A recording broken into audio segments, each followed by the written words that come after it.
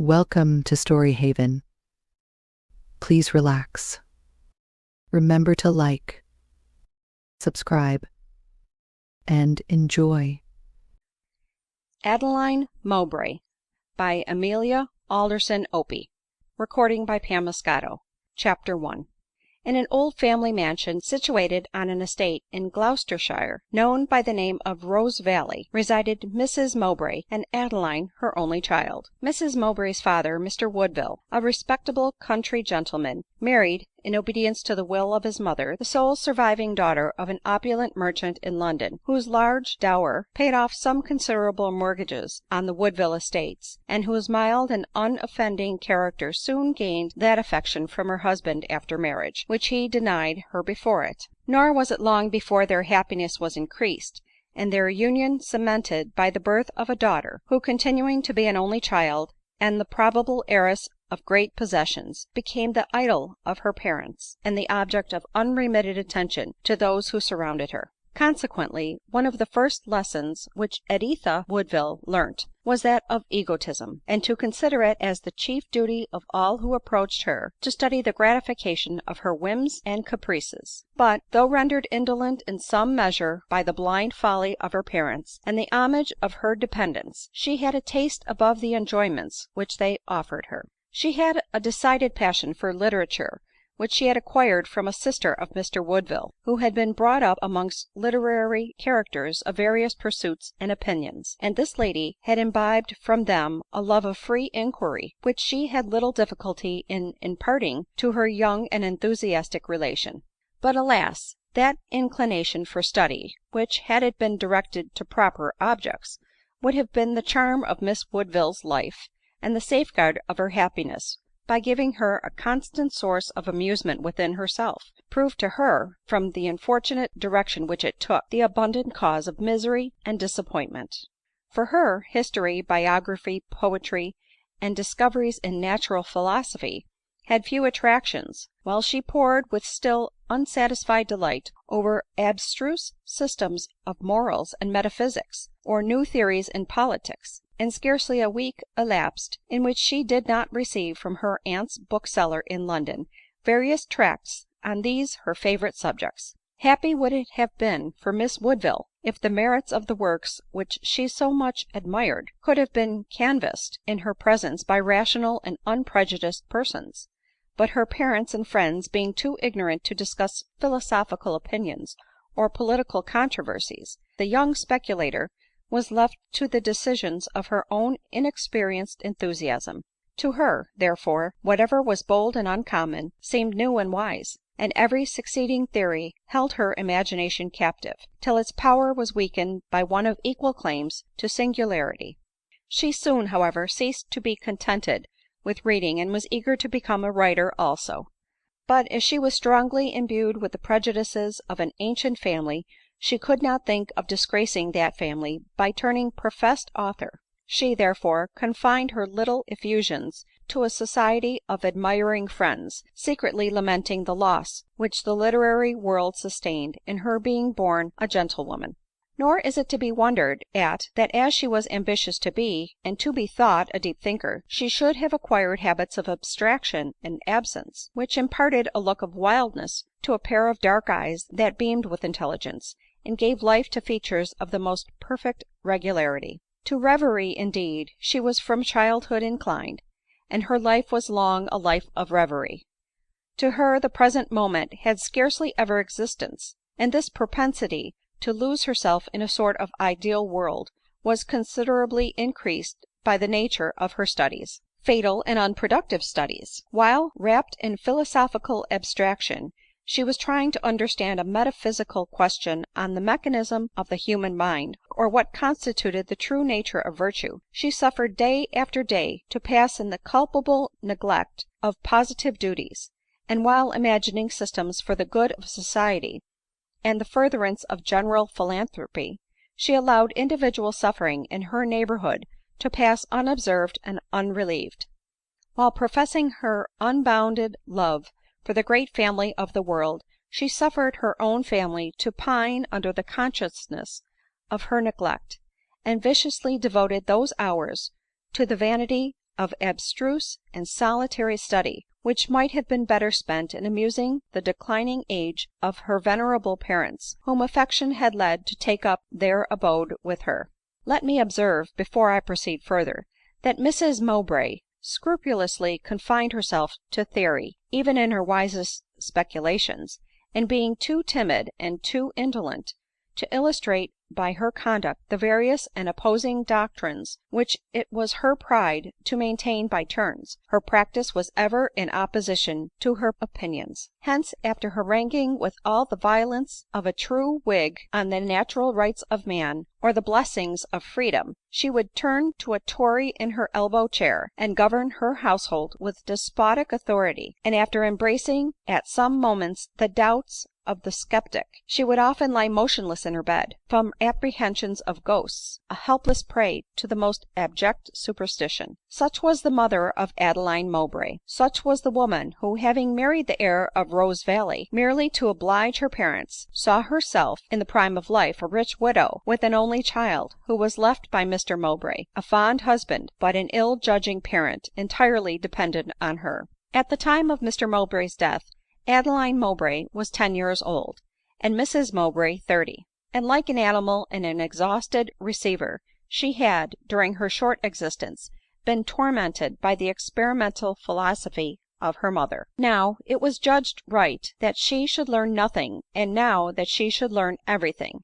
Now her graceful form and well-turned limbs were to be free from any bandage, and any clothing save what decency required ; and now they were to be tortured by stiff stays, and fettered by the stocks and the backboard. All Mrs Mowbray's ambition had settled in one point, one passion, and that was education. For this purpose she turned over innumerable volumes in search of rules on the subject, on which she might improve, anticipating with great satisfaction the moment when she should be held up as a pattern of imitation to mothers, and be prevailed upon, though with graceful reluctance, to publish her system without a name, for the benefit of society. But however good her intentions were, the execution of them was continually delayed by her habits of abstraction and reverie. After having overnight arranged the tasks of Adeline for the next day, lost in some new speculations for the good of her child, she would lie in bed all the morning, exposing that child to the dangers of idleness. At one time Mrs Mowbray had studied herself into great nicety with regard to the diet of her daughter ; but as she herself was too much used to the indulgences of the palate to be able to set her in reality an example of temperance, she dined in appearance with Adeline at 1 o'clock, on pudding without butter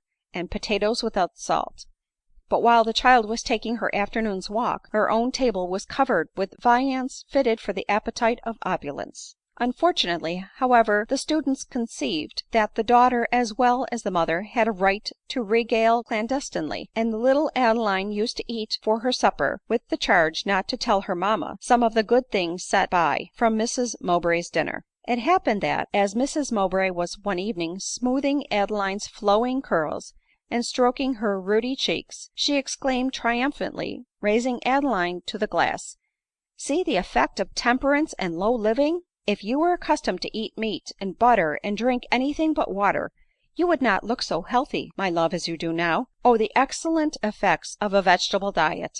The artless girl, whose conscience smote her during the whole of this speech, hung her blushing head on her bosom, and it was the confusion of guilt ; and Mrs Mowbray, perceiving it, earnestly demanded what it meant, when Adeline, half crying, gave a full explanation. Nothing could exceed the astonishment and mortification of Mrs Mowbray ; but, though usually tenacious of her opinions, she, in this case, profited by the lesson of experience.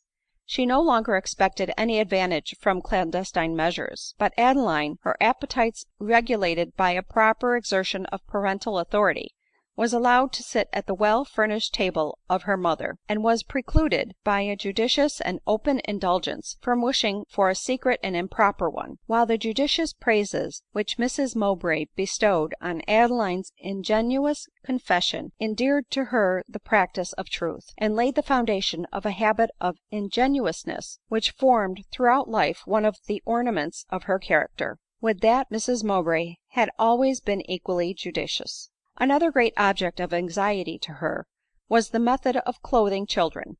whether they should wear flannel or no flannel, light shoes to give agility to the motions of the limbs, or heavy shoes in order to strengthen the muscles by exertion; when one day, as she was turning over a voluminous author on this subject, the nursery maid hastily entered the room and claimed her attention, but in vain. Mrs Mowbray went on reading aloud. Some persons are of opinion that thin shoes are most beneficial to health; others, equally worthy of respect, think thick ones of most use; and the reasons for these different opinions we shall class under two heads. "Dear me, madam," cried Bridget, "and in the mean time Miss Adeline will go without any shoes at all." "Do not interrupt me, Bridget," cried Mrs Mowbray, and proceeded to read on. "In the first place, it is not clear, says a learned writer, whether children require any clothing at all for their feet." At this moment Adeline burst open the parlor door, and crying bitterly, held up her bleeding toes to her mother. "Mamma, mamma," cried she, "you forgot to send for a pair of new shoes for me, and see how the stones in the gravel have cut me." This sight, this appeal, decided the question in dispute. The feet of Adeline bleeding on a new Turkey carpet proved that some clothing for the feet was necessary; and even Mrs Mowbray for a moment began to suspect that a little experience is better than a great deal of theory. Chapter II.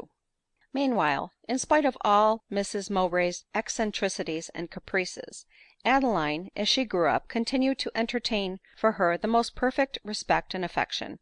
Her respect was excited by the high idea which she had formed of her abilities, and an idea founded on the veneration which the family seemed to feel for her on that account; and her affection was excited even to an enthusiastic degree by the tenderness with which Mrs Mowbray had watched over her during an alarming illness. For 21 days Adeline had been in the utmost danger; nor is it probable that she would have been able to struggle against the force of the disease, but for the unremitting attention of her mother. It was then, perhaps, for the first time, that Mrs Mowbray felt herself a mother. All her vanities, all her systems were forgotten in the danger of Adeline. She did not even hazard an opinion on the medical treatment to be observed. For once she was contented to obey instructions in silence. For once she was never caught in a reverie, but, like the most commonplace woman of her acquaintance, she lived to the present moment; and she was rewarded for her cares by the recovery of her daughter, and by that daughter's most devoted attachment. Not even the parents of Mrs Mowbray, who, because she talked on subjects which they could not understand, looked up to her as a superior being, could exceed Adeline in deference to her mother's abilities; and when, as she advanced in life, she was sometimes tempted to think her deficient in maternal fondness, the idea of Mrs Mowbray bending with pale and speechless anxiety over her sleepless pillow, used to recur to her remembrance, and in a moment the recent indifference was forgotten. Nor could she entirely acquit herself of ingratitude in observing this seeming indifference; for whence did the abstraction and apparent coldness of Mrs Mowbray proceed? From her mind's being wholly engrossed in studies for the future benefit of Adeline. Why did she leave the concerns of her family to others? Why did she allow her infirm but active mother to superintend all the household duties? And why did she seclude herself from all society save that of her own family, and Dr Norberry, her physician and friend, but that she might devote every hour to endeavors to perfect a system of education for her beloved and only daughter, to whom the work was to be dedicated? "And yet," said Adeline mentally, "I am so ungrateful sometimes as to think she does not love me sufficiently." But while Mrs Mowbray was busying herself in plans for Adeline's education, she reached the age of 15, and was in a manner educated; not however by her, though Mrs Mowbray would, no doubt, have been surprised to have heard this assertion. Mrs Mowbray, as I have before said, was the spoiled child of rich parents, who, as geniuses were rarer in those days than they are now, spite of their own ignorance, rejoiced to find themselves the parents of a genius; and as their daughter always disliked the usual occupations of her sex, the admiring father and mother contented themselves with allowing her to please herself, saying to each other, "She must not be managed in a common way, for you know, my dear, she is one of your geniuses, and they are never like other folk." Mrs Woodville, the mother, had been brought up with the ideas of economy and housewifery. which at that time of day prevailed in the city, and influenced the education of the daughters of citizens. " My dear," she said one day to Adeline, " as you are no genius, you know, like your mother, and God forbid you should, for one is quite enough in a family, I shall make bold to teach you every thing that young women in my young days used to learn ; and my daughter may thank me for it some day or other. For you know, my dear, when I and my good man die, what in the world will come of my poor Edith, if so be she had no one to manage for her ; for, Lord love you, she knows no more of managing a family, and such like, than a new born babe." " And can you, dear grandmother, teach me to be of use to my mother ?" said Adeline. " To be sure, child ; for as you are no genius, no doubt you can learn all them there sort of things that women commonly know ; so we will begin directly." In a short time Adeline, stimulated by the ambition of being useful, for she had often heard her mother assert that utility was the foundation of all virtue, became as expert in household affairs as Mrs Woodville herself.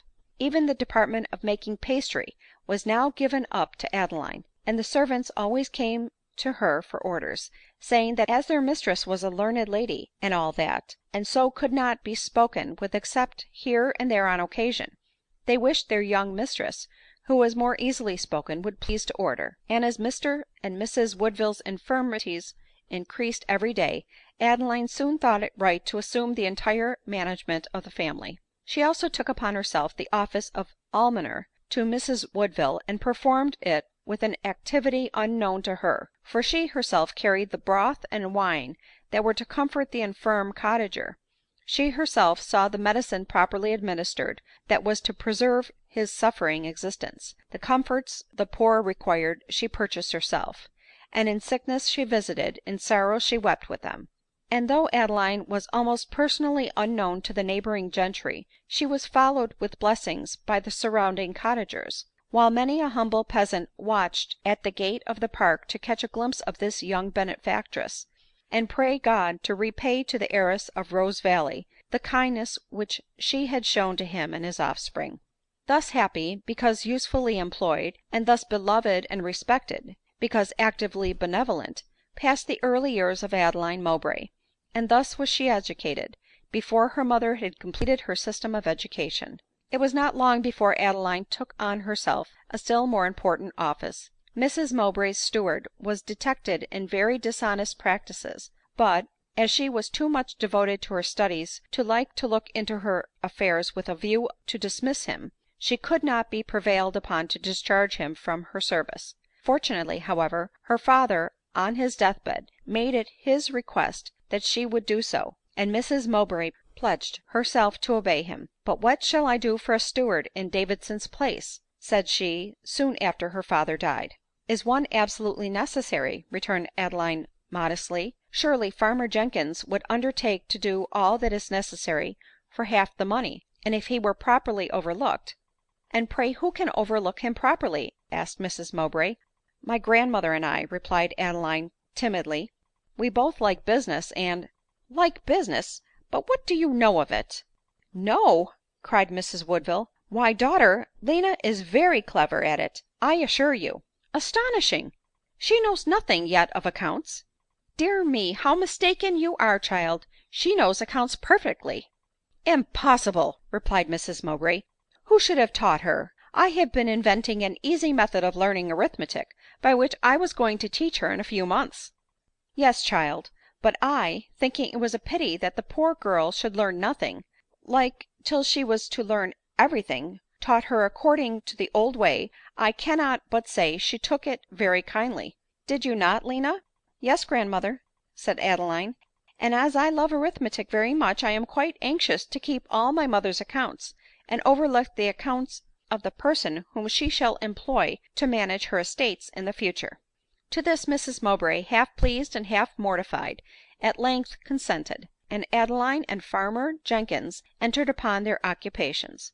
Shortly after, Mrs Woodville was seized with her last illness, and Adeline neglected every other duty, and Mrs Mowbray her studies, to watch and weep beside a parent's bed.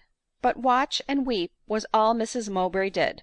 With every possible wish to be useful, She had so long given way to habits of abstraction, and neglect of every day occupations, that she was rather a hindrance than a help in the sick room. During Adeline's illness, excessive fear of losing her only child had indeed awakened her to unusual exertion; and as all that she had to do was to get down, at stated times, a certain quantity of wine and nourishment, her task, though wearisome, was not difficult. But to soothe the declining hours of an aged parent, to please the capricious appetite of decay, to assist with ready and skillful alacrity the shaking hand of the invalid, jealous of waiting on herself, and wanting to be cheated into being waited upon, these trifling yet important details did not suit the habits of Mrs Mowbray. But Adeline was versed in them all, and her mother, conscious of her superiority in these things, was at last contented to sit by inactive though not unmoved.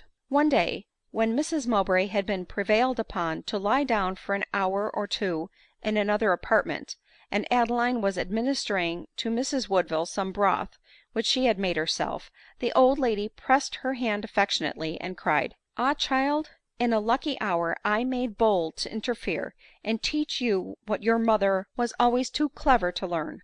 Wise was I to think one genius enough in a family, else what should I have done now? Lord bless me, my daughter, though the best child in the world, could never have made such nice broth as this to comfort me, so hot, and boiled to a minute like. Lord bless her, she'd have tried, that she would, but 10 to 1 but she'd have smoked it, overturned it, and scalt her fingers in the bargain.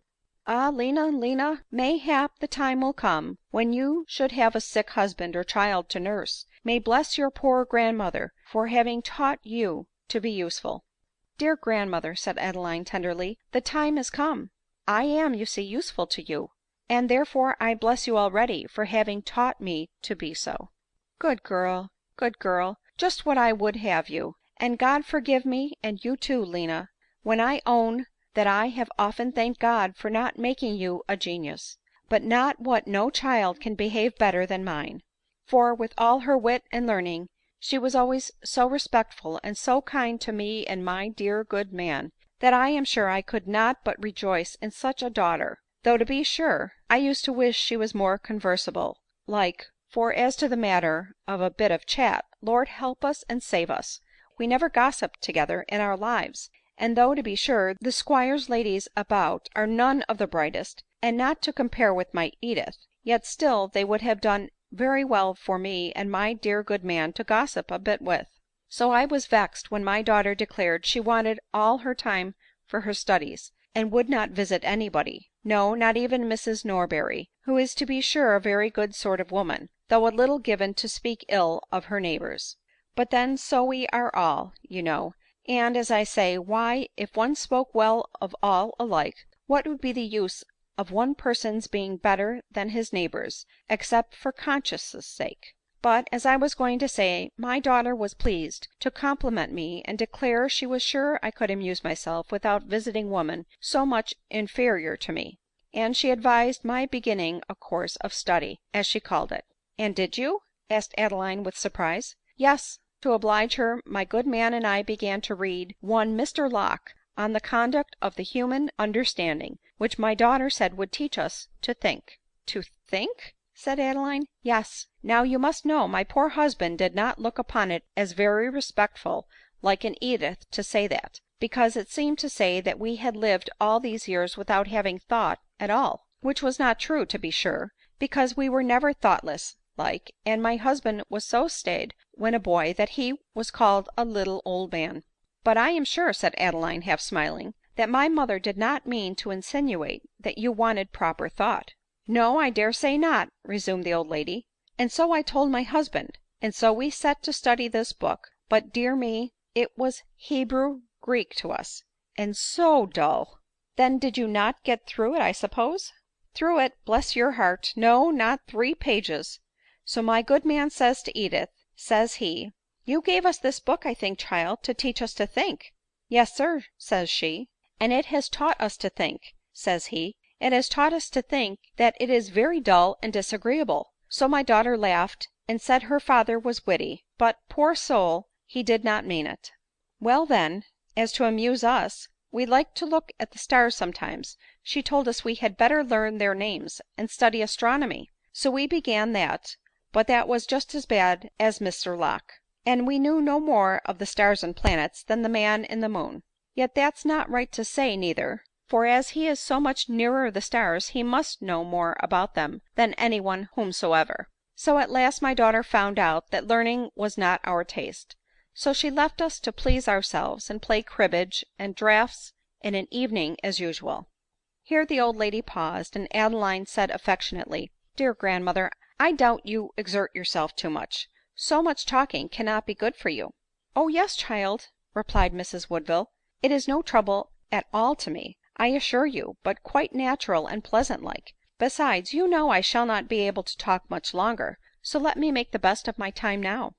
This speech brought tears into the eyes of Adeline, and seeing her mother re-enter the room, she withdrew to conceal the emotion which she felt, lest the cheerful loquacity of the invalid, which she was fond of indulging, should be checked by seeing her tears. But it had already received a check from the presence of Mrs Mowbray, of whose superior abilities Mrs Woodville was so much in awe, that concluding her daughter could not bear to hear her nonsense, the old lady smiled kindly on her, when with a look of tender anxiety she hastened her bedside, and then holding her hand, composed herself to sleep. In a few days more she breathed her last on the supporting arm of Adeline, and lamented in her dying moments that she had nothing valuable in money to leave, in order to show Adeline how sensible she was of her affectionate attentions. "But you are an only child," she added, "and all your mother has will be yours." "No doubt," observed Mrs Mowbray eagerly, and her mother died contented.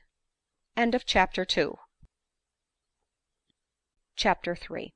At this period Adeline's ambition had led her to form new plans, which Mrs Woodville's death left her at liberty to put in execution. Whenever the old lady reminded her that she was no genius, Adeline had felt as much degraded as if she had said that she was no conjurer ; and though she was too humble to suppose that she could ever equal her mother, she was resolved to try to make herself more worthy of her, by imitating her in those pursuits and studies on which were founded Mrs Mowbray's pretensions to superior talents. She therefore made it her business to inquire what those studies and pursuits were ; and finding that Mrs Mowbray's noted superiority was built on her passion for abstruse speculations, Adeline eagerly devoted her leisure hours to similar studies. But unfortunately these new theories and these romantic reveries, which only served to amuse Mrs Mowbray's fancy, her more enthusiastic daughter resolved to make conscientiously the rules of her practice. And while Mrs Mowbray expended her eccentric philosophy in words, as Mr Shandy did his grief, Adeline carefully treasured up hers in her heart, to be manifested only by its fruits.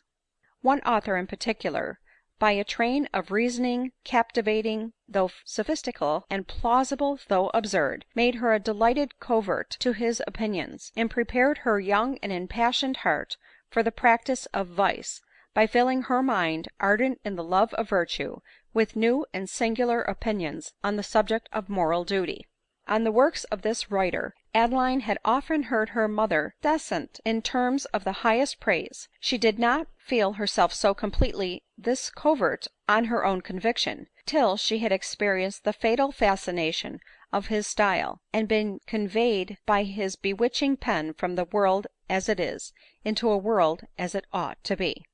This writer, whose name was Glenmurray, amongst other institutions, attacked the institution of marriage, and after having elaborately pointed out its folly and its wickedness, he drew so delightful a picture of the superior purity as well as happiness of a union cemented by no ties but those of love and honor, that Adeline, wrought to the highest pitch of enthusiasm for a new order of things, entered into a solemn compact with her to act, when she was introduced into society, according to the rules laid down by this writer.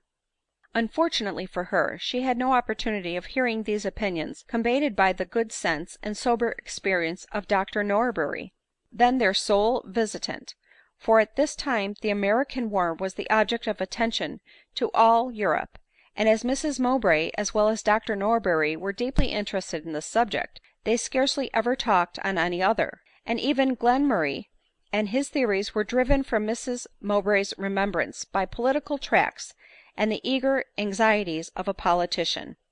Nor had she even leisure to observe, that while she was feeling all the generous anxiety of a citizen of the world for the sons and daughters of American independence, her own child was imbibing, through her means, opinions dangerous to her well being as a member of any civilized society, and laying perhaps the foundation to herself and her mother of future misery and disgrace. Alas, the astrologer in the fable was but too like Mrs Mowbray.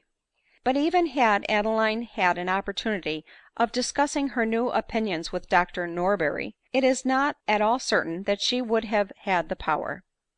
Mrs Mowbray was, if I may be allowed the expression, a show-off woman, and loved the information which she acquired, less for its own sake, than for the supposed importance which it gave her amongst her acquaintance, and the means of displaying her superiority over other women. But she secluded herself from society, in order to study education.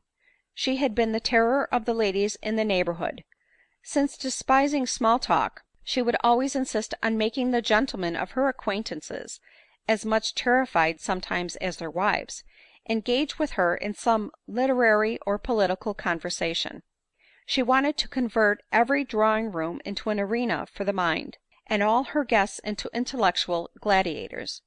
She was often heard to interrupt two grave matrons in an interesting discussion of an accoutrement, by asking them if they had read a new theological tract, or a pamphlet against the minister.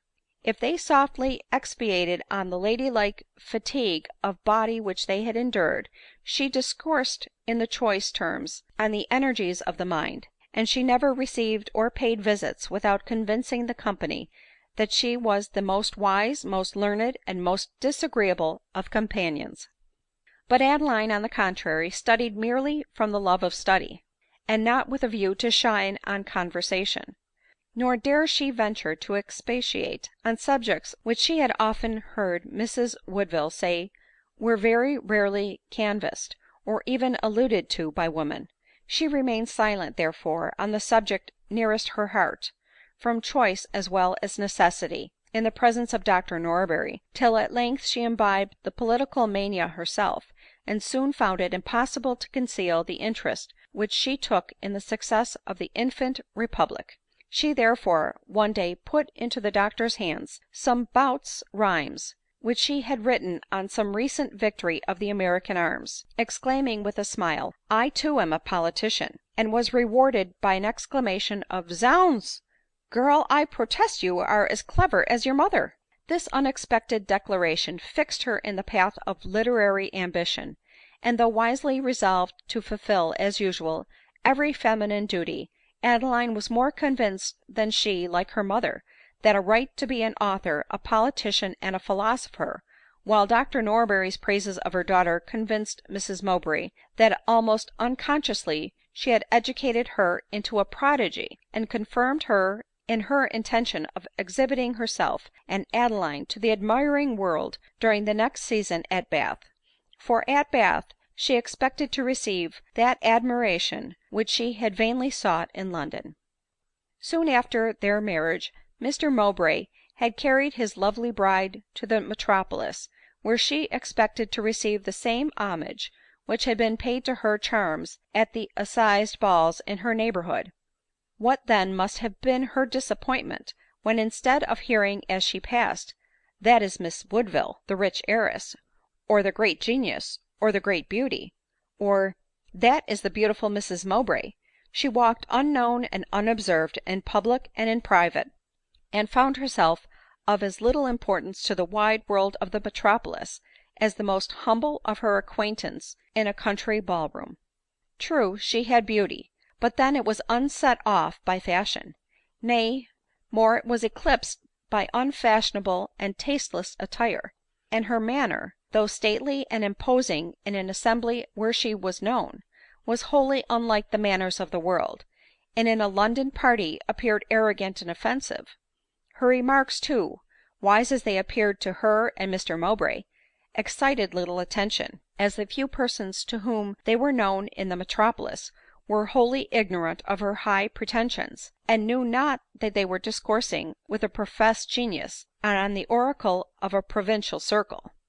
Some persons, indeed, surprised at hearing from the lips of 18 observations on morals, theology, and politics, listened to her with wonder, and even attention, but turned away observing, "Such things, 'tis true, are neither new nor rare; the only wonder is how they got there." Till at length, disappointed, mortified, and disgusted, Mrs Mowbray impatiently returned to Rosevalley, where in beauty, in learning, and in grandeur she was unrivalled, and where she might deal out her dogmas, sure of exciting respectful attention, however she might fail of calling forth a more flattering tribute from her auditors. But in the narrow field of Bath she expected to shine forth with greater eclat than in London, and to obtain admiration more worthy of her acceptance than any which a country circle could offer. To Bath, therefore, she prepared to go, and the young heart of Adeline beat high with pleasure at the idea of mixing with that busy world which her fancy had often clothed in the most winning attractions. But her joy and Mrs Mowbray's was a little overclouded at the moment of their departure, by the sight of Dr Norberry's melancholy countenance. What was to be, as they fondly imagined, their gain was his loss, and with a full heart he came to bid them adieu.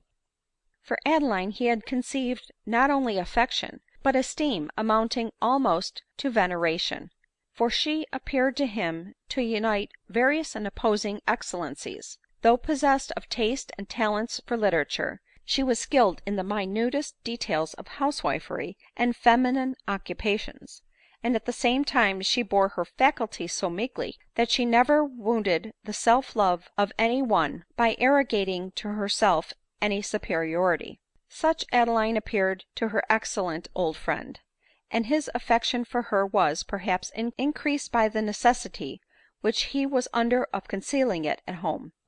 The praises of Mrs Mowbray and Adeline were odious to the ears of Mrs Norberry and his daughters, but especially the praises of the latter, as the merit of Adeline was so uniform, that even the eye of envy could not at that period discover anything in there vulnerable to censure. And as the sound of her name excited in his family a number of bad passions and corresponding expressions of countenance, the doctor wisely resolved to keep his feelings with regard to her locked up in his own bosom. But he persisted in visiting at the Park daily ; and it is no wonder, therefore, that the loss, even for a few months, of the society of its inhabitants should by him be anticipated as a serious calamity. " Zounds !" cried he, as Adeline with an exulting bound sprang after her mother into the carriage, " how gay and delighted you are, though my heart feels devilish queer and heavy." " My dear friend," cried Mrs Mowbray, " I must miss your society wherever I go." " I wish you were going too," said Adeline ;" I shall often think of you." " Pshaw, girl, don't lie," replied Dr Norberry, swallowing a sigh as he spoke ;" you will soon forget an old fellow like me." " Then I conclude that you will soon forget us." " He ! How ? What ?"" Think so at your peril." " I must think so, as we usually judge of others by ourselves." " Go to — go, Miss Malapert. Well, but drive on, coachman ; this taking leave is plaguy disagreeable, so shake hands and be off." They gave him their hands, which he pressed very affectionately, and the carriage drove on. " I am an old fool," cried the doctor, wiping his eyes as the carriage disappeared. " Well, God grant, sweet innocent, that you may return to me as happy and spotless as you are now." Mrs Mowbray had been married at a very early age, and had accepted in Mr Mowbray the first man who addressed her ; consequently that passion for personal admiration, so natural to women, had in her never been gratified, nor even called forth ; but seeing herself, at the age of 38, possessed of almost undiminished beauty, she recollected that her charms had never received that general homage for which nature intended them ; and she, who at 20 had disregarded even to a fault, the ornaments of dress, was now, at the age of 38, eager to indulge in the extremes of decoration, and to share in the delights of conquest and admiration with her youthful and attractive daughter. Attractive, rather than handsome, was the epithet best suited to describe Adeline Mowbray. Her beauty was the beauty of expression of countenance, not regularity of feature, though the uncommon fairness and delicacy of her complexion, the lustre of her hazel eyes, her long dark eyelashes, and the profusion of soft light hair which curled over the ever mantling color of her cheek, gave her some pretensions to what is denominated beauty. But her own sex declared she was plain, and perhaps they were right, though the other protested against the decision, and probably they were right also. What women criticize in detail, men admire in the aggregate. Women reason, and men feel, when passing judgment on female beauty. And when a woman declares another to be plain, the chances are that she is right in her opinion, as she cannot, from her being a woman, feel the charm of that power to please, that something than beauty dearer, which often throws a veil over the irregularity of features, and obtains for even a plain woman, from men at least, the appellation of pretty. Whether Adeline's face were plain or not, her form could defy even the severity of female criticism. She was indeed tall, almost to a masculine degree, but such were the roundness and proportions of her limbs, such the symmetry of her whole person, such the lightness and gracefulness of her movements, and so truly feminine were her look and manner, that her superior height was forgotten in the superior loveliness of her figure. It is not to be wondered at, then, that Miss Mowbray was an object of attention and admiration at Bath as soon as she appeared, nor that her mother had her share of flattery and followers. Indeed, when it was known that Mrs Mowbray was a rich widow, and Adeline dependent upon her, the mother became, in the eyes of some people, much more attractive than her daughter. It was impossible, however, that in such a place as Bath, Mrs Mowbray and Adeline could make, or rather retain, a general acquaintance. Their opinions on most subjects were so very different from those of the world, and they were so little conscious, from the retirement in which they had lived, that this difference existed, or was likely to make them enemies, not that a day elapsed in which they did not shock the prejudices of some, and excite the contemptuous pity of others. And they soon saw their acquaintance coolly dropped by those who, as persons of family and fortune, had on their first arrival sought it with eagerness.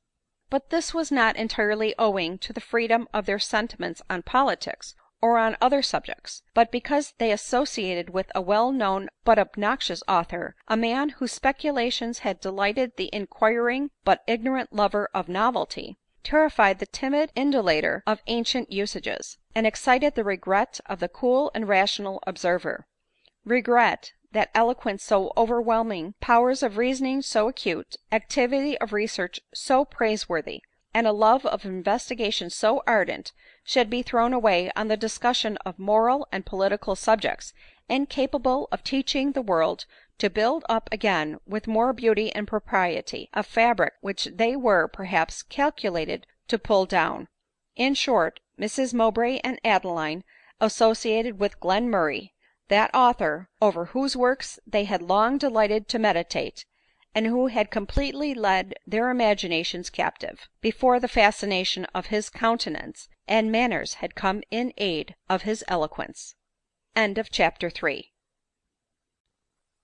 IV. Frederic Glenmurray was a man of family, and of a small independent estate, which, in case he died without children, was to go to the next male heir. And to that heir it was certain it would go, as Glenmurray, on principle, was an enemy to marriage, and consequently not likely to have a child born in wedlock. It was an unfortunate circumstance for Glenmurray, that with the ardor of a young and inexperienced mind, he had given his eccentric opinions to the world as soon as they were conceived and arranged, as he, by so doing, prejudiced the world against him in so unconquerable a degree, that to him almost every door and every heart was shut. and he by that means excluded from every chance of having the errors of his imagination corrected by the arguments of the experienced and enlivened. And corrected, no doubt they would have been, for he had a mild and candid spirit, and a mind open to conviction. " I consider myself," he used to say, " as a sceptic, not as a man really certain of the truth of any thing which he advances. I doubt of all things, because I look upon doubt as the road to truth ; and do but convince me what is the truth, and at whatever risk, whatever sacrifice, I am ready to embrace it." But alas! neither the blamelessness of his life, nor even his active virtue, assisted by the most courteous manners, were deemed sufficient to counteract this mischievous tendency of his works ; or rather it was supposed impossible that his life could be blameless and his seeming virtues sincere ; and unheard, unknown, this unfortunate young man was excluded from those circles which his talents would have adorned, and forced to lead a life of solitude, or associate with persons unlike to him in most things, except in a passion for the bold in theory, and the most impossible in practice. Of this description of persons he soon became the oracle, the head of a sect, as it were ; and those tenets which at first he embraced, and put forth more for amusement than from conviction, as soon as he began to suffer on their account, became as dear to him as the cross to the Christian martyr ; and deeming persecution a test of truth, he considered the opposition made to him and his doctrines, not as the result of dispassionate reason striving to correct absurdity, but as selfishness and fear endeavoring to put out the light which showed the weakness of the foundation on which were built their claims to exclusive respect. When Mrs Mowbray and Adeline first arrived at Bath, the latter had attracted the attention and admiration of Colonel Mordaunt, an Irishman of fortune, and an officer in the guards ; and Adeline had not been insensible to the charms of a very fine person and engaging manners, united to powers of conversation which displayed an excellent understanding improved by the education and reading. But Colonel Mordaunt was not a marrying man, as it is called ; therefore, as soon as he began to feel the influence of Adeline growing too powerful for his freedom, and to observe that his attentions were far from unpleasing to her, too honorable to excite an attachment in her which he was resolved to combat in himself, he resolved to fly from the danger which he knew he could not face and overcome ; and after a formal but embarrassed adieu to Mrs Mowbray and Adeline, he suddenly left Bath. This unexpected departure both surprised and grieved Adeline ; but as her feelings of delicacy were too strong to allow her to sigh for a man who evidently had no thoughts of sighing for her, she dismissed Colonel Mordaunt from her remembrance, and tried to find as much interest still in the ball rooms and the promenades as his presence had given them ; nor was it long before she found them an attraction and an interest stronger than any which she had yet felt. It is naturally to be supposed that Adeline had often wished to know personally an author whose writings delighted her as much as Glenmurray's had done, and that her fancy had often portrayed him ; but though it had clothed him in a form at once pleasing and respectable, still, from an idea of his superior wisdom, she had imagined him past the meridian of life, and not likely to excite warmer feelings than those of esteem and veneration. And such continued to be Adeline's idea of Glenmurray, when he arrived at Bath, having been sent thither by his physicians for the benefit of his health.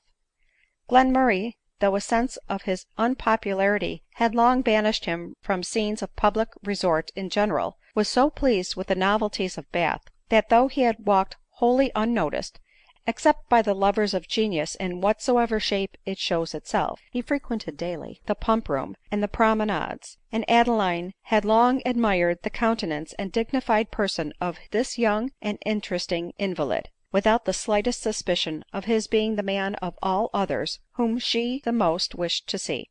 Nor had Glenmurray been slow to admire Adeline ; and so strong, so irresistible was the feeling of admiration which she had excited in him, that as soon as she appeared, all other objects vanished from his sight ; and as women are generally quick sighted to the effect of their charms, Adeline never beheld the stranger without a suffusion of pleasurable confusion on her cheek.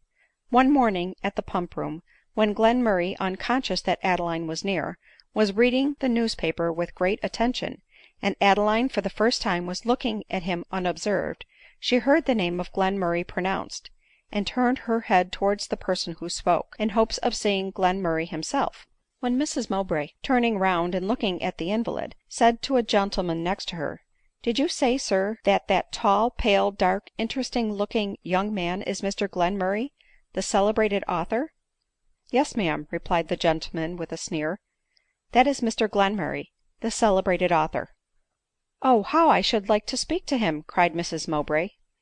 "It will be no difficult matter," replied her informant; "the gentleman is always quite as much at leisure as you see him now, for all persons have not the same taste as Mrs Mowbray."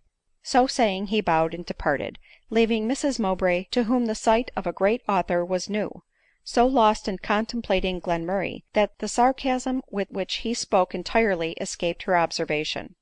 Nor was Adeline less abstracted; she too was contemplating Glenmurray, and with mixed but delightful feelings. "So then he is young and handsome too," she said mentally. "It is a pity he looks so ill," added she, sighing; but the sigh was caused rather by his looking so well, though Adeline was not conscious of it. By this time Glenmurray had observed who were his neighbors, and the newspaper was immediately laid down. "Is there any news today?" said Mrs Mowbray to Glenmurray, resolved to make a bold effort to become acquainted with him. Glenmurray, with a bow, and a blush of mingled surprise and pleasure, replied that there was a great deal, and immediately presented to her the paper which he had relinquished, setting chairs at the same time for her and Adeline. Mrs Mowbray, however, only slightly glanced her eye over the paper; her desire was to talk to Glenmurray, and in order to accomplish this point, and prejudice him in her favor, she told him how much she rejoiced in seeing an author whose works were the delight and instruction of her life. "Speak, Adeline," cried she, turning to her blushing daughter; "do we not almost daily read and daily admire Mr Glenmurray's writings?" "Yes, certainly," replied Adeline, unable to articulate more, awed, no doubt, by the presence of so superior a being; while Glenmurray, more proud of being an author than ever, said internally, "Is it possible that the sweet creature should have read and admired my works?" But in vain, encouraged by the smiles and even by the blushes of Adeline, did he endeavor to engage her in conversation. Adeline was unusually silent, unusually bashful; but Mrs Mowbray made ample amends for her deficiency, and Mr Glenmurray, flattered and amused, would have continued to converse with her and look at Adeline, had he not observed the impertinent sneers and rude laughter to which conversing so familiarly with him exposed Mrs Mowbray. As soon as he observed this he arose to depart; for Glenmurray was, according to Rochefoucauld's maxim, so exquisitely selfish, that he always considered the welfare of others before his own; and heroically sacrificing his own gratification to save Mrs Mowbray and Adeline from further censure, he bowed with the greatest respect to Mrs Mowbray, sighed as he paid the same compliment to Adeline, and, lamenting his being forced to quit them so soon, with evident reluctance left the room. "What an elegant bow he makes!" exclaimed Mrs Mowbray. Adeline had observed nothing but the sigh, and on that she did not choose to make any comment. The next day Mrs Mowbray, having learned Glenmurray's address, sent him a card for a party at her lodgings. Nothing but Glenmurray's delight could exceed his astonishment at this invitation.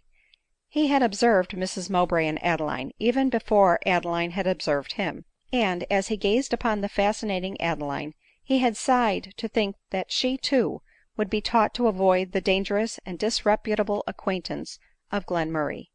To him, therefore, this mark of attention was a source both of consolation and joy; but being well convinced that it was owing to her ignorance of the usual customs and opinions of those with whom she associated, he was too generous to accept the invitation, as he knew that his presence at a rout at Bath would cause general dismay, and expose the mistress to disagreeable remarks at least. But he endeavored to make himself amends for his self-denial, by asking leave to wait on them when they were alone. CHAPTER V. A day or two after, as Adeline was leaning on the arm of a young lady, Glenmurray passed them, and to his respectful bow she returned a most cordial salutation.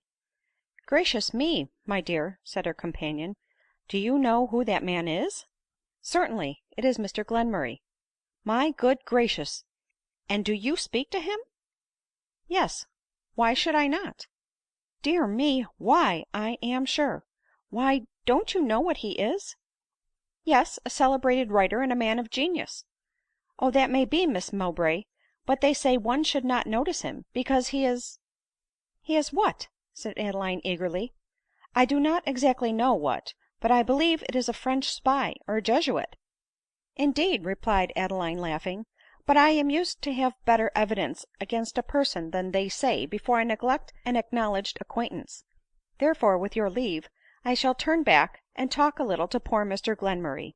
It so happened that poor Mr Glenmurray heard every word of this conversation ; for he had turned round and followed Adeline and her fair companion, to present to the former the glove which she had dropped ; and as they were prevented from proceeding by the crowd on the parade, which was assembled to see some unusual sight, he, being immediately behind them, could distinguish all that passed ; so that Adeline turned round to go in search of him before the blush of grateful admiration for her kindness had left his cheek. " Then she seeks me because I am shunned by others," said Glenmurray to himself. In a moment the world to him seemed to contain only two beings, Adeline Mowbray and Frederic Glenmurray ; and that Adeline, starting and blushing with joyful surprise at seeing him so near her, was then coming in search of him, the neglected Glenmurray. Scarcely could he refrain catching the lovely and ungloved hand next him to his heart ; but he contented himself with keeping the glove that he was before so eager to restore, and in a moment it was lodged in his bosom. Nor could — I can't think what I have done with my glove, which every now and then escaped Adeline — prevail on him to own that he had found it. At last, indeed, it became necessary ; for Adeline, as she glanced her eye towards Glenmurray, discovered it in the hiding place ; but as delicacy forbade her to declare the discovery which she had made, he was suffered to retain his prize ; though a deep and sudden blush which overspread his cheek, and a sudden pause which she made in her conversation, convinced Glenmurray that she had detected his secret. Perhaps he was not sorry, nor Adeline ; but certain it is that Adeline was, for the remainder of the morning, more lost in reverie than ever her mother had been ; and that from that day every one but Adeline and Glenmurray saw that they were mutually enamored. Glenmurray was the first of the two lovers to perceive that they were so, and he made the discovery with a mixture of pain and pleasure ; for what could be the result of such an attachment? He was firmly resolved never to marry ; and it was very unlikely that Adeline, though she had often expressed to him her approbation of his writings and opinions, should be willing to sacrifice everything to love and become his mistress. But a circumstance took place which completely removed his doubts on this subject. Several weeks had elapsed since the first arrival of the Mowbrays at Bath ; and in that time almost all their acquaintances had left them one by one ; but neither Mrs Mowbray nor Adeline had paid much attention to this circumstance. Mrs Mowbray's habits of abstraction, as usual, made her regardless of common occurrences ; and to these were added the more delightful reveries occasioned by the attentions of a very handsome and insinuating man, and the influence of a growing passion. Mrs Mowbray, as we have before observed, married from duty, not inclination ; and to the passion of love she had remained a total stranger, till she became acquainted at Bath with Sir Patrick O'Carrol. Yes, Mrs Mowbray was in love for the first time when she was approaching her 40th year ; and a woman is never so likely to be the fool of love as when it assails her late in life, especially if a lover be as great a novelty to her as the passion itself. Though not, alas! restored to a second youth, the tender victim certainly enjoys a second childhood, and exhibits but too openly all the little tricks and minauderies of a love sick girl, without the youthful appearance that in a degree excuses them. This was the case with Mrs Mowbray ; and while, regardless of her daughter's interest and happiness, she was lost in the pleasing hopes of marrying the agreeable baronet, no wonder the cold neglect of her Bath associates was not seen by her. Adeline, engrossed also by the pleasing reveries of a first love, was as unconscious of it as herself. Indeed, she thought of nothing but love and Glenmurray ; else she could not have failed to see, that while Sir Patrick's attentions and flatteries were addressed to her mother, his ardent looks and passionate sighs were all directed to herself. Sir Patrick O'Carrol was a young Irishman, of an old family but an encumbered estate ; and it was his wish to set his estate free by marrying a rich wife, and one as little disagreeable as possible. With this view he came to Bath ; and in Mrs Mowbray he not only beheld a woman of large independent fortune, but possessed of her great personal beauty, and young enough to be attractive. Still, though much pleased with the wealth and appearance of the mother, he soon became enamored of the daughter's person ; and had he not gone so far in his addresses to Mrs Mowbray as to make it impossible she should willingly transfer him to Adeline, and give her a fortune at all adequate to his wants, he would have endeavored honorably to gain her affections, and entered the lists against the favored Glenmurray. But, as he wanted the mother's wealth, he resolved to pursue his advantage with her, and trust to some future chance for giving him possession of the daughter's person. In his dealings with men Sir Patrick was a man of honor ; in his dealings with women completely the reverse. He considered them as a race of subordinate beings, formed for the service and amusement of men ; and that if, like horses, they were well lodged, fed, and kept clean, they had no right to complain. Constantly, therefore, did he besiege Mrs Mowbray with his conversation, and Adeline with his eyes ; and the very libertine gaze with which he often beheld her gave a pang to Glenmurray which was but too soon painfully increased. Sir Patrick was the only man of fashion who did not object to visit at Mrs Mowbray's on account of her intimacy with Glenmurray ; but he had his own private reasons for going thither, and continued to visit at Mrs Mowbray's, though Glenmurray was generally there, and sometimes he and the latter gentleman were the whole of their company. One evening they and two ladies were drinking tea at Mrs Mowbray's lodgings, when Mrs Mowbray was unusually silent, and Adeline unusually talkative. Adeline scarcely ever spoke in her mother's presence, from deference to her abilities ; and whatever might be Mrs Mowbray's defects in other respects, her conversational talents and her uncommon command of words were indisputable. But this evening, as I before observed, Adeline, owing to her mother's tender abstractions, was obliged to exert herself for the entertainment of the guests. It so happened also that something was said by one of the party which led to the subject of marriage, and Adeline was resolved not to let so good an opportunity pass of proving to Glenmurray how sincerely she approved his doctrine on that subject. Immediately, with an unreserve which nothing but her ignorance of the world, and the strange education which she had received, could at all excuse, she began to declaim against marriage, as an institution at once absurd, unjust, and immoral, and to declare that she would never submit to so contemptible a form, or profane the sacred ties of love by so odious and unnecessary a ceremony. This extraordinary speech, though worded elegantly and delivered gracefully, was not received by any of her hearers, except Sir Patrick, with anything like admiration. The baronet, indeed, clapped his hands, and cried, " Bravo ! A fine spirited girl, upon my soul !" in a manner so loud and so offensive to the feelings of Adeline, that, like the orator of old, she was tempted to exclaim, " What foolish thing can I have said that has drawn forth this applause ?"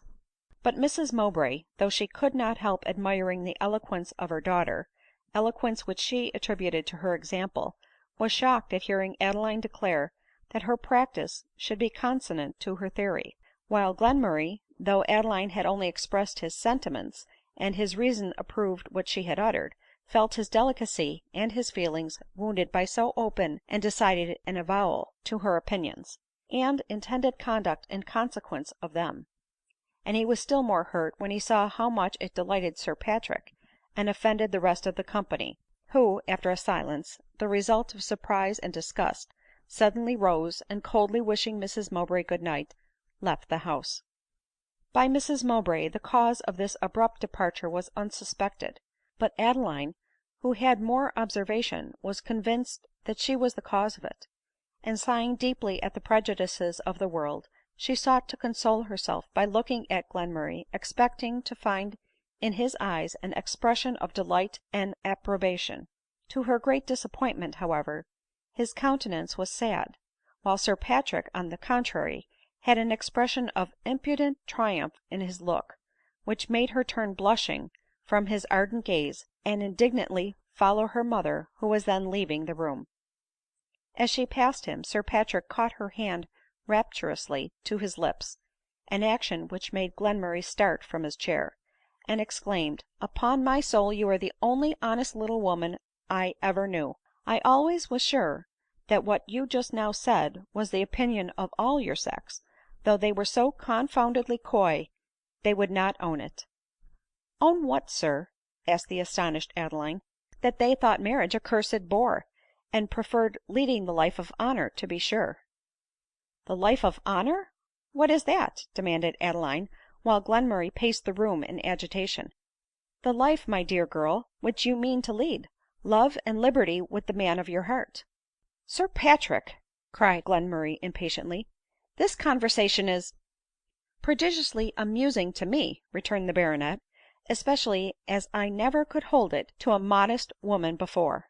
" Nor shall you now, sir," fiercely interrupted Glenmurray. " Shall not, sir ?" vociferated Sir Patrick. " Pray, gentlemen, be less violent," exclaimed the terrified and astonished Adeline. " I can't think what could offend you, Mr Glenmurray. In Sir Patrick's original observation, the life of honor appears to me a very excellent name for the pure and honorable union which it is my wish to form ; and "" There, I told you so," triumphantly interrupted Sir Patrick, " and I never was better pleased in my life. Sweet creature ! at once so lovely, so wise, and so liberal." " Sir !" cried Glenmurray, " this is a mistake. Your life of honor and Miss Mowbray's are as different as possible. You are talking of what you are grossly ignorant of." " Ignorant !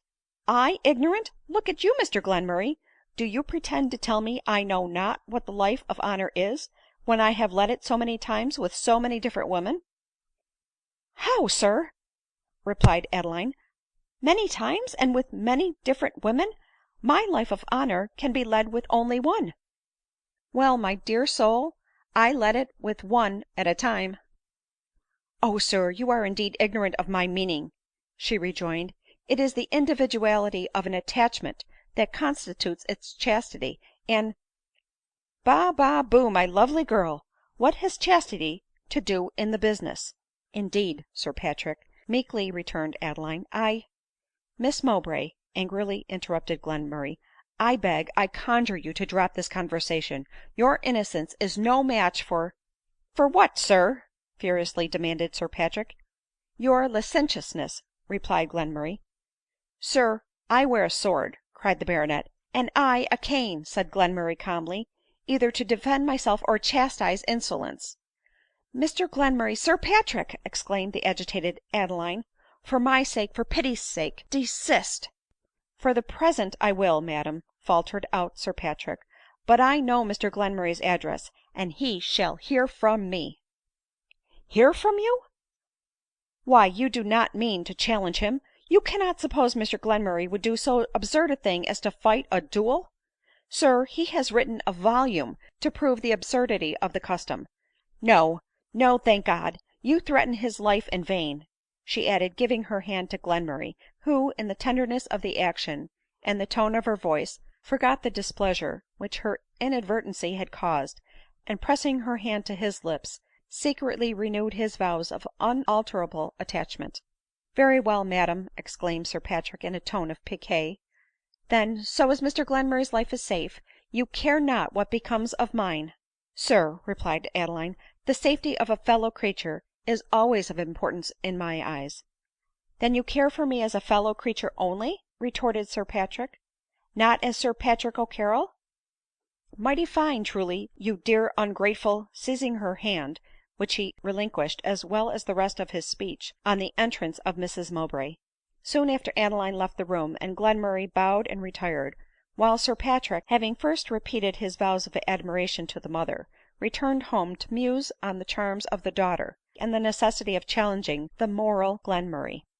Sir Patrick was a man of courage, and had fought several duels ; but as his life at this time had a great many charms for him, he resolved to defer at least putting himself in the way of getting rid of it ; and after having slept late in the morning, to make up for the loss of sleep in the night, occasioned by his various cogitations, he rose, resolved to go to Mrs Mowbray's, and, if he had an opportunity, indulge himself in some practical comments on the singular declaration made the evening before by her lovely daughter.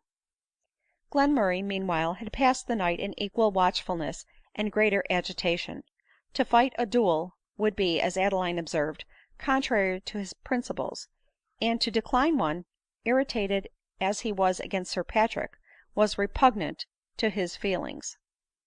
To no purpose did he peruse and reperuse nearly the whole of his own book against duelling.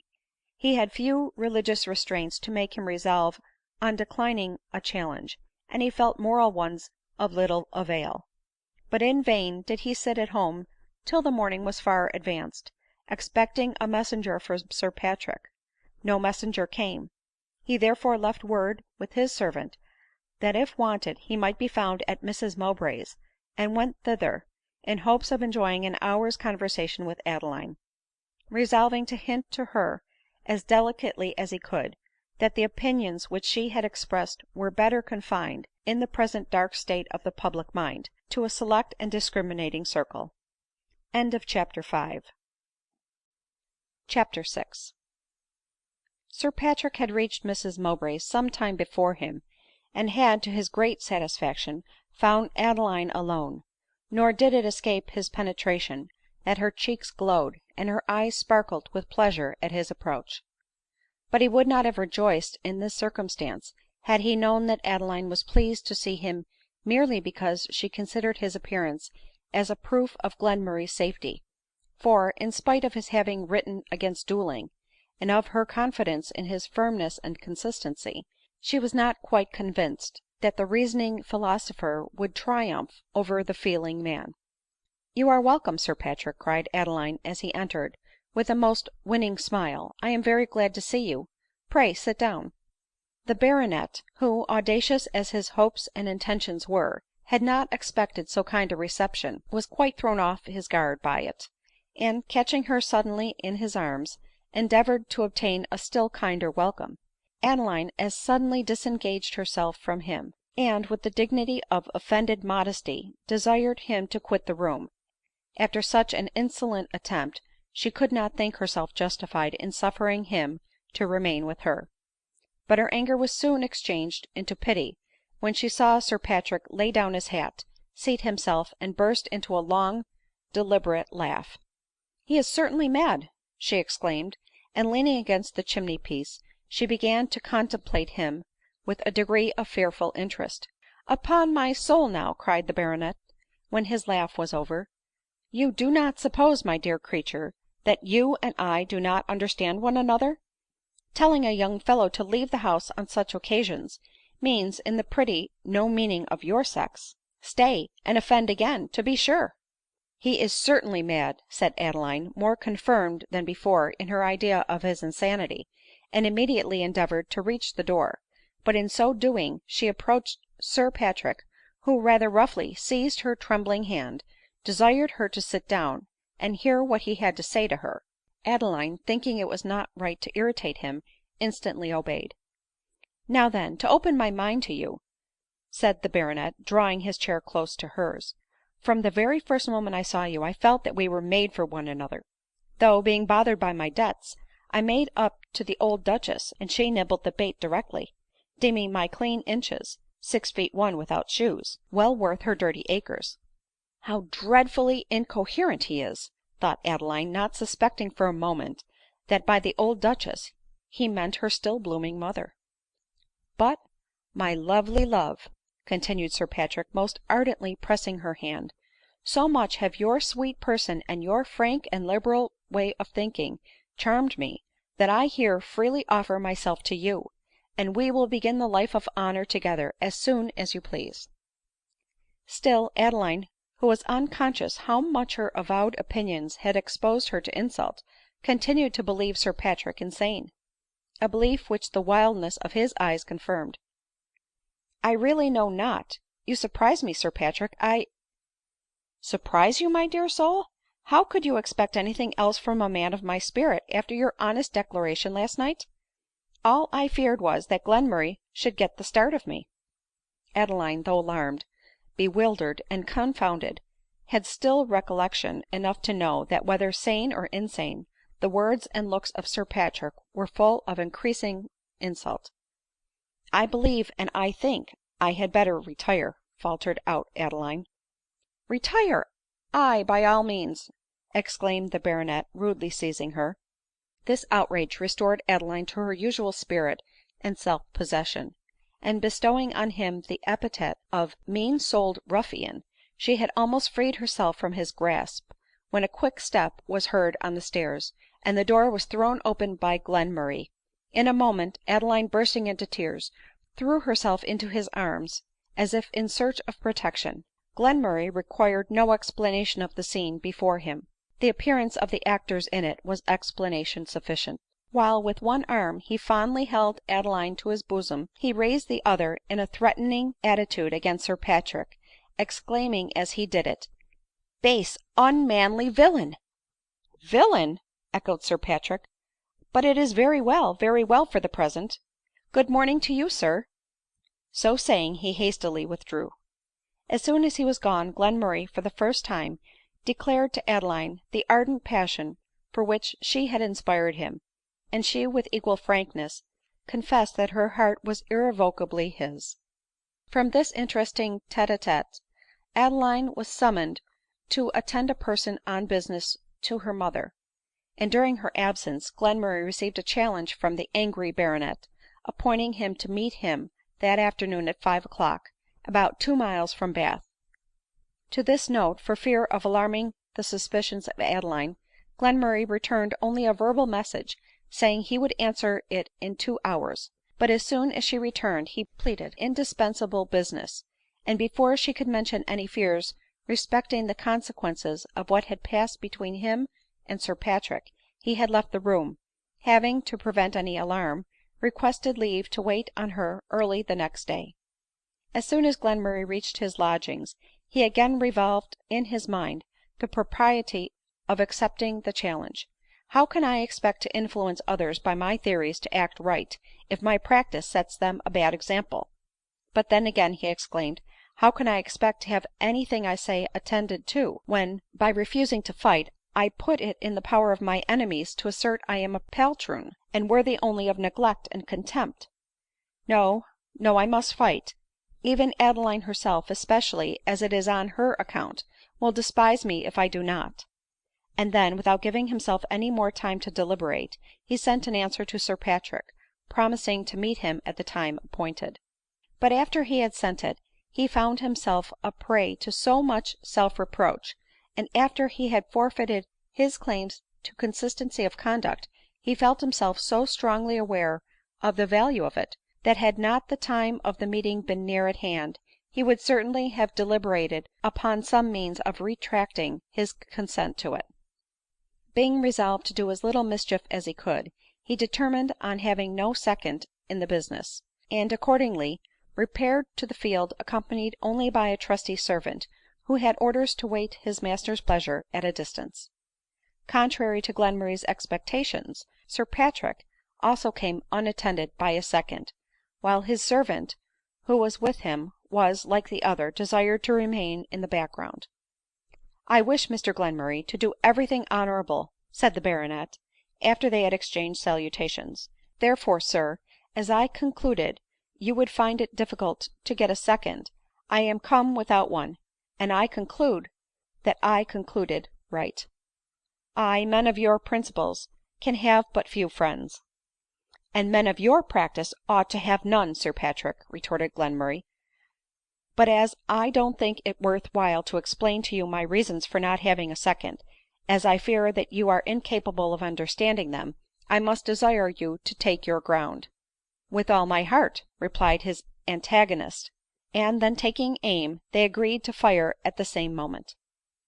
They did so ; and the servants, hearing the report of the pistols, ran to the scene of action, and saw Sir Patrick bleeding at his sword arm, and Glenmurray, also wounded, leaning against a tree.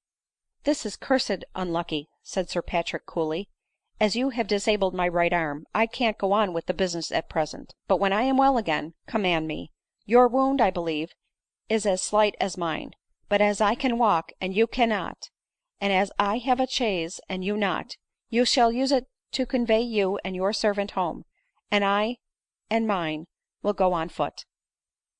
To this obliging offer Glenmurray was incapable of giving a denial, for he became insensible from the loss of blood, and with the assistance of his antagonist was carried to the chaise, and, supported by his terrified servant, conveyed back to Bath. It is not to be supposed that an event of this nature should be long unknown. It was soon told all over the city that Sir Patrick O'Carrol and Mr Glenmurray had fought a duel, and that the latter was dangerously wounded, the quarrel having originated in Mr Glenmurray's scoffing at religion, king, and constitution, before the pious and loyal baronet. This story soon reached the ears of Mrs Mowbray, who, in an agony of tender sorrow, and in defiance of all decorum, went in person to call on her admired Sir Patrick ; and Adeline, who heard of the affair soon after, as regardless of appearance as her mother, and more alarmed, went in person to inquire concerning her wounded Glenmurray. By the time that she had arrived at his lodgings, not only his own surgeon but Sir Patrick's had seen him, as his antagonist thought it necessary to ascertain the true state of his wound, that he might know whether he ought to stay or fly his country. The account of both the surgeons was, however, so favorable, and Glenmurray in all respects so well, that Sir Patrick's alarms were soon quite at an end. The wounded man was lying on a sofa, lost in no very pleasant reflections, when Adeline knocked at his door. Glenmurray at that very moment was saying to himself, " Well, so much for principle and consistency. Now my next step must be to marry, and then I shall have made myself a complete fool, and the worst of all fools, a man presuming to instruct others by his precepts, when he finds them incapable even of influencing his own actions." At this moment his servant came up with Mrs Mowbray's compliments, and if he was well enough to see her, she would come up and speak to him. In an instant all his self-reproaches were forgotten, and when Adeline hung weeping and silent on his shoulder, he could not but rejoice in an affair which had procured him a moment of such heartfelt delight. At first Adeline expressed nothing but terror at the consequences of his wound, and pity for his sufferings ; but when she found that he was in no danger, and in very little pain, the tender mistress yielded to the severe monitress, and she began to upbraid Glenmurray for having acted not only in defiance of her wishes and principles, but of his own, of principles laid down by him to the world in the strongest point of view, and in manner convincing to every mind. " Dearest Adeline, consider the provocation," cried Glenmurray, " a gross insult offered to the woman I love." " But whoever fought a duel without provocation, Glenmurray? If provocation be a justification, your book was unnecessary ; and did you not offer an insult to the understanding of the woman you love, in supposing that she could be obliged to you for playing the fool on her account ?"" But I should have been called a coward had I declined the challenge ; and though I can bear the world's hatred, I could not its contempt. I could not endure the loss of what the world calls honor." " Is it possible," rejoined Adeline, " that I hear the philosophical Glenmurray talking thus in the silly jargon of a man of the world ?"" Alas, I am a man, not a philosopher, Adeline." " At least be a sensible one. Consistent I dare not now call you. But have you forgotten the distinction which in your volume on the subject of duels you so strongly lay down between real and apparent honor ? In which of the two classes do you put the honor of which, in this instance, you were so tenacious ? What is there in common between the glory of risking the life of a fellow creature, and the testimony of an approved conscience ?"" An excellent observation that of yours, indeed, my sweet monitress," said Glenmurray. " An observation of mine ? It is your own," replied Adeline. " But see, I have the book in my muff, and I will punish you for the badness of your practice by giving you a dose of your theory." " Cruel girl !" cried Glenmurray ;" I am not ordered a sleeping draught." Adeline was, however, resolved ; and, opening the book, she read argument after argument with unyielding perseverance, till Glenmurray, who, like the eagle in the song, saw on the dart that wounded him his own feathers, cried " Quarter !"" But tell me, dear Adeline," said Glenmurray, a little piqued at her too just reproofs, " you, who are so severe on my want of consistency, are you yourself capable of acting up in every respect to your precepts ?"" After your weakness," replied Adeline, smiling, " it becomes me to doubt my own strength ; but I assure you that I make it a scruple of conscience to show by my conduct my confidence in the truth of my opinions." " Then, in defiance of the world's opinion, that opinion which I, you see, had not resolution to brave, you will be mine, not according to the ties of marriage, but with no other ties or sanctions than those of love and reason ?"" I will," said Adeline. " And may that God whom I worship," raising her fine eyes and white arms to heaven, " desert me when I desert you !" Who that had seen her countenance and gesture at that moment, could have imagined she was calling on Heaven to witness an engagement to lead a life of infamy ? Rather would they have thought her a sublime enthusiast breathing forth the worship of a grateful soul. It may be supposed that Glenmurray's heart beat with exultation at this confession from Adeline, and that he forgot in the promised indulgence of his passion to confine himself within those bounds which strict decorum required. But Glenmurray did her justice ; he beheld her as she was, all purity of feeling and all delicacy, and, if possible, the slight favors by which true passion is long contented to be fed, though granted by Adeline with more conscious emotion, were received by him with more devoted respect. Besides, he again felt that mixture of pain with pleasure on this assurance of her love, which he had experienced before ; for he knew, though Adeline did not, the extent of the degradation into which the step which her conscience approved would necessarily precipitate her ; and experience alone could convince him that her sensibility to shame, when she was for the first time exposed to it, would not overcome her supposed fortitude and boasted contempt of the world's opinion, and change all the roses of love into the thorns of regret and remorse.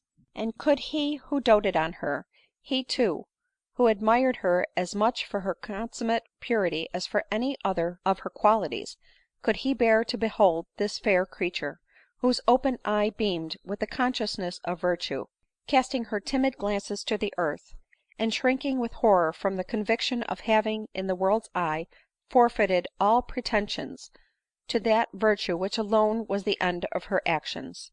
Would the approbation of her own mind be sufficient to support her under such a trial, though she had with such sweet earnestness talked to him of its efficacy ? These reflections had for some time past been continually occurring to him, and now they came across his mind, blighting the triumphs of successful passion ; nay, but for the dread of incurring yet more ridicule, on account of the opposition of his practice to his theory, and perhaps the indignant contempt of Adeline, he could have thrown himself at her feet, conjuring her to submit to the degradation of being a wife. But, unknown to Glenmurray, perhaps another reason prompted him to desire this concession from Adeline. We are never more likely to be in reality the slaves of selfishness, than when we fancy ourselves acting with most heroic disinterestedness. Egotism loves a becoming dress, and is always on the watch to hide her ugliness by the robe of benevolence. Glenmurray thought that he was willing to marry Adeline merely for her sake, but I suspect it was chiefly for his.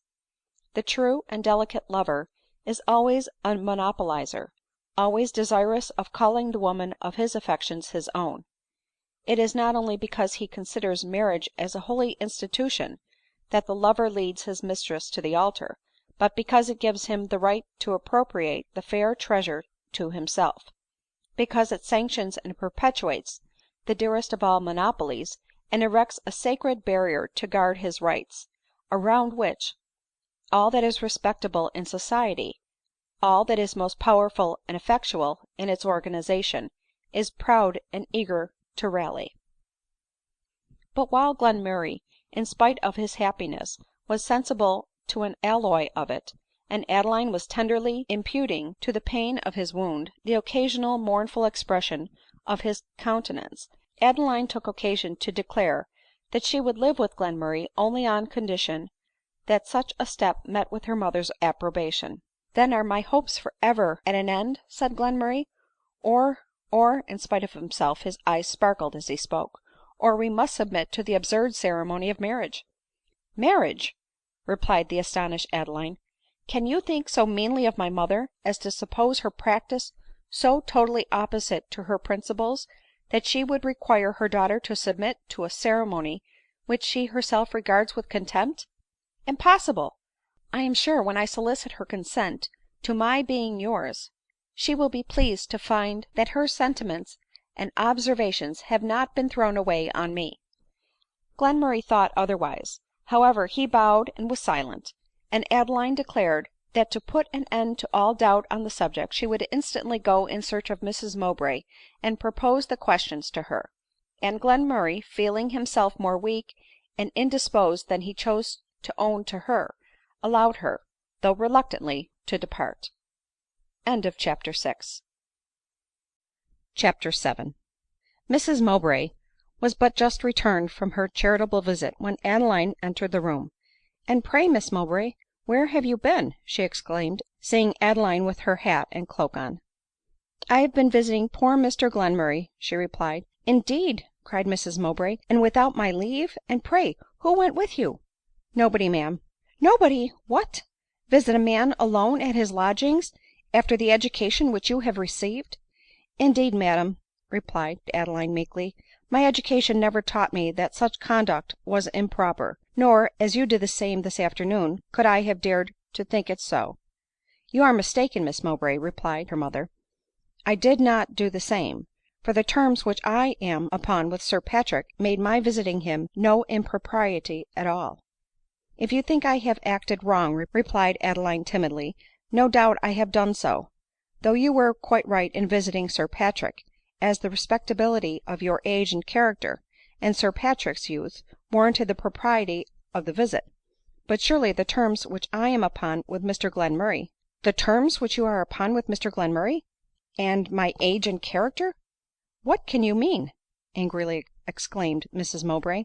" I hoped, my dear mother," said Adeline tenderly, " that you had long ere this guessed the attachment which subsists between Mr Glenmurray and me ; an attachment cherished by your high opinion of him and his writings, but which respect has till now made me hesitate to mention to you." " Would to Heaven," replied Mrs Mowbray, " that respect has made you forever silent on the subject ! Do you suppose that I would marry my daughter to a man of small fortune, but more especially to one who, as Sir Patrick informs me, is shunned for his principles and profligacy by all the world ?"" To what Sir Patrick says of Mr Glenmurray I pay no attention," answered Adeline ;" nor are you, my dear mother, capable, I am sure, of being influenced by the prejudices of the world ; but you are quite mistaken in supposing me so lost to consistency, and so regardless of your liberal opinions, and the books which we have studied, as to think of marrying Mr Glenmurray." " Grant me patience !" cried Mrs Mowbray. " Why, to be sure, you do not think of living with him without being married ?"" Certainly, madam, that you may have the pleasure of beholding one union founded on rational grounds, and cemented by rational ties." " How !" cried Mrs Mowbray, turning pale. " I have pleasure in seeing my daughter a kept mistress." " You are mad, quite mad ! I approve such unhallowed connexions." " My dear mother," replied Adeline, " your agitation terrifies me ; but indeed what I say is strictly true. And see here, in Mr Glenmurray's book, the very passage which I so often have heard you admire." As she said this, Adeline pointed to the passage ; but in an instant Mrs Mowbray seized the book and threw it on the fire. Before Adeline had recovered her consternation, Mrs Mowbray fell into a violent hysteric, and long was it before she was restored to composure. When she recovered she was so exhausted that Adeline dared not renew the conversation ; but leaving her to rest, she made up a bed on the floor in her mother's room, and passed a night of wretchedness and watchfulness, the first of the kind which she had ever known. Would it had been the last ! In the morning Mrs Mowbray awoke refreshed and calm, and affected at seeing the pale cheek and sunk eye of Adeline, indicative of a sleepless and unhappy night. She held her hand out to her with a look of kindness. Adeline pressed it to her lips as she knelt by the bedside, and moistened it with tears of regret for the past and alarm for the future. " Adeline, my dear child," said Mrs Mowbray in a faint voice, " I hope you will no longer think of putting a design in execution so fraught with mischief to you, and horror to me. Little did I think that you were so romantic as to see no difference between amusing one's imagination with new theories and new systems, and acting upon them in defiance of common custom, and the received usages of society.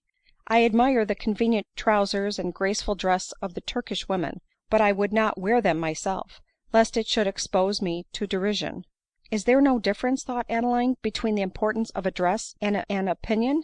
Is the one to be taken up and laid down again with the same indifference as the other ?" But she continued silent, and Mrs Mowbray went on. " The poetical philosophy which I have so much delighted to study, has served me to ornament my conversation, and make persons less enlightened than myself wonder at the superior boldness of my fancy, and the acuteness of my reasoning powers. But I should as soon have thought of making this little gold chain around my neck fasten the hall door, as act upon the precepts laid down in those delightful books. No, though I think all they say is true, I believe the purity they inculcate too much for this world." Adeline listened in silent astonishment and consternation. Conscience and the conviction of what is right, she then for the first time learned, were not to be the rule of action ; and though filial tenderness made her resolve never to be the mistress of Glenmurray, she also resolved never to be his wife, or that of any other man ; while, in spite of herself, the great respect with which she had hitherto regarded her mother's conduct and opinions began to diminish. " Would to Heaven, my dear mother," said Adeline when Mrs Mowbray had done speaking, " that you had said all this to me ere my mind had been indelibly impressed with the truth of these forbidden doctrines, for now my conscience tells me that I ought to act up to them." " How !" exclaimed Mrs Mowbray, starting up in her bed, and in a voice shrill with emotion, " are you then resolved to disobey me and dishonor yourself?" " Oh, never, never !" replied Adeline, alarmed at her mother's violence, and fearful of a relapse. " Be but the kind affectionate person that you have ever been to me ; and though I will never marry out of regard to my own principles, I will also never contract any other union, out of respect to your wishes, but will lead with you a quiet if not happy life ; for never, never can I forget Glenmurray." " There speaks the excellent child I always thought you to be," replied Mrs Mowbray ;" and I shall leave it to time and good counsels to convince you that the opinions of a girl of 18, as they are not founded on long experience, may possibly be erroneous." Mrs Mowbray never made a truer observation, but Adeline was not in a frame of mind to assent to it. " Besides," continued Mrs Mowbray, " had I ever been disposed to accept of Mr Glenmurray as a son in law, it is very unlikely that I should be so now, as the duel took place not only, I find, from the treasonable opinions which he put forth, but from some disrespectful language which he held concerning me." " Who could dare to invent so infamous a calumny ?" exclaimed Adeline. " My authority is unquestionable, Miss Mowbray ; I speak from Sir Patrick himself." " Then he adds falsehood to his other villanies," returned Adeline, almost inarticulate with rage. " But what could be expected from a man who could dare to insult a young woman under the roof of her mother, with his litigious addresses ?"" What mean you ?" cried Mrs Mowbray, turning pale. " I mean that Sir Patrick yesterday morning insulted me by the grossest familiarities, and "" My dear child," replied Mrs Mowbray laughing, " it is only the usual freedom of his manner, a manner which your ignorance of the world led you to mistake. He did not mean to insult you, believe me. I am sure that spite of his ardent passion for me, he never, even when alone with me, hazarded any improper liberty." " The ardent passion which he feels for you, madam !" exclaimed Adeline, turning pale in her turn. " Yes, Miss Mowbray. What, I suppose you think me too old to inspire one ? But I assure you there are people who think the mother handsomer than the daughter." " No doubt, dear mother, every one ought to think so ; and would to Heaven Sir Patrick were one of those ! But he unfortunately "" Is of that opinion," interrupted Mrs Mowbray angrily ;" and to convince you, so tenderly does he love me, and so fondly do I return his passion, that in a few days I shall become his wife." Adeline, on hearing this terrible information, fell insensible on the ground.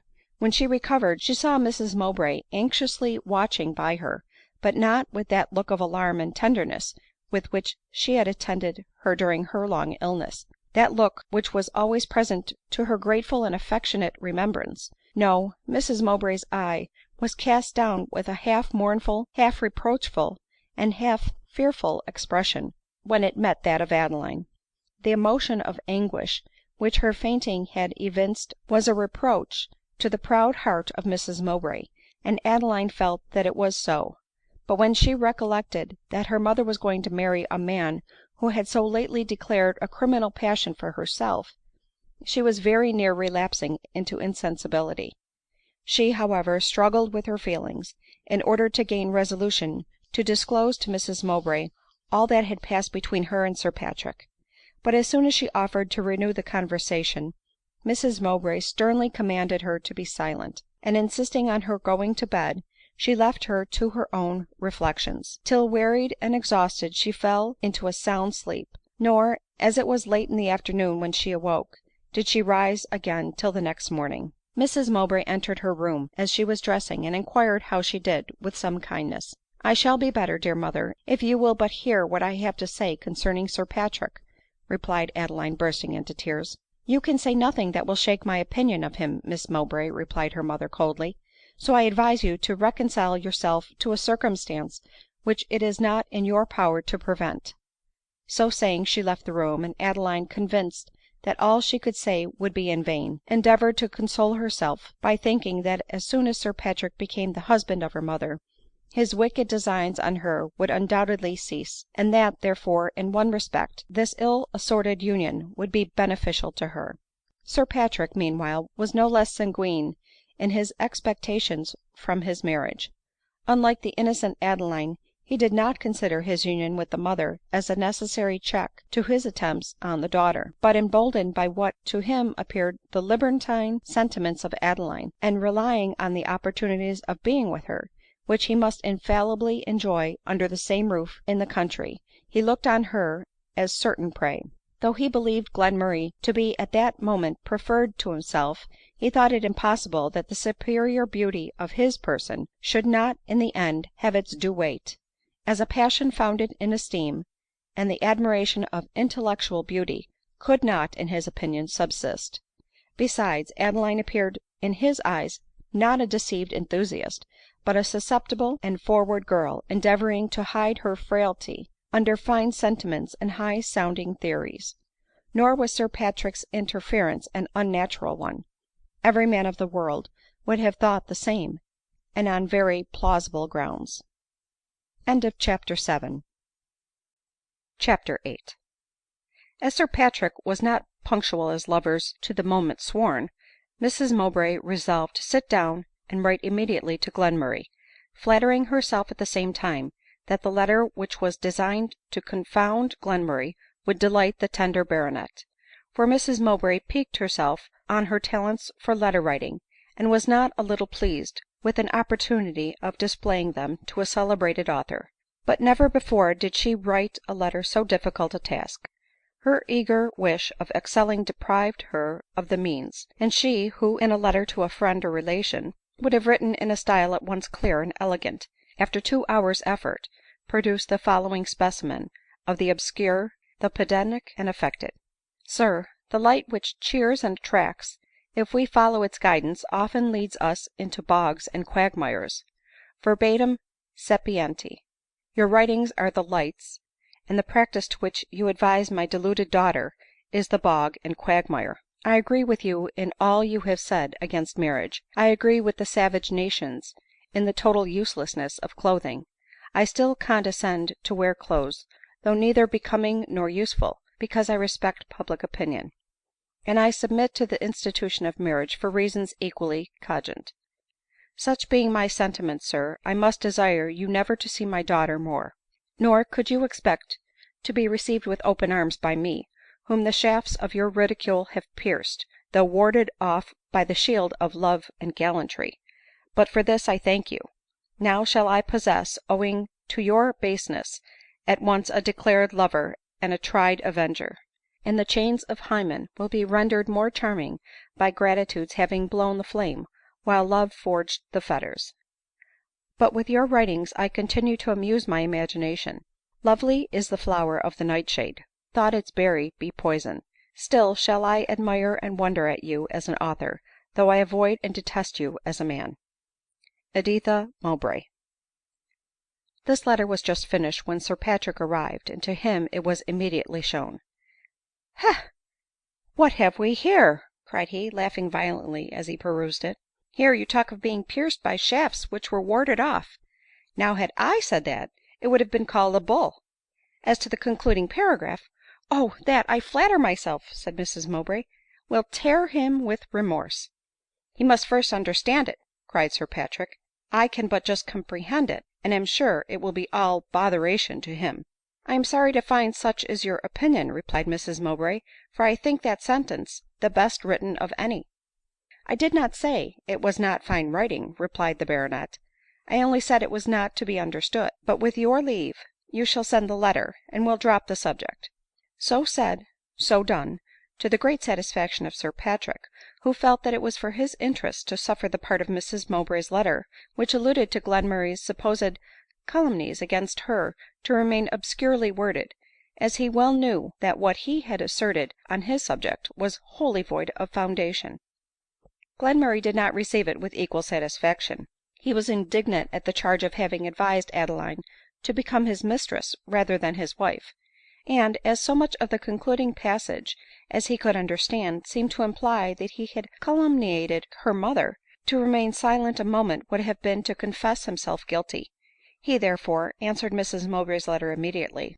The answer was as follows :" Madam, to clear myself from the charge of having advised Miss Mowbray to a step contrary to the common customs, however erroneous, of society at this period, I appeal to the testimony of Miss Mowbray herself; and I here repeat to you the assurance which I made to her, that I am willing to marry her when and where she chooses.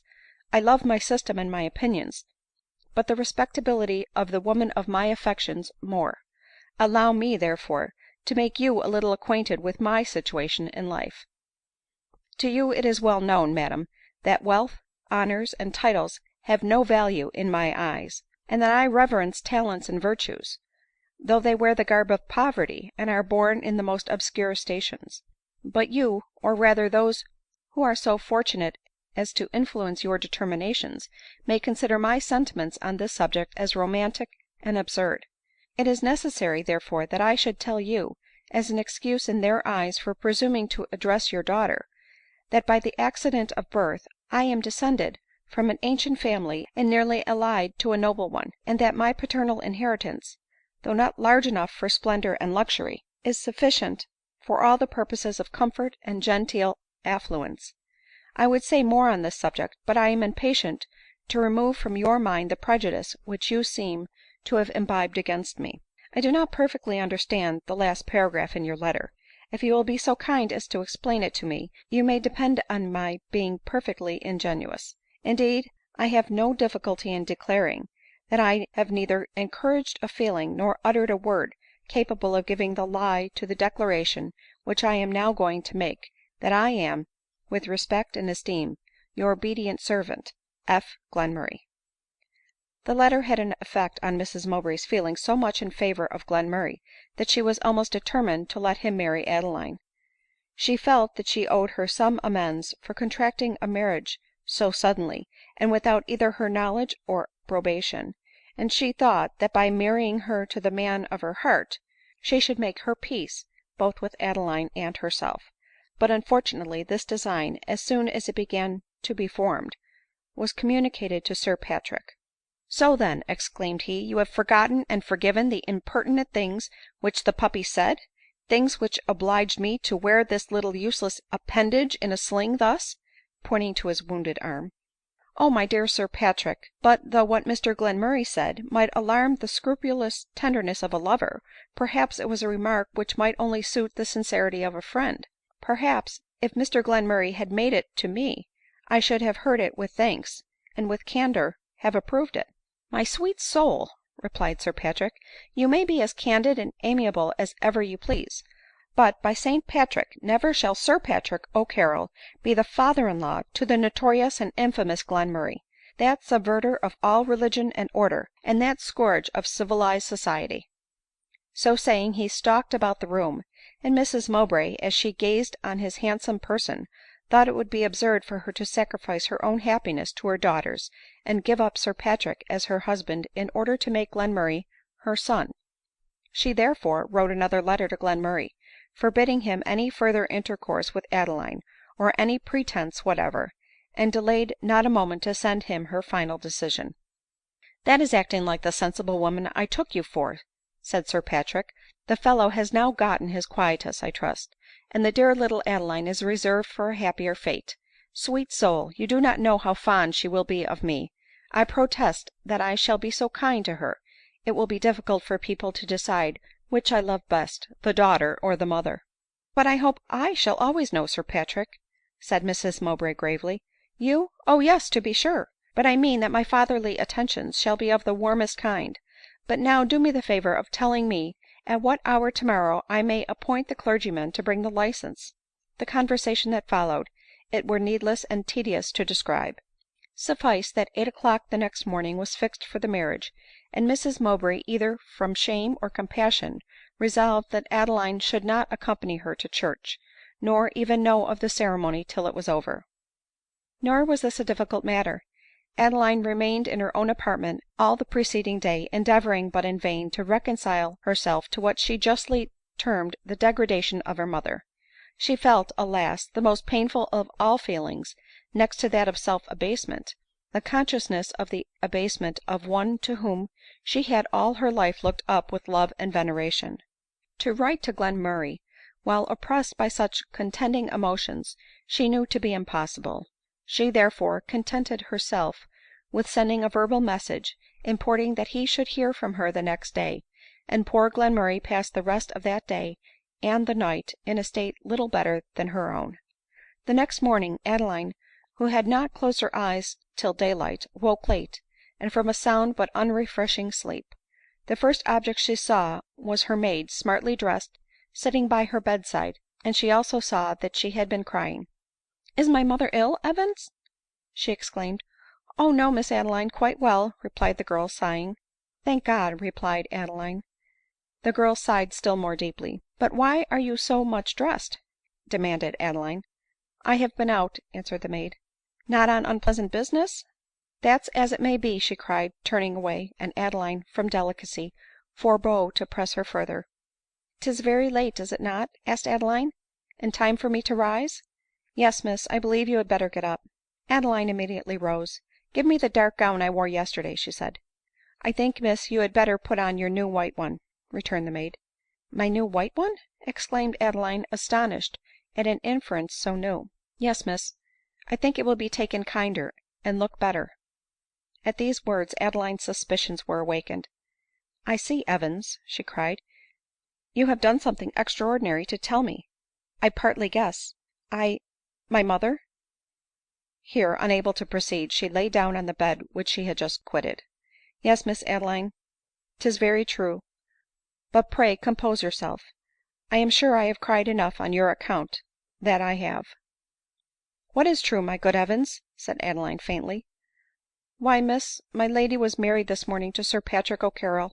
Mercy on me, how pale you look ! I am sure I wish the villain was at the bottom of the sea — so I do." " Leave me," said Adeline faintly, struggling for utterance. " No, that I will not," bluntly replied Evans ;" you are not fit to be left, and they are rejoicing below with Sir Pat's great staring servant ; but for my part I had rather stay here and cry with you than laugh with them."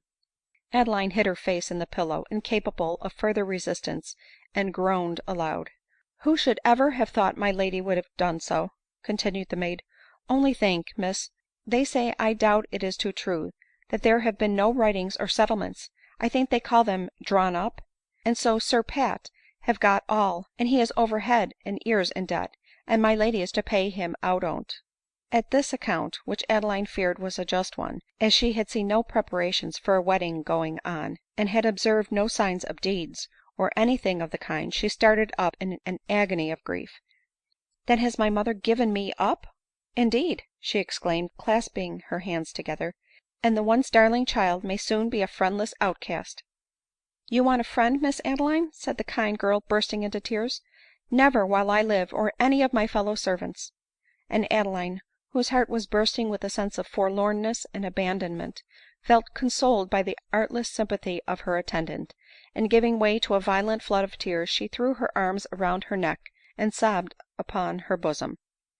Having thus eased her feelings, she recollected that it was incumbent on her to exert her fortitude, and that it was a duty which she owed her mother, not to condemn her conduct openly herself, nor suffer any one else to do it in her presence. Still, at that moment, she could not find in her heart to reprove the observations by which, in spite of her sense of propriety, she had been soothed and gratified. But she hastened to dress herself as became a bridal dinner, and dismissed as soon as she could the affectionate Evans from her presence. She then walked up and down her chamber, in order to summon courage to enter the drawing room. " But how strange, how cruel it was," said she, " that my mother did not come to inform me of this important event herself." In this respect, however, Mrs Mowbray had acted kindly. Reluctant even more than she was willing to confess to her own heart, to meet Adeline alone, she had chosen to conclude that she was still asleep, and had desired she might not be disturbed. But soon after her return from church, being assured that she was in a solid slumber, she had stolen to her bedside, and put a note under her pillow, acquainting her with what had passed. But this note Adeline in her restlessness had, with her pillow, pushed on the floor, and there, unseen, it had remained. But as Adeline was pacing to and fro, she luckily observed it, and by proving that her mother had not been so very neglectful of her, it tended to fortify her mind against the succeeding interview.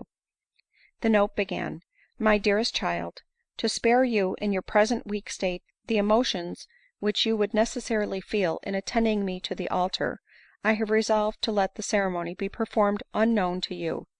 But, my beloved Adeline, I trust that your affection for me will make you rejoice in a step which you may, perhaps, at present disapprove, when convinced that it was absolutely necessary to my happiness, and can in no way be the means of diminishing yours. I remain your ever affectionate mother." " She loves me still, then," cried Adeline, shedding tears of tenderness, " and I accused her unjustly. Oh, my dear mother, if this event should indeed increase your happiness, never shall I repine at not having been able to prevent it." And then, after taking two or three hasty turns round the room, and bathing her eyes to remove a degree the traces of her tears, she ventured into the drawing room. But the sight of her mother seated by Sir Patrick, his arm encircling her waist, in that very room which had so lately witnessed his profligate attempts on herself, depriving her of the little resolution which she had been able to assume, and pale and trembling, she sunk speechless with emotion on the first chair near her.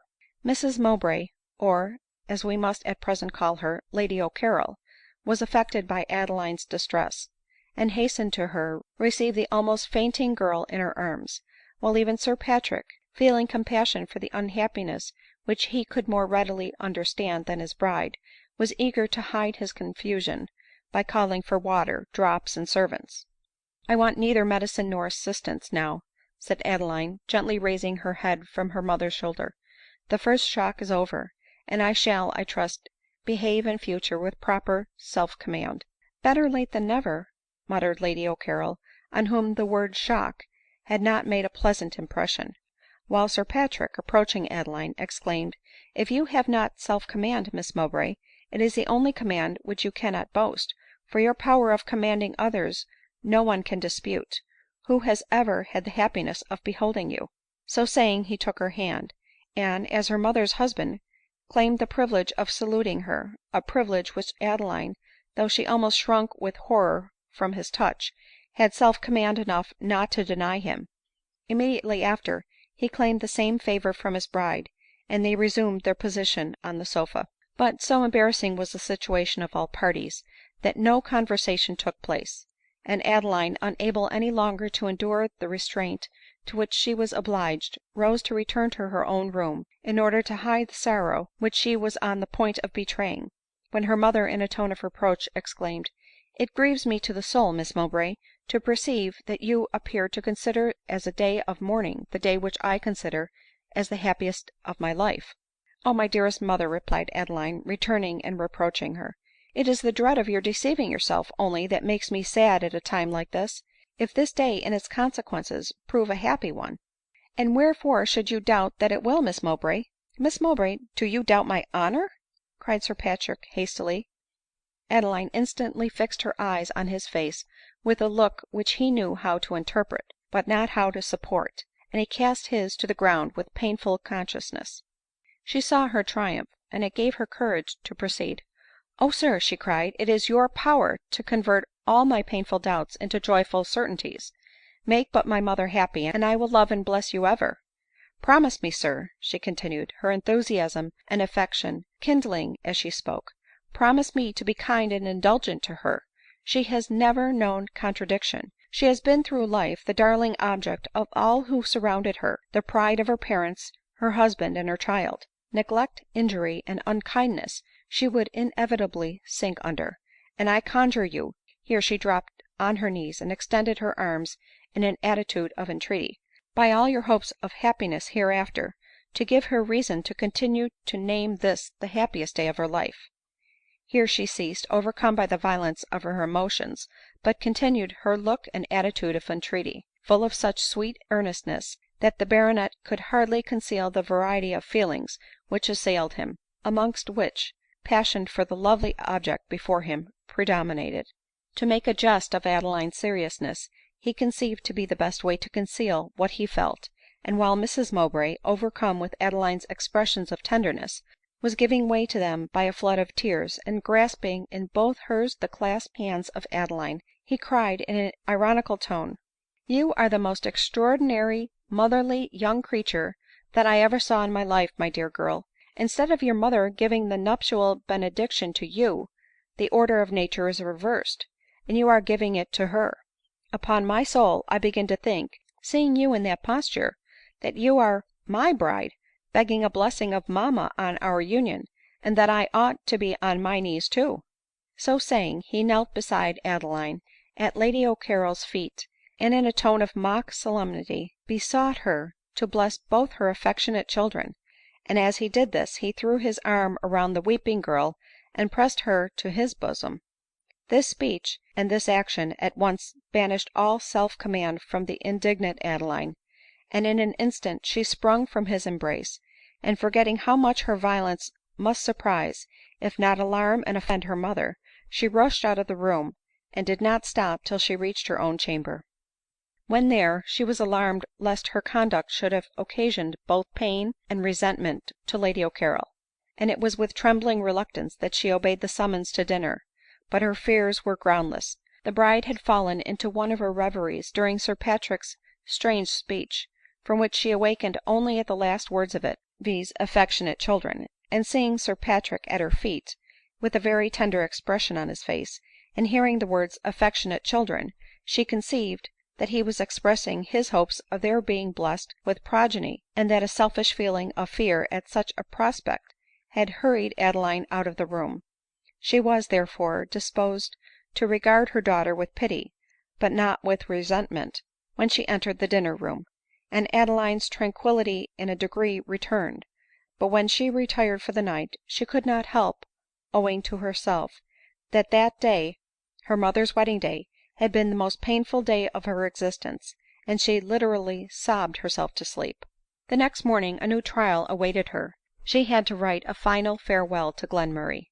Many letters did she begin, many did she finish, and many did she tear ; but recollecting that the longer she delayed sending him one, the longer she kept him in a state of agitating suspense, she resolved to send the last written, even though it appeared to her not quite so strong a transcript of her feelings as the former ones. Whether it were or not, Glenmurray received it with alternate agony and transport ; with agony because it destroyed every hope of Adeline's being his, and with transport because every line breathed the purest and yet most ardent attachment, and convinced him that, however long their separation, the love of Adeline would experience no change.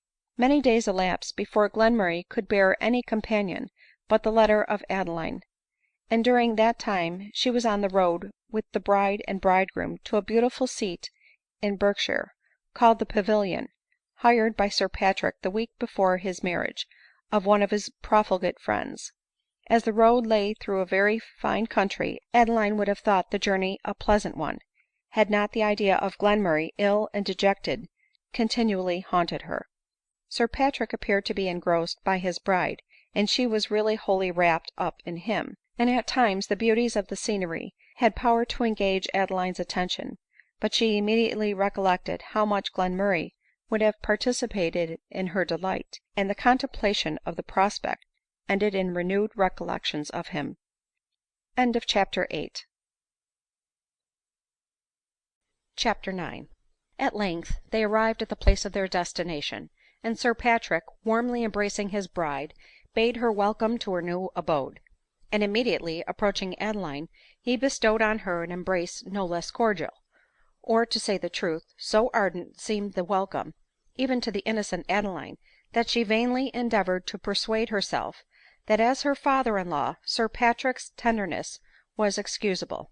Spite of her efforts to be cheerful, she was angry and suspicious, and had an indistinct feeling of remote danger, which, though she could not define even to herself, it was new and painful to her to experience.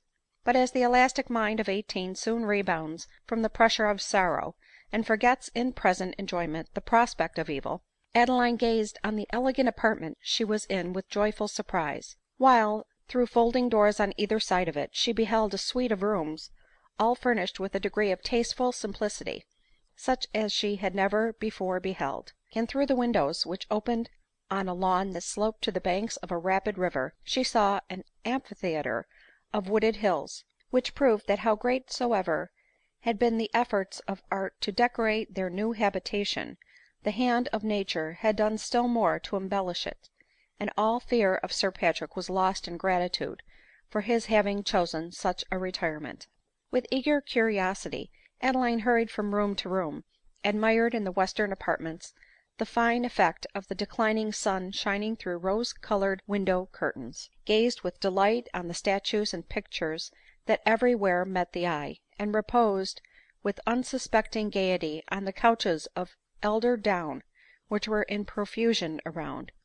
Every thing in the house spoke it to be the temple of pleasure ; but the innocent Adeline and her unobservant mother saw nothing but elegant convenience in an abode in which the disciples of Epicurus might have delighted ; and while alien harps in the windows, and perfumes of all kinds, added to the enchantment of the scene, the bride only beheld the choice of the villa a proof of her husband's desire of making her happy ; and Adeline sighed for virtuous love and Glenmurray, as all that was wanting to complete her fascination. Sir Patrick, meanwhile, was not blind to the impressions made on Adeline by the beauty of the spot which he had chosen, though he was far more suspecting the companion she had pictured to herself as most fitted to enjoy and embellish it ; and pleased because she was pleased, and delighted to be regarded by her with such unusual looks of complacency, he gave himself up to his natural vivacity, and Adeline passed a merry if not a happy evening with the bride and bridegroom. But the next morning she arose with the painful conviction as fresh as ever on her mind, that day would succeed to day, and yet she should not behold Glenmurray ; and that day would succeed to day, and still she should see O'Carrol, still be exposed to his noisy mirth, to his odious familiarities, which, though she taught herself to believe they proceeded merely from the customs of his country, and the nearness of their relationship, it was to her most painful to endure. Her only resource, therefore, from unpleasant thoughts was reading, and she eagerly opened the cases of books in the library which were unlocked ; but on taking down some of the books she was disappointed to find none of the kind to which she had been accustomed. Mrs Mowbray's peculiar taste had led her, as we have before observed, to perusal of nothing but political tracts, systems of philosophy, and Scuderi's and other romances. Scarcely had the works of our best poets found their way to her library ; and novels, plays, and works of a lighter kind she was never in the habit of reading herself, and consequently had not put in the hands of her daughter. Adeline had, therefore, read Rousseau's Contract Social, but not his Julie.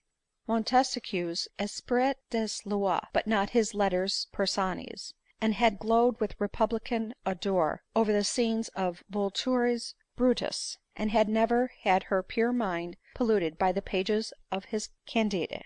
Different had been the circumstances, and consequently the practice, of the owner of Sir Patrick's new abode. Of all Rousseau's works, he had in his library only the New Heloise and his Confessions ; of Montesquieu none but the glowing letters above mentioned ; and while Voltaire's chaste and moral tragedies were excluded, his profligate tales attracted the eye by the peculiar elegance of their binding, while dangerous French novels of all descriptions met the view under the downy pillows of the inviting sofa around, calculated to inflame the fancy and corrupt the morals. But Adeline, unprepared by any reading of the kind to receive and relish the poison contained in them, turned with disgust from pages so uncongenial to her feelings ; nor did her eye dwell delighted on any of the stores which the shelves contained, till she opened the Nouvelle Heloise ; and as soon as she had read a few letters in that enchanting work, she seated herself in the apartment but the moment before become disgusting to her, and in a short time she forgot even Glenmurray himself, or rather she gave his form to the eloquent lover of Julie. But unfortunately the bride came in while her daughter was thus pleasantly engaged ; and on being informed that her studies were, she peremptorily forbade her to read a book so pregnant with mischief ; and though she had not read it, and consequently could not justly appreciate its character, she was sure, on the words of others, that such reading was improper for her daughter. In vain did Adeline venture to say that Julie, like the works of Glenmurray, might be, perhaps, condemned by those who had never read a line of it. The book was prohibited, and Adeline with a reluctant hand restored it to its place. Had she read it, the sacrifice which the guilty but penitent Julie makes to filial affection, and the respectable light in which the institution of marriage is held up to view, would have strengthened, no doubt, Adeline's resolution to obey her mother, and give up Glenmurray, and have led her to reconsider those opinions which taught her to think contemptible what ages and nations had been content to venerate. But it was decreed that everything the mother of Adeline did should accelerate the fate of her devoted daughter. Disappointed in her hopes of finding amusement in reading, Adeline had recourse to walking ; and none of the beautiful scenes around remained long unexplored by her. In her rambles she but too frequently saw scenes of poverty and distress, which ill contrasted with the beauty of the house which she inhabited ; scenes which even a small portion of the money expended there in useless decoration would have entirely alleviated ; and they were scenes, too, which Adeline had been accustomed to relieve. The extreme of poverty in the cottage did not disgrace, on the Mowbray's estate, the well furnished mansion house ; but Adeline, as we have observed before, was allowed to draw on her mother for money sufficient to prevent industrious labor from knowing the distresses of want. " And why should I not draw on her here for money for the same purposes ?" cried Adeline to herself, as she beheld one spectacle of peculiar hardships. " Surely my mother is not dependent on her husband ; and even if she were, Sir Patrick has not a hard heart, and will not refuse my prayer." And therefore, promising the sufferers instant relief, she left them, saying she should soon reach the Pavilion and be back again ; while the objects of her bounty were silent with surprise at hearing that their relief was to come from the Pavilion, a place hitherto closed to the solicitations of poverty, though ever open to the revels and the votaries of pleasure. Adeline found her mother alone, and with a beating heart and a flushed cheek she described the scene which she had witnessed, and begged to be restored to her old office of almoner on such occasions. " A sad scene, indeed, my dear Adeline," replied the bride in evident embarrassment, " and I will speak to Sir Patrick about it." " Speak to Sir Patrick, madam ! Cannot you follow the impulse of humanity without consulting him ?"" I can't give the relief you ask without his assistance," replied her mother ;" for, except a guinea or so, I have no loose cash about me for my own uses. Sir Patrick's benevolence has long ago emptied his purses, and I gladly surrendered mine to him." " And shall you in future have no money for the purposes of charity "But that you must claim from Sir Patrick?" asked Adeline mournfully. " O dear, yes, I have a very handsome allowance settled on me ; but then at present he wants it himself." Adeline involuntarily clasped her hands together in an agony and sighed deeply. " But however, child," added the bride, " as you seem to make such a point of it, take this guinea to the cottage you mention, en attendant." Adeline took the guinea, but it was very insufficient to pay for medical attendance, to discharge the rent due to a clamorous landlord, and to purchase several things necessary for the relief of the poor sufferers. Therefore she added another guinea to it ; and not liking to relate her disappointment, sent the money to them, desiring the servant to say that she would see them the next morning, when she resolved to apply to Sir Patrick for the relief which her mother could not give, feeling at the same time the mournful conviction that she herself, as well as her mother, would be in future dependent on his bounty. Though disposed to give way to mournful reflections on her own account, Adeline roused herself from the melancholy abstraction into which she was falling, by reflecting that she had still to plead the cause of the poor cottagers with Sir Patrick ; and hearing he was in the house, she hastened to prefer her petition. Sir Patrick listened to her tone of voice, and gazed on her expressive countenance with delight ; but when she had concluded her narration, a solitary half guinea was all he bestowed on her, saying, " I am never roused to charity by the descriptions of others ; I must always see the distress which I am solicited to relieve." " Then go with me to the cottage," exclaimed Adeline. But to her great mortification he only smiled, bowed, and disappeared ; and when he returned to supper Adeline could scarcely prevail on herself to look at him without displeasure, and could not endure the unfeeling vivacity of his manner. Mortified and unhappy, she next morning went to the cottage, reluctant to impart to its expecting inhabitants the ill success which she had experienced. But what was her surprise when they came out joyfully to meet her, and told her that a gentleman had been there that morning very early, and discharged their debts, and given them a sum of money for their future wants. " His name, his name ?" eagerly inquired Adeline. But that they said he refused to give ; and he was in a horseman's large coat, and held a handkerchief to his face, they were sure they should not know him again. A pleasing suspicion immediately came across Adeline's mind that this benevolent unknown might be Glenmurray ; and the idea that he was perhaps unseen hovering round her gave her one of the most exquisite feelings which she had ever known. But this agreeable delusion was soon dissipated by one of the children's giving her a card which the kind stranger had dropped from his pocket, and this card had on it Sir Patrick O'Carrol. At first it was natural for her to be hurt and disappointed at finding that her hopes concerning Glenmurray had no foundation in truth ; but her benevolence, and indeed regard for her mother's happiness as well as her own, led her to rejoice in this unexpected proof of excellence in Sir Patrick. He had evidently proved that he loved to do good by stealth, and had withdrawn himself even from her thanks. In a moment, therefore, she banished from her mind every trace of his unworthiness. She had done him injustice, and she sought refuge from the remorse which this consciousness inflicted on her, by going into the opposite extreme.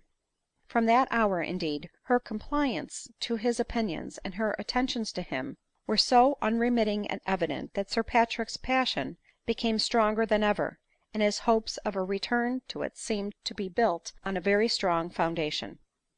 Adeline had given all her former suspicions to the wind.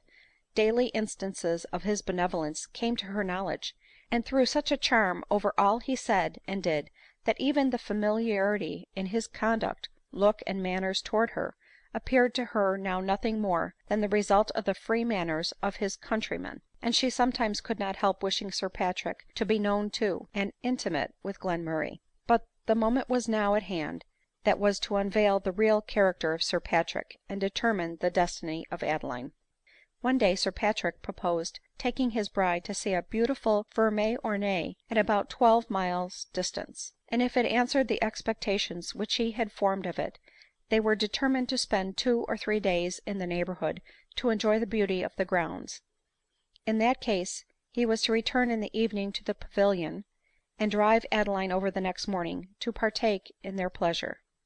To this scheme both the ladies gladly consented, as it was impossible for them to suspect the villanous design which it was intended to aid. The truth was, that Sir Patrick, having, as he fondly imagined, gained Adeline's affections, resolved to defer no longer the profligate attempt which he had long meditated, and had contrived this excursion in order to insure his wife's absence from home, and a tete-a-tete with her daughter, not doubting but that opportunity was alone wanting to enable him to succeed in his abandoned wishes. At an early hour the curricle was at the door, and Sir Patrick, having handed his lady in, took leave of Adeline.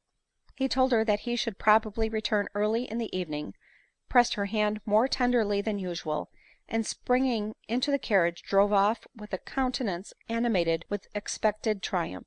Adeline immediately set out on a long walk to the adjoining villages, visited the cottage near the Pavilion, and, having dined at an early hour, determined to pass the rest of the day in reading, provided it was possible for her to find any book in the house proper for her perusal.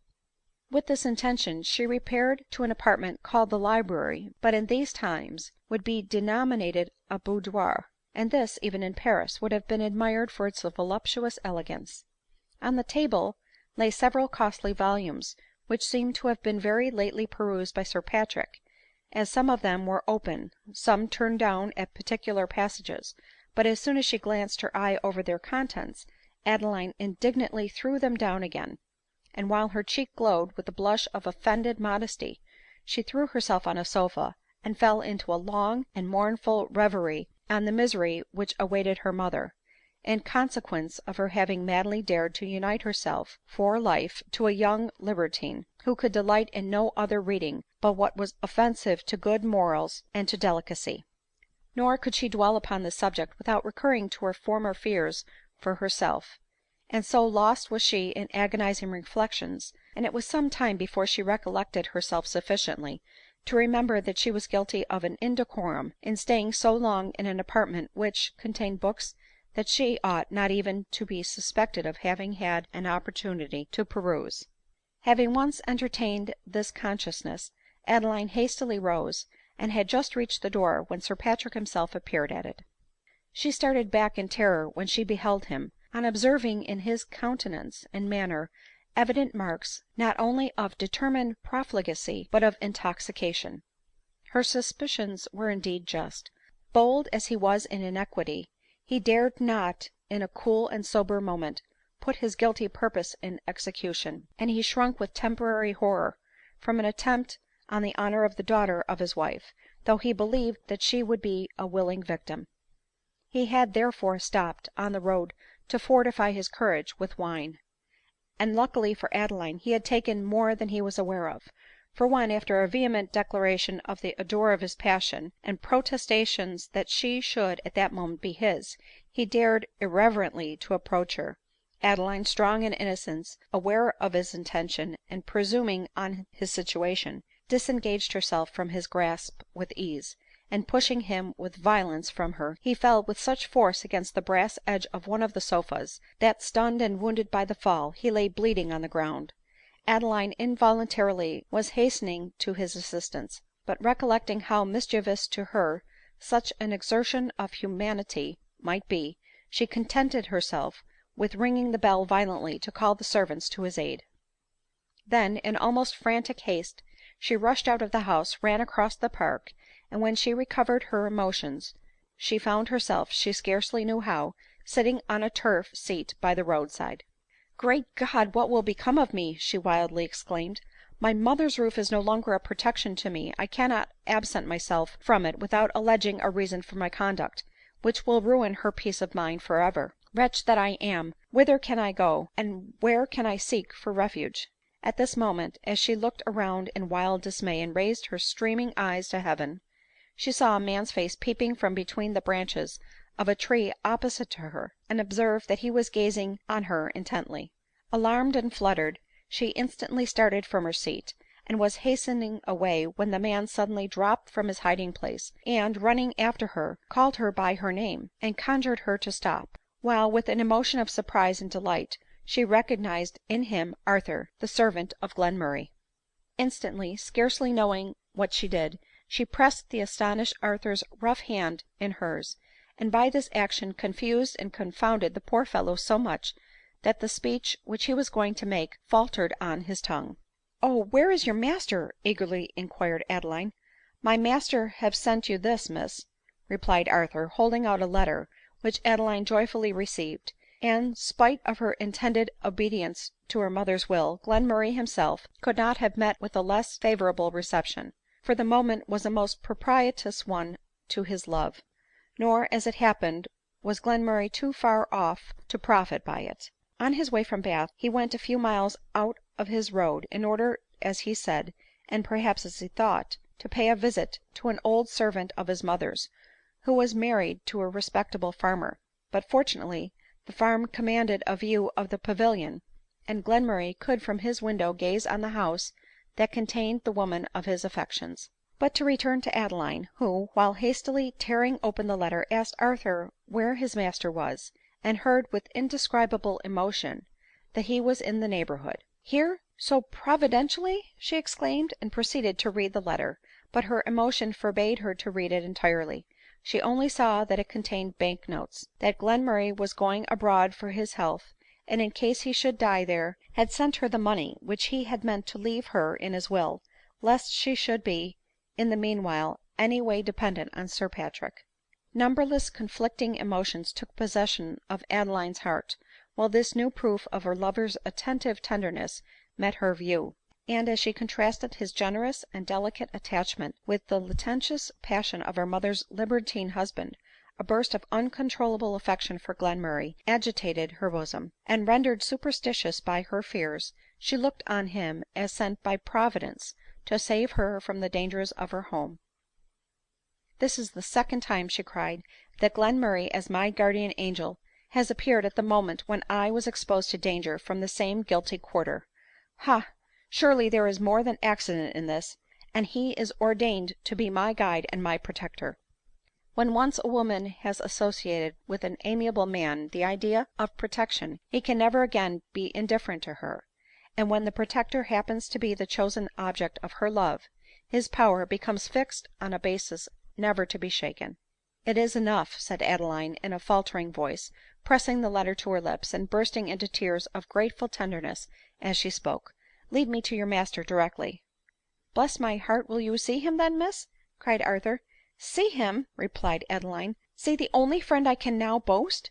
But let us be gone this moment, lest I should be seen and pursued." Instantly guided by Arthur, Adeline set off full speed for the farm house, nor stopped till she found herself in the presence of Glenmurray. " Oh ! I am safe now !" exclaimed Adeline, throwing herself into his arms ; while he was so overcome with surprise and joy that he could not speak the welcome which his heart gave her ; and Adeline, happy to behold him again, was as silent as her lover. At length Glenmurray exclaimed, " Do we then meet again, Adeline ?"" Yes," replied she, " and we meet to part no more." " Do not mock me," cried Glenmurray, starting from his seat, and seizing her extended hand ;" my feelings must not be trifled with." " Nor am I a woman to trifle with them. Glenmurray, I come to you for safety and protection ; I come to seek shelter in your arms from misery and dishonor. You are ill, you are going into a foreign country ; and from this moment look on me as your nurse, your companion ; your home shall be my home, your country my country." Glenmurray, too much agitated, too happy to speak, could only press the agitated girl to his bosom, and fold his arms around her, as if to assure her of the protection which she claimed. " But there is not a moment to be lost," cried Adeline ;" I may be missed and pursued ; let us be gone directly." The first word was enough for Glenmurray. Eager to secure the recovered treasure which he had thought for ever lost, his orders were given and executed by the faithful Arthur with the utmost despatch ; and even before Adeline had explained to him the cause of her resolution to elope with him, they were on their road to Cornwall, meaning to embark at Falmouth for Lisbon. But Arthur, who was going to marry and leave Glenmurray's service, received orders to stay at the farm till he had learnt how Sir Patrick was ; and having obtained the necessary information, he was to send it to Glenmurray at Falmouth. The next morning he saw Sir Patrick himself driving full speed past the farm ; and having written immediately to his master, Adeline had the satisfaction of knowing that she had not purchased her own safety by by the sufferings or danger of her persecutor, and the consequent misery of her mother.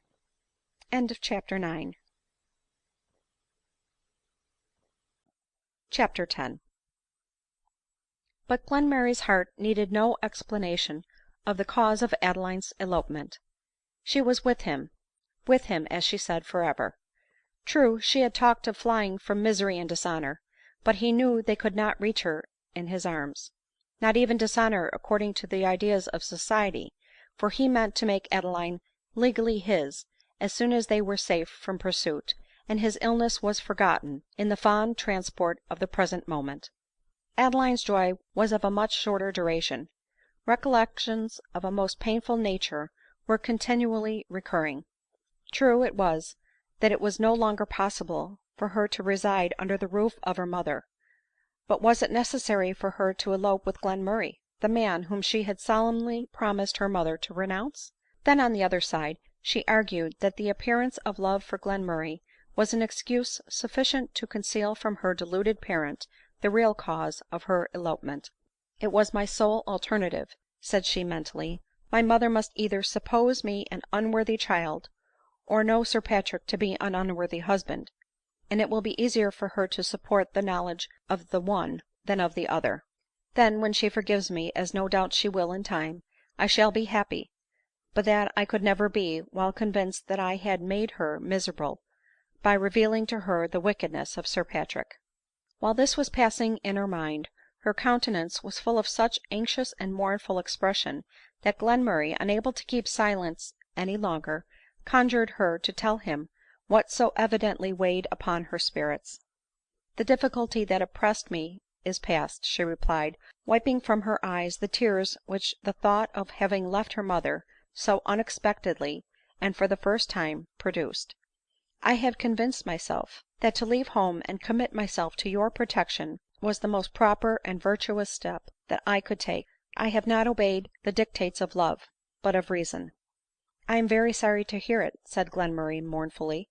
" It seems to me so very rational to love you," returned Adeline tenderly, shocked at the sad expression of his countenance, " that what seem to be the dictates of reason may be those of love only." To a reply like this Glenmurray could only answer by those incoherent yet intelligible expressions of fondness to the object of them, which are so delightful to lovers themselves, and so uninteresting to other people. Nay, so entirely was Glenmurray again engrossed by the sense of present happiness, that his curiosity was still suspended, and Adeline's story remained untold.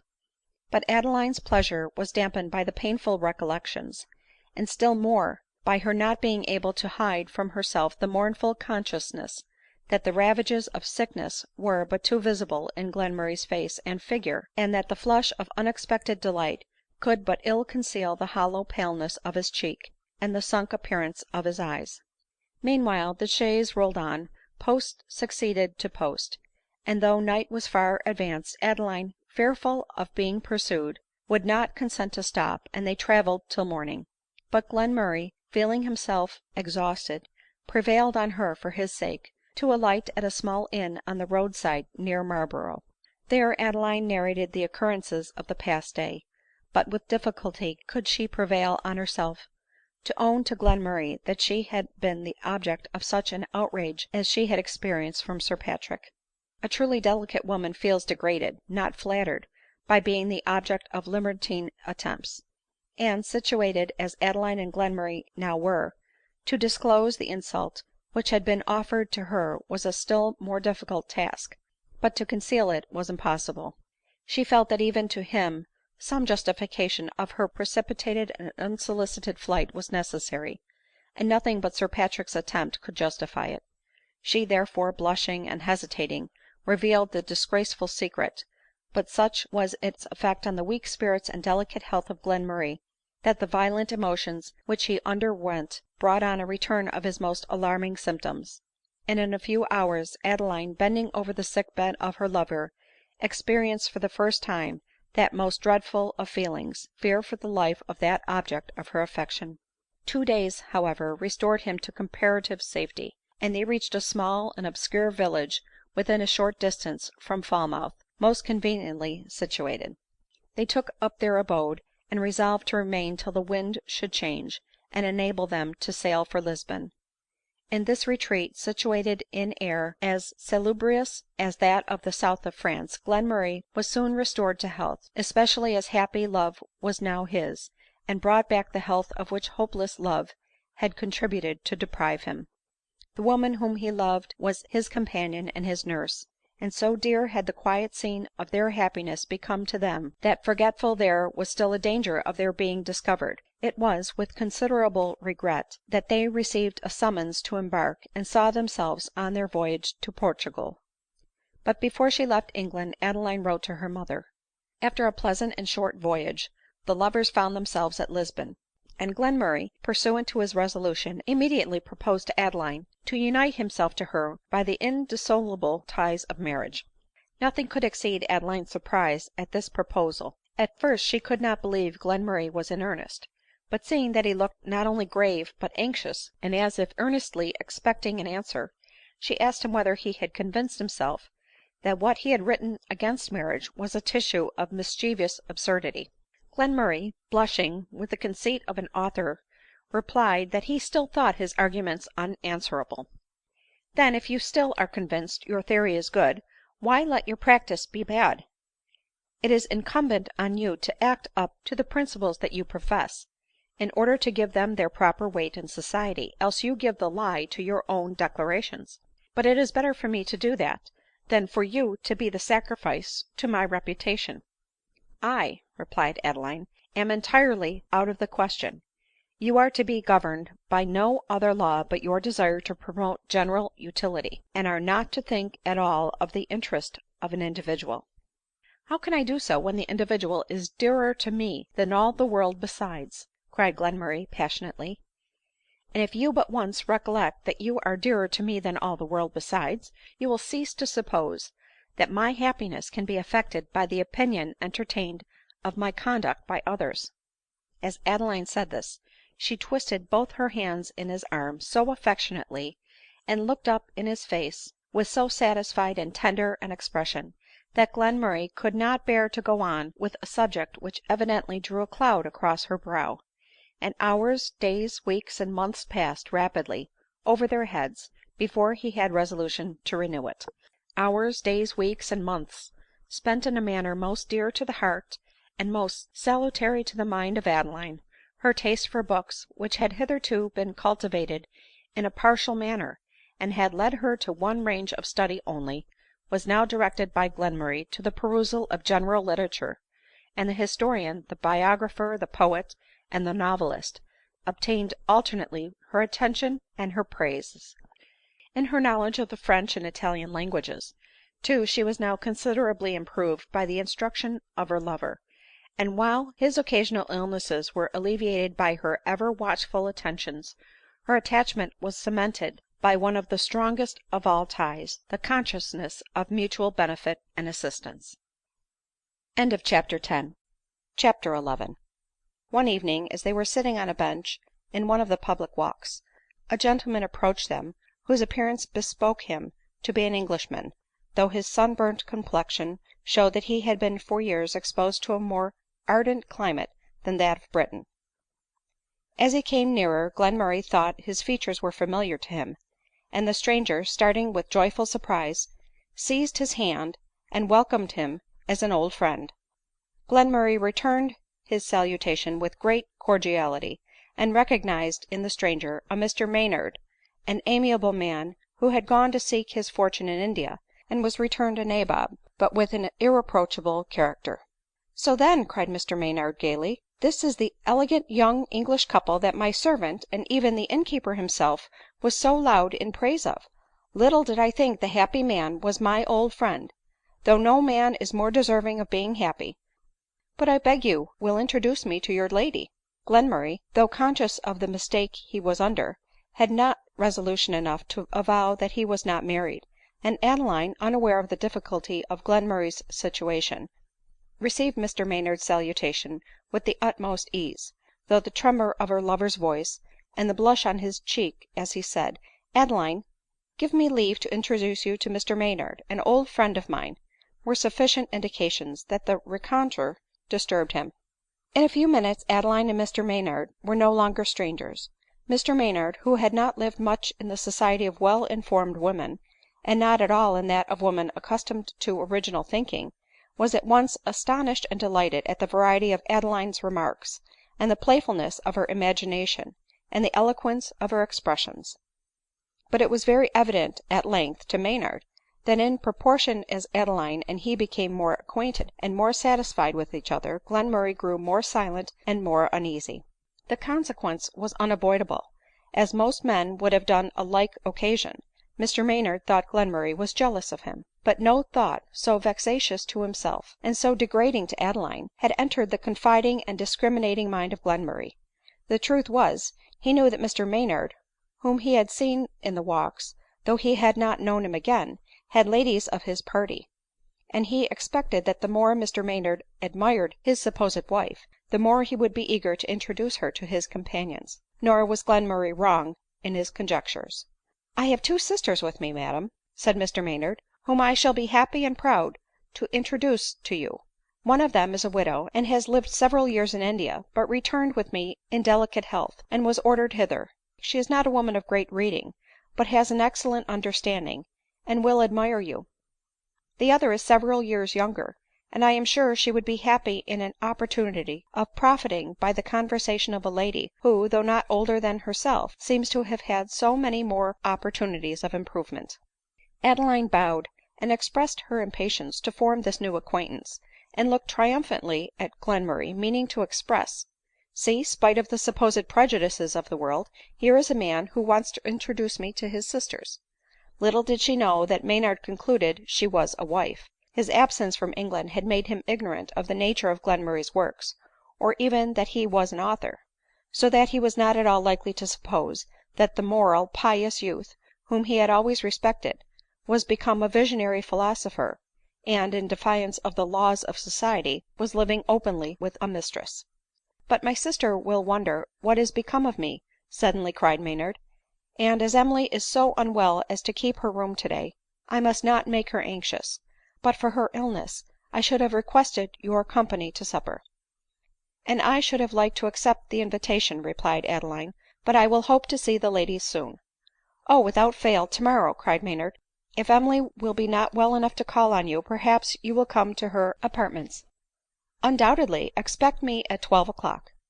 Maynard then shook his grave and silent friend by the hand and departed, his vanity not a little flattered by the supposed jealousy of Glenmurray. " There now," said Adeline when he was out of hearing, " I hope some of your tender fears are done away. You see there are liberal and unprejudiced persons in the world ; and Mr Maynard, instead of shunning me, courts my acquaintance for his sisters." Glenmurray shook his head and remained silent ; and Adeline was distressed to feel by his burning hand that he was seriously uneasy.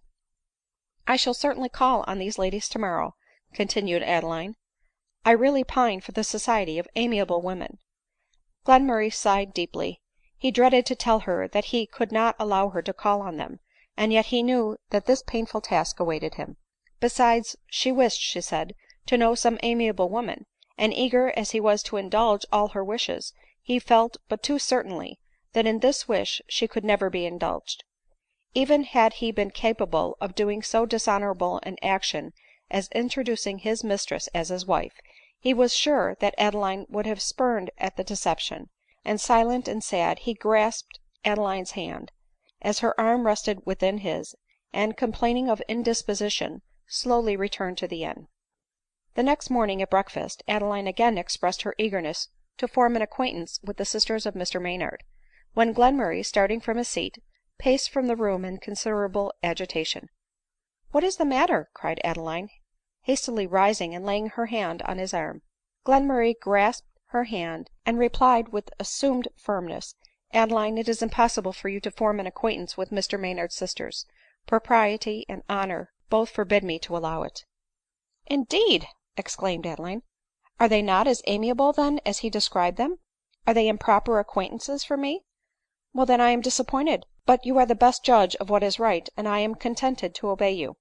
The simple, ingenuous, and acquiescent sweetness with which she said this, was a new pang to her lover. Had she repined, had she looked ill humored, his task would not have been so difficult. " But what reason can you give for declining this acquaintance ?" resumed Adeline. " Aye, there's difficulty," replied Glenmurray. " Pure minded and amiable as I know you to be, how can I bear to tell these children of prejudice that you are not my wife but my mistress ?" Adeline started, and turning pale, exclaimed, " Are you sure, then, that they do not know it already ?""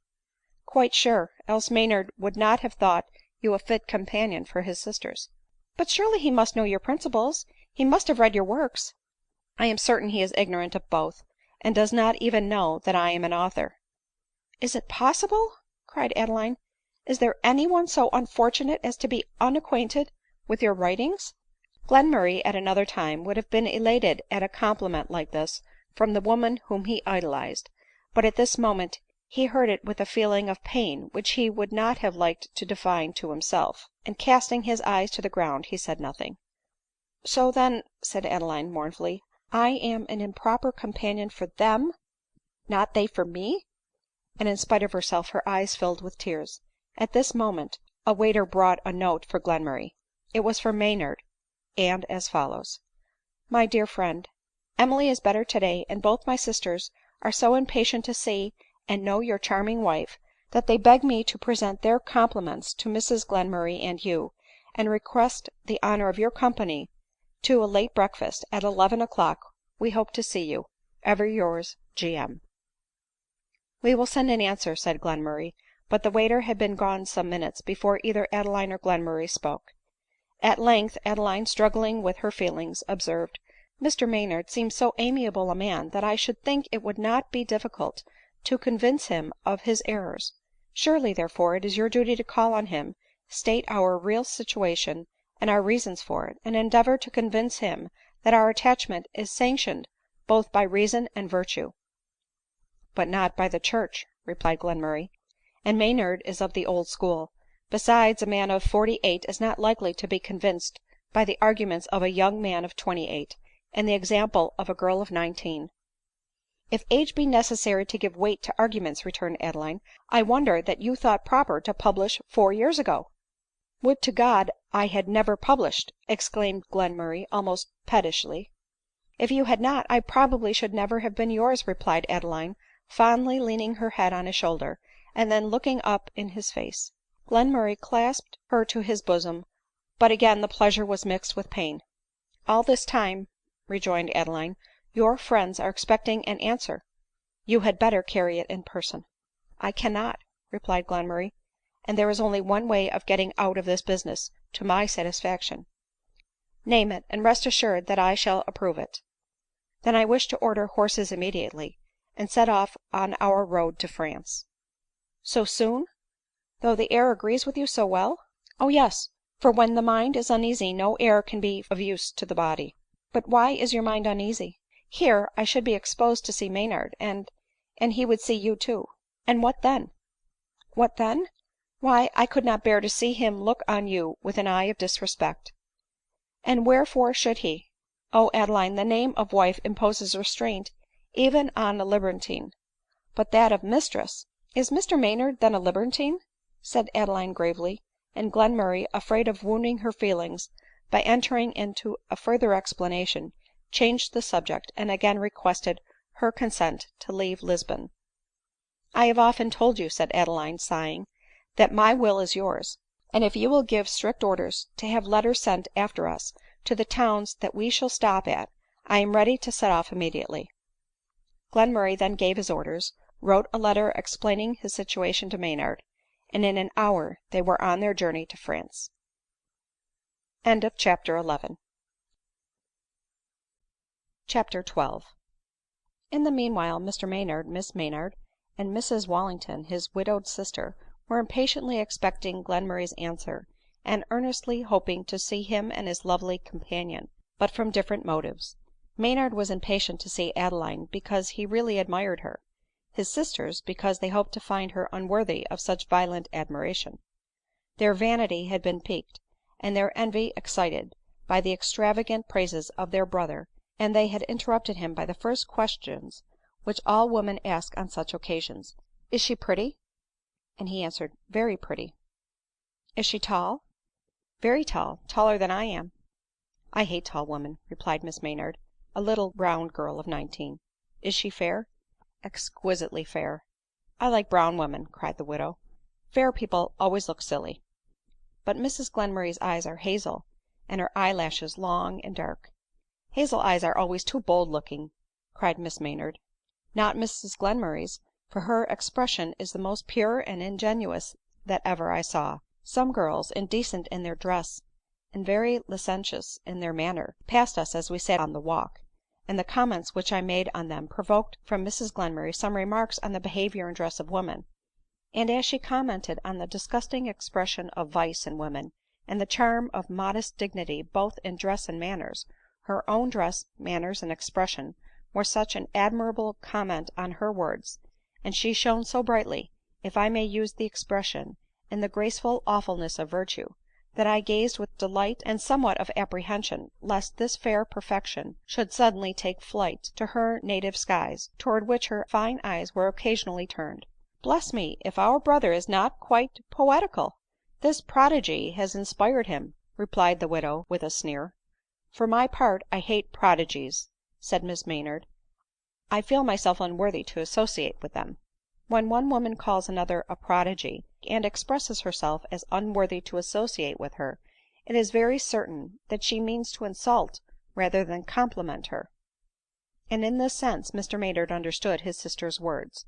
Therefore, after having listened with tolerable patience to a few more sneers at the unconscious Adeline, he was provoked to say, that ill disposed as he found they were towards his new acquaintance, he hoped that when they became acquainted with her they would still give him reason to say, as they always had done, that he was proud of his sisters ; for, in his opinion, no woman ever looked so lovely as when she was doing justice to the merits and extenuating the faults of a rival. " A rival !" exclaimed the sisters at once ;" and pray what rivalship should there be in this case ?""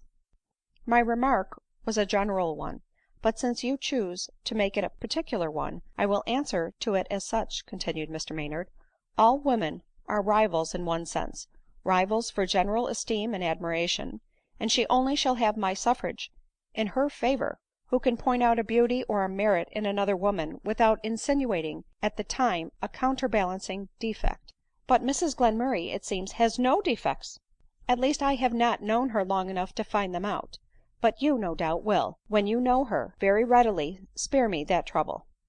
How injudiciously had Maynard prepared the minds of his sisters to admire Adeline !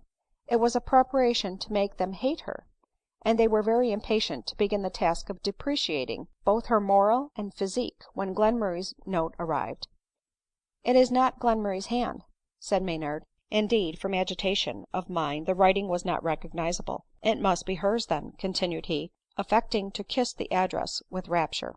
" It is the hand of a sloven," observed Mrs Wallington, studying the writing. " But in dress she is as neat as a quaker," retorted the brother, eagerly snatching the letter back ;" and her mind seems as pure as her dress." He then broke the seal, and read out what follows :" Dear Maynard, when you receive this, Adeline and I shall be on our road to France, and you, start not, are the occasion of our abrupt departure." " So jealous indeed," said Maynard to himself, and more impressed than ever with the charms of Adeline ; for he concluded that Glenmurray had discovered in her an answering prepossession. " You the occasion, brother !" cried both sisters ;" have patience. You saw Adeline, you admired her, and wished to introduce her to your sisters. This, honor forbade me to allow." The sisters started from their seats ;" for Adeline is not my wife, but my companion." Here Maynard made a full pause, at once surprised and confounded. His sisters, pleased as well as astonished, looked triumphantly at each other ; and Mrs Wallington exclaimed, " So then this angel of purity turns out to be a kept lady !" At this remark Miss Maynard laughed heartily ; but Maynard, to hide his confusion, commanded silence, and went on with the letter. " But, spite of her situation, strange as it may seem to you, believe me, no wife was ever more pure than Adeline." At this passage the sisters could no longer contain themselves, and they gave way to loud bursts of laughter, which Maynard could hardly help joining in ; but being angry at the same time, he uttered nothing but an oath which I shall not repeat, and retreated to his chamber to finish the letter alone. During his absence the laughter redoubled ; but in the midst of it Maynard re-entered, and desired they would allow him to read the letter to the end. The sisters immediately begged that he would proceed, as it was so amusing that they wished to hear more. Glenmurray continued thus: " You have no doubt yet to learn that some few years ago I commenced author, and published opinions contrary to the established usage of society. Amongst other things, I proved the absurdity of the institution of marriage ; and Adeline, who at an early age read my works, became one of my converts." " This man is certainly mad," cried Maynard ;" and how dreadful it is that this angelic creature should have been his victim !""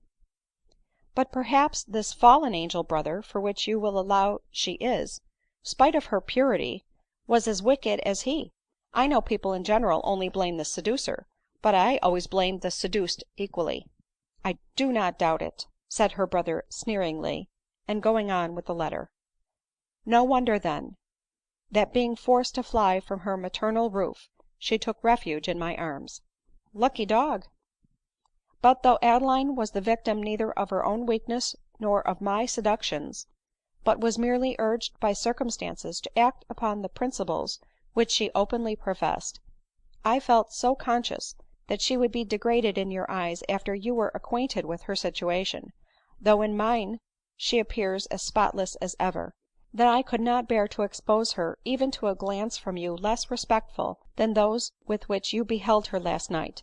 I therefore prevailed on her to leave Lisbon ; nor had I any difficulty in doing so, when she found that your wish of introducing her to your sisters was founded on your supposition of her being my wife, and that all chance of your desiring her acquaintance for them would be over, when you knew the nature of her connexion with me. I shall now bid you farewell. I write in haste and agitation, and have not time to say more than God bless you. F. G. "Yes, yes, I see how it is," muttered Maynard to himself when he had finished the letter ;" he was jealous of me. I wish," raising his voice, " that he had not been in such a confounded hurry to go away." " Why, brother," replied Mrs Wallington, " to be sure you would not have introduced us to this piece of angelic purity a little worse for the wear ?"" No," replied he, " but I might have enjoyed her company myself." " And perhaps, brother, you might have rivalled the philosophic author in time," observed Miss Maynard. " If I had not, it would have been from no want of good will on my part," returned Maynard. " Well, then I rejoice that the creature is gone," replied Mrs Wallington, drawing up. " And I too," said Miss Maynard disdainfully. " But I think we had better drop this subject ; I have had quite enough of it." " And so have I," cried Mrs Wallington. " But I must observe, before we drop it entirely, that when next my brother comes home and wearies his sisters by exaggerated praises of another woman, I hope he will take care that his goddess, or rather his angel of purity, does not turn out to be a kept mistress." So saying she left the room, and Miss Maynard, tittering, followed her ; while Maynard, too sore on this subject to bear to be laughed at, took his hat in a pet, and flinging the door after him with great violence, walked out to muse on the erring but interesting companion of Glenmurray.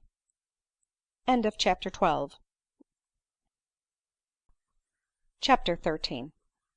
While these conversations were passing at Lisbon, Glenmurray and Adeline were pursuing their journey to France ; and insensibly did the charm of being together obliterate from the minds of each the rencontre which had so much disturbed them. But Adeline began to be uneasy on a subject of much greater importance.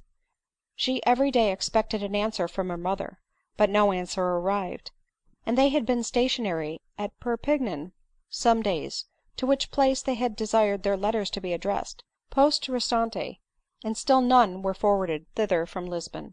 The idea that her mother had utterly renounced her now took possession of her imagination, and love had no charm to offer her capable of affording her consolation. The care which she had taken of her infancy, the affectionate attentions that had preserved her life, and the uninterrupted kindness which she had shown towards her till her attachment to Sir Patrick took place, and all these pressed powerfully and painfully on her memory, till her elopement seemed wholly unjustifiable in her eyes, and she reprobated her conduct in terms of the most bitter self reproach. At these moments even Glenmurray seemed to become the object of her aversion. Her mother had forbidden her to think of him ; yet, to make her flight more agonizing to her injured parent, she had eloped with him. But as soon as ever she beheld him he regained his wonted influence over her heart, and her self reproaches became less poignant. She became sensible that Sir Patrick's guilt and her mother's imprudent marriage were the causes of her own fault, and not Glenmurray ; and could she but receive a letter of pardon from England, she felt that her conscience would again be at peace. But soon an idea of a still more harassing nature succeeded and overwhelmed her. Perhaps her desertion had injured her mother's health ; perhaps she was too ill to write ; perhaps she was dead ; and when this horrible supposition took possession of her mind, she used to avoid even the presence of her lover ; and as her spirits commonly sunk towards evening, when the still renewed expectations of the day had been deceived, she used to hasten to a neighboring church when the bell called to vespers, and prostrate on the steps of the altar lift up her soul to heaven in the silent breathings of penitence and prayer. Having thus relieved her heart, she returned to Glenmurray pensive but resigned. One evening, after she had unburthened her feelings in this manner, Glenmurray prevailed on her to walk with him to a public promenade ; and being tired, they sat down on a bench in a shady part of the mall. They had not sat long before a gentleman and two ladies seated themselves beside them. Glenmurray instantly rose up to depart ; but the gentleman also rose and exclaimed, " 'Tis he indeed ! Glenmurray, have you forgotten your old friend Willie Douglas ?" Glenmurray, pleased to see a friend whom he had once so highly valued, returned the salutation with marked cordiality ; while the ladies with great kindness accosted Adeline, and begged she would allow them the honor of her acquaintance. Taught by the rencounter at Lisbon, Adeline for a moment felt embarrassed ; but there was something so truly benevolent in the countenance of both ladies, and she was so struck by the extreme beauty of the younger one, that she had not resolution to avoid, or even to receive their advances coldly. And while the gentlemen were commenting on each other's looks, and in an instant going over the occurrences of the past years, the ladies, pleased with each other, had entered into conversation. " But I expected to see you and your lady," said Major Douglas, " for Maynard was writing to me from Lisbon, when he laid by his pen and took the walk in which he met you ; and on his return he filled up the rest of his letter with the praises of Mrs Glenmurray, and expressions of envy at your happiness." Glenmurray and Adeline both blushed deeply. " So," said Adeline to herself, " here will be another letter to write when we get home ;" for, though ingenuousness was one of her most striking qualities, she had not resolution enough to tell her new acquaintance that she was not married. Besides, she flattered herself, that could she once interest these charming women in her favor, they would not refuse her their society, even when they knew her real situation ; for she thought them too amiable to be prejudiced, as she called it, and was not yet aware how much their perfection of the female character depends on respect even to what may be called the prejudices of others. The day began to close in ; but Major Douglas, though Glenmurray was too uneasy to answer him except by monosyllables, would not hear of going home, and continued to talk with cheerfulness and interest of the scenes of his and Glenmurray's early youth. He, too, was ignorant of his friend's notoriety as an author. He had lived chiefly at his estates in the Highlands, nor would he have left them but because he was advised to travel for his health ; and the lovely creature whom he had married, as well as his only sister, was anxious on his account to put the advice in execution. He, therefore, made no allusions to Glenmurray's opinions that could give him an opportunity of explaining his real situation ; and he saw with confusion that every moment increased the intimacy of Adeline and the wife and sister of his friend. At length his feelings operated so powerfully on his weak frame, that a sudden faintness seized him ; and supported by Adeline and the Major, and followed by his two kind companions, he returned to the inn. There, to get rid of the Douglases and avoid the inquiries of Adeline, who suspected the cause of his illness, he immediately retired to bed. His friends also returned home, lamenting the apparently declining health of Glenmurray, and expatiated with delight on the winning graces of his supposed wife, for these ladies were of a different class of women to the sisters of Maynard. Mrs Douglas was so confessedly a beauty, and so rich in acknowledged attractions, that she could afford to do justice to the attractions of another ; and Miss Douglas was so decidedly devoid of all pretensions to the lovely in person, that the idea of competition with the beautiful never entered her mind, and she was always eager to admire that she knew that she was incapable of rivalling. Unexposed, therefore, to feel those petty jealousies, those paltry competitions which injure the character of women in general, Emma Douglas's mind was the seat of benevolence and candor, and was her beautiful sister's from a different cause, and they were both warmer even than the Major in praise of Adeline. But a second letter from Mr Maynard awaited Douglas at the inn, which put a fatal stop to their self congratulations at having met Glenmurray and his companion. Mr Maynard, full of Glenmurray's letter, and still more deeply impressed than ever with the image of Adeline, could not forbear writing to the Major on the subject, giving as a reason, that he wished to let him know the true state of affairs, in order that he might avoid Glenmurray. The letter came too late. " And I have seen him, have welcomed him as a friend, and he has had the impudence to introduce his harlot to my wife and sister !" So spoke the Major in the language of passion, and passion is never accurate. Glenmurray had not introduced Adeline ; and this was gently hinted by the kind and candid Emma Douglas, while the younger and more inexperienced wife sat silent with consternation, at having pressed with the utmost kindness the hand of a kept mistress. Vain were the representations of his sister to soothe the wounded pride of Major Douglas. Without considering the difficulty of such a proceeding, he insisted upon it that Glenmurray should have led Adeline away instantly, as unworthy to breathe the same air with his wife and sister. " You find by that letter, brother," said Miss Douglas, " that this unhappy Adeline is still an object of respect in his eyes, and he could not wound her feelings so publicly, especially as she seems to be more ill judging than vicious." She spoke in vain. The Major was a soldier, and so delicate in his ideas of the honor of woman, that he thought his wife and sister polluted from having, though unconsciously, associated with Adeline. Being violently irritated, therefore, at the supposed insult offered him by Glenmurray, he left the room, and having despatched a challenge to him, told the ladies he had letters to write to England till bed time arrived. Then, after having settled his affairs in case he should fall in the conflict, he sat brooding alone over the insolence of his former friend. There was a consciousness to which aggravated his resentment. Calumny had been busy with his reputation, and though he deserved it not, had once branded him with the name of coward. Besides, his elder sister had been seduced by a man of very high rank, and was then living with him as his mistress. Made still more susceptible, therefore, of affront by this distressing consciousness, he suspected that Glenmurray, from being acquainted with these circumstances, had presumed on them, and dared to take a liberty with him, situated as he was, which in former times he would not have ventured to offer.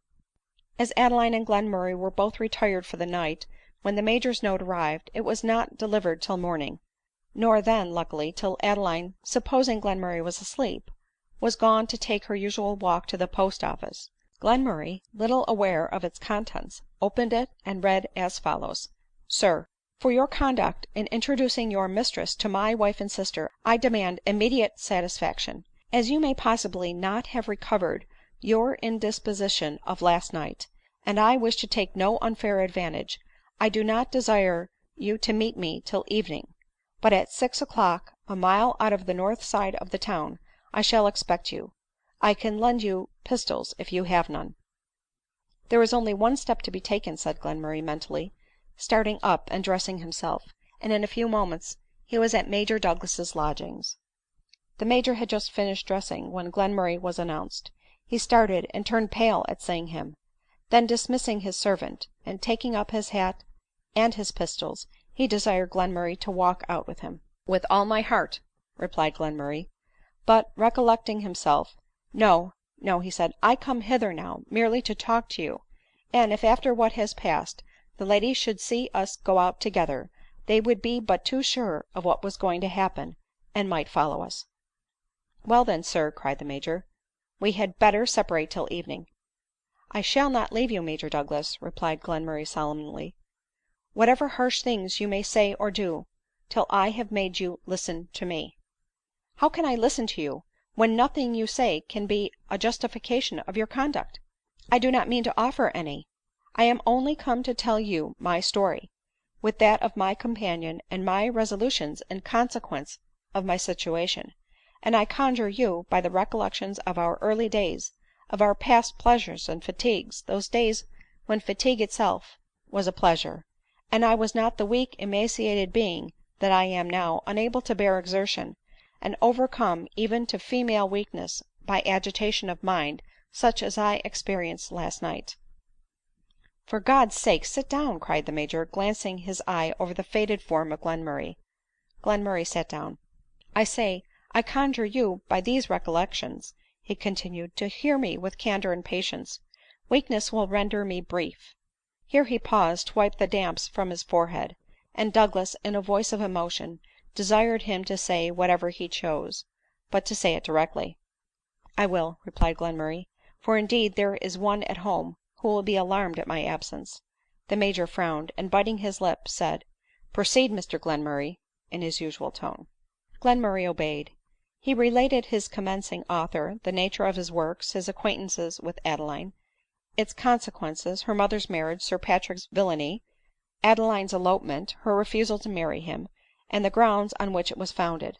" And now," cried Glenmurray, when his narration was ended, " hear my firm resolve. Let the consequences to my reputation be what they may, let your insults be what they may, I will not accept your challenge. I will not expose Adeline to the risk of being left without a protector in a foreign land, and probably without one in her own. I fear that in the natural course of things I shall not continue with her long ; but while I can watch over her and contribute to her happiness, no dread of shame, no fear of what others may think of me, no selfish considerations whatever, shall induce me to hazard a life which belongs to her, and on which at present her happiness depends. I think, Douglas, you are incapable of treating me with indignity ; but even to that I will patiently submit, rather than expose my life, while, consoled by my motive, I will triumphantly exclaim, ' See, Adeline, what I can endure for thy sake !'" Here he paused, and the Major, interested and affected, had involuntarily put out his hand to him ; but drawing it back, he said, " Then I may be sure that you meant no affront to me by suffering my wife and sister to converse with Miss Mowbray ?" Glenmurray, having put an end to these suspicions entirely by a candid avowal of his feelings, and of his wish to have escaped directly if possible, the Major shook him affectionately by the hand, and told him that though he firmly believed too much learning had made him mad, yet that he was as much his friend as ever. " But what vexes me is," said he, " that you should have turned the head of that sweet girl. The opinion of the world is every thing to a woman." " Aye, it is indeed," replied Glenmurray ;" and spite of ridicule, I would marry Adeline directly, as I said before, to guarantee her against reproach. I wish you would try to persuade her to be mine legally." " That I will," eagerly replied the Major ;" I am sure I shall prevail with her. I am sure I shall soon convince her that the opinions she holds are nothing but nonsense." " You will find," replied Glenmurray blushing, " that her arguments are unanswerable notwithstanding." " What, though taken from the cursed books you mentioned ?"" You forget that I wrote these books." " So I did ; and I wish she would forget it also ; and then they would appear to her, as they must do no doubt to all people of common sense, and that is, abominable stuff." Glenmurray bit his lips ; but the author did not long absorb the lover, and he urged the Major to return with him to his lodgings. " Aye, that I will," cried he ;" and what is more, my sister Emma, who writes admirably, shall write her a letter to convince her she had better be married directly." " She had better converse with her," said Glenmurray. The Major looked grave, and observed that they would do well to go and consult the women on the subject, and tell them the whole story. So saying, he opened the door of a closet leading to their apartment ; but there, to their great surprise, they found Mrs Douglas and Emma, and as well informed of every thing as themselves ; for, expecting that a duel might be the consequence of the Major's impetuosity, and hearing Mr Glenmurray announced, they resolved to listen to the conversation, and, if it took the turn which they expected, to rush in and endeavor to mollify the disputants. " So, ladies, this is very pretty indeed ! Eaves droppers, I protest," cried Major Douglas ; but he said no more ; for his wife, affected by the recital which she had heard, and delighted to find that there would be no duel, threw her arms round his neck and burst into tears. Emma, almost equally affected, gave her hand to Glenmurray, and told him nothing on her part should be omitted to prevail on Adeline to sacrifice her opinions to her welfare. " I said so," cried the Major. " You will write to her." " No, I will see her, and argue with her." " And so will I," cried the wife. " That you shall not," bluntly replied the Major. " Why not ? I think it is my duty to do all I can to save a fellow creature from ruin ; and words spoken from the heart are always more powerful than words written. But what will the world say if I permit you to converse with a kept mistress ?"" The world here to us, as we associate with none, and are known to none, is Mr Glenmurray and Miss Mowbray ; and of their good word we are sure." " Aye," cried Emma, " and sure of succeeding with this interesting Adeline too ; for if she likes us, as I think she does "" She adores you," replied Glenmurray. " So much the better ; then we shall tell her that we cannot associate with her, much as we admire her, unless she consents to become a wife. Surely she will hear reason." " No doubt," cried Mrs Douglas ;" and then we will go to church with her, and you, Emma, shall be bridesmaid." " I see no necessity for that," observed the Major gravely. " But I do," replied Emma. " She will repeat her vows with more heartfelt reverence when two respectable women, deeply impressed themselves with their importance, shall be there to witness them." " But there is no Protestant church here," exclaimed Glenmurray. " However, we can go back to Lisbon, and you are already resolved to return thither." This point being settled, it was agreed that Glenmurray should prepare Adeline for their visit ; and with a lightened heart he went to execute his commission. But when he saw Adeline he forgot his commission and every thing but her distress ; for he found her with an open letter in her hand, and an unopened one on the floor, in a state of mind almost bordering on frenzy. CHAPTER XIV. As soon as Adeline beheld Glenmurray, " See," she exclaimed in a hoarse and agitated tone, " there is my letter to my mother returned unopened ; and here is a letter from Dr Norberry which has broken my heart. However, we must go to England directly." The letter was as follows :" You have made a pretty fool of me, deluded but still dear girl ; you have made me believe in forebodings, and be hanged to you. You may remember with what a full heart I bade you adieu ; and I recollect what a devilish queer sensation I had when the park gates closed on your fleet carriage. I swore a good oath at the postillions for driving so fast, as I wished to see you as long as I could ; and now I protest that I believe I was actuated by a foreboding that at that house, and on that spot, I should never behold you again." Here a tear had fallen on the paper, and the word again was nearly blotted out. " Dear lost Adeline, I prayed for you too ; I prayed that you might return as innocent and happy as you left me. Lord have mercy on us, who should have thought it ! But this is nothing to the purpose, and I suppose you think you have done naught but what is right and clever." He then proceeded to inform Adeline, who had written to him to implore his mediation between her and her mother, that the latter had sent express for him on finding but the hasty scrawl which came the day after Adeline's departure from the farm house, that she had eloped, and who was the companion of her flight ; that he found her in violent agitation, as Sir Patrick, stung to madness at the success of his rival, had, with an ingenuous worthy a better cause, avowed to her his ardent passion for her daughter, his resolution to follow the fugitives, and by every means possible separate Adeline from her lover ; and, after having thanked Lady O'Carrol for her great generosity to him, he had taken his pistols, mounted his horse attended by his groom, also well armed, and vowed that he would never return unless accompanied by the woman whom he adored. " No wonder, therefore," continued the doctor, " that I was an unsuccessful advocate for you, especially as I was not inclined to manage the old bride's self love ; for I was so provoked at her cursed folly in marrying the handsome profligate, that if she had not been in distress I never meant to see her again. But, poor silly soul, she suffers enough for her folly, and so do you ; and for her affections and her self–love, being equally wounded by Sir Patrick's confession, you are at present the object of her aversion.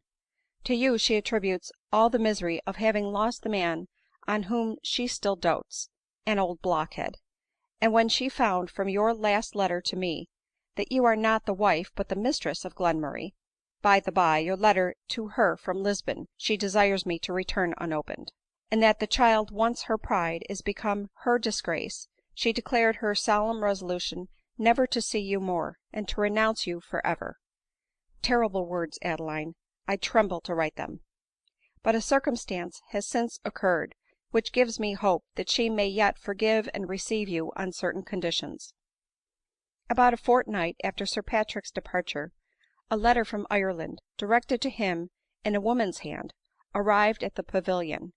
Your mother opened it, and found it was from a wife of her amiable husband, whom he had left in the north of Ireland, and who, having heard of his second marriage, wrote to tell him, that unless he came quickly back to her, she would prosecute him for bigamy ; and as he knew very well that undoubted proofs of the marriage were in her possession. At first this new proof of her beautiful spouse's villainy drove your mother almost to frenzy, and I was again sent for ; but time, reflection, and perhaps my arguments, convinced her that to be able to free herself from this rascal for ever, and consequently her fortune, losing only the £10,000 which she had given him to pay his debts, was in reality a consoling circumstance. Accordingly she wrote to the real Lady O'Carrol, promising to accede quietly to her claim, and wishing that she would spare her and herself the disgrace of a public trial, especially as it must end in the conviction of Sir Patrick. She then, on hearing from him that he had traced you to Falmouth, and was going to embark for Lisbon when the wind was favorable, enclosed him a copy of his wife's letter, and bade him an eternal farewell. But be not alarmed lest this insane profligate should overtake and distress you. He is gone to his final account. In his hurry to get on board, overcome as he was with the great quantity of liquor which he had drunk to banish care, he sprung from the boat before it was near enough to reach the vessel. His foot slipped against the side, he fell into the water, and going under the ship, never rose again. I leave you to imagine how the complicated distresses of the last 3 months, and this awful climax to them, have affected your mother's mind. Even I cannot scold her now for the life of me. She is not yet, I believe, disposed in your favor ; but were you here, and were you to meet, it is possible that, forlorn, lonely, and deserted as she now feels, the tie between you might be once more cemented ; and much as I resent your conduct, you may depend on my exertions. O Adeline, child of my affection, why must I blush to subscribe myself your sincere friend, J.N. Words cannot describe the feelings of anguish which this letter excited in Adeline, nor could she make known her sensations otherwise than by reiterated requests to be allowed to set off for England directly, requests to which Glenmurray, alarmed for her intellects, immediately assented. Therefore, leaving a hasty note for the Douglases, they soon bade farewell to Perpignan, and after a long laborious journey, but a short passage, they landed at Brighton. It was a fine evening, and numbers of the gay and fashionable of both sexes were assembled on the beach to see the passengers land. Adeline and Glenmurray were amongst the first ; and while heart sick, fatigued, and melancholy, Adeline took the arm of her lover, and turned disgusted from the brilliant groups before her, she saw, walking along the shore, Dr Norberry, his wife, and his 2 daughters. Instantly, unmindful of every thing but the delight of seeing old acquaintances, and of being able to gain some immediate tidings of her mother, she ran up to them, and just as they turned round she met them, extending her hand in friendship, as she was wont to do. But in vain ; no hand was stretched out to meet hers, nor tongue nor look proclaimed a welcome to her. Dr Norberry himself coldly touched his hat and passed on, while his wife and daughters looked scornfully at her, and without deigning to notice her, pursued their walk. Astonished and confounded, Adeline had not power to articulate a word, and, had not Glenmurray caught her in his arms, she would have fallen to the ground. " Then now I am indeed an outcast ! Even my oldest and best friend renounces me !" she exclaimed. " But I am left to you," cried Glenmurray. Adeline sighed. She could not say, as she had formerly done, that you are all to me. The image of her mother, happy as the wife of a man she loved, could not long rival Glenmurray ; but the image of her mother, disgraced and wretched, awoke all the habitual but dormant tenderness of years ; every feeling of filial gratitude revived in all its force ; and even while leaning on the shoulder of her lover, she sighed to be once more clasped to the bosom of her mother. Glenmurray felt the change, but though grieved was not offended. " I shall die in peace," he cried, " if I can but see you restored to your mother's affection, even though surrender of my happiness is to be the purchase." " You shall die in peace !" replied Adeline shuddering. The phrase was well timed, though perhaps undesignedly so. Adeline clung close to his arm, her eyes filled with tears, and all the way to the inn she thought only of Glenmurray with an apprehension which she could not conquer. " What do you mean to do now ?" said Glenmurray. " Write to Dr Norberry. I think he will at least have humanity enough to let me know where to find my mother." " No doubt ; and you had better write directly." Adeline took up her pen. A letter was written, and as quickly torn. Letter succeeded to letter, but not one of them answered her wishes. The dark hour arrived, and the letter remained unwritten. " It is too soon to ring for candles," said Glenmurray, putting his arm round her waist, and leading her to the window. The sun was below the horizon, but the reflection of its beams still shone beautifully on the surrounding objects. Adeline, reclining her cheek on Glenmurray's arm, gazed in silence on the scene before her, when the door suddenly opened, and a gentleman was announced. It was now so dark that all objects were indistinctly seen, and the gentleman had advanced close to Adeline before she knew him to be Dr Norberry ; and, before she could decide how she should receive him, she felt herself clasped to his bosom with the affection of a father. Surprised and affected she could not speak ; and Glenmurray had ordered candles before Adeline had recovered herself sufficiently to say these words, " After your conduct on the beach, I little expected this visit." " Pshaw !" replied the doctor ;" when a man, out of regard to society, has performed a painful task, surely he must be allowed, out of regard to himself, to follow the dictates of his heart. I obeyed my head when I passed you so cavalierly, and I thought I should never have gone through my task as I did ; but then, for the sake of my daughters, I gave a gulp, and called up a fierce look. But I told madam that I meant to call on you, and she insisted very properly that it should be in the dark hour." " But what of my mother ?"" She is a miserable woman, and she deserves to be — an old fool." " Pray do not call her so ; to hear she is miserable is torment sufficient to me. Where is she ?"" Still at the Pavilion ; but she is going to let Rose valley retire her estate in Cumberland, and live unknown and unseen." " But will she not allow me to live with her ?"" What ! as Glenmurray's mistress ? Receive under her roof the seducer of her daughter ?"" Sir, I am no seducer." " No !" cried Adeline ;" I became the mistress of Mr Glenmurray from the dictates of my reason, not my weakness or his persuasion." " Humph !" replied the doctor ;" I should expect to find such reason in Moorfields. Besides, had not Mr Glenmurray's books turned your head, you would not have thought it pretty and right to become the mistress of any man. So he is your seducer after all." " So far I plead guilty," replied Glenmurray ;" but, whatever my opinions are, I have been ever willing to sacrifice them to the welfare of Miss Mowbray, and have, from the first moment that we were safe from pursuit, been urgent to marry her." " Then why the devil are you not married ?"" Because I would not consent," said Adeline coldly. " Mad ! certainly mad !" exclaimed the doctor ;" but you — faith, you are an honest fellow after all," turning to Glenmurray and shaking him by the hand ;" weak of the head, not bad in the heart ; but your books — and I am your friend for ever." " We will discuss that point another time," replied Glenmurray ;" at present the most interesting subject to us is the question whether Mrs Mowbray will forgive her daughter or not." " Zounds, man ! if I may judge of Mrs Mowbray by myself, one condition of her forgiveness will be your marrying her daughter." " Oh blessed condition !" cried Glenmurray. " I should think not," replied Adeline coldly ;" my mother must have had too much of marriage to wish me to marry ; but if she should insist on my marrying, I will comply, and on no other account." " Strange infatuation ! To me it appears only justice and duty ; but your reasons, girl, your reasons !"" They are few, but strong.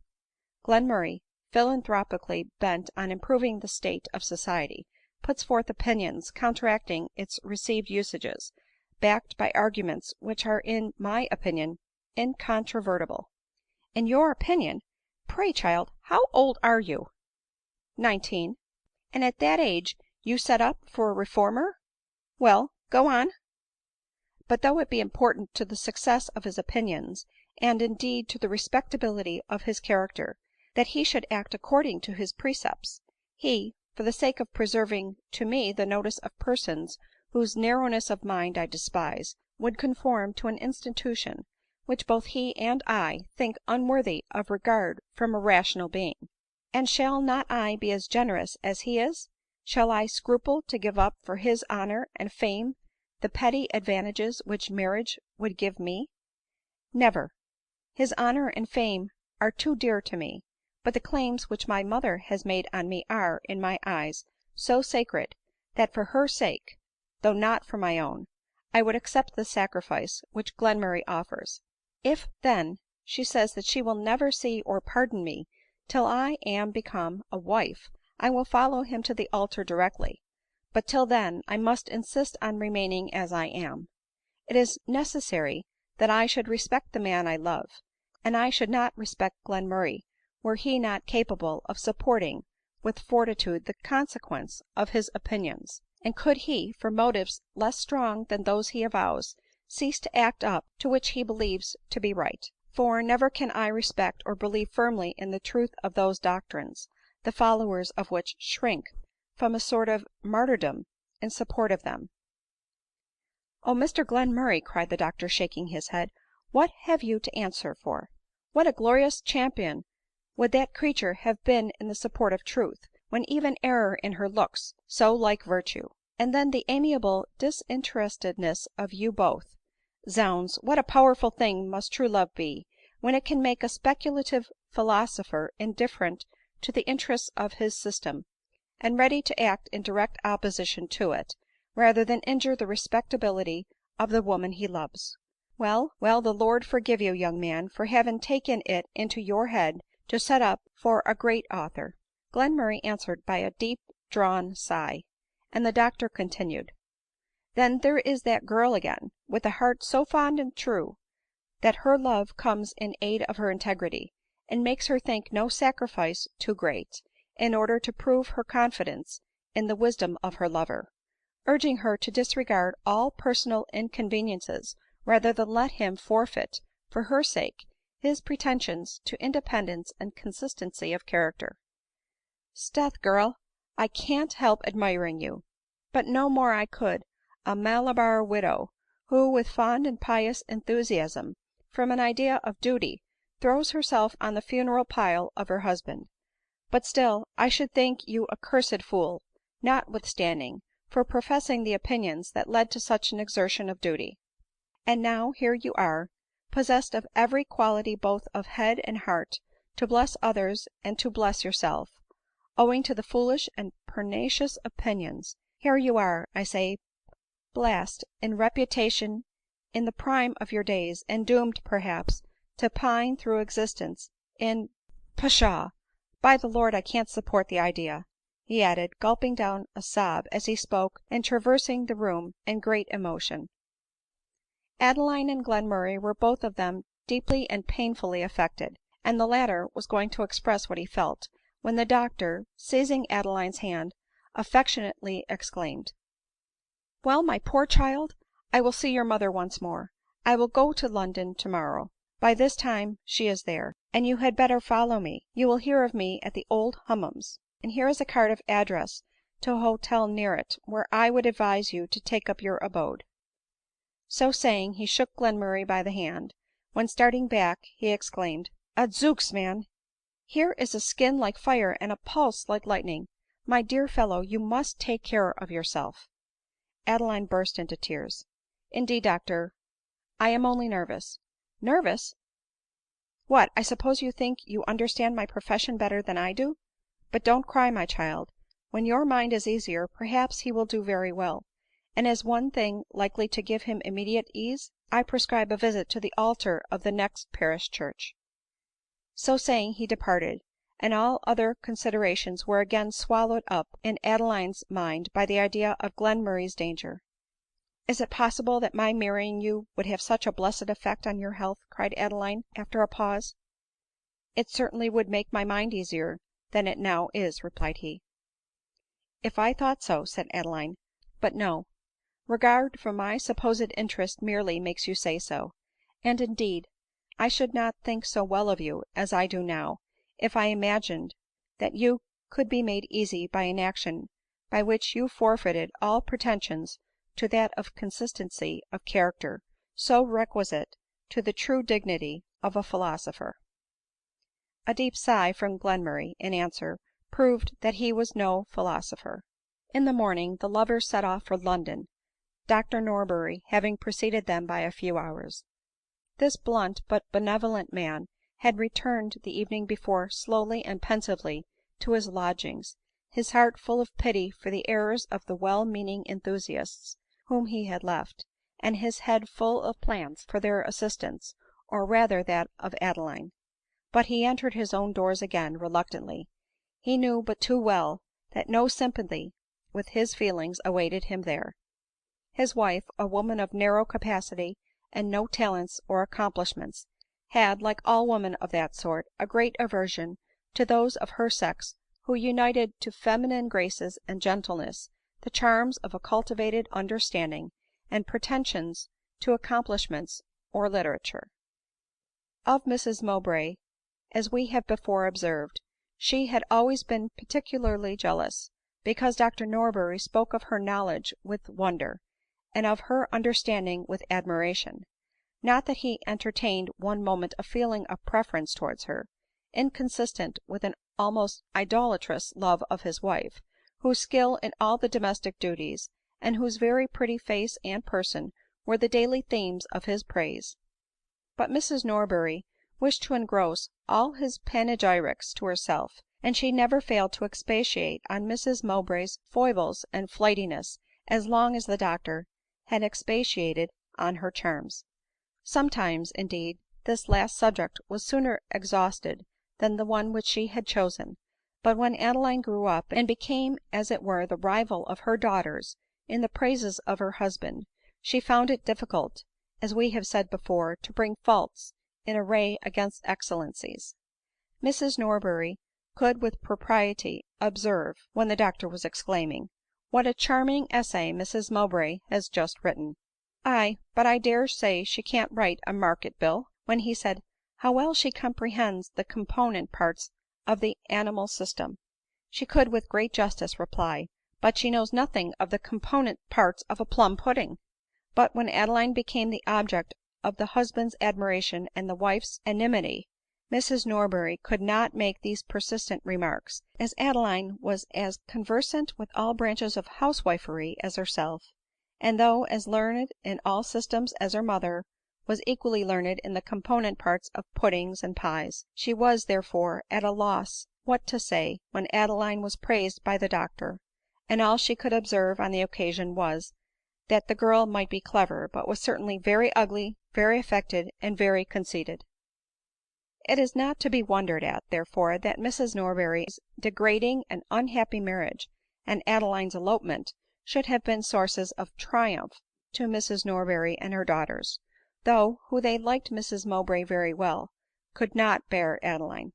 " So, Dr Norberry, these are your uncommon folks !" exclaimed Mrs Norberry on hearing of the marriage and of the subsequent elopement ;" and I suppose you are now well satisfied at not having a genius for your wife, or geniuses for your daughters ?"" I always was, my dear," meekly replied the mortified and afflicted doctor, and dropped the subject as soon as possible ; nor had it been resumed for some time, when Adeline accosted them on the beach at Brighton.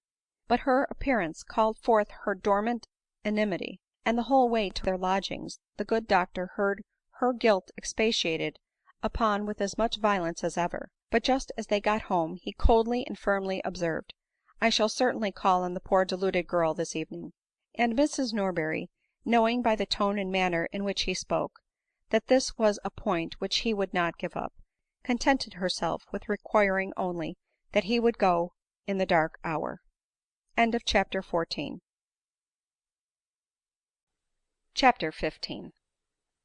It was to a wife and daughters such as these that he was returning, with the benevolent wish of interesting them for the guilty Adeline.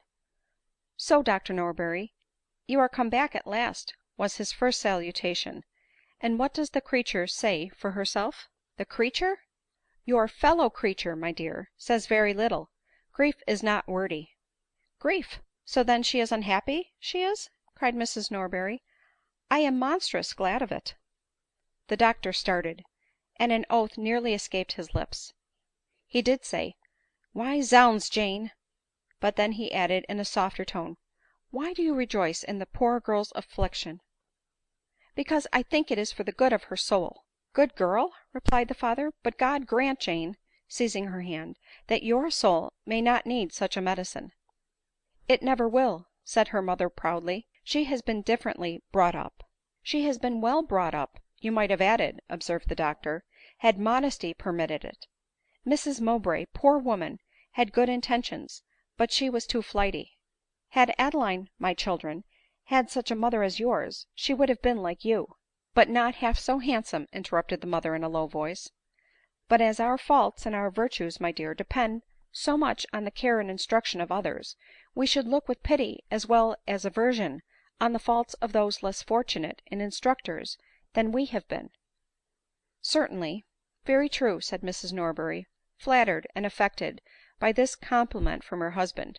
" But you know, James Norberry," laying her hand on his, " I always told you you overrated Mrs Mowbray, and that she was but a dawdle after all." " You always did, my good woman," replied he, raising her hand to his lips. " But you men think yourselves so much wiser than we are." " We do so," replied the doctor. The tone was equivocal. Mrs Norberry felt it to be so, and looked up in his face. The doctor understood the look ; it was one of doubt and inquiry ; and as it was his interest to soothe her in order to carry his point, he exclaimed, " We men are, indeed, too apt to pride ourselves in our supposed superior wisdom ; but I, you will own, my dear, have always done your sex justice, and you in particular." " You have been a good husband indeed, James Norberry," replied his wife in a faltering voice ;" and I believe you to be, to every one, a just and honorable man." " And I dare say, dame, I do no more than justice to you when I think you will approve and further a plan for Adeline Mowbray's good, which I am going to propose to you."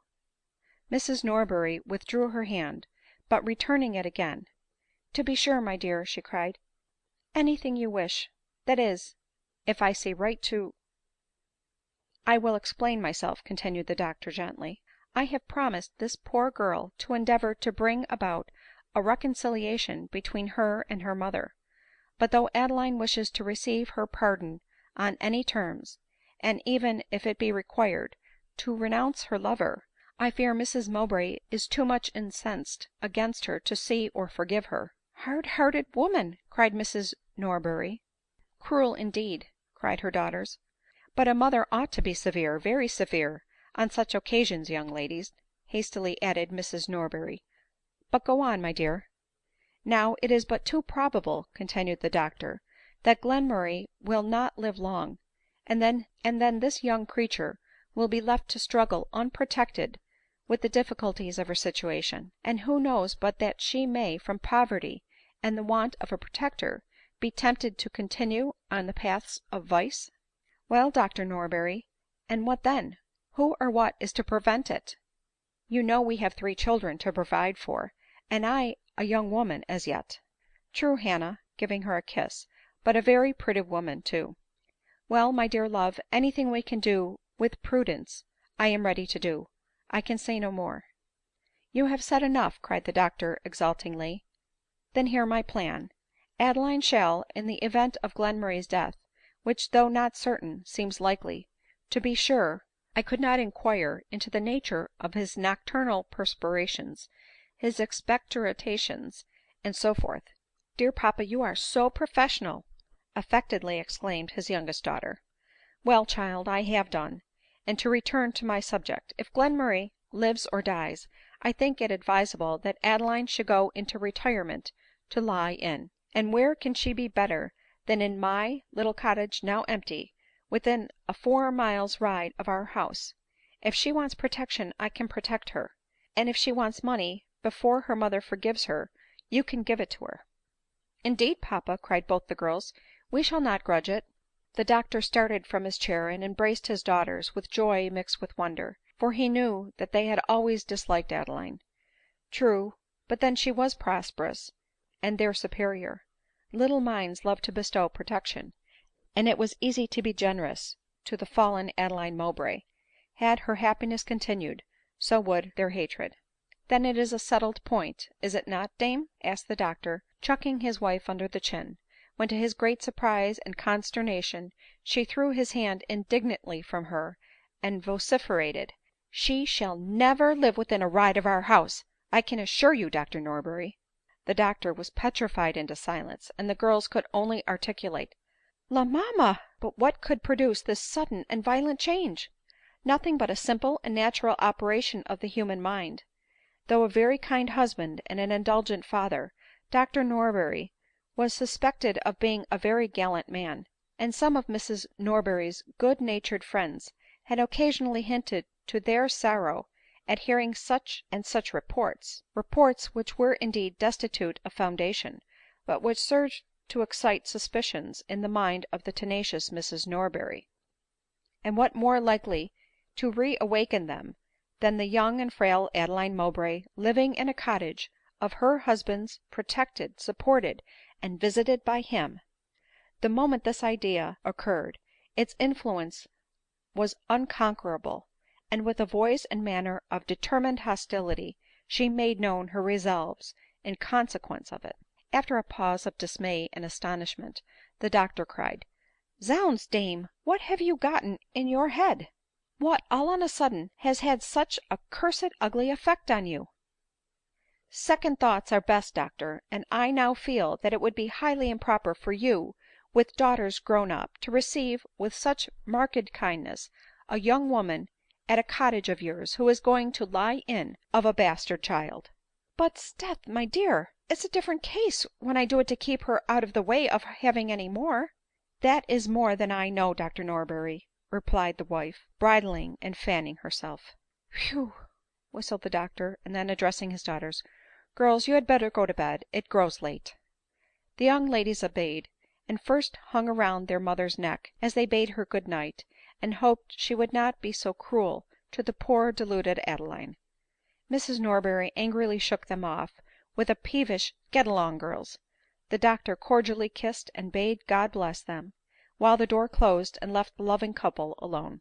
What passed it were tedious to repeat ; suffice that after a long altercation, continued even after they were retired to rest, the doctor found his wife on this subject incapable of listening to reason ; and that, as a finishing stroke, she exclaimed, " It does not signify talking, Dr Norberry," pushing her pillow vehemently towards the valance as she spoke, " which I have my senses, and can see into a millstone a little, the hussy shall never come near us."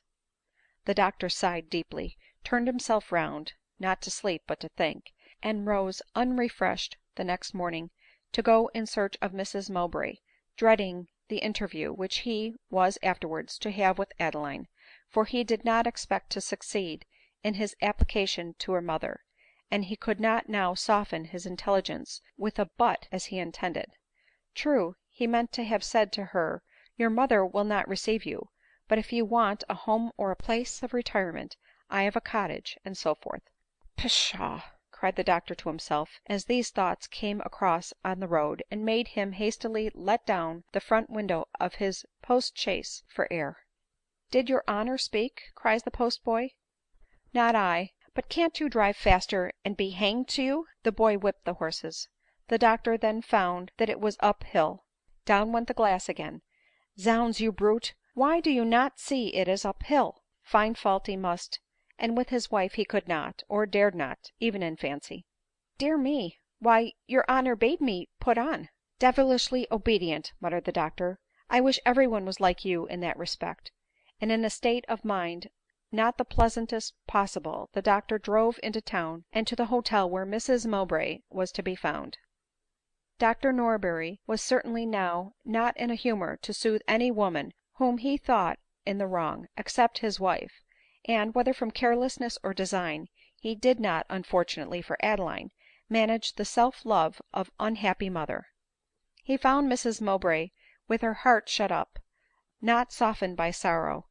The hands once stretched forth with kindness to welcome him, were now stiffly laid one upon the other ; and "How are you, sir?" coldly articulated, was followed by as cold a "Pray sit down." " Zounds !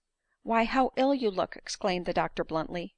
" I attend more to my feelings than my looks," with a deep sigh answered Mrs Mowbray. " Your feelings are as bad as your looks, I dare say." " They are worse, sir," said Mrs Mowbray, piqued. " There was no need of that," replied the doctor ;" but I am come to point out to you one way of getting rid of some of your unpleasant feelings. See and forgive your daughter." Mrs Mowbray started, changed color, and exclaimed with quickness, " Is she in England ?" but added instantly, " I have no daughter.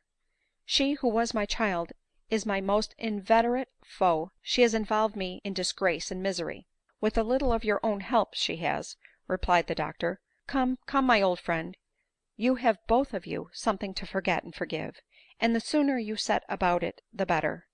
Now do write, and tell Adeline, who is by this time in London, that you forgive her." " Never. After having promised me not to hold converse with that villain without my consent? Had I no other cause of complaint against her? Had she not by her coquettish arts seduced the affections of the man I love? Never, never would I forgive her having violated the sacred promise which she gave me." " A promise," interrupted the doctor, " which she would never have violated, had not you first violated the sacred compact which you entered into at her birth." " What you mean, sir ?""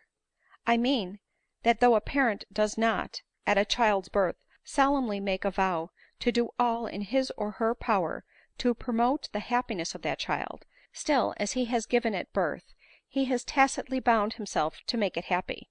This tacit agreement you broke, when at the age of 40 you, regardless of your daughter's welfare, played the fool and married a penniless profligate, merely because he had a fine person and a handsome leg." Mrs Mowbray was too angry and too agitated to interrupt him, and he went on. " Well, what was the consequence ?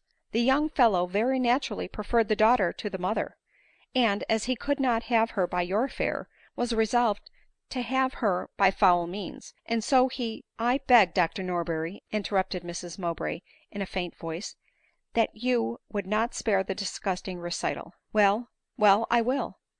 Now do consider the dilemma your child was in. She must either elope, or by her presence keep alive a criminal passion in her father in law, which you sooner or later must discover, and be besides exposed to fresh insults. Well, Glenmurray by chance happened to be on the spot just as she escaped from that villanous fellow's clutches, and "" He is dead, Dr Norberry," interrupted Mrs Mowbray ;" and you know the old adage, do not speak ill of the dead." " And a devilish silly adage it is. I had rather speak ill of the dead than of the living, for my part ; but let me go on. Well, love taking the name and habit of prudence and filial piety, for she thought she consulted your happiness and not her own, bade her fly to and with her lover ; and now there she is, owing to the pretty books which you let her read, living with him as his mistress, and glorying in it, as if it was a notable praise worthy action." " And you would have me forgive her ?"" Certainly ; a fault which both your precepts and conduct occasioned. Not but what the girl has been wrong, terribly wrong. No one ought to do evil that good may come. You had forbidden her to have any intercourse with Glenmurray, and she therefore knew that disobeying you would make you unhappy." " That was a certainty. That fellow's persevering in his attempts after the fine rebuff which she had given him was an uncertainty ; and she ought to have run the risk of it, and not committed a positive fault to avoid a possible evil. But then hers was a fault which she could not have committed had not you married that dog; and as to her not being married to Glenmurray, that is no fault of his. The good lad looks as ashamed of what he has done as any modest miss in Christendom, and with your consent will marry your daughter tomorrow morning." Lord, that ever so good, cleanly hearted a youth should have poked his nose into the filthy mess of eccentric philosophy. " Have you done, doctor ?" cried Mrs Mowbray haughtily. " Have you said all that Miss Mowbray and you have invented to insult me ?"" Your child sent me to insult you. She, Adeline ! Why, the poor soul came broken hearted and post haste from France, when she heard of your misfortunes, to offer her services to console you." " She consoles me ! She the first occasion of them ! But for her I might still have indulged the charming delusion, even if it were delusion, that love of me, not of my wealth, induced the man I doted upon to commit a crime to gain possession of me." " Why, zounds !" hastily interrupted the doctor, " every one saw that he loved her long before he married you." The storm, long gathering, now burst forth ; and rising with the tears, high color, and vehement voice of unbridled passion, Mrs Mowbray exclaimed, raising her arm and clenching her fist as she spoke, " And it is being the object of that cruel preference which I never, never will forgive her !" The doctor, after ejaculating " Whew !" as much as to say " the murder is out," instantly took his hat and departed, convinced his labor was vain. " Zounds !" he muttered as he went down stairs, " 2 instances in one day ! Ah, that jealousy is the devil !" but then slowly walked to the hotel where he expected to find Adeline and Glenmurray. They had arrived about 2 hours before, and Adeline in a frame of mind but ill fitted to bear the disappointment which awaited her ; for, with the sanguine expectations natural to her age, she had been castle building as usual, and their journey to London had been rendered a very short one, by the delightful plans for the future which she had been forming and imparting to Glenmurray. " When I consider," she said, " the love which my mother has always shown for me, I cannot think it possible that she can persist in renouncing me ; and however her respect for the prejudices of the world, a world which she intended to live in at the time of her unfortunate connexion, might make her angry at my acting in defiance of its laws, now that she herself, from a sense of injury and disgrace, is about to retire from it, she will no longer have a motive to act contrary to the dictates of reason herself, or to wish me to do so." " But your ideas of reason and hers may be so different." " No, our practice may be different, but our theory is the same ; and I have no doubt but that my mother will now forgive and receive us ; and that, living in a romantic solitude, being the whole world to each other, our days will glide away in uninterrupted felicity." " And how shall we employ ourselves ?" said Glenmurray smiling. " You shall continue to write for the instruction of your fellow creatures, while my mother and I shall be employed in endeavoring to improve the situations of the poor around us, and perhaps in educating our children." Adeline, when animated by any prospect of happiness, was irresistible. She was really hope itself, as described by Collins. " But thou, O Hope, with eyes so fair, What was thy delighted measure ?" And Glenmurray, as he listened to her, forgot his illness — forgot everything but what Adeline chose to imagine. The place of their retreat was fixed upon. It was to be a little village near Falmouth, the scene of their first happiness. The garden was laid out, Mrs Mowbray's library planned, and so completely were they lost in their charming prospects for the future, that every turnpike man had to wait a longer time than he was accustomed to for his money ; and the postilion which had driven into London in the way to the hotel, before Adeline recollected that she was for the first time in a city which she had long wished most ardently to see. They had scarcely taken up their abode at the hotel recommended to them by Dr Norberry, when he knocked at the door. Adeline from the window had seen him coming ; and, sure as she thought herself to be of her mother's forgiveness, she turned sick and faint when the decisive moment was at hand, and hurrying out of the room, she begged Glenmurray to receive the doctor and apologize for her absence. Glenmurray awaited him with a beating heart. He listened to his step on the stairs ; it was slow and heavy, unlike that of a benevolent man coming to communicate good news. Glenmurray began immediately to tremble for the peace of Adeline, and hastily pouring out a glass of wine, was on the point of drinking it when Dr Norberry entered. " Gadzooks, give me a glass," cried he ;" I want one, I am sure, to recruit my spirits." Glenmurray in silence complied with his desire. " Come, I'll give you a short toast," cried the doctor. " Here is " At this moment Adeline entered. She had heard the doctor's last words, and she thought he was going to drink to the reconciliation of her mother and herself; and hastily opening the door, she came to receive the good news which awaited her. But, at the sight of her, the toast died unfinished on her old friend's lips. He swallowed down the wine in silence, and then taking her hand led her to the sofa. Adeline's heart began to die within her ; and before the doctor, after having taken a pinch of snuff, and blowing his nose full 3 times, was prepared to speak, she was convinced that she had nothing but unwelcome intelligence to receive ; and she awaited in trembling expectation an answer to a " Well, sir ?" from Glenmurray, spoken in a tone of fearful emotion. " No, it is not well, sir," replied the doctor ;" it is ill, sir." " But have you seen my mother ?" said Adeline, catching hold of the arm of the sofa for support ; and in an instant Glenmurray was by her side. " I have seen Mrs Mowbray, but not your mother ; for I have seen a woman dead to every grateful impulse of maternal affection, and alive only to a selfish sense of rivalship and hatred. My poor child ! God forgive the deluded woman ; but I declare she detests you." " Detests me !" exclaimed Adeline. " Yes ; she swears she can never forgive the preference which that vile fellow gave you ; and I am convinced that she will keep her word. And I — Lord have mercy upon us !" cried the doctor, turning round and seeing the situation into which his words had thrown Adeline, who was then lying unmoveable in Glenmurray's arms. But she did not long remain so, and with a frantic scream kept repeating the words, " She detests me !"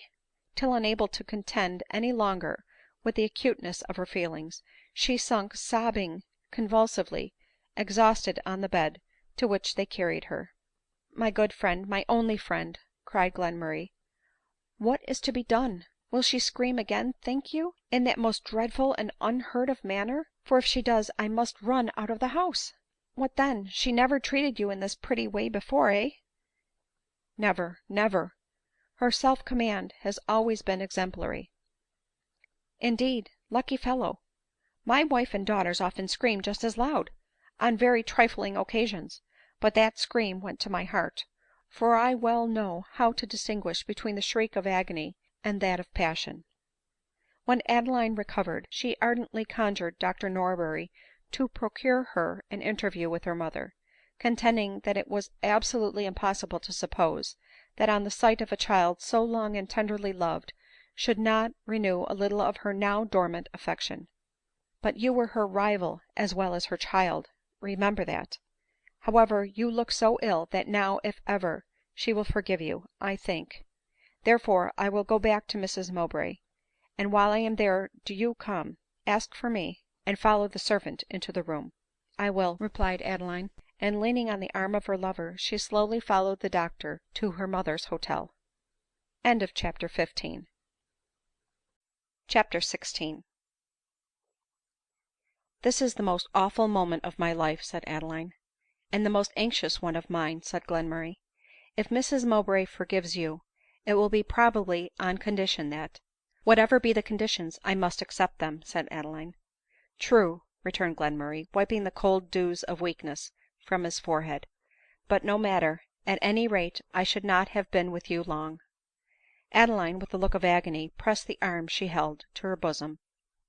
Glenmurray's heart smote him immediately ; he felt he had been ungenerous ; and while the hectic of a moment passed across his cheek, he added, " But I do not do myself justice in saying so.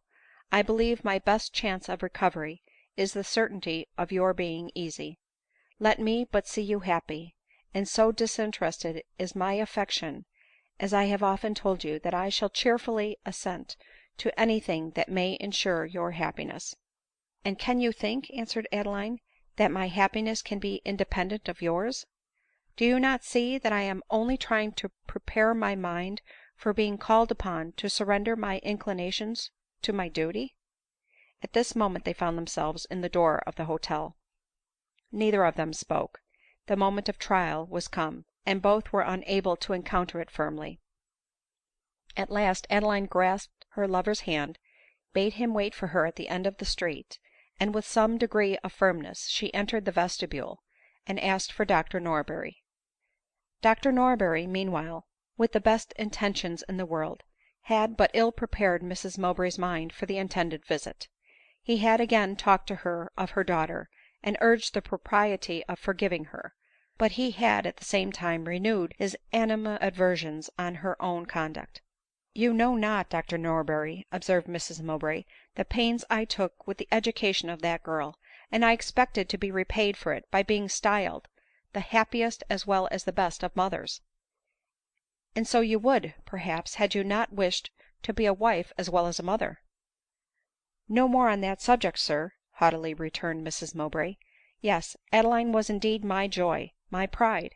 " Aye, and pride will have a fall, and a devilish tumble yours has had, to be sure, my old friend. Zounds, it has broke its knees, never to be sound again." At this unpropitious moment a lady to Dr Norberry was announced, and Adeline tottered into the room. " What strange intrusion is this ?" cried Mrs Mowbray. " Who is this woman ?" Adeline threw back her veil, and falling on her knees, stretched out her arms in an attitude of entreaty. Speak she could not, but her countenance was sufficiently expressive of her meaning, and her pale sunk cheeks spoke forcibly to the heart of her mother. At this moment, when a struggle which might have ended favorably for Adeline was taking place in the mind of Mrs Mowbray, Dr Norberry injudiciously exclaimed, " There, there she is ! Look at her, poor soul ! There is little fear, I think, of her ever rivalling you again." At these words Mrs Mowbray darted an angry look at the doctor, and desired him to take away that woman, who came, no doubt, instigated by him, to insult her. " Take her away," she cried, " and never let me see her again." " Oh, my mother, hear me ! in pity hear me !" exclaimed Adeline. " As it is for the last time I will hear you," replied Mrs Mowbray ;" for never, no never will I behold you more. Hear me vow "" Mother, for God's sake, make not a vow so terrible," cried Adeline, gathering courage from despair, and approaching her. " I have grievously erred, and will cheerfully devote the rest of my life to endeavor, by the most submissive obedience and attention, to atone for my past guilt." " Atone for it ! Impossible ! For the misery which I owe you, no submission, no future conduct can make me amends. Away, I say ! Your pretence conjures up recollections which distract me, and I solemnly swear "" Hold, hold, if you have any mercy in your nature," cried Adeline, almost frantic. " This is, I feel but too sensibly, the most awful and important moment of my life. On the rest of this interview depends my future happiness or misery. Hear me, O my mother ! You who can so easily resolve to tear the heart of a child that adores you, hear me ! Reflect, that if you vow to abandon me for ever, you blast all the happiness and prospects of my life ; and at 19 'tis hard to be deprived of happiness for ever. True, I may not long survive the anguish of being renounced by my mother, a mother whom I love with even enthusiastic fondness ; but then could you ever know peace again with the conviction of having caused my death ?"" Oh no ! Save then yourself and me from these miseries by forgiving my past errors, and deigning sometimes to see and converse with me." The eager and animated volubility with which Adeline spoke made it impossible to interrupt her, even had Mrs Mowbray been inclined to do so ; but she was not, nor, when Adeline was done speaking, could she find in her heart to break silence. It was evident to Dr Norberry that Mrs Mowbray's countenance expressed a degree of softness which argued well for her daughter ; and, as if conscious that it did so, she covered her face suddenly with her handkerchief. " Now then is the time," thought the doctor. Go nearer her, my child," said he in a low voice to Adeline, " embrace her knees." Adeline rose and approached Mrs Mowbray. She seized her hand, she pressed it to her lips. Mrs Mowbray's bosom heaved violently ; she almost returned the pressure of Adeline's hand. " Victory ! victory !" muttered the doctor to himself, cutting a caper behind Mrs Mowbray's chair. Mrs Mowbray took the handkerchief from her face. " My mother, my dear mother, look on me with kindness only one moment, and only say that you do not hate me." Mrs Mowbray turned round and fixed her eyes on Adeline with a look of kindness, and Adeline's began to sparkle with delight ; when, as she threw back her cloak, which, hanging over her arm, embarrassed her as she knelt to embrace her mother's knees, Mrs Mowbray's eyes glanced from her face to her shape. In an instant the fierceness of her look returned. " Shame to thy race ! Disgrace to thy family !" she exclaimed, spurning her kneeling child from her. " And canst thou, while conscious of carrying in thy bosom the proof of thy infamy, dare to solicit and expect my pardon ? Hence, ere I load thee with maledictions." Adeline wrapped her cloak round her, and sunk terrified and desponding on the ground. " Why, what a ridiculous caprice is this !" cried the doctor. " Is it a greater crime to be in a family way than to live with a man as his mistress ? You knew your daughter had done the last, therefore 'tis nonsense to be so affected at the former. Come, come, forget and forgive." " Never ; and if you do not leave my house with her this moment, I will not stay in it. My injuries are so great that they cannot admit forgiveness." " What a horrible, unforgiving spirit yours must be !" cried Dr Norberry. " And after all, I tell you again that Adeline has something to forgive and forget too ; and she sets you an example of Christian charity in coming hither to console and comfort you, poor forsaken woman as you are." " Forsaken !" exclaimed Mrs Mowbray. " Aye, why, and for whom was I forsaken ? There's the pang ! And yet you wonder that I cannot instantly forgive and receive the woman who injured me where I was most vulnerable." " Oh, my mother !" cried Adeline most indignantly, " and can that wretch, though dead, still have power to influence my fate in this dreadful manner ? And can you still regret the loss of the affection of that man whose addresses were a disgrace to you ?" At these unguarded words, and too just reproaches, Mrs Mowbray lost all self command, and in a voice almost inarticulate with rage, exclaimed, " I loved that wretch, as you are pleased to call him ; I gloried in the addresses which you are pleased to call my disgrace ; but he loved you, he left me for you, and on your account he made me endure the pangs of being forsaken and despised by the man whom I adored. Then mark my words, I solemnly swear," dropping on her knees as she spoke, " and I call on God to witness my oath, by all my hopes of happiness hereafter, that until you shall have experienced the anguish of being forsaken and despised as I have been, till you shall be as wretched in love and as disgraced in the eye of the world, I will never see you more, or pardon your many sins against me. No, not even were you on your death bed. Yet no, I am wrong there. Yes, on your death bed," she added, her voice faltering as she spoke, and passion giving way to a degree to the dictates of returning nature. " Yes, there I should forgive you." " Then I feel that you will forgive me soon," faintly articulated Adeline, sinking on the ground. While Mrs Mowbray was leaving the room, and Dr Norberry was standing motionless with horror, from the rash oath which he had just heard ; but Adeline's fall roused him from his stupor. " For God's sake do not go and leave your daughter dying !" cried he ;" your vow does not forbid you to continue to see her now." Mrs Mowbray turned back, and started with horror at beholding the countenance of Adeline. " Is she really dying ?" cried she eagerly, " and have I killed her ?" These words, spoken in a faltering tone, and with a look of anxiety, seemed to recall the fleeting spirit of Adeline. She looked up at her mother, a sort of smile quivered on her lip, and a faintly articulating " I am better," she burst into a convulsive flood of tears, and laid her head on the bosom of her compassionate friend. " She will do now," cried he exultingly to Mrs Mowbray ;" you need alarm yourself no longer. but alarm was perhaps a feeling of enjoyment, to the sensations which then took possession of Mrs Mowbray. The apparent danger of Adeline had awakened her long dormant tenderness ; but she had just bound herself by an oath not to give way to it, except under circumstances the most unwelcome and affecting, and had therefore embittered her future days with remorse and unavailing regret. For some minutes she stood looking wildly and mournfully on Adeline, longing to clasp her to her bosom and pronounce her pardon, but not daring to violate her oath. At length, " I cannot bear this torment," she exclaimed, and rushed out of the room ; and when in another apartment, she recollected, and uttered a scream of agony as she did so, that she had seen Adeline probably for the last time, for voluntarily she was now to see her no more. The same recollection occurred to Adeline ; and as the door closed on her mother, she raised herself up, and looked eagerly to catch the last glimpse of her gown as the door shut it from her sight. " Let us go away directly now," she said, " for the air of this room is not good for me."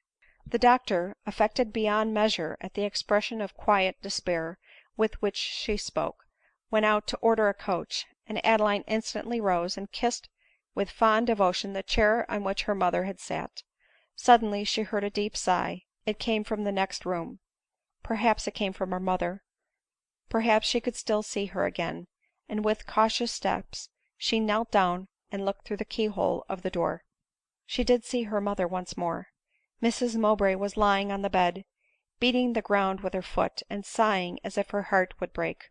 " Oh, that I dare go in to her !" said Adeline to herself ;" but I can at least bid her farewell here." She then put her mouth to the aperture, and exclaimed, " Mother, dearest mother, since we meet now for the last time," Mrs Mowbray started from the bed, " let me thank you for all the affection, all the kindness which you lavished on me during 18 happy years. I shall never cease to love and pray for you." Mrs Mowbray sobbed aloud. " Perhaps you will some day or other think you have been harsh to me, and may wish that you had not taken so cruel a vow." Mrs Mowbray beat her breast in agony ; the moment of repentance was already come. " It may, therefore, be a comfort to you at such moments to know that I sincerely, and from the bottom of my heart, forgive this rash action. And now, my dearest mother, hear my parting prayers for your happiness." At this moment a noise in the next room convinced Adeline that her mother had fallen down in a fainting fit, and the doctor entered the room. " What have I done ?" she exclaimed ;" go to her this instant." He obeyed. Raising up Mrs Mowbray in his arms, he laid her on the bed, while Adeline bent over her in silent anguish, with all the sorrow of filial anxiety. But when the remedies which Dr Norberry administered began to take effect, she exclaimed, " For the last time, cruel but most dear mother !" and pressed her head to her bosom, and kissed her pale lips with almost frantic emotion. Mrs Mowbray opened her eyes ; they met those of Adeline, and instantly closed again. " She has looked at me for the last time," said Adeline ;" and now this one kiss, my mother, and farewell forever." So saying, she rushed out of the room, and did not stop till she reached the coach, and springing into it, was received into the arms of Glenmurray. " You are my all now," she said. " You have long been mine," replied he ; but respecting the anguish and disappointment depicted on her countenance, he forbore to ask for an explanation ; and resting her pale cheek on his bosom, they reached the inn in silence. Adeline had walked up and down the room a number of times ; had as often looked out of the window, before Dr Norberry, whom she had been anxiously expecting and looking for, made his appearance. " Thank God you are come at last !" she said, seizing his hand as he entered. " I left Mrs Mowbray," he replied, " much better both in mind and body." " A blessed hearing !" replied Adeline. " And you, my child, how are you ?" asked the doctor affectionately. " I know not yet," answered Adeline mournfully ;" as yet I am stunned by the blow which I have received. But pray tell me what has passed between you and my mother since we left the hotel." " What has passed ?" cried Dr Norberry, starting from his chair, taking two hasty strides across the room, pulling up the cape of his coat, and muttering an oath between his shut teeth. " Why, this passed. The deluded woman renounced her daughter, and her friend, her old and faithful friend, has renounced her." " Oh, my poor mother exclaimed Adeline. Girl, don't be foolish," replied the doctor. " Keep your pity for more deserving objects ; and as the wisest thing you can do, endeavor to forget your mother." " Forget her ! Never !"" Well, you will be wiser in time ; and now you shall hear all that passed. When she recovered entirely, and found that you were gone, she gave way to an agony of sorrow, such as I never before witnessed ; for I believe that I never beheld before the agony of remorse." " My poor mother !" cried Adeline, again bursting into tears. " What, again ?" exclaimed the doctor. Adeline motioned to him to go on, and he continued. " At sight of this I was weak enough to pity her ; and with the greatest simplicity I told her that I was glad to see that she felt penitent for her conduct, since penitence paved the way to amendment ; when, to my great surprise, all the vanished fierceness and haughtiness of her look returned ; and she told me that so far from repenting she approved of her conduct, and that remorse had no share in her sorrow ; that she wept from consciousness of misery, but of misery inflicted by the faults of others, not her own." " O Dr Norberry !" cried Adeline reproachfully, " I doubt, by awakening her pride, you destroyed the tenderness returning towards me." " May be so ; however, so much the better ; for anger is a less painful state of mind to endure than that of remorse ; and while she thinks herself only injured and aggrieved, she will be less unhappy." " Then," continued Adeline in a faltering voice, " I care not how long she hates me." Dr Norberry looked at Adeline a moment with tears in his eyes, and evidently gulped down a rising sob. " Good child, at length he articulated ;" yet no, girl, your virtue only heaps coals of fire on that devoted woman's head." " For pity's sake, Dr Norberry !" cried Adeline. " Well, I have done ; but she'll forget and forgive all in time, I no doubt." " Impossible ; remember her oath." " And do you really suppose that she will think herself bound to keep so silly and rash an oath made in the heat of passion ?"" Undoubtedly I do ; and I know, that were she to break it she would never be otherwise than wretched all her life after. Therefore, unless Glenmurray forsakes me," she added, trying to smile archly as she spoke, " and this I am not happy enough to expect, I look on our separation in this world to be eternal." " You do ? Then, poor devil, how miserable she will be when her present resentment shall subside !— Well, when that time comes, I may perhaps see her again," added the doctor, gulping again. " Heaven bless you for that intention !" cried Adeline ;" but how could you ever have the heart to renounce her ?"" Zounds, girl ! you are almost as provoking as your mother. Why, how could I have the heart to do otherwise, when she whitewashed herself and blackened you ?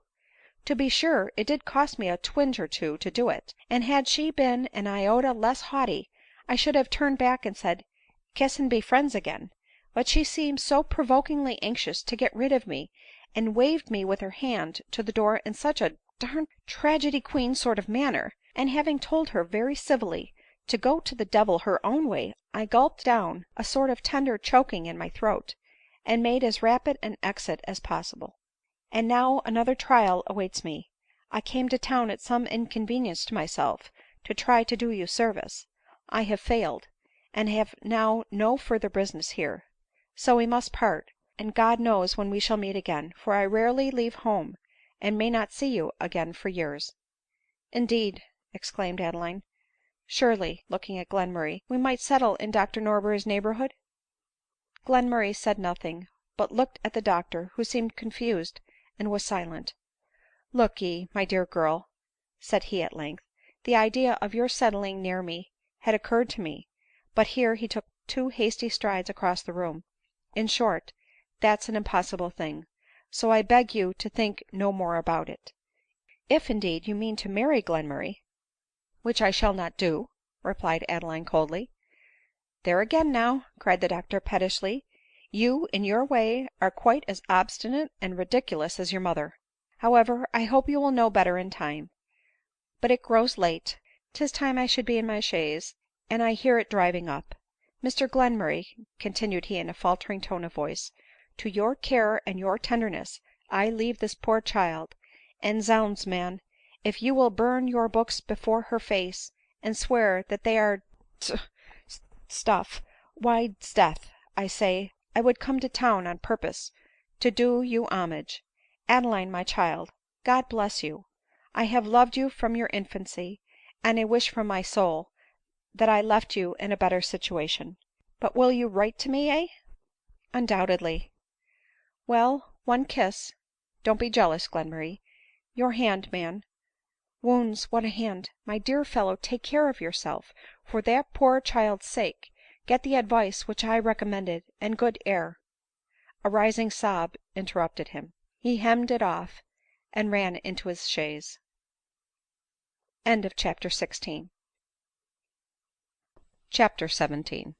"Now then," said Adeline, her tears dropping fast as she spoke, " now, then, we are alone in the world ; henceforward we must be all to each other." " Is the idea a painful one, Adeline ?" replied Glenmurray reproachfully. " Not so," returned Adeline ;" still I can't yet forget that I had a mother, and a kind one too." " And may have again." " Impossible ! There is a vow in heaven against it. No ; my plans for future happiness must be laid unmindful and independent of her.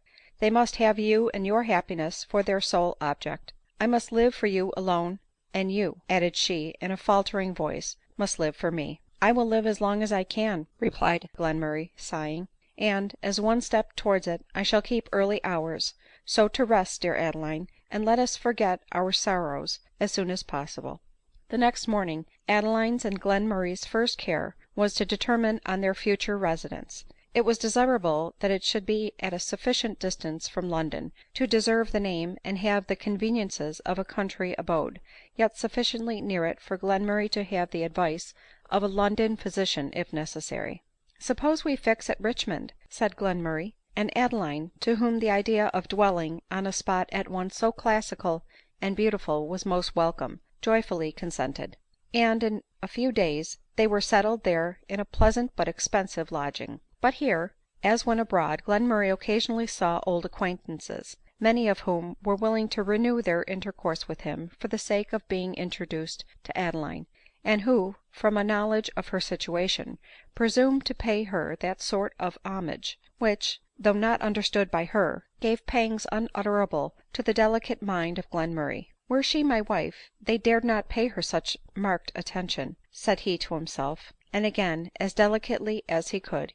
he urged Adeline to sacrifice her principles to the prejudices of society. " I thought," replied Adeline gravely, " that as we lived for each other we might act independent of society, and serve it by our example even against its will." Glenmurray was silent. He did not like to own how painful and mischievous he found in practice the principles which he admired in theory ; and Adeline continued, " Believe me, Glenmurray, ours is the very situation calculated to urge us on in the pursuit of truth. We are answerable to no one for our conduct, and we can make any experiments in morals that we choose. I am wholly at a loss to comprehend why you persist in urging me to marry you. Take care, my dear Glenmurray, the high respect I bear your character was shaken a little by your fighting a duel in defiance of your principles ; and your eagerness to marry, in further defiance of them, may weaken my esteem, if not my love." Adeline smiled as she said this ; but Glenmurray thought she spoke more in earnest than she was willing to allow ; and, alarmed at the threat, he only answered, " You know it is for your sake merely that I speak," and dropped the subject ; secretly resolving, however, that he would not walk with Adeline in the fashionable promenades at the hours commonly spent there by the beau monde. But, in spite of this precaution, they could not escape the assiduities of some gay men of fashion who knew Glenmurray, and admired his companion ; and Adeline at length suspected that Glenmurray was jealous. But in this she wronged him. It was not the attention paid her, but the nature of it, that disturbed him. Nor is it to be wondered at that Adeline herself was eager to avoid the public walks, when it is known that one of her admirers at Richmond was the Colonel Mordaunt, whom she had become acquainted with at Bath. Colonel Mordaunt, cursed with every granted prayer, was just beginning to feel the tedium of life when he saw Adeline unexpectedly at Richmond ; and though he felt shocked at first, at beholding her in so different a situation from that in which he had first beheld her, still that very situation, by holding forth to him a prospect of being favored by her in his turn, revived his admiration with more than its original violence, and he resolved to be, if possible, the lover of Adeline, after Glenmurray should have fallen a victim, as he had no doubt but he would, to his dangerous illness. But the opportunities which he had of seeing her suddenly ceased. She no longer frequented the public walks, and him, though he suspected it not, she most studiously avoided ; for she could not bear to behold the alteration in his manner when he addressed her, an alteration perhaps unknown to himself. True, it was not insulting ; but Adeline, who had admired him too much at Bath not to have examined with minute attention the almost timid expression of his countenance, and the respectfulness of his manner when he addressed her, shrunk abashedly from the ardent and impassioned expression with which he now met her — an expression which Adeline used to call " looking like Sir Patrick," and which indicated even to her inexperience that the admiration which he felt was of a nature less pure and flattering than the one which she excited before. And though in her own eyes she appeared as worthy of respect as ever, she was forced to own, even to herself, that persons in general would be of a contrary opinion. But in vain did she resolve to walk very early in a morning only, being fully persuaded that she should then meet no one. Colonel Mordaunt was as wakeful as she was ; and being convinced that she walked during some part of the day, and probably early in the morning, he resolved to watch near the door of her lodgings, in hopes to obtain an hour's conversation with her. The consequence was, that he saw Adeline one morning walk pensively and alone down the shady road that leads from the terrace to Petersham. This opportunity was not to be overlooked, and he overtook and accosted her with such an expression of pleasure on his countenance as was sufficient to alarm the now suspicious delicacy of Adeline ; and, conscious as she was that Glenmurray beheld Colonel Mordaunt's attentions with pain, a deep blush overspread her cheek at his approach, while her eyes were timidly cast down. Colonel Mordaunt saw her emotion, and attributed it to a cause flattering to his vanity. It even encouraged him to seize her hand ; and, while he openly congratulated himself on his good fortune in meeting her alone, he presumed to press her hand to his lips. Adeline indignantly withdrew it, and replied very coldly to his inquiries concerning her health. " But where have you hidden yourself lately ?" cried he. " O Miss Mowbray, loveliest, and I may add, most beloved of women, how have I longed to see you alone, and pour out my whole soul to you !" Adeline answered this rhapsody by a look of astonishment only, being silent from disgust and consternation, while involuntarily she quickened her pace, as if wishing to avoid him. " Oh, hear me, and hear me patiently," he resumed. " You must have noticed the effects which your charms produced on me at Bath, and may I dare to add, that my attentions then did not seem displeasing to you ?"" Sir," interrupted Adeline, sighing deeply, " my situation is now changed, and "" I think is so — I thank fortune that it is so," replied Colonel Mordaunt ;" and I am happy to say it is changed by no crime of mine." Here Adeline started and turned pale. " But I were unworthy all chance of happiness, were I to pass by the seeming opportunity of being blessed which the alteration to which you allude holds forth to me." Here he paused, as if in embarrassment, but Adeline was unable to interrupt him. " Miss Mowbray," he at length continued, " I am told that you are not on good terms with your mother ; nay, I have heard that she has renounced you. May I presume to ask if this be true ?"" It is," answered Adeline, trembling with emotion. " Then before long it is probable that you will be without a protector." Adeline turned round and fixed her eyes wildly upon him. " To be sure," continued he, avoiding her steadfast gaze, " I could wish to call you mine this moment ; but unhappy as you appear to be in your present situation, I know, unlike many women circumstanced as you are too generous and noble minded to be capable of forsaking in his last illness the man whom in his happier moments you honored with your love." As he said this, Adeline, her lips parched with agitation, and breathing short, caught hold of his arm, and pressing her cold hand, he went on, " Therefore I will not venture even to wish to be honored with a kind look from you till Mr Glenmurray is removed to a happier world. But then, dearest of women, you whom I loved without hope of possessing you, and whom I now dote upon to madness, I conjure you to admit my visits, and let my attentions prevail on you to accept my protection, and allow me to devote the remainder of my days to love and you." " Merciful Heaven !" exclaimed Adeline, clasping her hands together, " to what insults am I reserved ?"" Insults !" echoed Colonel Mordaunt. " Yes, sir," replied Adeline, " you have insulted me, grossly insulted me, and know not the woman whom you have tortured to the very soul." " Hear me, Miss Mowbray," exclaimed Colonel Mordaunt, almost as much agitated as herself. " By Heaven I meant not to insult you, and perhaps I have been misinformed. No — yes, it must be so ; your indignation proves that I have. You are, no doubt, and on my knees I implore your pardon, you are the wife of Mr Glenmurray ?"" And suppose I am not his wife ?" cried Adeline. " Is it then given to a wife only to be secure from being insulted by offers horrible to the delicacy, and wounding to the sensibility, like those which I have heard from you ?" But before Colonel Mordaunt could reply, Adeline's thoughts had reverted to what he had said of Glenmurray's certain danger ; and, unable to bear this confirmation of her fears, with the speed of frenzy she ran towards home, and did not stop till she was in sight of her lodging, and the still closed curtain of her apartment met her view. " He is still sleeping then," she exclaimed, " and I have time to recover myself, and endeavor to hide from him the emotion of which I could not tell the reason." So saying, she softly entered the house, and by the time Glenmurray rose she had regained her composure ; still there was a look of anxiety on her fine countenance which could not escape the penetrating eye of love. " Why are you so grave this morning ?" said Glenmurray, as Adeline seated herself at the breakfast table. " I feel much better and more cheerful today." " But you are indeed better ?" replied Adeline, fixing her tearful eyes on him. " Or I much deceive myself," said Glenmurray. " Thank God !" devoutly replied Adeline. " I thought " Here tears choked her utterance, and Glenmurray drew from her a confession of her anxious fears for him, though she prudently resolved not to agitate him by telling him of the rencontre with Colonel Mordaunt.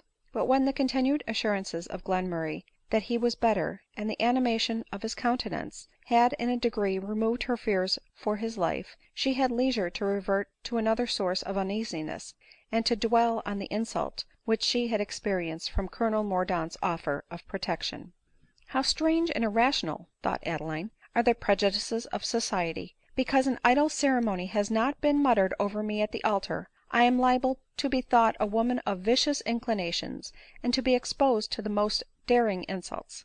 As these reflections occurred to her, she could scarcely help regretting that her principles would not allow her delicacy and virtue to be placed under the sacred shelter bestowed by that ceremony which she was pleased to call idle ; and she was not long without experiencing still further hardships from the situation in which she had persisted so obstinately to remain. Their establishment consisted of a footman and a maid servant ; but the latter had of late been so remiss in the performance of her duties, and so impertinent when reproved for her faults, that Adeline was obliged to give her warning. " Warning, indeed !" replied the girl ;" a mighty hardship truly. I can promise you I did not mean to stay long ; it is no such favor to live with a kept miss ; and if you come to that, I think I am as good as you." Shocked, surprised, and unable to answer, Adeline took refuge in her room. Never before had she been accosted by her inferiors without respectful attention ; and now, owing to her situation, even a servant maid thought herself authorized to insult her, and to raise herself to her level. " But surely," said Adeline mentally, " I ought to reason with her, and try to convince her that I am in reality as virtuous as if I were Glenmurray's wife, instead of his mistress." Accordingly she went back to the kitchen ; but her resolution failed her when she found the footman there, listening with a broad grin on his countenance to the relation which Mary was giving him of the fine trimming which she had given madam. Scarcely did the presence of Adeline interrupt or restrain her ; but at last she turned round and said, " And pray have you got any thing to say to me ?"" Nothing more now," meekly replied Adeline, " unless you will follow me to my chamber." " With all my heart," cried the girl ; and Adeline returned to her own room. " I wish, Mary, to set you right," said Adeline, " with respect to my situation. You called me, I think, a kept miss, and seemed to think ill of me." " Why, to be sure, ma'am," replied Mary, a little alarmed, " every body says you are a kept lady, and so I made no bones of saying so ; but I am sure if so be you are not so, why I ax pardon." " But what do you mean by the term kept lady ?"" Why A lady who lives with a man without being married to him, I take it ; and that I take to be your case, ain't it, I pray ?" Adeline blushed and was silent. It certainly was her case. However, she took courage and went on. " But mistresses, or kept ladies in general, are women of bad character, and would live with any man ; but I never loved, nor ever shall love, any man but Glenmurray. I look on myself as his wife in the sight of God, nor will I quit him till death shall separate us." " Then if so be that you don't want to change, I think you might as well be married to him." Adeline was again silent for a moment, but continued, " Mr Glenmurray would marry me tomorrow if I chose." " Indeed ! Well, if master is inclined to make an honest woman of you, you had better take him at his word, I think." " Gracious Heaven !" cried Adeline, " what an expression ! Why will you persist to confound me with those deluded women who are victims of their own weakness ?"" As to that," replied Mary, " you talk too fine for me ; but a fact is a fact. Are you, or are you not, my master's wife ?"" I am not." " Why then you are his mistress, and a kept lady to all intents and purposes ; so what signifies argufying the matter ? I lived with a kept madam before, and she was as good as you ; for I ought know." Adeline, shocked and disappointed, told her she might leave the room. " I am going," pertly answered Mary, " and to seek for a place ; but I must beg that you will not own you are no better than you should be, when a lady comes to ask my character ; for then, perhaps, I should not get any one to take me. I shall call you Mrs Glenmurray." " But I shall not call myself so," replied Adeline. " I will not say what is not true, on any account." " There now, there's spite ! And yet you pretend to call yourself a gentlewoman, and to be better than other kept ladies. Why, you are not worthy to tie the shoe strings of my last mistress. She did not mind telling a lie rather than lose a poor servant a place ; and she called herself a married woman rather than hurt me." " Neither she nor you then," replied Adeline gravely, " were sensible of what great importance a strict adherence to veracity is, to the interests of society. I am ; and, for the sake of mankind, I will always tell the truth." " You had better tell one innocent lie for mine," replied the girl pertly. " I dare say the world will neither know nor care any thing about it ; and I can tell you, I shall expect you will." So saying, she shut the door with violence, leaving Adeline mournfully musing on the distresses attending on her situation, and even disposed to question the propriety of remaining in it. The inquietude of her mind, as usual, showed itself in her countenance, and involved her in another difficulty.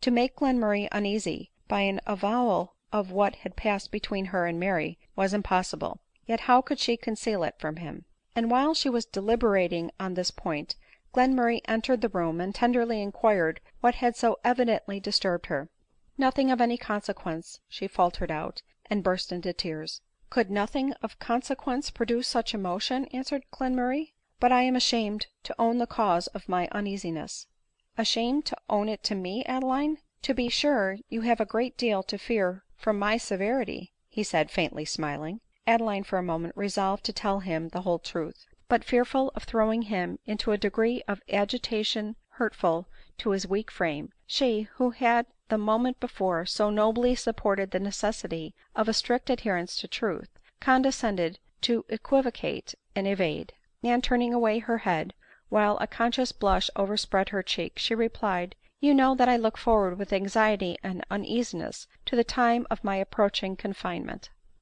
Glenmurray believed her ; and overcome by some painful feelings which fears for himself and anxiety for her occasioned him, he silently pressed her to his bosom, and choked with contending emotions returned to his own apartment. " And I have stooped to the meanness of disguising the truth," cried Adeline, clasping her hands convulsively together. " Surely, surely there must be something radically wrong in a situation which exposes one to such a variety of degradations."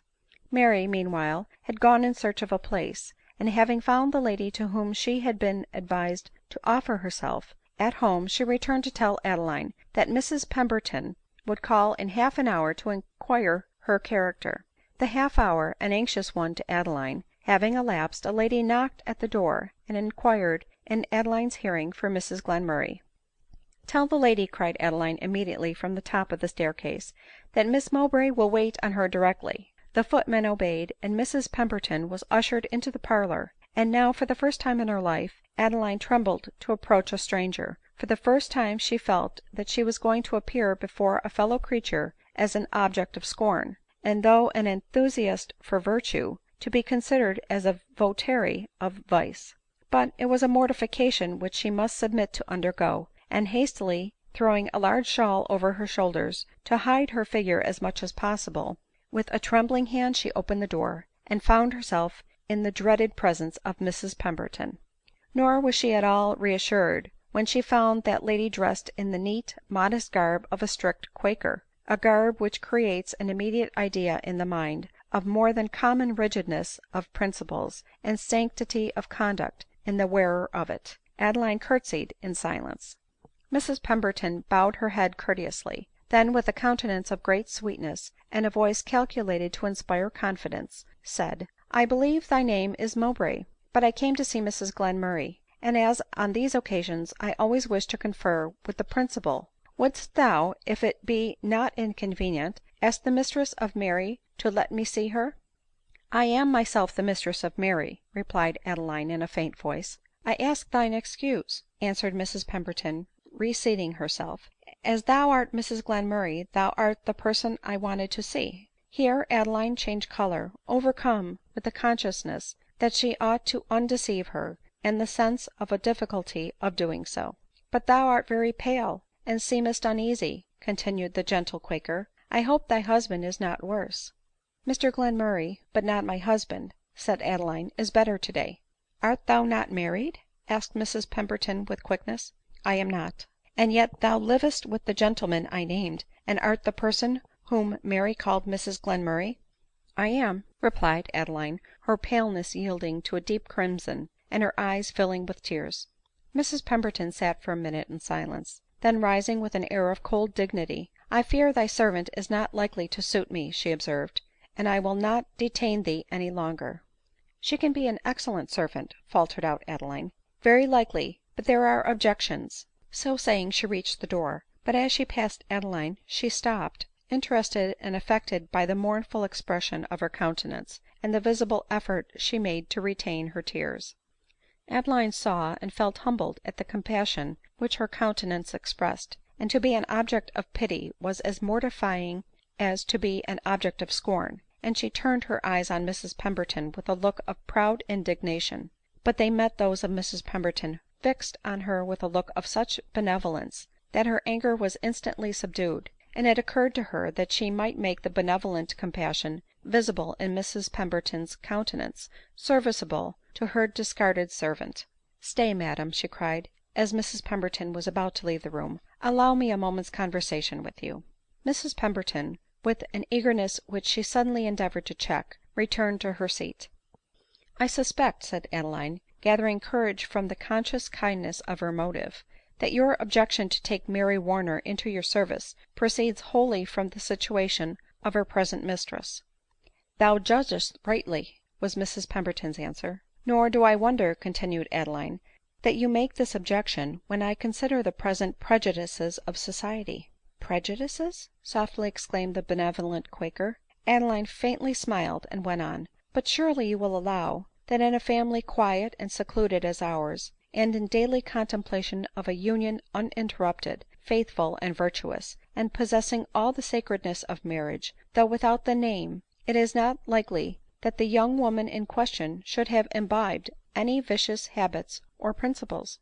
But, in contemplating thy union itself, she has lived in the contemplation of vice ; and thou wilt own, that by having given it an air of respectability thou hast only made it more dangerous." " On this point," cried Adeline, " I see we must disagree. I shall, therefore, without further preamble, inform you, madam, that Mary, aware of the difficulty of procuring a service, if it were known that she had lived with a kept mistress, as the phrase is," here an indignant blush overspread the face of Adeline, " desired me to call myself the wife of Glenmurray ; but this, from my abhorrence of all falsehood, I peremptorily refused." " And thou didst well," exclaimed Miss Pemberton, " and I respect thy resolution ; but my sincerity will, I fear, prevent the poor girl's obtaining other reputable places ; and I, alas ! am not rich enough to make her amends for the injury which my conscience forces me to do her. But if you, madam, could be prevailed upon to take her into your family,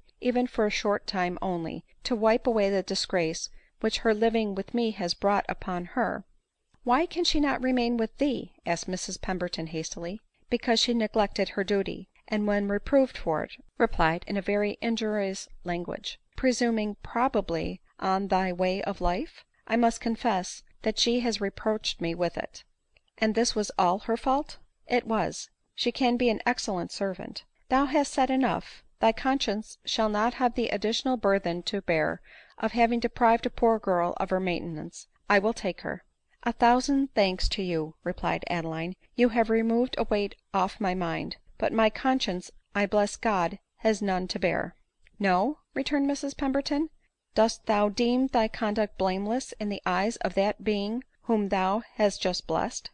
As far as my connexion with Miss Glenmurray is concerned, I do." " Indeed !"" Nay, doubt me not ; believe me that I never wantonly violated the truth ; and that even an evasion which I, for the first time in my life, was guilty of today, has given me a pang to which I will not again expose myself." " And yet, inconsistent beings as we are," cried Mrs Pemberton, " straining at a gnat, and swallowing a camel, what is the guilt of the evasion which weighs on thy mind, compared to that of living as thou dost at an illicit commerce ? Surely thine heart accuses thee, for thy face bespeaks uneasiness ; and thou wilt listen to the whispers of penitence, and leave ere long the man who has betrayed thee." " The man who has betrayed me ! Mr Glenmurray is no betrayer ; he is one of the best of human beings. No, madam, if I had acceded to his wishes I should long ago have been his wife ; but, from a conviction of the folly of marriage, I have preferred living with him without the performance of a ceremony which, in the eye of reason, can confer neither honor nor happiness." " Poor thing !" exclaimed Mrs Pemberton, rising as she spoke, " I understand thee now ; thou art one of the enlightened, as they call themselves ; thou art one of those wise in their own conceit, who, disregarding the customs of ages and the dictates of experience, set up their own opinions against the hallowed institutions of men, and the will of the Most High." " Can you blame me," interrupted Adeline, " for acting according to what I think right ? But hast thou well studied the subject on which thou hast decided ? Yet, alas ! to thee how vain must be the voice of admonition," she continued, her countenance kindling into strong expression as she spoke. " From the poor victim of passion and persuasion, penitence and amendment might be rationally expected ; and she, from the path of frailty, might turn again to that of virtue ; but for one like thee, glorying in thine iniquity, and erring not from the too tender heart, but the vain glorious head, for thee there is, I fear, no blessed return to the right way ; and I, who would have tarried with thee even in the house of sin, to have reclaimed thee, penitent, now hasten from thee, and for ever, firm as thou art in guilt." As she said this she reached the door ; while Adeline, affected by her emotion, and distressed by her language, stood silent and almost abashed before her. But with her hand on the lock she turned round, and in a gentler voice said, " Yet not even against a wilful offender like thee, should one gate that may lead to amendment be shut. Thy situation and thy fortunes may soon be greatly changed ; affliction may subdue thy pride, and the counsel of a friend of thine own sex might then sound sweetly in thine ears. Should that time come, I will be that friend. I am now about to set off for Lisbon with a great dear friend, about whom I feel as solicitous as thou art thy Glenmurray ; and there I shall remain some time. Here then is my address ; and if thou shouldst want my advice or assistance, write to me ; and be assured that Rachel Pemberton will try to forget thy errors in thy distresses."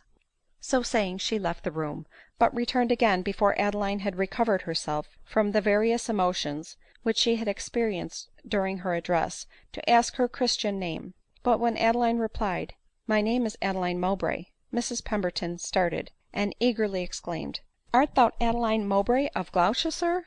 The young heiress, as she was called, of Rosevalley ?"" I was once," replied Adeline, sinking back into a chair, " Adeline Mowbray of Rosevalley." Mrs Pemberton for a few minutes gazed on her in mournful silence. " And art thou," she cried, " Adeline Mowbray ? Art thou that courteous, blooming, blessed being! for every tongue that I heard name thee blessed thee, whom I saw only 3 years ago bounding over thy native hills, all grace and joy and innocence." Adeline tried to speak, but her voice failed her. " Art thou she," continued Mrs Pemberton, " whom I saw also leaning from the window of her mother's mansion, and inquiring with the countenance of a pitying angel concerning the health of a wan laborer who limped past the door?" Adeline hid her face with her hands. Mrs Pemberton went on in a lower tone of voice, " I came with some companions to see thy mother's grounds, and to hear the nightingales in her groves ; but," here Mrs Pemberton's voice faltered, " I have seen a sight so far beyond that of the proudest mansion, said I to those who asked me of thy mother's seat.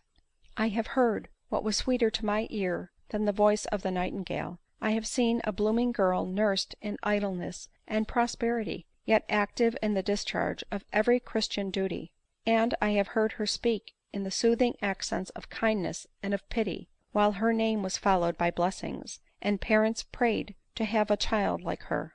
O lost, unhappy girl! such was Adeline Mowbray ; and often, very often, has thy graceful image recurred to my remembrance. But how art thou changed! Where is the open eye of happiness? Where is the bloom that spoke a heart at peace with itself? I repeat it, and I repeat it with agony, Father of mercies, is this thy Adeline Mowbray?" Here, overcome with emotions, Mrs Pemberton paused ; but Adeline could not break silence. She rose, she stretched out her hand as if going to speak, but her utterance failed her, and again she sunk on a chair. " It was thine," resumed Mrs Pemberton in a faint and broken voice, " to diffuse happiness around thee, and to enjoy wealth unhated, because thy hand dispensed nobly the riches which it had received bounteously. When the ear heard thee, then it blessed thee ; when the eye saw thee, it gave witness to thee. And yet —" Here again she paused, and raised her fine eyes to heaven for a few minutes, as if in prayer ; then, pressing Adeline's hand with an almost convulsive grasp, she drew her bonnet over her face, as if eager to hide the emotion which she was unable to subdue, and suddenly left the house ; while Adeline, stunned and overwhelmed by the striking contrast which Mrs Pemberton had drawn between her past and present situation, remained for some minutes motionless on her seat, a prey to a variety of feelings which she dared not venture to analyze. But amidst the variety of her feelings, Adeline soon found that sorrow of the bitterest kind, was uppermost. Mrs Pemberton had said that she was about to be visited by affliction, alluding, there was no doubt, to the probable death of Glenmurray ; and was his fate so certain that it was the theme of conversation at Richmond? Were only her eyes blind to the certainty of his danger?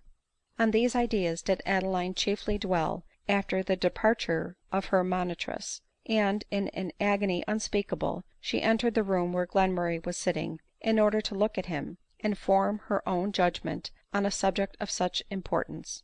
But, alas! she found him with the brilliant deceitful appearance that attends his complaint, a bloom resembling health on his cheek, and a brightness in his eye rivalling that of the undimmed lustre of youth. Surprised, delighted, and overcome by these appearances, which her inexperience rendered her incapable of appreciating justly, Adeline threw herself on a sofa by him ; and, as she pressed her cold cheek to his glowing one, her tearful eye was raised to heaven with an expression of devout thankfulness. " Mrs Pemberton paid you a long visit," said Glenmurray, " and I thought once, by the elevated tone of her voice, that she was preaching to you." " I believe she was," cheerfully replied Adeline ;" and now I have a confession to make. The season of reserve shall be over, and I will tell you all the adventures of this day without evasion." " I thought you were not ingenuous with me this morning," replied Glenmurray ;" but better late than never." Adeline then told him all that had passed between her and Mary and Mrs Pemberton, and concluded with saying, " But the surety of your better health, which your looks give me, have dissipated every uneasiness ; and if you are but spared to me, sorrow cannot reach me, and I despise the censure of the ignorant and the prejudiced. The world approve. What is the world to me? The conscious mind is its own awful world." Glenmurray sighed deeply as she concluded her narration. " I have only one request to make," said he ;" never let that Mary come into my presence again, and be sure to take care of Mrs Pemberton's address." Adeline promised that both his requests should be attended to. Mary was paid her wages and dismissed immediately ; and a girl being hired to supply her place, the menage went on quietly again. But a new mortification awaited Glenmurray and Adeline. In spite of Glenmurray's eccentricities and opinions, he was still remembered with interest by some of the female part of his family ; and two of his cousins, more remarkable for their beauty than their virtue, hearing that he was at Richmond, made known to him their intention of paying him a morning visit on their way to their country seat in the neighborhood. " Most unwelcome visiters indeed !" cried Glenmurray, throwing the letter down. " I will write to them and forbid them to come." " That's impossible," replied Adeline, " for by this time they must be on the road, if you look at the date of the letter. Besides, I wish you to receive them. I should like to see any relations or friends of yours, especially those who have liberality of sentiment enough to esteem you as you deserve." " You see them !" exclaimed Glenmurray, pacing the room impatiently. " Oh, Adeline, that is impossible !"" I understand you," replied Adeline, changing color ;" they will not deem me worthy," forcing a smile, " to be introduced to them, and therefore would I forbid their coming. I cannot bear to exclude you from my presence in order that I may receive them. No ; when they arrive I will send them word that I am unable to see them." " While they will attribute the refusal to the influence of the creature who lives with you." " No, Glenmurray, for my sake, I must insist on your not being denied to them ; and believe me, I should consider myself as unworthy to be the choice of your heart, if I were not able to bear with firmness the mortification like that which awaits me." " But you allow it to be a mortification ?"" Yes ; it is mortifying to a woman who knows herself to be virtuous, and is an idolater of virtue, to pay the penalty of vice, and be thought unworthy to associate with the relations of the man whom she loves." " They shall not come, I protest !" exclaimed Glenmurray. But Adeline was resolute, and she carried her point. Soon after this conversation the ladies arrived, and Adeline shut herself up in her own apartment, where she gave way to no very pleasant reflections. Nor was she entirely satisfied with Glenmurray's conduct. True, he had earnestly and sincerely wished to refuse to see his unexpected and unwelcome guests ; but he had never once expressed a desire of combating their prejudices for Adeline's sake, and an intention of requesting that she might be introduced to them ; but, as any common man would have done under similar circumstances, he was contented to do homage to the things as they are, without an effort to resist the prejudice to which he was superior. " Alas !" cried Adeline, " when can we hope to see society enlightened and improved, when even those who see and strive to amend its faults in theory, in practice tamely submit to the trammels which it imposes ?" An hour, a tedious hour to Adeline, having elapsed, Glenmurray's visiters departed ; and by the disappointment that Adeline experienced at hearing the door close on them, she felt that she had had a secret hope of being summoned to be presented to them ; and with a bitter feeling of mortification she reflected that she was probably to the man whom she adored a shame and a reproach. " Yet I should like to see them," she said, running to the window as the carriage drove up and the ladies entered it. At that moment they, whether from curiosity to see her, or accident, looked up at the window where she was. Adeline started back indignant and confused ; for, thrusting their heads eagerly forward, they looked at her with the bold unfeeling stare of imagined superiority ; and Adeline, in spite of her reason, sunk abashed and conscious from their gaze. " And this insult," exclaimed she, clasping her hands and bursting into tears, " I experience from Glenmurray's relations ! I think I could have borne it better from any one else." She had not recovered her disorder when Glenmurray entered the room, and, tenderly embracing her, exclaimed, " Never, never again, my love, will I submit to such a sacrifice as I have now made." When seeing her in tears, too well aware of the cause, he gave way to such a passionate burst of tenderness and regret, that Adeline, terrified at his agitation, though soothed by his fondness, affected the cheerfulness which she did not feel, and promised to drive the intruders from her remembrance. Had Glenmurray and Adeline known the real character of the unwelcome visiters, neither of them would have regretted that Adeline was not presented to them. One of them was married, and to so accommodating a husband that his wife's known gallant was his intimate friend ; and, under the sanction of his protection, she was received every where, and visited by every one, as the world did not think proper to be more clear-sighted than the husband himself chose to be. The other lady was a young and attractive widow, who coquetted with many men, but intrigued with only one at a time, for which self-denial she was rewarded by being allowed to pass unquestioned through the portals of fashionable society. But these ladies would have scorned to associate with Adeline, and Adeline, had she known their private history, would certainly have returned the compliment. But the peace of Adeline was soon after disturbed in another way. Glenmurray, finding himself disposed to sleep in the middle of the day, his cough having kept him awake all night, Adeline took her usual walk, and returned by the churchyard. The bell was tolling, and as she passed she saw a funeral enter the churchyard, and instantly averted her head.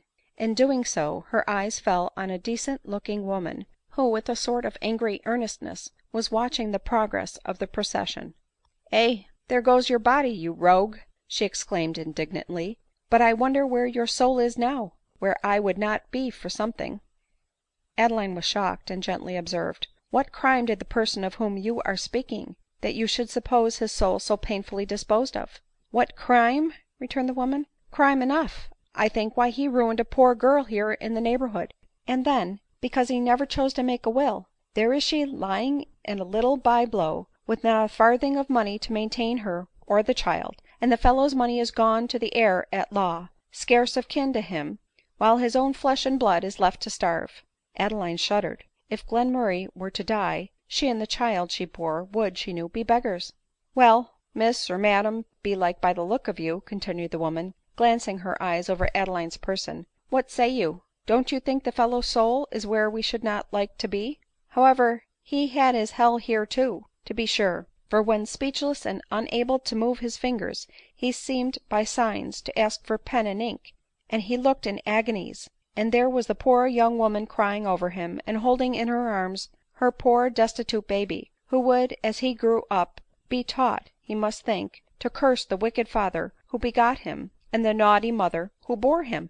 Adeline turned very sick, and was forced to seat herself on a tombstone. " Curse the mother who bore him !" she inwardly repeated ;" and will my child curse me ? Rather let me undergo the rites I have despised ;" and instantly starting from her seat, she ran down the road to her lodgings, resolving to propose to Glenmurray their immediate marriage. " But is the possession of property then," she said to herself as she stopped to take breath, " so supreme a good, that the want of it, through the means of his mother, should dispose a child to curse that mother ? No, my child shall be taught to consider nothing valuable but virtue, nothing disgraceful but vice. Fool that I am ! A bugbear frightened me, and to my foolish fears I was about to sacrifice my own principles, and the respectability of Glenmurray. No, let his property go to the heir at law ; let me be forced to labor to support my babe, when its father " Here a flood of tears put an end to her soliloquy, and slowly and pensively she returned home. But the conversation of the woman in the churchyard haunted her while walking, and continued to distress her in her dreams that night ; and she was resolved to do all she could to relieve the situation of the poor destitute girl and child, in whose fate she might possibly see an anticipation of her own. And as soon as breakfast was over, and Glenmurray was engaged in his studies, she walked out to make the projected inquiries. The season of the year was uncommonly fine, and the varied scenery visible from the terrace was at the moment of Adeline's approach to it, glowing with more than common beauty. Adeline stood for some minutes gazing on it in silent delight, when her reverie was interrupted by the sound of boyish merriment, and she saw, at one end of the terrace, some well dressed boys at play. " Alas ! regardless of their doom, the little victims play," immediately recurred to her ; for, contemplating the probable evils of existence, she was darkly brooding over the imagined fate of her own offspring, should it live to see the light ; and the children of their sport, having no care of ills to come, naturally engaged her attention. But these happy children ceased to interest her when she saw standing at a distance from the group, and apparently looking at it with an eye of envy, a little boy, even better dressed than the rest, who was sobbing violently, yet ardently trying to conceal his grief. And while she was watching the young mourner attentively, he suddenly threw himself on a seat, and taking out his handkerchief, indignantly and impatiently wiped away the tears that would no longer be restrained. " Poor child !" thought Adeline, seating herself beside him, And has affliction reached thee so soon?" The child was beautiful, and his clustering locks seemed to have been combed with so much care ; the frill of his shirt was so fine, and had been so very neatly plaited, and his sun burnt neck and hands were so very clean, that Adeline was certain he was the darling object of some fond mother's attention. " And yet he is unhappy," she inwardly exclaimed. " When my fate resembled his, how happy I was !" But from recollections like these she always hastened ; and checking the rising sigh, she resolved to enter into conversation with the little boy. " What is the matter ?" she cried. No answer. " Why are you not playing with the young gentleman yonder ?" She had touched the right string, and bursting into tears, he sobbed out, " Because they won't let me." " No ? And why will they not let you ?" To this he replied not, but sullenly hung his blushing face on his bosom. " Perhaps you have made them angry ?" gently asked Adeline. " Oh, no, no," cried the boy, " but "" But what ?" Here he turned from her, and with his nail began scratching the arm of the seat. " Well, this is very strange, and seems very unkind," cried Adeline ;" I will speak to them." So saying, she drew near the other children, who had interrupted their play to watch Adeline and their rejected playmate. " What can be the reason," she said, " that you will not let that little boy play with you ?" The boys looked down and said nothing. " Is he ill natured ?"" No." " Does he not play fair ?"" Yes." " Don't you like him ?"" Yes." " Then why do you make him unhappy by not letting him join in your sport ?"" Tell the lady, Jack," cries one ; and Jack, the biggest boy of the party, said, " Because he is not a gentleman's son like us, and is only a little bastard." " Yes," cried one of the other children, " and his mamma is so proud she dresses him finer than we are, for all he is base born ; and our papas and mammas don't think him fit company for us." They might have gone on for an hour. Adeline could not interrupt them. The cause of the child's affliction was a dagger in her heart ; and while she listened to the now redoubled sobs of the disgraced and proudly afflicted boy, she was driven almost to frenzy ; for " Such," she exclaimed, " may one time or other be the pangs of my child ; and so to him may the hours of childhood be embittered !" Again she seated herself by the little mourner, and her tears accompanied his. " My dear child, you had better go home," she said, struggling with her feelings ;" your mother will certainly be glad of your company." " No, I won't go to her ; I don't love her. They say she is a bad woman, and my papa is a bad man, because they are not married." Again Adeline's horrors returned. " But, my dear, they love you, no doubt, and you ought to love them," she replied with effort. " There comes your papa," cried one of the boys ;" go, and cry to him, go."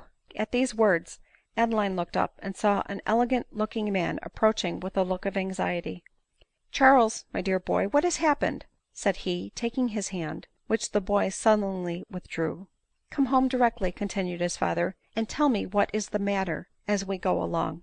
But again snatching his hand away, the proud and deeply wounded child resentfully pushed the shoulder next to him forward, whenever his father tried to take his arm, and elbowed him angrily as he went. Adeline felt the child's action to the bottom of her heart. It was a volume of reproach to the father ; and she sighed to think what the parents, if they had hearts, must feel, when the afflicted boy told the cause of his grief. " But, unhappy boy, perhaps my child may live to bless you," she exclaimed, clasping her hands together. " Never, never will I expose my child to the pangs which you have experienced today." So saying, she returned instantly to her lodgings, and having just strength left to enter Glenmurray's room, she faintly exclaimed, " For pity's sake make me your wife tomorrow," and fell senselessly to the floor. On her recovery she saw Glenmurray pale with agitation, yet with an expression of satisfaction on his countenance, bending over her. " Adeline, my dearest life," he whispered as her head lay on his bosom, " blessed be the words you have spoken, whatever be their cause. Tomorrow you shall be my wife." " And then our child will be legitimate, will it not ?" she eagerly replied. " It will." " Thank God !" cried Adeline, and relapsed into a fainting fit ; for it was not decreed that the object of her maternal solicitude should ever be born to reward it. Anxiety and agitation had had a fatal effect on the health of Adeline, and the day after her rencounter on the terrace she brought forth a dead child. CHAPTER XVIII. Part I. As soon as Adeline, languid and disappointed, was able to leave her room, Glenmurray, whom anxiety during her illness had rendered considerably weaker, urged her to let the marriage ceremony be performed immediately. But with her hopes of being a mother vanished her wishes to become a wife, and all her former reasons against marriage recurred in their full force. In vain did Glenmurray entreat her to keep her lately formed resolution. She still attributed his persuasions to generosity, and the heroic resolve of sacrificing his principles with the consistency of his character to her supposed good, and it was a point of honor with her to be as generous in return. Consequently the subject was again dropped, nor was it likely to be soon renewed. An anxiety of a more pressing nature disturbed their peace and engrossed their attention. They had been 3 months at Richmond, and had incurred there a considerable debt; and Glenmurray, not having sufficient money with him to discharge it, drew upon his banker for half the half-year's rents from his estate, which he had just deposited in his hands, when to his unspeakable astonishment he found that the house had stopped payment, and that the principal partner was gone off with the deposits. Scarcely could the firm mind of Glenmurray support itself under this stroke.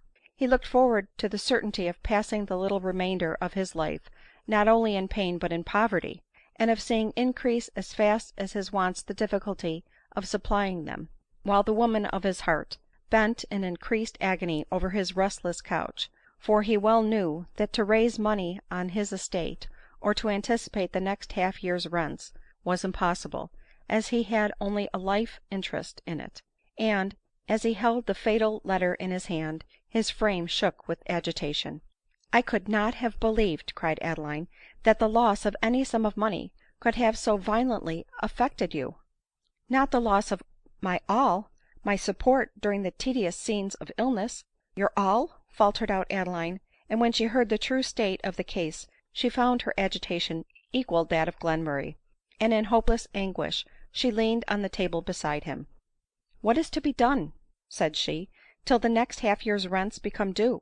Where can we procure money?" " Till the next half year's rents become due ?" replied he, looking at her mournfully ;" I shall not be distressed for money then." " No," answered Adeline, not understanding him, " our expenses have never yet been more than that sum can supply."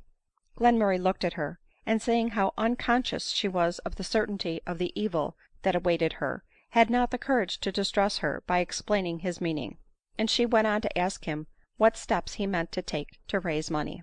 " My only resource," said he, " is dunning a near relation of mine who owes me 300 ; he is now, I believe, able to pay it. He is in Holland indeed at present, but he is daily expected in England, and will come to see me here. I have named him to you before, I believe. His name is Berrendale." It was then agreed that Glenmurray should write to Mr Berrendale immediately, and that to prevent the necessity of incurring a further debt for present provisions and necessaries, some of their books and linen should be sold ; but week after week elapsed, and no letter was received from Mr Berrendale. Glenmurray grew rapidly worse, and their landlord was clamorous for his rent. Advice from London also became necessary to quiet Adeline's mind, though Glenmurray knew that he was past cure ; and after she had paid a small sum to quiet the demands of the landlord for a while, she had scarcely enough left to pay a physician. However, she sent for one, recommended by Dr Norberry, and by selling a writing desk inlaid with silver, which she valued because it was the gift of her father, she raised money sufficient for the occasion. Doctor arrived, but not to speak peace to the mind of Adeline. She saw, though he did not absolutely say so, that all chance of Glenmurray's recovery was over ; and though with the sanguine feelings of 19 she could hope though hope were lost, when she watched the doctor's countenance as he turned from the bedside of Glenmurray, she felt the coldness of despair thrill through her frame ; and scarcely able to stand, she followed him to the next room, and awaited his orders with a sort of desperate tranquillity. After prescribing alleviations of the ill beyond his power to cure, the doctor added that terrible confirmation of the fears of anxious affection: " Let him have whatever he likes, nothing can hurt him now ; and all your endeavors must be to make the remaining hours of his existence as comfortable as you can, by every indulgence possible. And indeed, my dear madam," he continued, " you must be prepared for the trial that awaits you." " Prepared, did you say ?" cried Adeline in the broken voice of tearless and almost frenzied sorrow. " O God, if he must die, in mercy let me die with him ! If I have sinned, here she fell on her knees, " surely, surely the agony of this moment is atonement sufficient."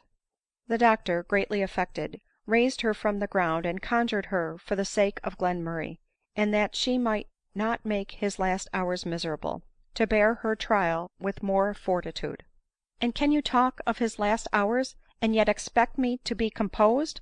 Oh, sir, say but that there is one little gleam of hope for me, and I will be calm." " Well," replied the doctor, " I may be mistaken. Mr Glenmurray is young, and Here his voice faltered, and he was unable to proceed ; for the expression of Adeline's countenance, changing as it instantly did from misery to joy of which he knew the fallacy, while her eyes were intently fixed on him, was too much for a man of any feeling to support ; and when she pressed his hand to the convulsive emotions of her gratitude, he was forced to turn away his head to conceal the starting tear. " Well, I may be mistaken. Mr Glenmurray is young," Adeline repeated again and again as his carriage drove off ; and she flew to Glenmurray's bedside, to impart him the satisfaction which he rejoiced to see her feel, but in which he could not share.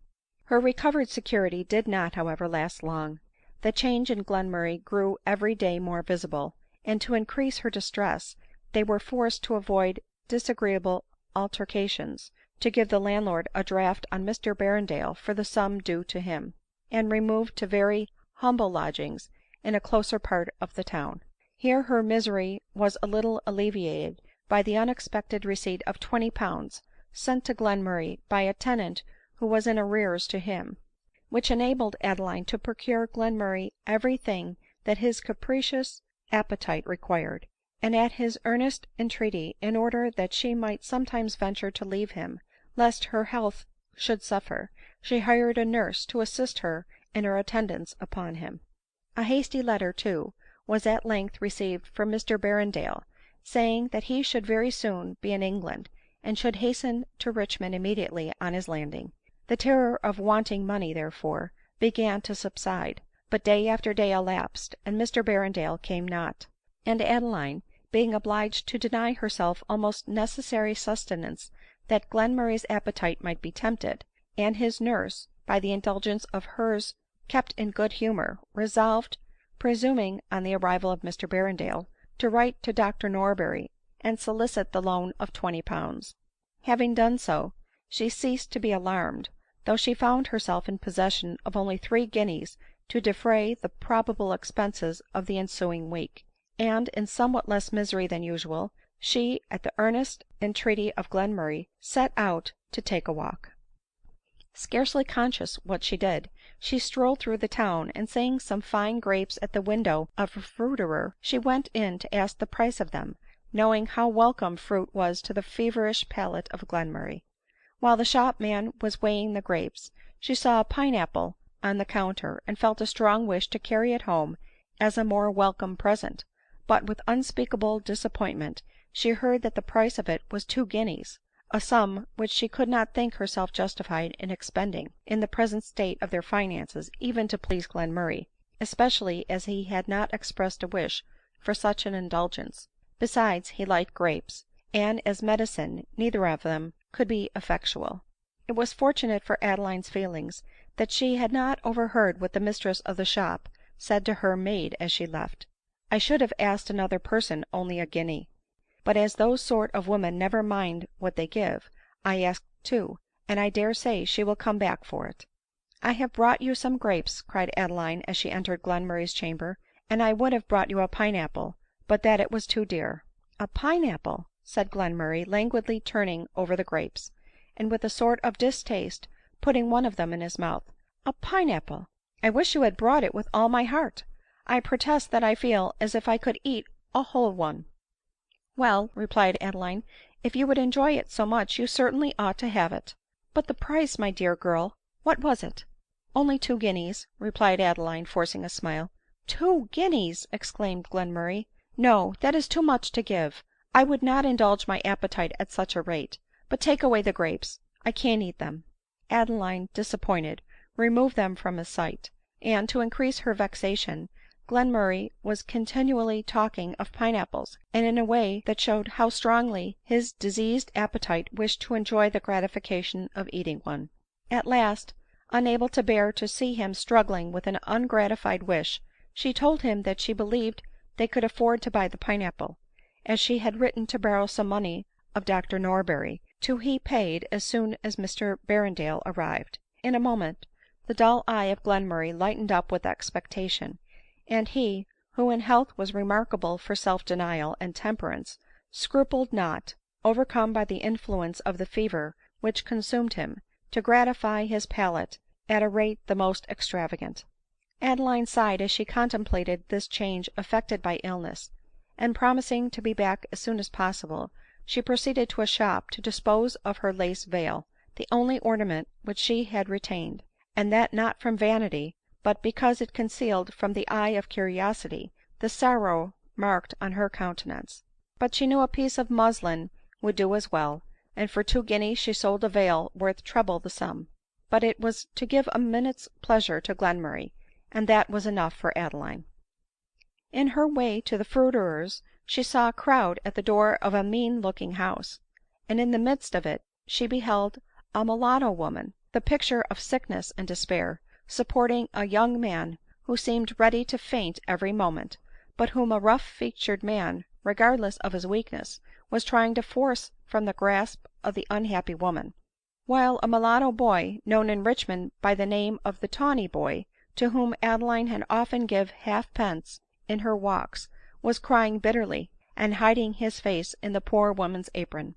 Adeline immediately pressed forward to inquire into the cause of a distress only too congenial to her feelings ; and, as she did so, the tawny boy looked up, and, knowing her immediately, ran eagerly forward to meet her, seeming, though he did not speak, to associate with her presence an idea of certain relief. " Oh, it is only a poor man," replied an old woman in answer to Adeline's inquiries, " who can't pay his debts, and so they are dragging him to prison, that's all." " They are dragging him to his death too," cried the younger woman in a gentle accent, " for he is only just recovering from a bad fever, and if he goes to jail the bad air will certainly kill him, poor soul." " Is that his wife ?" asked Adeline. " Yes, and my mamma," said the tawny boy looking up in her face, " and she so ill and sorry." " Yes, unhappy creatures," replied her informant, " and they have known great trouble ; and now, just as they had got a little money together, William fell ill, and in his doctor's stuff Savanna (that's the mulatto's name) has spent all the money she had earned, as well as her husband's, and now she is ill herself, and I am sure William's going to jail will kill her. And a hard-hearted wicked wretch Mr Davis is to arrest him, that he is, but not but what it is his due. I cannot say but it is ; but, poor souls, he'll die and she'll die, and then what will become of their poor little boy?" The tawny boy all this time was standing crying by Adeline's side, and had twisted his fingers in her gown, while her heart sympathized most painfully in the anguish of the mulatto woman. " What is the amount of the sum for which he is taken up ?" cried Adeline. " Oh, trifling ; but Mr Davis owes him a grudge, and so will not wait any longer. It is in all only £6, and he says if they will pay half he will wait for the rest, and then he knows they could as well pay all as half." Adeline, shocked at the knowledge of a distress which she was not able to remove, was turning away as the woman said this, when she felt that the little boy pulled her gown gently, as if appealing to her generosity, while a surly looking man, who was the creditor himself, forcing a passage through the crowd, said, " Why, bring him along and have done with it. Here is a fuss to make, indeed, about that idle dog and that ugly black bitch." Adeline till then had not recollected that she was a mulatto, and this speech, reflecting so brutally on her color, a circumstance which made her an object of greater interest to Adeline, urged her to step forward to their joint relief with an almost irresistible impulse, especially when another man reproached the fellow for his brutality, and added that he knew them both to be hard working, deserving persons. But to disappoint Glenmurray of his promised pleasure was impossible, and having put 6 pence in the tawny boy's hand, she was hastening to the fruiterer's, when the crowd, who were following William and the mulatto to jail, whither the bailiffs were dragging rather than leading him, fell back to give air to the poor man, who had fainted on Savanna's shoulder, and seemed to the point of expiring, while she, with an expression of fixed despair, was gazing on his wan cheek. Adeline thought on Glenmurray's danger, and shuddered as she beheld the scene. She felt it but too probable anticipation of the one in which she might soon be an actor. At this moment a man observed, " If he goes to prison he will not live 2 days, that every one may see," and the mulatto uttered a shriek of agony. Adeline felt it to her very soul, and rushing forward, " Sir, sir," she exclaimed to the unfeeling creditor, " if I were to give you a guinea now, and promise you 2 more a fortnight hence, would you release this poor man for the present ?"" No, I must have 3 guineas this moment," replied he. Adeline sighed, and withdrew her hand from her pocket. " But were Glenmurray here, he would give up his own indulgence, I am sure, to save the lives of probably 2 fellow creatures," thought Adeline, " and he would not forgive me if I were to sacrifice such an opportunity to the sole gratification of his palate." But then again Glenmurray, eagerly expecting her with the promised treat, so gratifying to the feverish taste of sickness, seemed to appear before her, and she turned away. But the eyes of the mulatto, who had heard her words, and had hung on them breathlessly with expectation, followed her with a look of such sad reproach for the disappointment which she had occasioned her, and the little boy looked up so wistfully in her face, crying, " Poor fader, and poor mamma !" that Adeline could not withstand the force of the appeal, but almost exclaiming, " Glenmurray would upbraid me if I did not act thus," she gave the creditor the 3 guineas, paid the bailiffs their demand, and then made her way through the crowd, who respectfully drew back to give her room to pass, saying, " God bless you, lady, God bless you." But William was too ill, and Savanna felt too much to speak ; and the surly creditor said sneeringly, " If I had been you, I would at least have thanked the lady." This reproach restored Savanna to the use of speech, and, but with a violent effort, she uttered in a hoarse and broken voice, " I tank her ! God tank her ! I never can !" And Adeline, kindly pressing her hand, hurried away from her in silence, though scarcely able to refrain exclaiming, " You know not the sacrifice which you have cost me." The tawny boy still followed her, as loath to leave her. " God bless you, my dear," she said kindly to him. " There, go to your mother, and be good to her." His dark face glowed as she spoke to him, and holding up his chin, " Tiss me," cried he, " poor tawny boy love you." She did so, and then reluctantly he left her, nodding his head, and saying " Dood bye," till he was out of sight. With him, and with the display of his grateful joy, vanished all that could give Adeline resolution to bear her own reflections at the idea of returning home, and of the trial that awaited her. In vain did she now try to believe that Glenmurray would applaud what she had done. He was now the slave of disease ; nor was it likely that even his self-denial and principled benevolence could endure with patience so cruel a disappointment, and from the woman whom he loved too, and to whom the indulgence of his slightest wishes ought to have been the first object. " What shall I do ?" cried she. " What will he say ? No doubt he is impatiently expecting me, and in his weak state disappointment may —" Here, unable to bear her apprehensions, she wrung her hands in agony ; and when she arrived in sight of her lodgings, she dared not look up, lest she should see Glenmurray at the window watching for her return. Slowly and fearfully did she open the door, and the first sound she heard was Glenmurray's voice from the door of his room, saying, " So you are come at last ! I have been so impatient !" And indeed he had risen and dressed himself, that he might enjoy his treat more than he could do in a sick bed. " How can I bear to look him in the face ?" thought Adeline, lingering on the stairs. " Adeline, my love, why do you make me wait so long ?" cried Glenmurray. " Here are knives and plates ready. Where is the treat I have been so long expecting ?" Adeline entered the room, and threw herself on the first chair, avoiding the sight of Glenmurray, whose countenance, as she hastily glanced her eyes over it, was animated with the expectation of a pleasure which he was not to enjoy. " I have not brought the pine apple," she faintly articulated. " No ?" replied Glenmurray ;" how hard upon me ! The only thing for weeks that I have wished for or could have eaten with pleasure.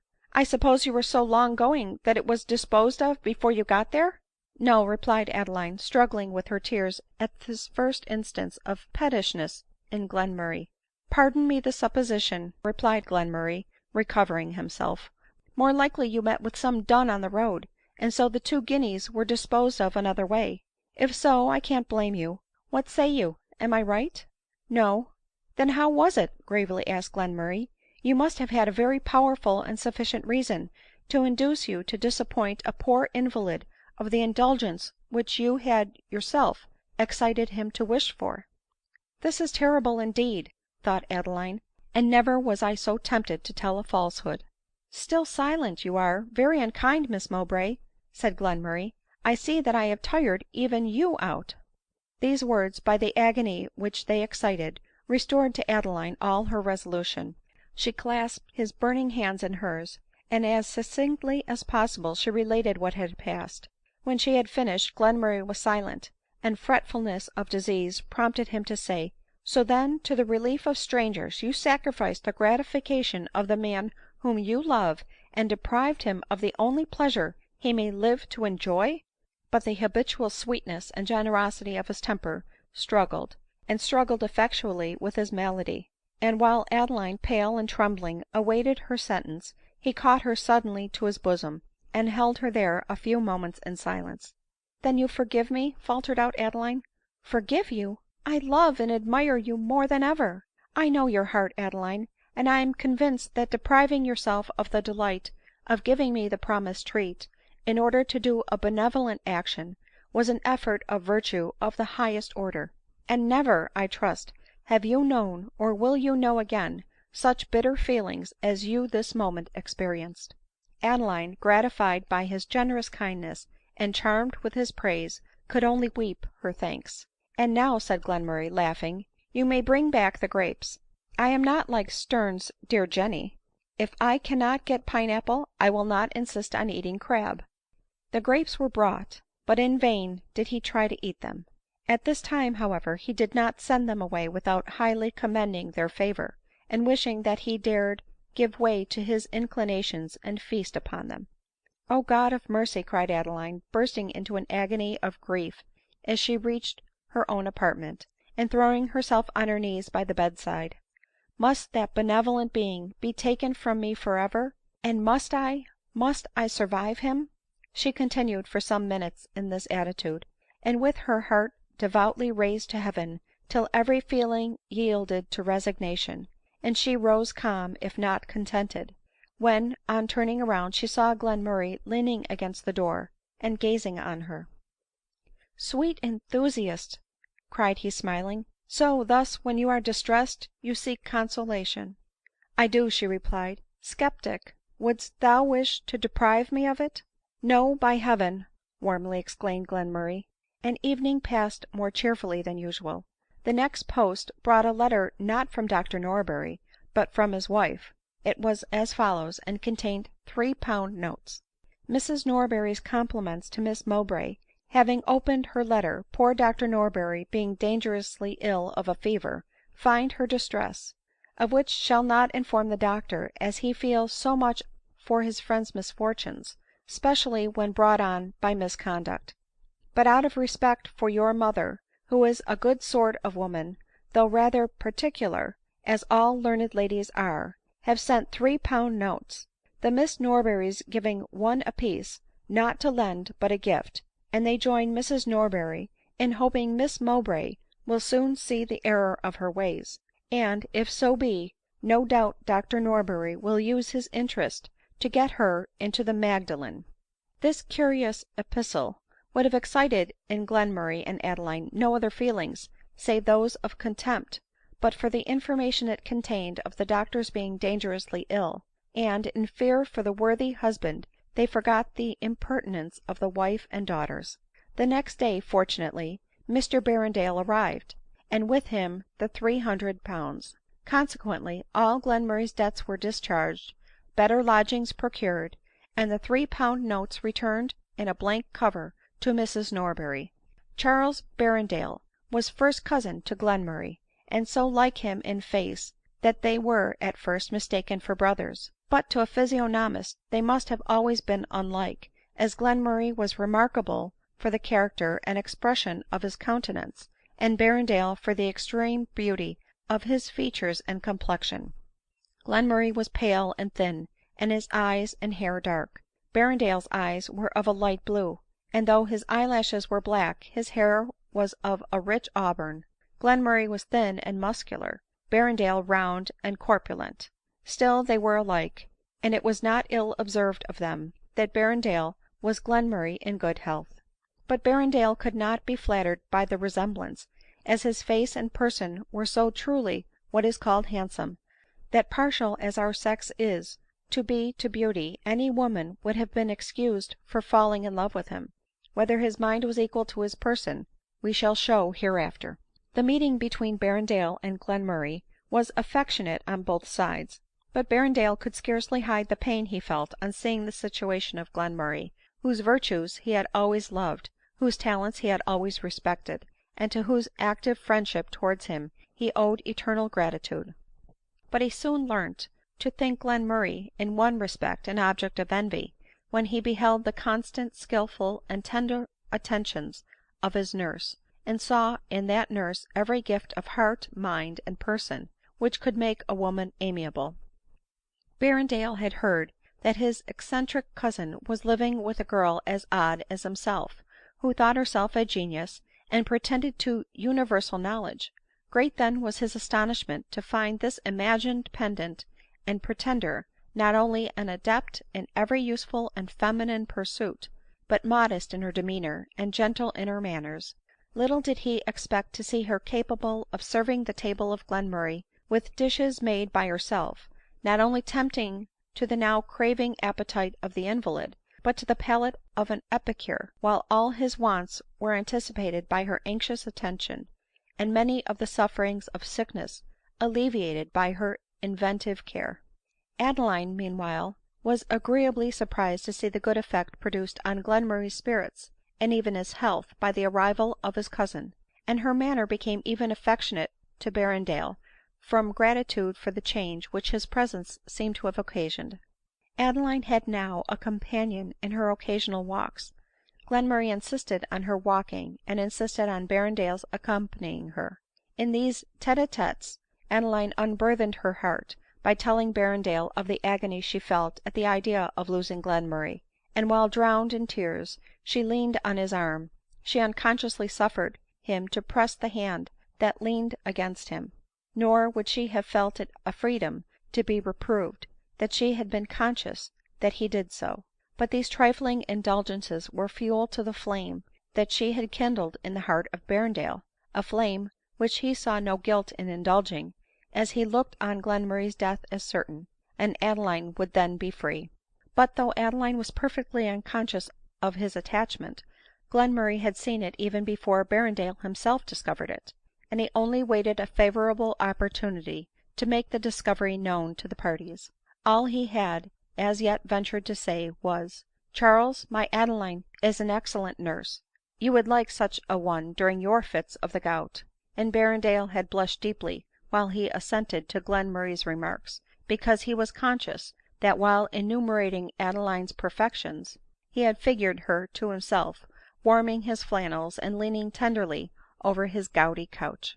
One day, while Adeline was reading to Glenmurray, and Berrendale was attending not to what she was reading, but to the beauty of her mouth while reading, the nurse came in and said that a mulatto woman wished to speak to Miss Mowbray. " Show her up immediately," cried Glenmurray, " and if her little boy is with her, let him come too."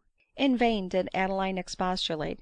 Glenmurray wished to enjoy the mulatto's expressions of gratitude, and in spite of all she could say, the mother and child were introduced. " So," cried the mulatto, whose looks were so improved that Adeline scarcely knew her again, " so, me find you at last, and please God we not soon part more."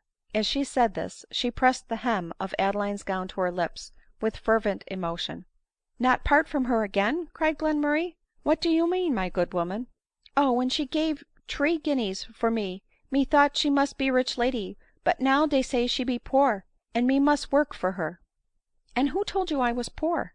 Dat cross man where you live once. He say you could not pay him, and you go away, and he tell me dat you love be ill, and me so sorry yet so glad, for my love be well aden, and he have not good employ, and now I can come and serve you, and nurse dis poor gentleman, and all for noting but my meat and drink, and I know dat great fat nurse have gold wages, and eat and drink fat beside. I knowed her well."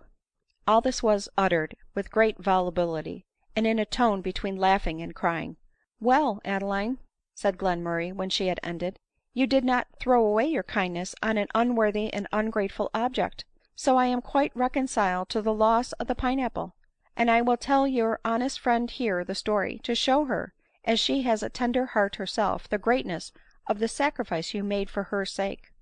Adeline begged him to desist, but he went on, and the mulatto could not keep herself quiet on her chair while he related the circumstance. " And did she do dat to save me ?" she passionately exclaimed. " Angel woman ! I should have let poor man go to prison before disappointing my William." " And did you forgive her immediately ?" said Berrendale. " Yes, certainly." " Well, that was heroic too," returned he. " And no one but Glenmurray would have been so heroic, I believe," said Adeline. " But, lady, you break my heart," cried the mulatto, " if you not take my service. My William and me too poor to live togedder for some year perhaps. Here, child, tawny boy, down on knees, and vow wid me to be faitful and grateful to this our mistress till our last day, and never to forsake her in sickness or in sorrow. I swear dis to my great God, and now say dat after me." She then clasped the little boy's hands, bade him to raise his eyes to heaven, and made him repeat what she had said, ending with " I swear dis to my great God." There was such an affecting solemnity in this action, and in the mulatto such a determined enthusiasm of manner incapable of being controlled, that Adeline, Glenmurray, and Berrendale observed what passed in respectful silence ; and when it was over, Glenmurray said in a voice of emotion, " I think, Adeline, we must accept this good creature's offer ; and, as nurse grows lazy and saucy, we had better part with her. As for your young knight there," the tawny boy had by this time nestled himself close to Adeline, who, with no small emotion, was playing with his woolly curls, " we must send him to school ; for, my good woman, we are not so poor as you imagine." " God be thanked !" cried the mulatto. " But what is your name ?"" I was christened Savanna," replied she. " Then, good Savanna," cried Adeline, " I hope we shall have reason to bless the day when first we met, and tomorrow you shall come home to us." Savanna, on hearing this, almost screamed with joy ; and as she took her leave, Berrendale slipped a guinea into her hand. The tawny boy meanwhile slowly followed his mother, as if unwilling to leave Adeline, even though she gave him half pence to spend in cakes ; but on being told that she would let him come again the next day, he tripped gaily down after Savanna. The quiet of the chamber being then restored, Glenmurray fell into a calm slumber.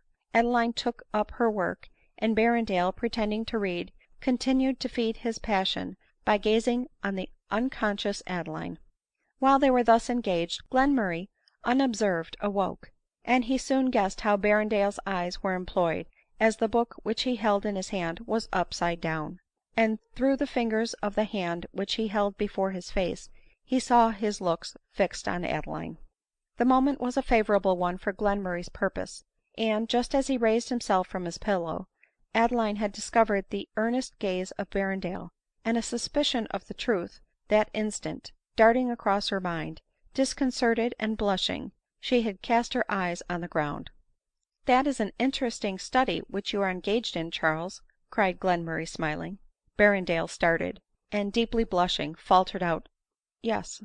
Adeline looked at Glenmurray, and seeing a very arch and meaning expression on his countenance, suspected that he had made the same discovery as herself; yet, if so, she wondered at his looking so pleasantly on Berrendale as he spoke. " It is a book, Charles," continued Glenmurray, " which the more you study the more you will admire ; and I wish to give you a clue to understand some passages in it better than you can now do." This speech deceived Adeline, and made her suppose that Glenmurray really alluded to the book which lay before Berrendale ; but it convinced him that Glenmurray spoke metaphorically ; and, as his manner was kind, it also made him think that he saw and did not disprove his attachment.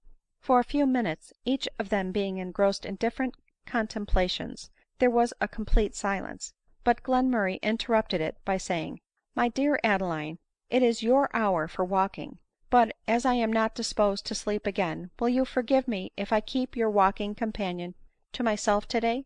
I wish to converse with him alone." " Oh, most cheerfully," she replied with quickness ;" you know I love a solitary ramble of all things." " Not very flattering that to my cousin," observed Glenmurray. " I did not wish to flatter him," said Adeline gravely ; and Berrendale, fluttered to the idea of the coming conversation with Glenmurray, and mortified by Adeline's words and manner, turned to the window to conceal his emotion.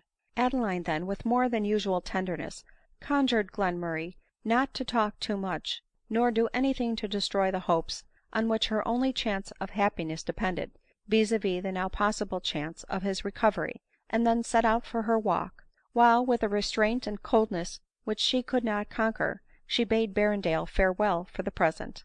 The walk was long, and her thoughts perturbed. What could Glenmurray want to say to Mr Berrendale ? Why did Mr Berrendale sit with his eyes so intently and clandestinely, as it were, fixed on me ? Were thoughts perpetually recurring to her ; and half impatient and half reluctant, she at length returned to her lodgings. When she entered the apartment she saw signs of great emotions on the countenance of both the gentlemen, and in Berrendale's eyes the traces of recent tears. The tone of Glenmurray's voice too, when he addressed her, was even more tender than usual ; and Berrendale's attentions were marked, yet more respectful ; and Adeline observed that Glenmurray was unusually thoughtful and absent, and that the cough and other symptoms of his complaint were more troublesome than ever. " I see you have exerted yourself, and talked too much during my absence," cried Adeline. " I will never leave you again for so long a time." " You never shall," said Glenmurray. " I must leave you for so long a time at last, that I will be blessed with the sight of you as long as I can." Adeline, whose hopes had been considerably revived during the last few days, looked mournfully and reproachfully in his face as he uttered these words. " It is even so, my dearest girl," continued Glenmurray ;" and I say this to guard you against a melancholy surprise. I wish to prepare you for an event which to me seems unavoidable." " Prepare me !"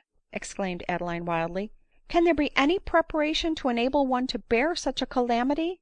Absurd idea ! However, I shall derive consolation from the severity of the stroke. I feel that I shall not be able to survive it." So saying, her head fell on Glenmurray's pillow, and for some time her sorrow almost suspended the consciousness of the suffering. From this state she was aroused by Glenmurray's being attacked with a violent paroxysm of his complaint, and all selfish distress was lost in the consciousness of his sufferings. Again he struggled through, and seemed so relieved by the effort, that again Adeline's hopes revived ; and she could scarcely return with temper Berrendale's good night, when Glenmurray expressed a wish to rest, because his spirits had not risen in any proportion to hers. The nurse had been dismissed that afternoon ; and Adeline, as Savanna was not to come home till the morning, was to sit up alone with Glenmurray that night ; and, contrary to his usual custom, he did not insist that she should have a companion. For a few hours his exhausted frame was recruited by a sleep more than usually quiet, and but for a few hours only. He then became restless, and so wakeful and disturbed that he professed to Adeline an utter inability to sleep, and therefore he wished to pass the rest of the night in serious conversation with her. Adeline, alarmed at this intention, conjured him not to irritate his complaint by so dangerous an exertion.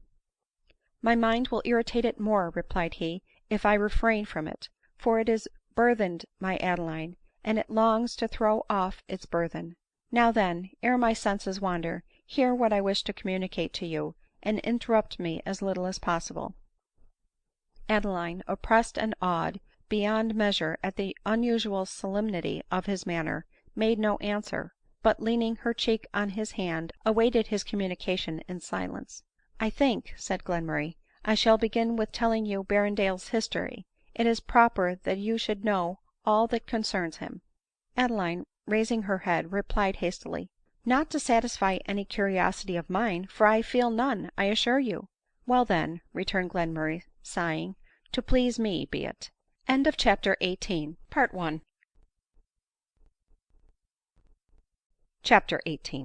II. Berrendale is the son of my mother's sister by a merchant in the neighborhood of the 'Change, who hurt the family pride so much by marrying a tradesman, that I am the only one of the clan who has noticed her since. He ran away, about 4 years ago, with the only child of a rich West Indian from a boarding school. The consequence was, that her father renounced her; but when 3 years ago she died in giving birth to a son, the unhappy parent repented to his displeasure, and offered to allow Berrendale, who, from the bankruptcy and sudden death of both his parents, had been left destitute, an annuity of £300 for life, provided he would send the child over to Jamaica, and allow him to have all the care of his education. To this Berrendale consented. "Reluctantly, I hope," said Adeline, "and merely out of pity for the feelings of the childless father." "I hope so too," continued Glenmurray; "for I do not think the chance of inheriting all his grandfather's property a sufficient reason to lead him to give up another, and in a foreign land too, the society and education of his child. But whatever were his reasons, Berrendale acceded to the request, and the infant was sent to Jamaica, and ever since the £300 has been regularly remitted to him. Besides that, he has recovered 2000 and odd £100 from the wreck of his father's property; and with economy, and had he a good wife to manage his affairs for him, Berrendale might live very comfortably." "My dear Glenmurray," cried Adeline impatiently, "what is this to me? and why do you weary yourself to tell me particulars so little interesting to me?" Glenmurray bade her have patience, and continued thus: "And now, Adeline," here his voice evidently faltered, "I must open my whole heart to you, and confess that the idea of leaving you friendless, unprotected and poor, your reputation injured, and your peace of mind destroyed, is more than I am able to bear, and will give me, in my last moments, the torments of the damned." Here a violent burst of tears interrupted him; and Adeline, overcome with emotion and surprise at the sight of the agitation which his own sufferings could never occasion in him, hung over him in speechless woe.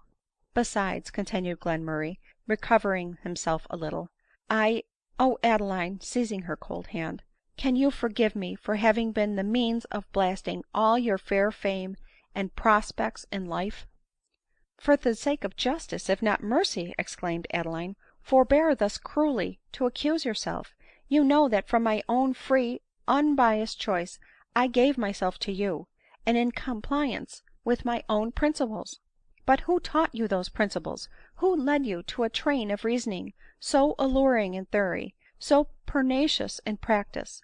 Had I not, with the heedless vanity of youth, given to the world the crude conceptions of 24, you might, at this moment, have been the idol of a respectable society, and I, equally respected, have been the husband of your heart; while happiness would perhaps have kept that fatal disease at bay, of which anxiety has facilitated the approach." He was going on; but Adeline, who had till now struggled successfully with her feelings, wound up almost to frenzy at the possibility that anxiety had shortened Glenmurray's life, gave way to a violent paroxysm of sorrow, which, for a while, deprived her of consciousness; and when she recovered, she found Berrendale bending over her, while her head lay on Glenmurray's pillow. The sight of Berrendale in a moment roused her to exertion; his look was so full of anxious tenderness, and she was at that moment so ill disposed to regard it with complacency, that she eagerly declared she was quite recovered, and begged Mr Berrendale would return to bed; and Glenmurray seconding her request, with a deep sigh he departed. "Poor fellow!" said Glenmurray, "I wish you had seen his anxiety during your illness." "I am glad I did not," replied Adeline.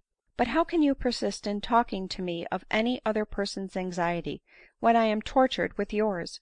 Your conversation of tonight has made me even more miserable than I was before. By what strange fatality do you blame yourself for conduct worthy of admiration, for giving to the world, as soon as produced, opinions which were calculated to enlighten it?"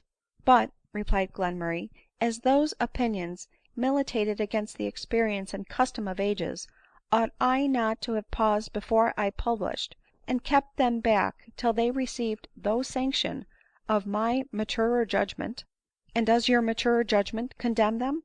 4 years cannot have added much to the maturity of my judgment," replied Glenmurray ;" but I will own that some of my opinions are changed ; and that, though I believe those which are unchanged are right in theory, I think, as the mass of society could never at once adopt them, they had better remain unacted upon, than that a few lonely individuals should expose themselves to certain distress, by making them the rules of their conduct.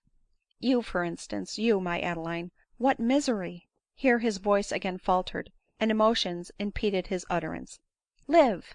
do but live !" exclaimed Adeline passionately, " and I can know of misery but the name." " But I cannot live, I cannot live," replied Glenmurray, " and the sooner I die the better ; for thus to waste your youth and health in the dreadful solitude of a sick room is insupportable to me."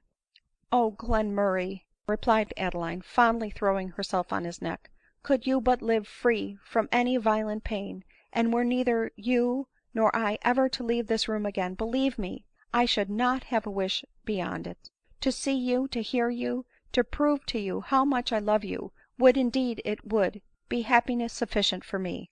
After this burst of true and heartfelt tenderness there was a pause of some moments. Glenmurray felt too much to speak, and Adeline was sobbing on his pillow. At length she pathetically again exclaimed, " Live, only live, and I am blessed !"" But I cannot live, I cannot live," again replied Glenmurray ;" and when I die, what will become of you ?"" I care not," cried Adeline ;" if I lose you, may the same grave receive us."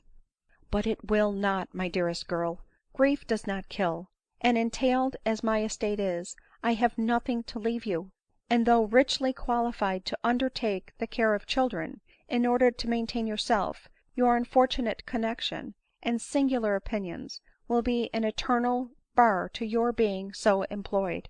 Oh, Adeline, these cutting fears, these dreadful reflections, are indeed the bitterness of death ; but there is one way of alleviating my pangs." " Name it," replied Adeline with quickness. " But you must promise then to hear me with patience.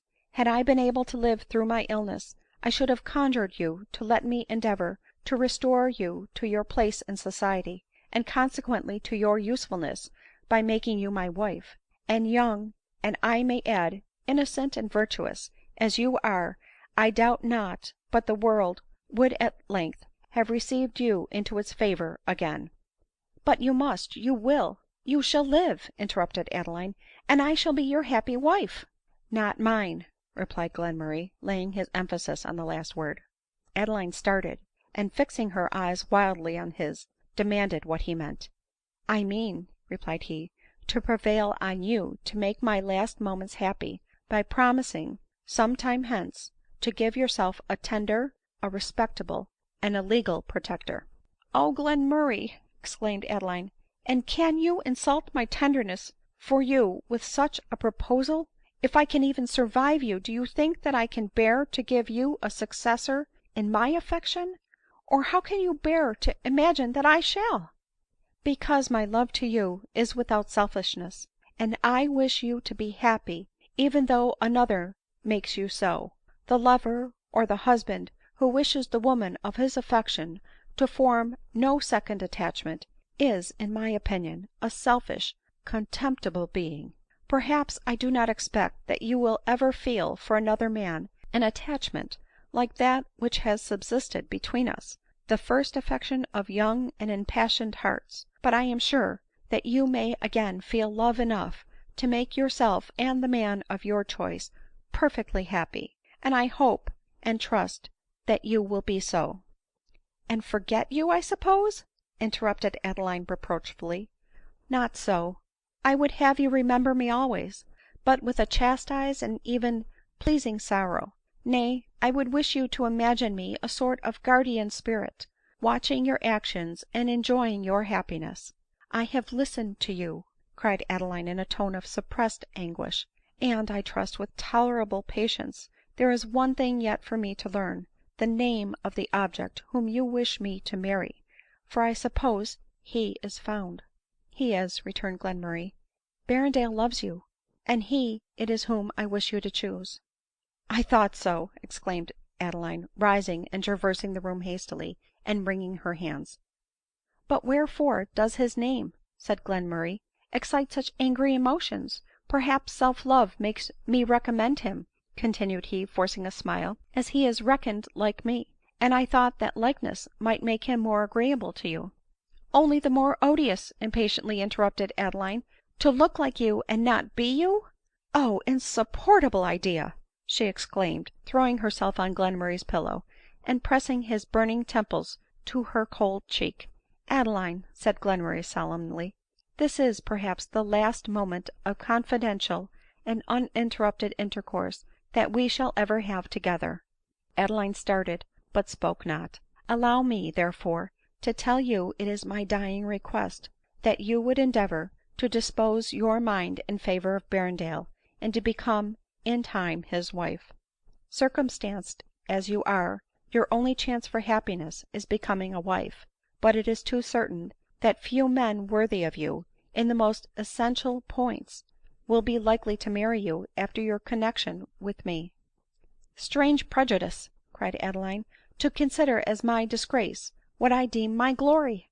Glenmurray continued thus :" Berrendale himself has a great deal of the old school about him ; but I have convinced him that you are not to be classed with the frail of your sex, and that you are one of the purest as well as loveliest of human beings." " And did he want to be convinced of this ?" cried Adeline indignantly ;" and yet you advise me to marry him !"" My dearest love," replied Glenmurray, " in all cases the most we can expect is, to choose the best possible means of happiness.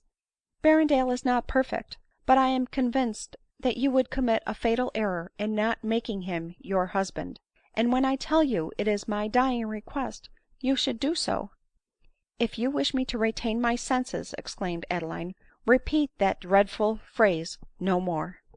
" I will not say any more at all now," faintly observed Glenmurray, " for I am exhausted ; still, as morning begins to dawn, I should like to sit up in my bed and gaze on it, perhaps for —" Here Adeline put her hand to his mouth.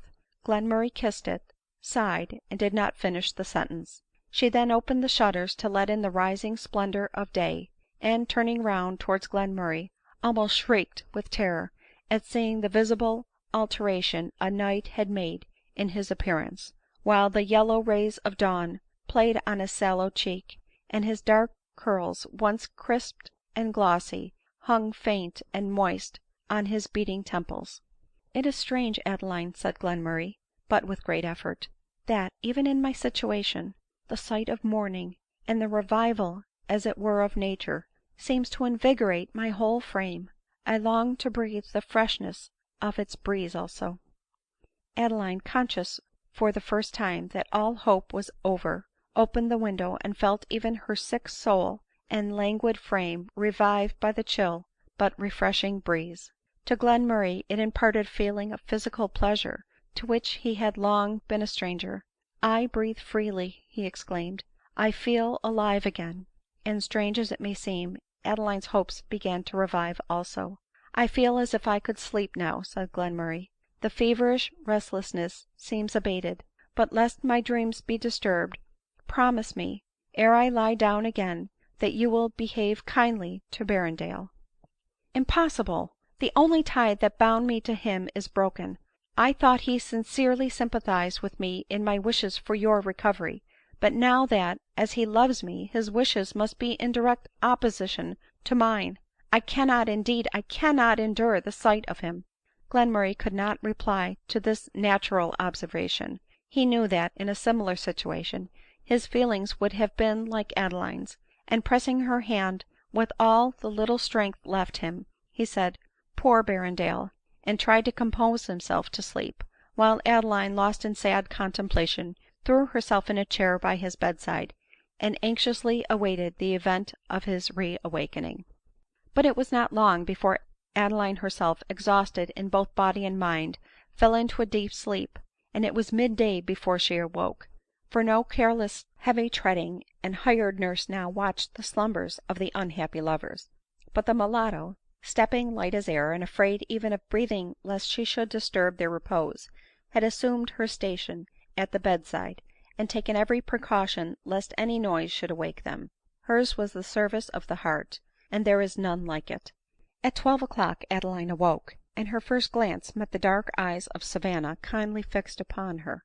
Adeline started, not immediately recollecting who it could be ; but in a moment the idea of the mulatto, and of the service which she had rendered her, recurred to her mind, and diffused a sensation of pleasure through her frame. " There is a being whom I have served," said Adeline to herself; and extending her hand to Savanna, she started from her seat, invigorated by the thought ; but she felt depressed again by the consciousness that she, who had been able to impart so much joy and help to another, was herself a wretch for ever, and in a moment her eyes filled with tears, while the mulatto gazed on her with a look of inquiring solicitude. " Poor Savanna !" cried Adeline in a low and plaintive voice. There are moments when the sound of one's own voice has a mournful effect on one's feelings. This was one of those moments to Adeline. The pathos of her own tone overcame her, and she burst into tears. But Glenmurray slept on, and Adeline hoped nothing would suddenly disturb his rest, when Berrendale opened the door with what appeared unnecessary noise, and Glenmurray hastily awoke. Adeline immediately started from her seat, and looking at him with great indignation, demanded why he came in such a manner, when he knew Mr Glenmurray was asleep.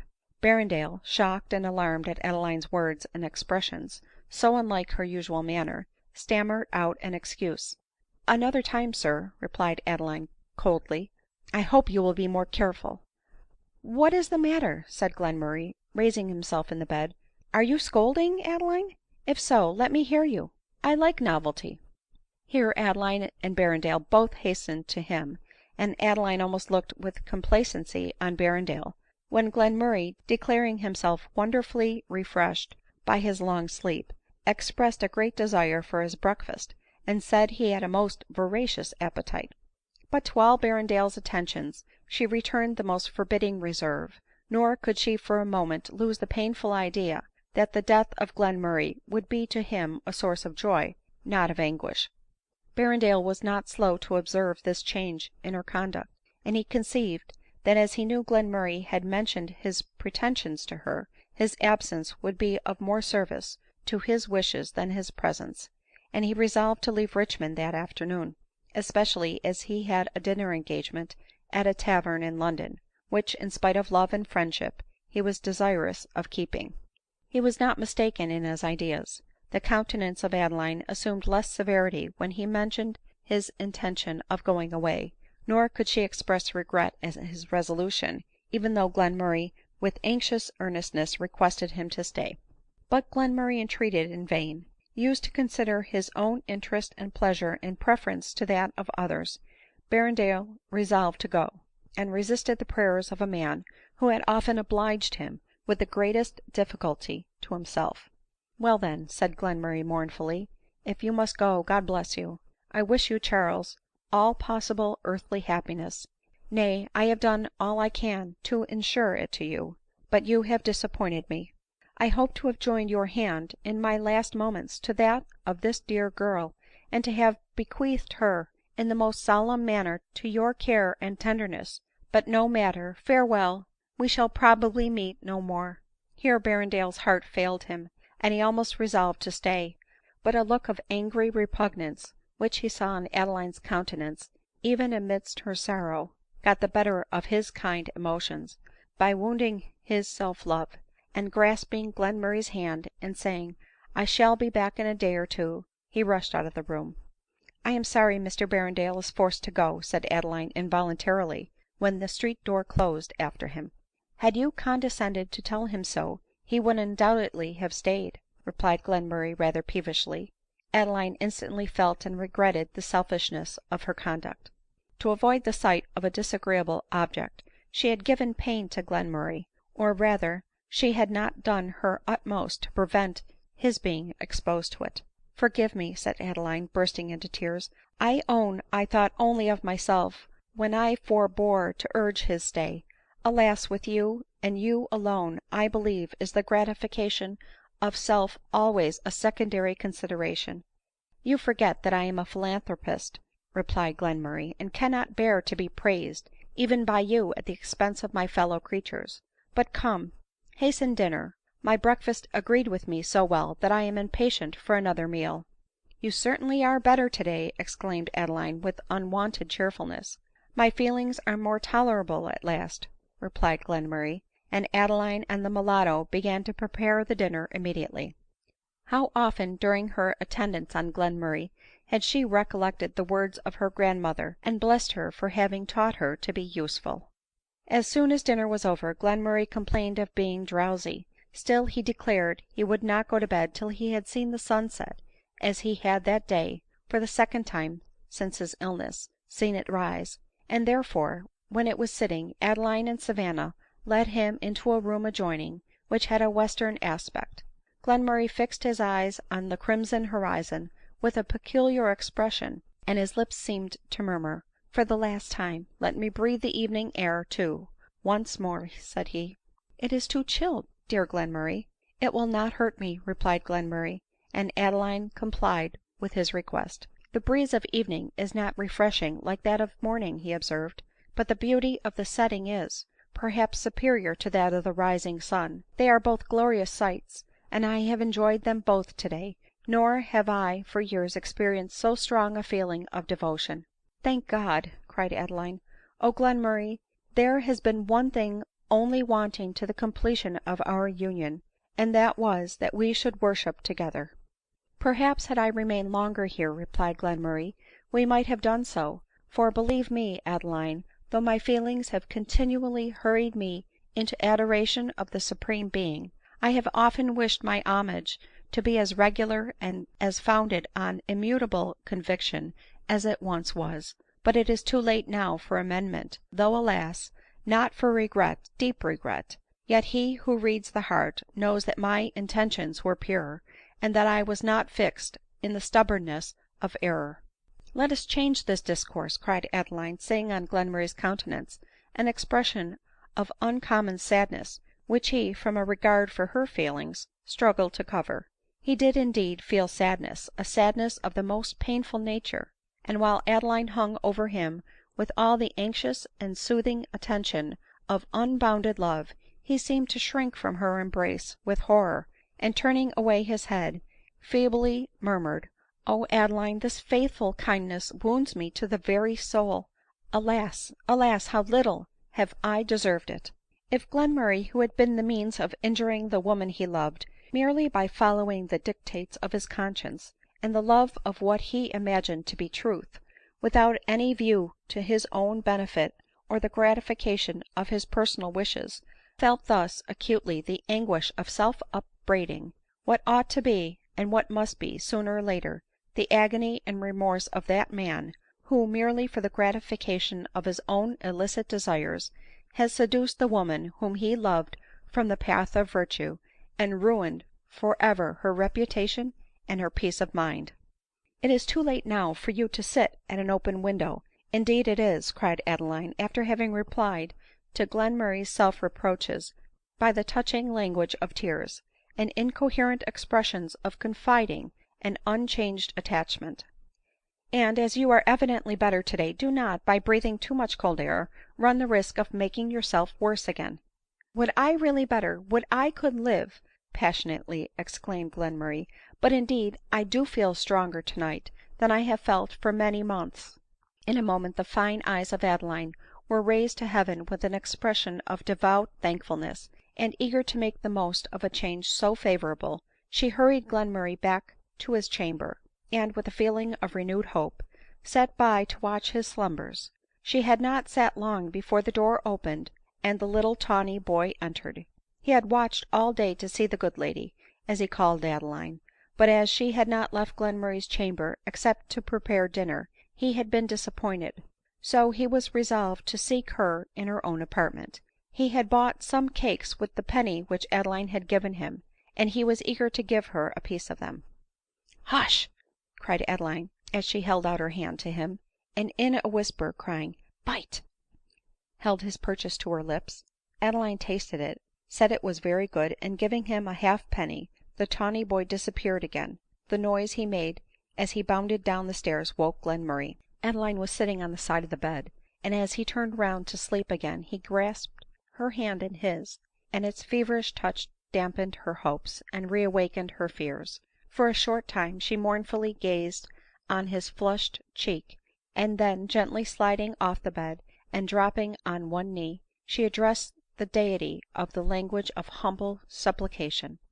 Insensibly she ceased to pray in thought only, and the lowly murmured prayer became audible. Again Glenmurray awoke, and Adeline reproached herself as the cause. " My rest was uneasy," cried he, " and I rejoice that you woke me. Besides, I like to hear you. Go on, my dearest girl. There is something in the breathings of your pious fondness that soothes me," added he, pressing the hand he held to his parched lips. Adeline obeyed ; and, as she continued, she felt ever and anon, by the pressure of Glenmurray's hand, how much he was affected by what she uttered. " But must he be taken from me ?" she exclaimed in one part of her prayer. " Father, if it be possible, permit this cup to pass by me untasted."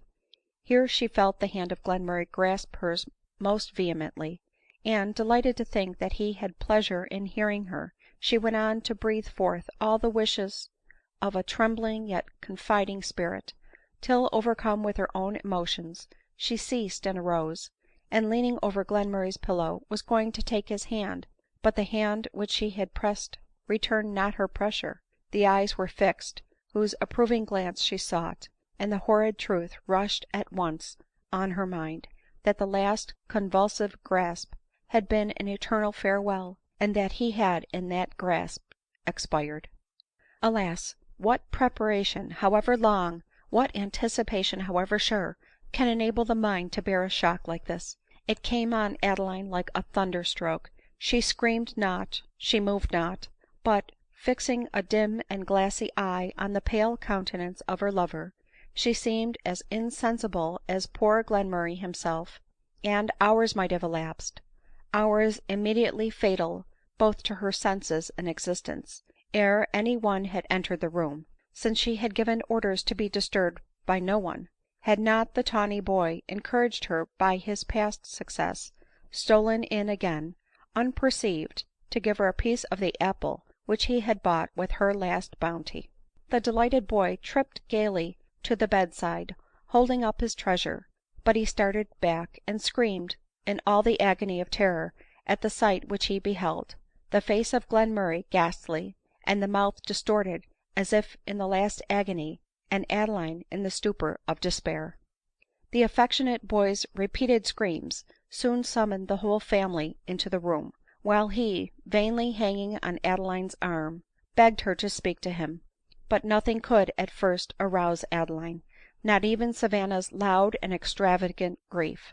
When, however, they tried to force her from the body, she recovered her recollection and her strength, and it was with great difficulty she could be carried out of the room, and kept out when they had accomplished their purpose. But Savanna was sure that looking at such a sad sight would kill her mistress, for she should die herself if she saw William dead, she declared ; and the people of the house agreed with her. They knew not that grief is the best medicine for itself, and that the overcharged heart is often relieved by the sight which standers by conceive likely to snap the very threads of existence.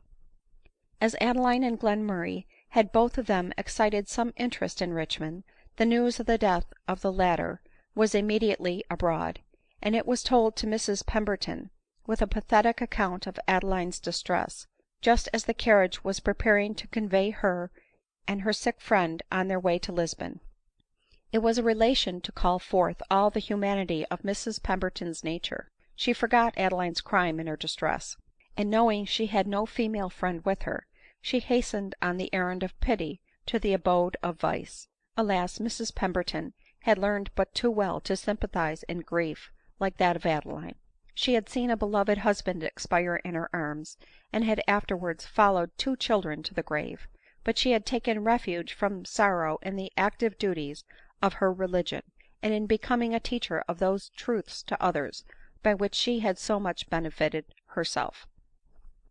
Mrs Pemberton entered the room just as Adeline, on her knees, was conjuring the persons with her to allow her to see Glenmurray once more. Adeline did not at all observe the entrance of Mrs Pemberton, who, in spite of the self-command which her principles and habits gave her, was visibly affected when she beheld the mourner's tearless affliction ; and the hands which, on her entrance, were quietly crossed on each other, confining the modest folds of her simple cloak, were suddenly and involuntarily separated by the irresistible impulse of pity. While catching hold of the wall for support, she leaned against it, covering her face with her hands. " Let me see him, only let me see him once more," cried Adeline, gazing on Mrs Pemberton, but unconscious who she was. " Thou shalt see him," replied Mrs Pemberton with considerable effort. " Give me thy hand, and I will go with thee to the chamber of death." Adeline gave a scream of mournful joy at this permission, and suffered herself to be led into Glenmurray's apartment.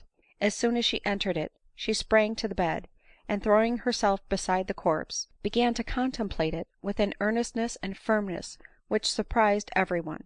Mrs Pemberton also fixedly gazed on the wan face of Glenmurray. " And art thou fallen," she exclaimed, " thou, wise in thine own conceit, who presumeth, perhaps, sometimes to question even the existence of the Most High, and to set up thy vain chimeras of yesterday against the wisdom and experience of centuries ! Child of the dust, child of error, what art thou now, and whither is thy guilty spirit fled ? But balmy is the hand of affliction ; and she, thy mourning victim, may learn to bless the hand that chastises her, nor add to the offences which will weigh down thy soul a dread responsibility for hers." Here she was interrupted by the voice of Adeline, who, in a deep and hollow tone, was addressing the unconscious corpse. " For God's sake speak, for this silence is dreadful, it looks so like death." " Poor thing !" said Mrs Pemberton, kneeling beside her, " and is it even thus with thee, when thou couldst shed tears, afflicted one ?"" It is very strange," continued Adeline ;" he loved me so tenderly, and he used to speak and look so tenderly, and now, see how he neglects me. Glenmurray, my love, for mercy's sake speak to me." As she said this, she laid her lips to his ; but feeling on them the icy coldness of death, she started back, screaming in all the violence of frenzy, and recovered to the full consciousness of her misfortune. She was carried back to her room in violent convulsions. " Would I could stay and watch over thee," said Mrs Pemberton, as she gazed on Adeline's distorted countenance ;" for thou, young as thou art, wert well known in the chambers of sorrow and of sickness, and I should rejoice to pay back thee part of the debt of those whom thy presence so often soothed ; but I must leave thee to the care of others." " You leave her to my care," cried Savanna reproachfully, who felt even her violent sorrow suspended while Mrs Pemberton spoke in accents at once sad yet soothing. " You leave her to my care, and who watch, who love her more than me."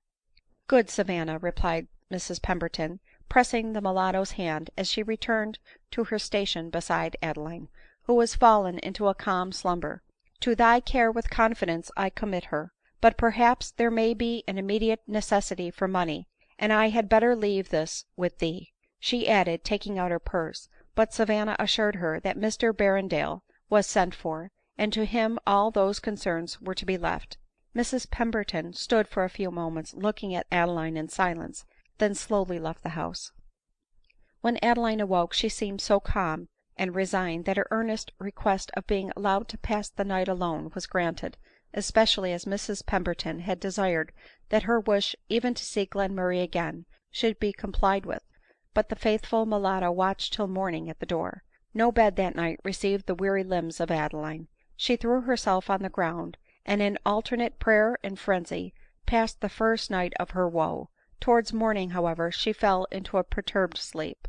But when the light of day darting into the room awakened her to consciousness, and when she recollected that he to whom it usually summoned her existed no longer, that the eyes which but preceding morning had opened with enthusiastic ardor to hail its beams were now forever closed, and that the voice which used to welcome her so tenderly she should never, never hear again, the forlornness of her situation, the hopelessness of her sorrow burst upon her with a violence too powerful for her reason ; and when Berrendale arrived, he found Glenmurray in his shroud, and Adeline in a state of insanity. For 6 months her frenzy resisted all the efforts of medicine, and the united care which Berrendale's love and Savanna's grateful attachment could bestow, while with Adeline's want of their care, seemed to increase their desire of bestowing it, and their affection gathered new strength from the duration of her helpless malady. So true is it, that we become attached more from the aid which we give than that which we receive, and that the love of the obliger is more apt to increase than that of the obliged by the obligation conferred. At length, however, Adeline's reason slowly yet surely returned, and she by degree learnt to contemplate with firmness, and even calmness, the loss which she had sustained. She even looked on Berrendale with his attentions not with anger, but gratitude and complacency. She had even pleasure in observing the likeness he bore to Glenmurray. She felt that it endeared him to her. In the first paroxysms of her frenzy, the sight of him threw her into fits of raving ; but as she grew better she had pleasure in seeing him ; and when, on her recovery, she heard how much she was indebted to his persevering tenderness, she felt for him a decided regard, which Berrendale tried to flatter himself might be ripened into love. But he was mistaken. The heart of Adeline was formed to feel violent and lasting attachments only. She had always loved her mother with a tenderness of a most uncommon nature. She had felt for Glenmurray the fondest enthusiasm of passion. She was now separated from them both ; but her mother still lived, and though almost hopeless of ever being restored to her society, all her love for her returned, and she pined for that consoling fondness, those soothing attentions, which in a time of such affliction a mother on a widowed daughter can only bestow. " Yet surely," cried she in the solitude of her own room, " her oath cannot forbid her to forgive me ; for I am not as wretched in love, nay more, far more so than she has been ? Yes, yes, I will write to her. Besides, he wished me to do so," meaning Glenmurray, whom she never named. And she did write to her, according to the address which Dr Norberry sent soon after he returned to his own house. Still week after week elapsed, and month after month, but no answer came. Again she wrote, and again she was disappointed, though her loss, her illness in consequence of it, her pecuniary distress, and the large debt which she had incurred to Berrendale, were all detailed in a manner calculated to move the most obdurate heart. What then could Adeline suppose ? Perhaps her mother was ill, perhaps she was dead ; and her reason was again on the point of yielding to this horrible supposition, when she received her 2 letters in a cover, directed in her mother's handwriting. At first she was overwhelmed by this dreadful proof of the continuance of Mrs Mowbray's deep resentment ; but, ever sanguine, the circumstance of Mrs Mowbray's having written the address herself appeared to Adeline a favorable symptom ; and, with renewed hope, she wrote to Dr Norberry to become her mediator once more.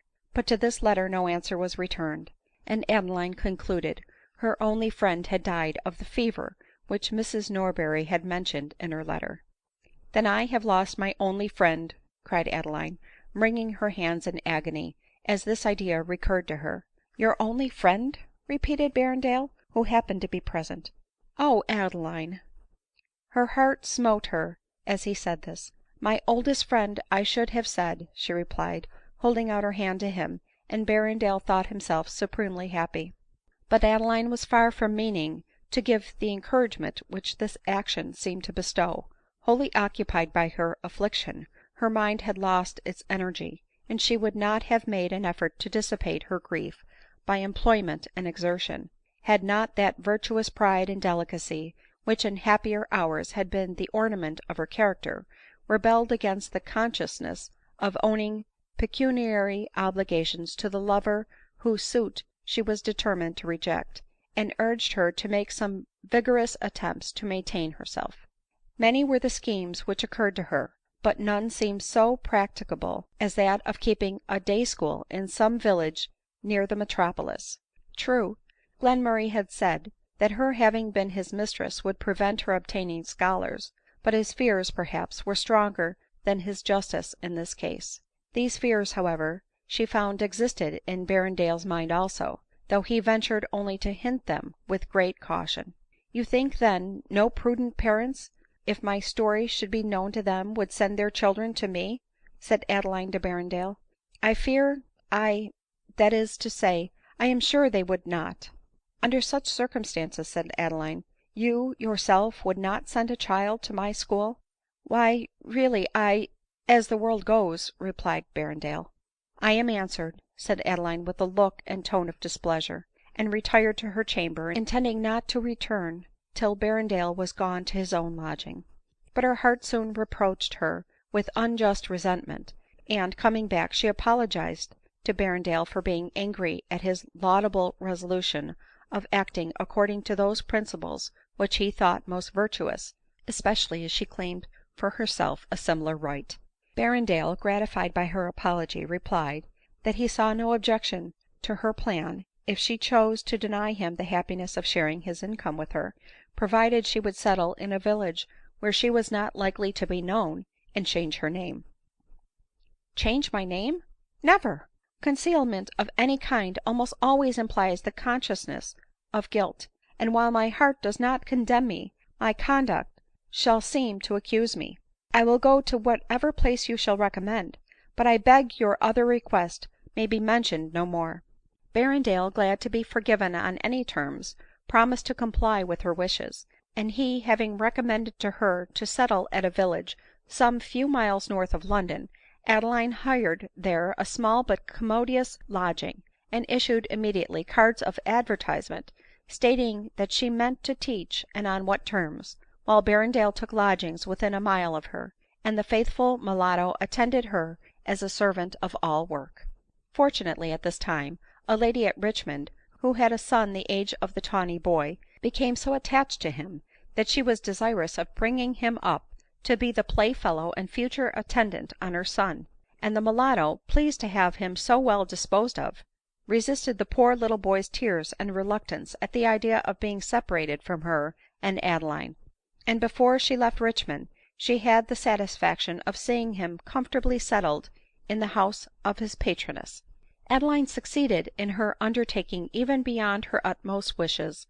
Though unknown and unrecommended, there was in her countenance and manner a something so engaging, so strongly inviting confidence, and so decisively bespeaking the gentlewoman, that she soon excited in the village general respect and attention ; and no sooner were scholars entrusted to her care than she became the idol of her pupils, and their improvement was rapid in proportion to the love which they bore her.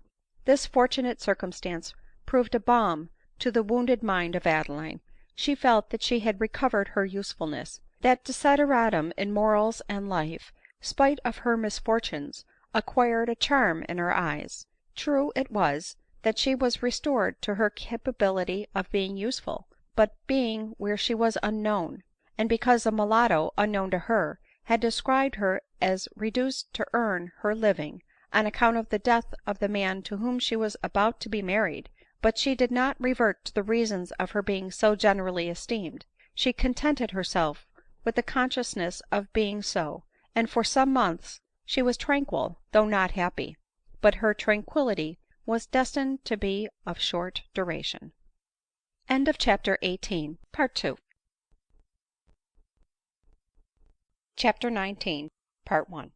The village in which Adeline resided happened to be the native place of Mary Warner, the servant whom she had been forced to dismiss at Richmond, and who, having gone from Mrs Pemberton to another situation, which she had also quitted, came to visit her friends.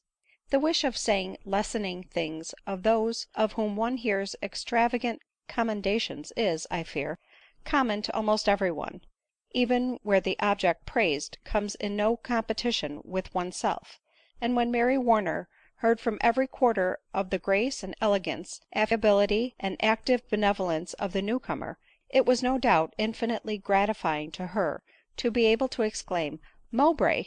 Did you say her name is — La, I dares to say it is my old mistress, who was kept by one Mr Glenmurray But so greatly were her auditors prepossessed in favor of Adeline, that very few of them could be prevailed upon to believe Mary's supposition was just ; and so much was she piqued at the disbelief which she met with, that she declared she would go to the church the next Sunday to shame the hussy, and go up and speak to her in the church yard before all the people. " Ah !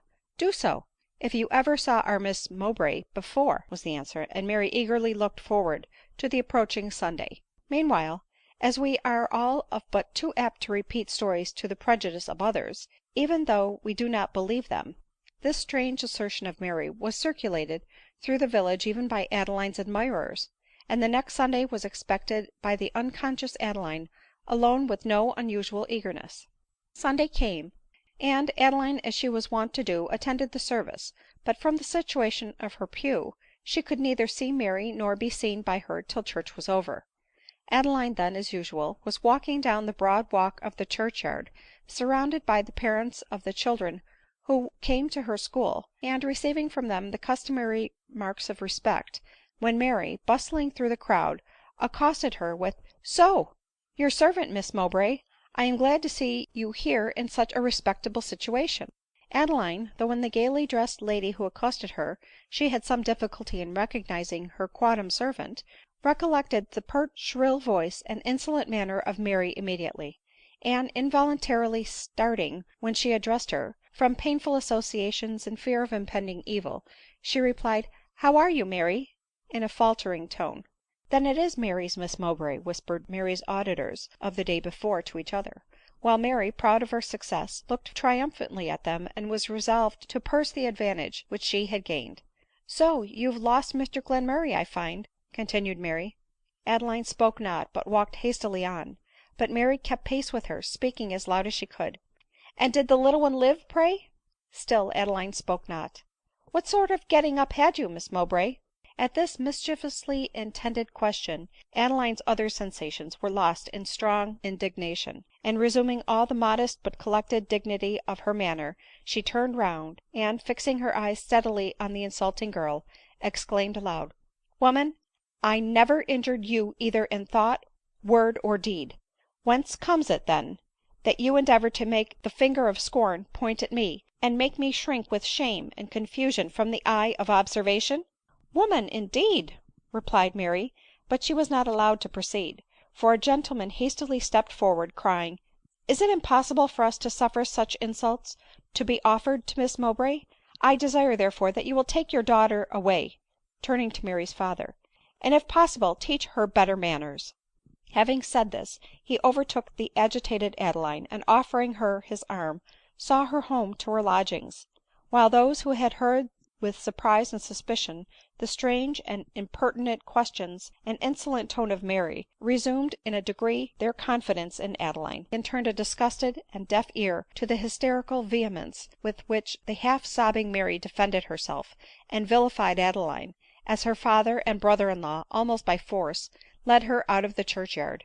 The gentleman who had so kindly stepped forward to the assistance of Adeline was Mr Beauclerc, the surgeon of the village, a man of considerable abilities and liberal principles ; and when he bade Adeline farewell, he said, " My wife will do herself the pleasure of calling on you this evening." Then kindly pressing her hand, he with a respectful bow took his leave. Luckily for Adeline, Berrendale was detained in town that day, and she was spared the mortification of showing herself to him, writhing as she then was under the agonies of public shame, for such it seemed to her.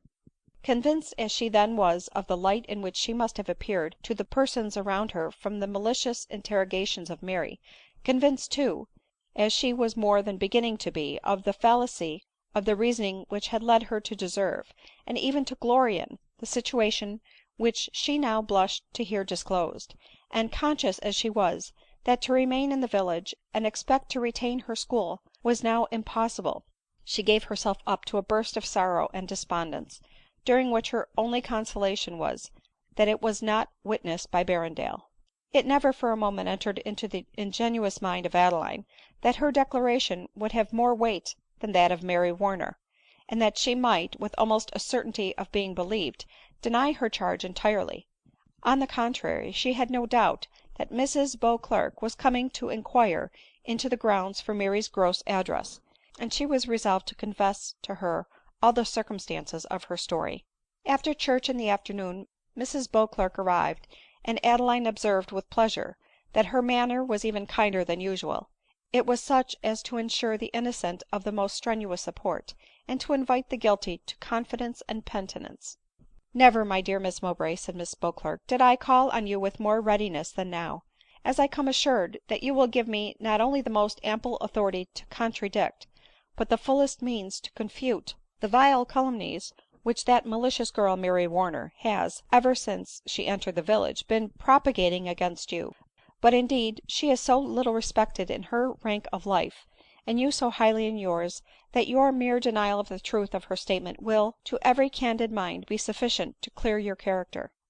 Adeline never before was so strongly tempted to violate the truth ; and there was a friendly earnestness in Mrs Beauclerc's manner, which proved that it would be almost cruel to destroy the opinion which she entertained of her virtue.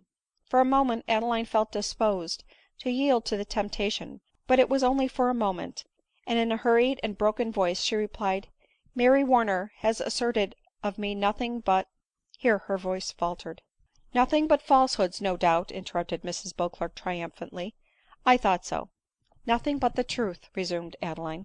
" Impossible !" cried Mrs Beauclerc, dropping the cold hand which she held ; and Adeline, covering her face and throwing herself back in the chair, sobbed aloud.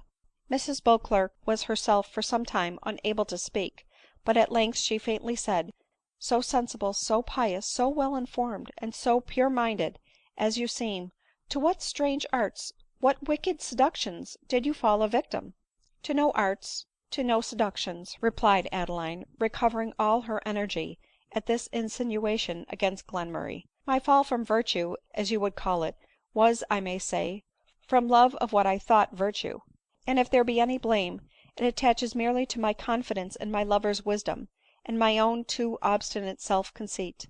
But you, dear madam, deserve to hear my whole story ; and if you can favor me with an hour's attention, I hope at least to convince you that I was worthy of a better fate than to be publicly disgraced by a malicious and ignorant girl." Mrs Beauclerc promised the most patient attention ; and Adeline related the eventful history of her life, slightly dwelling on those parts of it which in any degree reflected on her mother, and extolling most highly her sense, her accomplishments, and her maternal tenderness.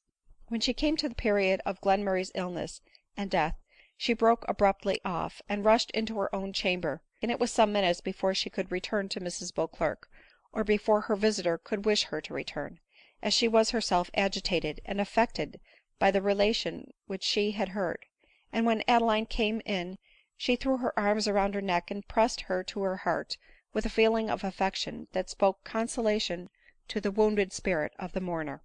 She then resumed her narration, and having concluded, Mrs Beauclerc, seizing her hand, exclaimed, " For God's sake, marry Mr Berrendale immediately, and abjure for ever, at the foot of the altar, those errors in opinion to which all your misery has been owing." " Would I could atone for them some other way !" she replied. " Impossible ; and if you have any regard for me, you will become the wife of your generous lover ; for then, and not till then, can I venture to associate with you." " I thought so," cried Adeline ;" I thought all idea of remaining here with any chance of keeping my scholars was now impossible." " It would not be so," replied Mrs Beauclerc, " if every one thought like me. I should consider your example as a warning to all young people ; and to preserve my children from evil, I should only wish them to hear your story, as it inculcates most powerfully how vain are personal graces, talents, sweetness of temper, and even active benevolence, to insure respectability and confer happiness, without a strict regard to the long established rules for conduct, and a continuance in those paths of virtue and decorum which the wisdom of ages has pointed out to the steps of every one. But others will, no doubt, consider that continuing to patronize you would be patronizing vice ; and my rank in life is not high enough to enable me to countenance with you any chance of leading others to follow my example ; while I should not be able to serve you, but should infallibly lose myself. But some time hence, as the wife of Mr Berrendale, I might receive you as your merits deserve. Till then —" Here Mrs Beauclerc paused, and she hesitated to add, " we meet no more." Indeed it was long before the parting took place. Mrs Beauclerc had justly appreciated the merits of Adeline, and thought she had found in her a friend and companion for years to come. Besides, her children were most fondly attached to her ; and Mrs Beauclerc, while she contemplated their daily improvement under her care, felt grateful to Adeline for the unfolding excellences of her daughter. Still, to part with her was unavoidable ; but the pang of separation was in a degree soothed to Adeline by the certainty which Mrs Beauclerc's sorrow gave her, that, spite of her errors, she had inspired a real friendship in the bosom of a truly virtuous and respectable woman ; and this idea gave a sensation of joy to her heart to which it had long been a stranger. The next morning some of her parents, whom Mary's tale had not yet reached, sent their children as usual ; but Adeline refused to enter upon any school duties, bidding them affectionately farewell, and telling them that she was going to write to their parents, as she was obliged to leave her present situation, and declining keeping school, meant to reside, she believed, in London. The children on hearing this looked at each other with almost tearful consternation, and Adeline observed with pleasure the interest which she had made to herself in their young hearts. After they were gone, she sent a circular letter to her friends in the village, importing that she was under the necessity of leaving her present residence, but that, whatever her future situation might be, she should always remember with gratitude the favors which she had received at The necessity that drove her away was, by this time, very well understood by every one. But Mrs Beauclerc took care to tell those who mentioned the subject to her, the heads of Adeline's story, and to add always, " and I have reason to believe that as soon as she is settled in town she will be extremely well married." To the mulatto the change in Adeline's plans was particularly pleasing, as it would bring her nearer to her son, and nearer William, from whom nothing but a sense of grateful duty to Adeline would so long have divided her. But Savanna imagined that Adeline's removal was owing to her having at last determined to marry Mr Berrendale, an event which she, for Adeline's sake, earnestly wished to take place, though for her own she was undecided whether to desire it or not, as Mr Berrendale might not, perhaps, be as contented with her services as Adeline was. While these thoughts were passing in Savanna's mind, and her warm and varying feelings were expressed by alternate smiles and tears, Mr Berrendale arrived from town ; and as Savanna opened the door to him, she, half whimpering, half smiling, dropped him a very respectful courtesy, and looked at him with eyes full of unusual significance. " Well, Savanna, what has happened ? Any thing new or extraordinary since my absence ?" said Berrendale. " Me tink not of what have happen, but what will happen," replied Savanna. " And what is going to happen ?" returned Berrendale, seating himself in the parlor. " And where is your mistress ?"" She dress herself, that dere missus," replied Savanna, lingering with the door in her hand, " and I ope to ave a dear mas too." " What !" cried Berrendale, starting wildly from his seat, " what did you say ?"" Why, me ope my missus be married soon." " Married ! To whom ?" cried Berrendale, seizing her hand, and almost breathless with alarm. " Why, to you, sure !" exclaimed Savanna ;" and den me hope you will not turn away poor Savanna." " What reason you have, my dear Savanna, for talking thus, I cannot tell, nor dare I give way to the sweet hopes which you excite ; but if it be true that I may hope, depend on it you shall cook my wedding dinner, and then I am sure it will be a good one." " Can full joy eat ?" asked the mulatto thoughtfully. " A good dinner is a good thing, Savanna," replied Berrendale, " and ought never to be slighted." " Me good dinner dey I marry, but I not eat it.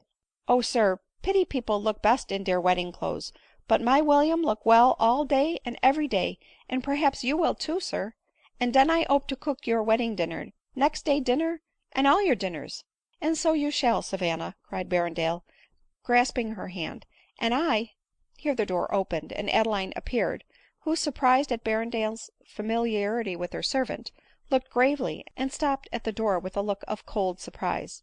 Berrendale, awed into immediate respect, for what is so timid and respectful as a man truly in love, bowed low, and lost in an instant all the hopes which had elevated his spirits to such an unusual degree. Adeline, with an air of pique, observed, that she feared she interrupted them unpleasantly, as something unusually agreeable and enlivening seemed to occupy them as she came in, over which her entrance seemed to have cast a cloud.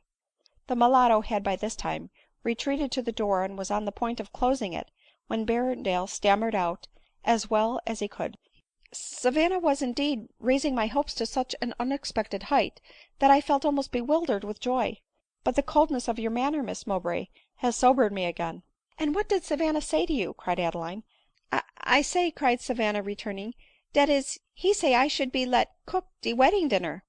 Adeline, turning even paler than she was before, desired her coldly to leave the room, and seating herself at the greatest possible distance from Berrendale, leaned for some time in silence on her hand, he not daring to interrupt her meditations ; but at last she said, " What could give rise to this singular conversation between you and Savanna I am wholly at a loss to imagine ; still I must own that it is not so ill timed as it would have been some weeks ago. I will own, that since yesterday I have been considering your generous proposals with the serious attention which they deserve."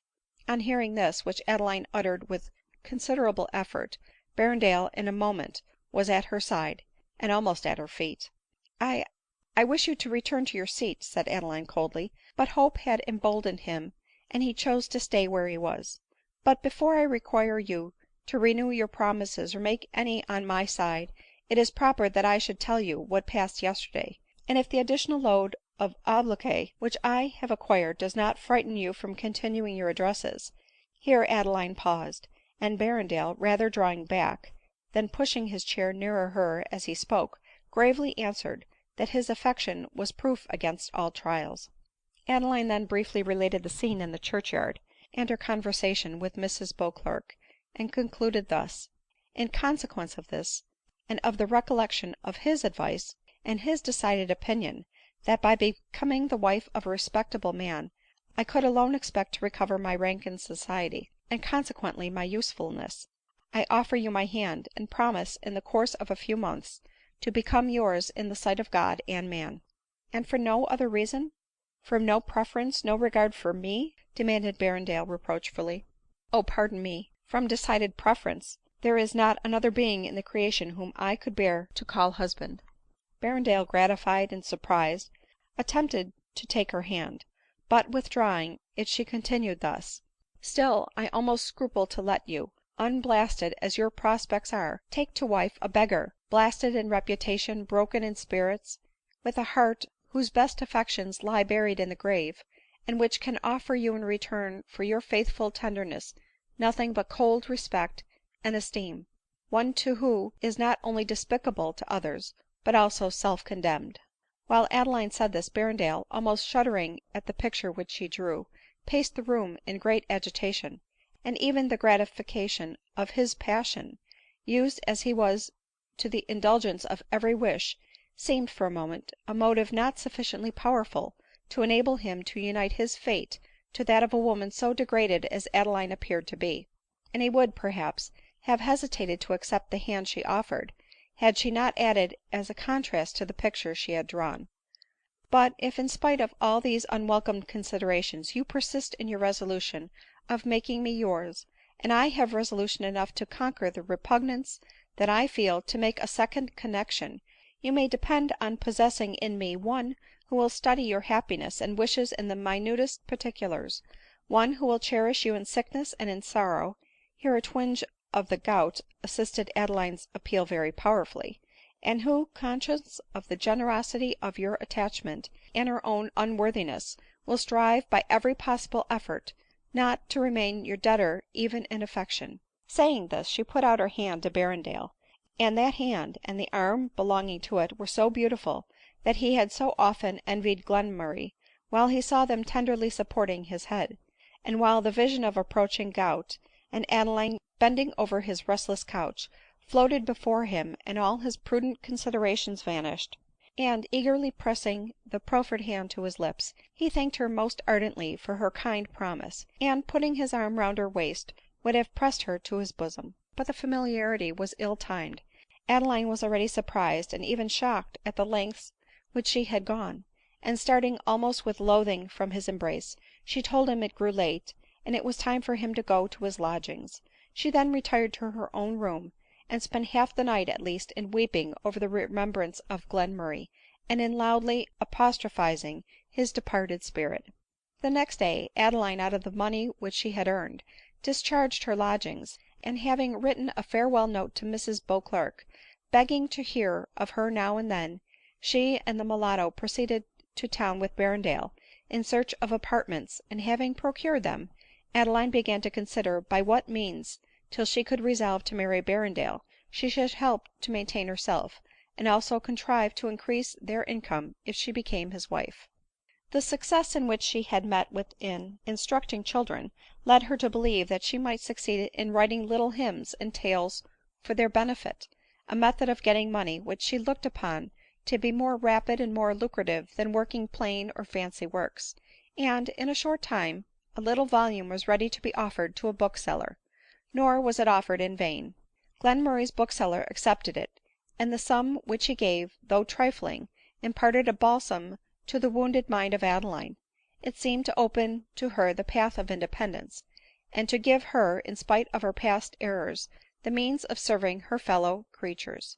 But month after month elapsed, and Glenmurray had been dead 2 years ; yet still Adeline could not prevail on herself to fix a time for her marriage. But next to the aversion she felt to marrying at all, was that she experienced at the idea of having no fortune to bestow on the disinterested Berrendale ; and so desirous was she of his acquiring some little property by his union with her, that she resolved to ask counsel's opinion on the possibility of her claiming a sum of money which Glenmurray had bequeathed to her, but without, as Berrendale had assured her, the customary formalities. The money was near £300, but Berrendale had allowed it to go to Glenmurray's legal heir, because he was sure that the writing which bequeathed it would not hold good in law. Still Adeline was so unwilling to be under so many pecuniary obligations to a man whom she did not love, that she resolved to take advice on the subject, much against the will of Berrendale, who thought the money might as well be saved ; but as a chance for saving the fee, he resolved to let Adeline go to the lawyer's chambers alone, thinking it likely that no fee would be accepted from so fine a woman. Accordingly, more alive to economy than to delicacy or decorum, Berrendale, when Adeline, desiring a coach to be called, summoned him to accompany her to the Temple, pleading terror of an impending fit of the gout, and begged her to excuse his attendance ; and Adeline, unconscious of the real cause of his refusal, kindly expressing her sorrow for the one he feigned, took the counsellor's address, and got into the coach, Berrendale taking care to tell her, as she got in, that the fare was but a shilling.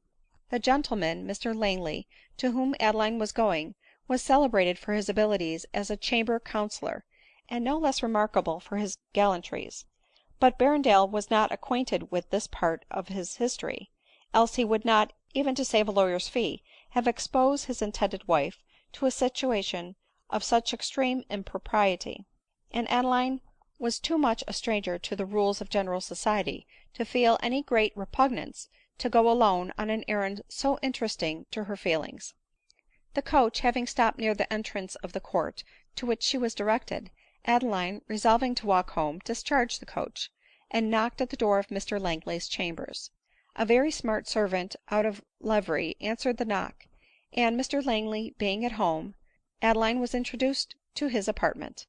Mr Langley, though surprised at seeing a lady of a deportment so correct and of so dignified an appearance enter his room unattended, was inspired with so much respect at sight of Adeline, whose mourning habit added to the interest which her countenance never failed to excite, that he received her with bows down to the ground, and leading her to a chair, begged she would do him the honor to be seated, and impart her commands.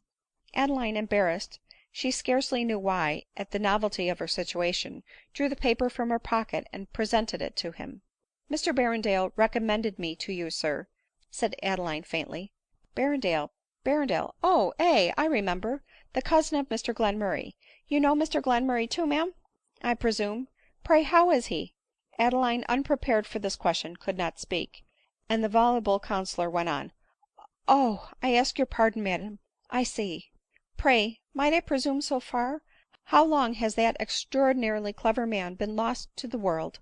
More than 2 years, sir," replied Adeline faintly. " You are, may I presume so far, you are his widow ?" Adeline bowed. There was a something in Mr Langley's manner and looked so like Sir Patrick's that she could not bear to let him know she was only Glenmurray's mistress. " Gone more than 2 years, and you still in deep mourning ! Amiable susceptibility ! How unlike the wives of the present day !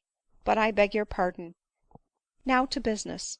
So saying, he perused the paper which Adeline had given him, in which Glenmurray simply stated that he bequeathed to Adeline Mowbray the sum of £260, in the 5 per cents, but it was signed by only one witness. " What do you wish to know, madam ?" asked the counsellor. " Whether this will be valid, as it is not signed by 2 witnesses, sir." " Why, really not," replied Langley ;" though the heir at law, if he have either equity or gallantry, could certainly not refuse to fulfil what evidently was the intention of the testator. But then it is very surprising to me that Mr Glenmurray should have wished to leave any thing from the lady whom I have the honor to behold. Pray, madam, if I may presume to ask, who is Adeline Mowbray ?"" I am Adeline Mowbray," replied Adeline in great confusion. " You, madam ? Bless me, I presumed ! And pray, madam, if I may make so bold, what was your relationship to that wonderfully clever man ? His niece, his cousin, or "" I was no relation of his," said Adeline still more confused ; and this confusion confirmed the suspicion which Langley entertained, and also brought to his recollection something which he had heard of Glenmurray's having a very elegant and accomplished mistress. " Pardon me, dear madam," said Mr Langley ;" I perceive now my mistake ; and I now perceive why Mr Glenmurray was so much the envy of those who had the honor of visiting at his house.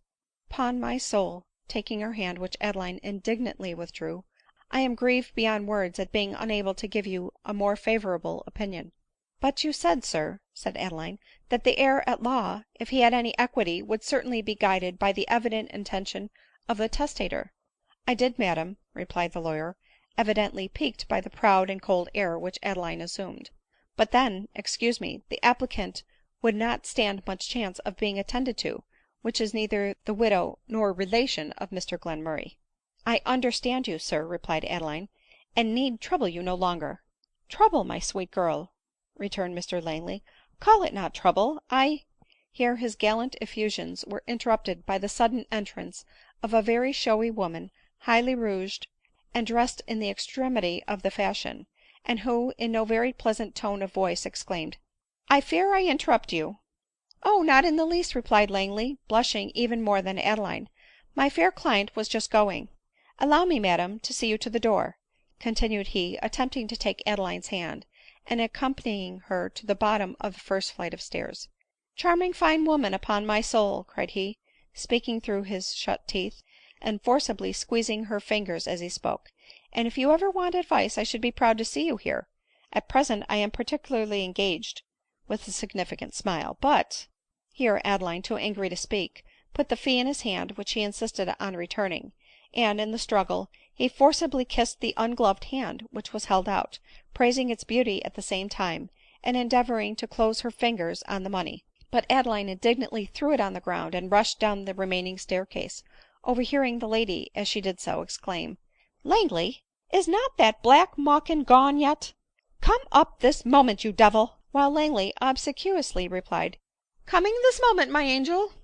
Adeline felt so disappointed, so ashamed, and so degraded, that she walked on some way without knowing whither she was going ; and when she recollected herself, she found that she was wandering from court to court, and unable to find the avenue to the street down which the coach had come ; while her very tall figure, heightened color, and graceful carriage made her an object of attention to every one whom she met. At last she saw herself followed by 2 young men ; and as she walked very fast to avoid them, she by accident turned into the very lane which she had been seeking ; but her pursuers kept pace with her, and she overheard one of them say to the other, " A devilish fine girl ! Moves well too. I cannot help thinking that I have seen her before." " And so do I. Oh zounds ! by her height, it must be that sweet creature who lived at Richmond with that crazy fellow Glenmurray." Here Adeline relaxed in her pace. The name of Glenmurray, that name which no one since his death had ventured to pronounce in her presence, had during the last half hour been pronounced several times ; and unable to support herself from a variety of emotions, she stopped, and leaned for support against the wall.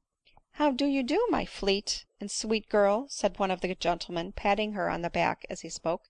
And Adeline, roused at the insult, looked at him proudly and angrily, and walked on. " What, angry, if I may be so bold," with a sneering smile. " Fair creature, may I ask where you live now ?"" No, sir," replied Adeline, " you are wholly unknown to me ; but were you to tell me where you live, we might cease to be strangers. But perhaps your favors are all bespoken. Pray who is your friend now ?"" Oh, I have but few friends," cried Adeline mournfully. " Few ! the devil !" replied the young templar ;" and how many would you have ?" Here he put his arm round her waist ; and his companion giving way to a loud fit of laughter, Adeline clearly understood what he meant by the term friend ; and summoning up all her spirit, she called a coach which luckily was passing, and turning round to her tormentor with great dignity, said, " Though the situation, sir, in which I once was, may, in the eyes of the world and in yours, authorize and excuse your present insulting address, yet, when I tell you that I am on the eve of marriage with a most respectable man, I trust that you will feel the impropriety of your conduct, and be convinced of the fruitlessness and impertinence of the questions which you have put to me." " If this be the case, madam," cried the gentleman, " I beg your pardon, and shall take my leave, wishing you all possible happiness, and begging you to attribute my impertinence wholly to my ignorance." So saying, he bowed and left her, and Adeline was driven to her lodgings. " Now," said Adeline, " the die is cast. I have used the sacred name of wife to shield me from insult, and I am therefore pledged to assume it directly. Yes, he was right ; I find I must have a legal protector." She found Berrendale rather alarmed at her long absence, and, with a beating heart, she related her adventures to him ; but when she said that Langley was not willing to take the fee, he exclaimed, " Very genteel in him, indeed ! I suppose you took him at his word ?"" Good heavens !" replied Adeline, " do you think I would deign to owe such a man a pecuniary obligation ? No, indeed, I threw it with proud indignation on the floor." " What madness !" returned Berrendale ;" you had much better have put it in your pocket." " Mr Berrendale," cried Adeline gravely, and with a look bordering on contempt, " I trust that you are not in earnest ; for if these are your sentiments, if this is your delicacy, sir —"" Say no more, dearest of women," replied Berrendale, pretending to laugh, alarmed at the seriousness with which she spoke. " How could you for one moment suppose in me earnest ? Insolent coxcomb ! I wish I had been there." " I wish you had," said Adeline, " for then no one would have dared to insult me." And Berrendale, delighted at this observation, listened to the rest of her story with a spirit of indignant knight errantry which he never experienced before ; and at the end of her narration he felt supremely happy, for Adeline assured him that the next week she would make him her protector for life ; and this assurance opened his heart to so much, that he vowed he would not condescend to claim of the heir at law the pitiful sum which he might think proper to withhold. To be brief, Adeline kept her word ; and resolutely struggling with her feelings, she became the next week the wife of Berrendale. CHAPTER XIX.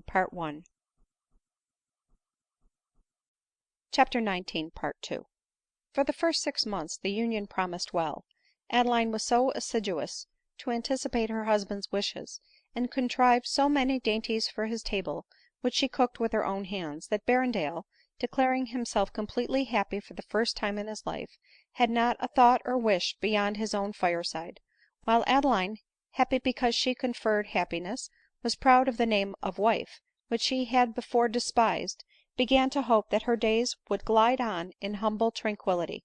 It was natural enough that Adeline should be desirous of imparting this change in her situation to Mrs Pemberton, whose esteem she was eager to recover, and whose kind intentions towards her, at a moment when she was incapable of appreciating them, Savanna had, with great feeling, expatiated upon.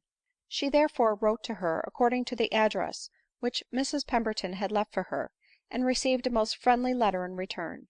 In a short time Adeline had again an expectation of being a mother ; and though she could not yet entertain for her husband more than cold esteem, she felt that as the father of her child he would insensibly become more dear to her.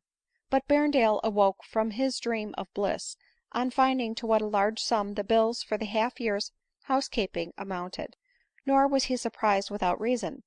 Adeline, more eager to gratify Berrendale's palate than considerate as to the means, had forgotten that she was no longer at the head of a liberal establishment like her mother's, and had bought for the supply of the table many expensive articles.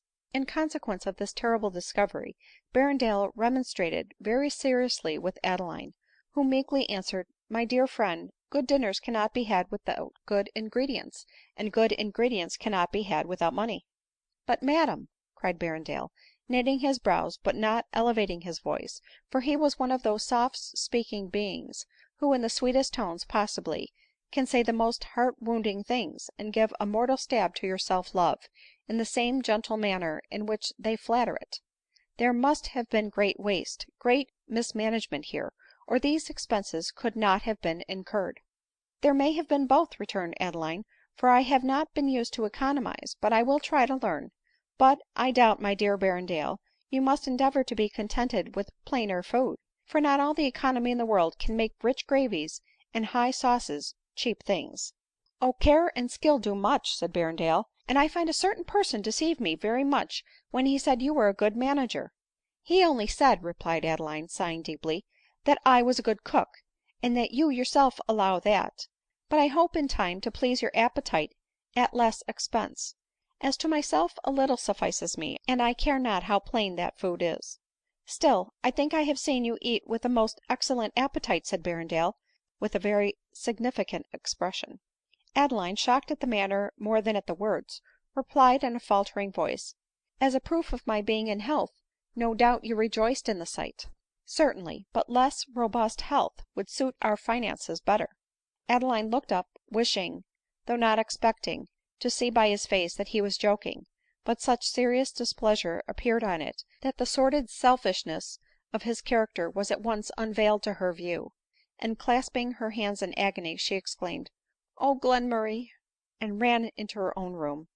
It was the first time she had pronounced his name since the hour of his death ; and now it was wrung from her by a sensation of acute anguish. No wonder then that the feelings which followed completely overcame her, and that Berrendale had undisputed and solitary possession of his supper. But he, on his side, was deeply irritated. The " Oh, Glenmurray !" was capable of being interpreted two ways ; either it showed how much she regretted Glenmurray and preferred him to his successor, in spite of the superior beauty of his person, of which he was very vain ; or it reproached Glenmurray for having recommended her to marry him. In either case it was an unpardonable fault ; and this unhappy conversation laid the foundation of future discontent. Adeline rose the next day dejected, pensive, and resolved that her appetite should never again, if possible, force a reproach from the lips of her husband. She, therefore, took care that whatever she provided for the table, besides the simplest fare, should be for Berrendale alone ; and she flattered herself that he would be shamed into repentance of what he had observed, by seeing her scrupulous self denial. She even resolved, if he pressed her to partake of his dainties, that she would, to show that she forgave him, accept what he offered. But Berrendale gave her no such opportunity of showing her generosity. Busy in the gratification of his own appetite, he never observed whether any other persons ate or not, except when by eating they curtailed his share of good things. Besides, to have an exclusive dish to himself was to him tout simple. He had been a pampered child ; and being no advocate for the equality of the sexes, he thought it only a matter of course that he should fare better than his wife. Adeline, though more surprised and more shocked than ever, could not help laughing internally at her not being able to put her projected generosity in practice ; but her laughter and indignation soon yielding to contempt, she ate her simple meal in silence ; and while her pampered husband sought to lose the fumes of indigestion in sleep, she blessed God that temperance, industry, and health went hand in hand ; and retiring to her own room, sat down to write, in order to increase, if possible, her means of living, and consequently her power of being generous to others. But though Adeline resolved to forget, if possible, the petty conduct of Berrendale, the mulatto, who from the door being open had heard every word of conversation which had so disturbed Adeline, neither could nor would forget it ; and though she did not vow eternal hatred to her master, she felt herself very capable of indulging it, and from that moment it was her resolution to thwart him. Whenever he was present she was always urging Adeline to eat some refreshments between meals, and drink wine or lemonade, and tempting her weak appetite with some pleasant but expensive sweetmeats. In vain did Adeline refuse them. Sometimes they were bought, sometimes only threatened to be bought ; and once when Adeline had accepted some, rather than mortify Savanna by a refusal, and Berrendale by his accent and expression showed how much he grudged the supposed expense, the mulatto, snapping her fingers in his face, and looking at him with an expression of indignant contempt, exclaimed, " I buy dem and pay dem wid mine own money, and my angel lady sall not be obliged to you." This was declaration of war against Berrendale, which Adeline heard with anger and sorrow, and her husband with rage. In vain did Adeline promise that she would seriously reprove Savanna, who had disappeared, for her impertinence. Berrendale insisted on her being discharged immediately ; and nothing but Adeline's assurances that she, for slender wages, did more work than two other servants would do for enormous ones, could pacify his displeasure. But at length he was appeased ; and as Berrendale, from a principle of economy, resumed his old habit of dining out amongst his friends, getting good dinners by that means without paying for them, family expenses ceased to disturb the quiet of their marriage ; and after she had been 10 months a wife, Adeline gave birth to a daughter. That moment, the moment when she heard her infant's first cry, seemed to repay her for all she had suffered. Every feeling was lost in the maternal one, and she almost fancied that she loved, fondly loved the father of her child ; but this idea vanished when she saw the languid pleasure, if pleasure could be called, with which Berrendale congratulated her on her pain and danger being past, and received his child in his arms. The mulatto was wild with joy ; she almost stifled the babe with her kisses, and talked even the next day of sending for the tawny boy to come and see his new mistress, and vow to her, as he had done to her mother, eternal fealty and allegiance. But Adeline saw on Berrendale's countenance a mixed expression, and he had mixed feelings. True, he rejoiced in Adeline's safety ; but he said within himself, " Children are expensive things, and we may have a large family ;" and leaving the bedside as soon as he could, he retired, to endeavor to lose in an afternoon's nap his unpleasant reflections. How different, thought Adeline, would have been his feelings and his expressions of them at such a time ! Oh, but the name of Glenmurray died away on her lips ; and hastily turning to gaze on her sleeping babe, she tried to forget the disappointed emotions of the wife in the gratified feelings of the mother.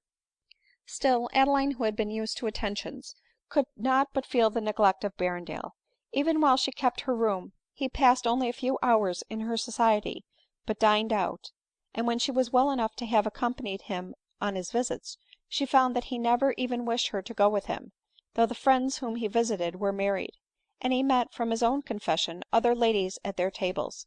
She, therefore, began to suspect that Berrendale did not mean to introduce her as his wife ; nay, she doubted whether he avowed her to be such ; and at last she brought him to own, that, ashamed of having married what the world must consider as a kept mistress, he resolved to keep her still in the retirement to which she was habituated. This was a severe disappointment indeed to Adeline. She longed for the society of the amiable and accomplished of her own sex, and hoped that, as Mr Berrendale's wife, that intercourse with her own sex might be restored to her which she had forfeited as the mistress of Glenmurray. Nor could she help reproaching Berrendale for the selfish ease and indifference with which he saw her deprived of those social enjoyments which he daily enjoyed himself, convinced as she was that he might, if he chose, have introduced her to at least his intimate friends. But she pleaded and reasoned in vain. Contented with the access which he had to the tables of his friends, it was of little importance to him that his wife ate her humble meals alone. His habits of enjoyment had ever been solitary. The pampered schoolboy, who had at school eaten his tart and cake by stealth in a corner, that he might not be asked to share them with another, had grown up with the same dispositions to manhood ; and his parents, though opulent, were vulgar in their manners and low in their origin. He had never been taught those graceful self-denials inculcated into the children of polished life, which, though taught from factitious and not real benevolence, have certainly a tendency, by long habit, to make that benevolence real which at first was only artificial. Adeline had both sorts of kindness and affection ; those untaught of the heart and those of education. She was polite from the situation into which the accident of birth had thrown her, and also from the generous impulse of her nature. To her, therefore, the uncultivated and unblushing personnalité, as the French call it, of Berrendale, was a source of constant wonder and distress ; and often, very often, did she feel the utmost surprise at Berrendale's having appeared to Glenmurray a man likely to make her happy. Often did she wonder how the defects of Berrendale's character could have escaped his penetrating eyes. Adeline forgot that the faults of her husband were such as could be known only by an intimate connexion, and which cohabitation could alone call forth ; faults, the existence of which such a man as Glenmurray, who never considered himself in any transaction whatever, could not suppose possible ; and which, though they inflicted the most bitter pangs on Adeline, and gradually untwisted the slender thread which had begun to unite her heart with Berrendale's, was of so light a fabric as almost to elude the touch, and of a nature to appear almost too trivial to be mentioned in the narration of a biographer. But though it has been long said that trifles make the sum of human things, inattention to trifles continues to be the vice of every one ; and many a conjugal union, which has never been assailed by the battery of crime, has fallen a victim to the slowly undermining power of petty quarrels, trivial unkindnesses, and thoughtless neglect ; like the gallant officer who, after escaping unhurt all the rage of battle by land and water, tempest on sea, and earthquake on shore, returns perhaps to his native country, and perishes by the power of a slow fever. But Adeline, who, amidst all the chimeras of her fancy and singularities of her opinions, had happily held fast her religion, began at this moment to entertain a belief that soothed in some measure the sorrows which it could not cure. She fancied that all the sufferings she underwent were trials which she was doomed to undergo, as punishments for the crime she had committed in leaving her mother and living with Glenmurray, and as expiations also. She, therefore, welcomed her afflictions, and lifted up her meek eyes to heaven in every hour of her trials, with the look of tearful but grateful resignation. Meanwhile her child, whom, after her mother, she called Editha, was nursed at her own bosom, and thrived even beyond her expectations. Even Berrendale beheld its growing beauty with delight, and the mulatto was wild in praise of it ; while Adeline, wholly taken up all day in nursing and in working for it, and every evening in writing stories and hymns to publish, which would, she hoped, one day be useful to her own child as well as to the children of others, soon ceased to regret her seclusion from society ; and by the time Editha was a year old, she had learned to bear with patience the disappointment she had experienced in Berrendale. Soon after she became a mother, she again wrote to Mrs Pemberton, as she longed to impart to her sympathizing bosom those feelings of parental delight which Berrendale could not understand, and the expression of which he witnessed with contemptuous and chilling gravity. To this letter she anticipated a most gratifying return ; but month after month passed, and no letter from Lisbon arrived. " No doubt my letter miscarried," said Adeline to Savanna, " and I will write again ;" but she never had resolution to do so, for she felt that her prospects of conjugal happiness were obscured, and she shrunk equally from the task of expressing the comfort which she did not feel, or unveiling to another the errors of her husband. The little regard, meanwhile, which she had endeavored to return for Berrendale soon vanished, being unable to withstand a new violence offered to it. Editha was seized with the whooping cough ; and as Adeline had sold her last little volume to advantage, Berrendale allowed her to take a lodging at a short distance from town, as change of air was good for the complaint. She did so, and remained there 2 months. At her return she had the mortification to find that her husband, during her absence, had intrigued with the servant of the house ; a circumstance of which she would probably have remained ignorant, but for the indiscreet affection of Savanna, who, in the first transports of her indignation on discovering the connexion, had been unable to conceal from her mistress what drove her almost frantic with indignation. But Adeline, though she felt disgust and aversion, swallowed up the few remaining sparks of regard for Berrendale which she felt, had one great consolation under this new calamity. Berrendale had not been the choice of her heart. But, thank God, I never loved this man, escaped her lips as she ran into her own room, and pressing her child to her bosom, she shed on its unconscious cheeks the tears which resentment and a deep sense of injury wrung from her. " Oh, had I loved him," she exclaimed, " this blow would have been mortal." She, however, found herself in one respect the better for Berrendale's guilt. Conscious that the mulatto was aware of what had passed, and afraid lest she should have mentioned her discovery to Adeline, Berrendale endeavored to make amends for his infidelity by attentions such as he had never shown her since the first weeks of his marriage ; and had she not been aware of the motive, the change in his behavior would have reawakened her tenderness.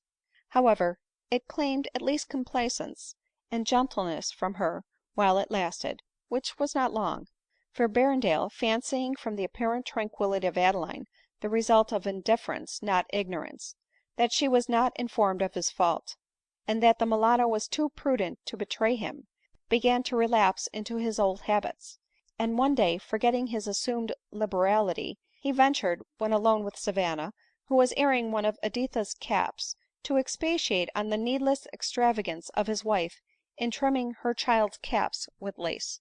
This was enough to rouse the quick feelings of the mulatto, and she poured forth all her long concealed wrath in a torrent of broken English, but plain enough to be well understood.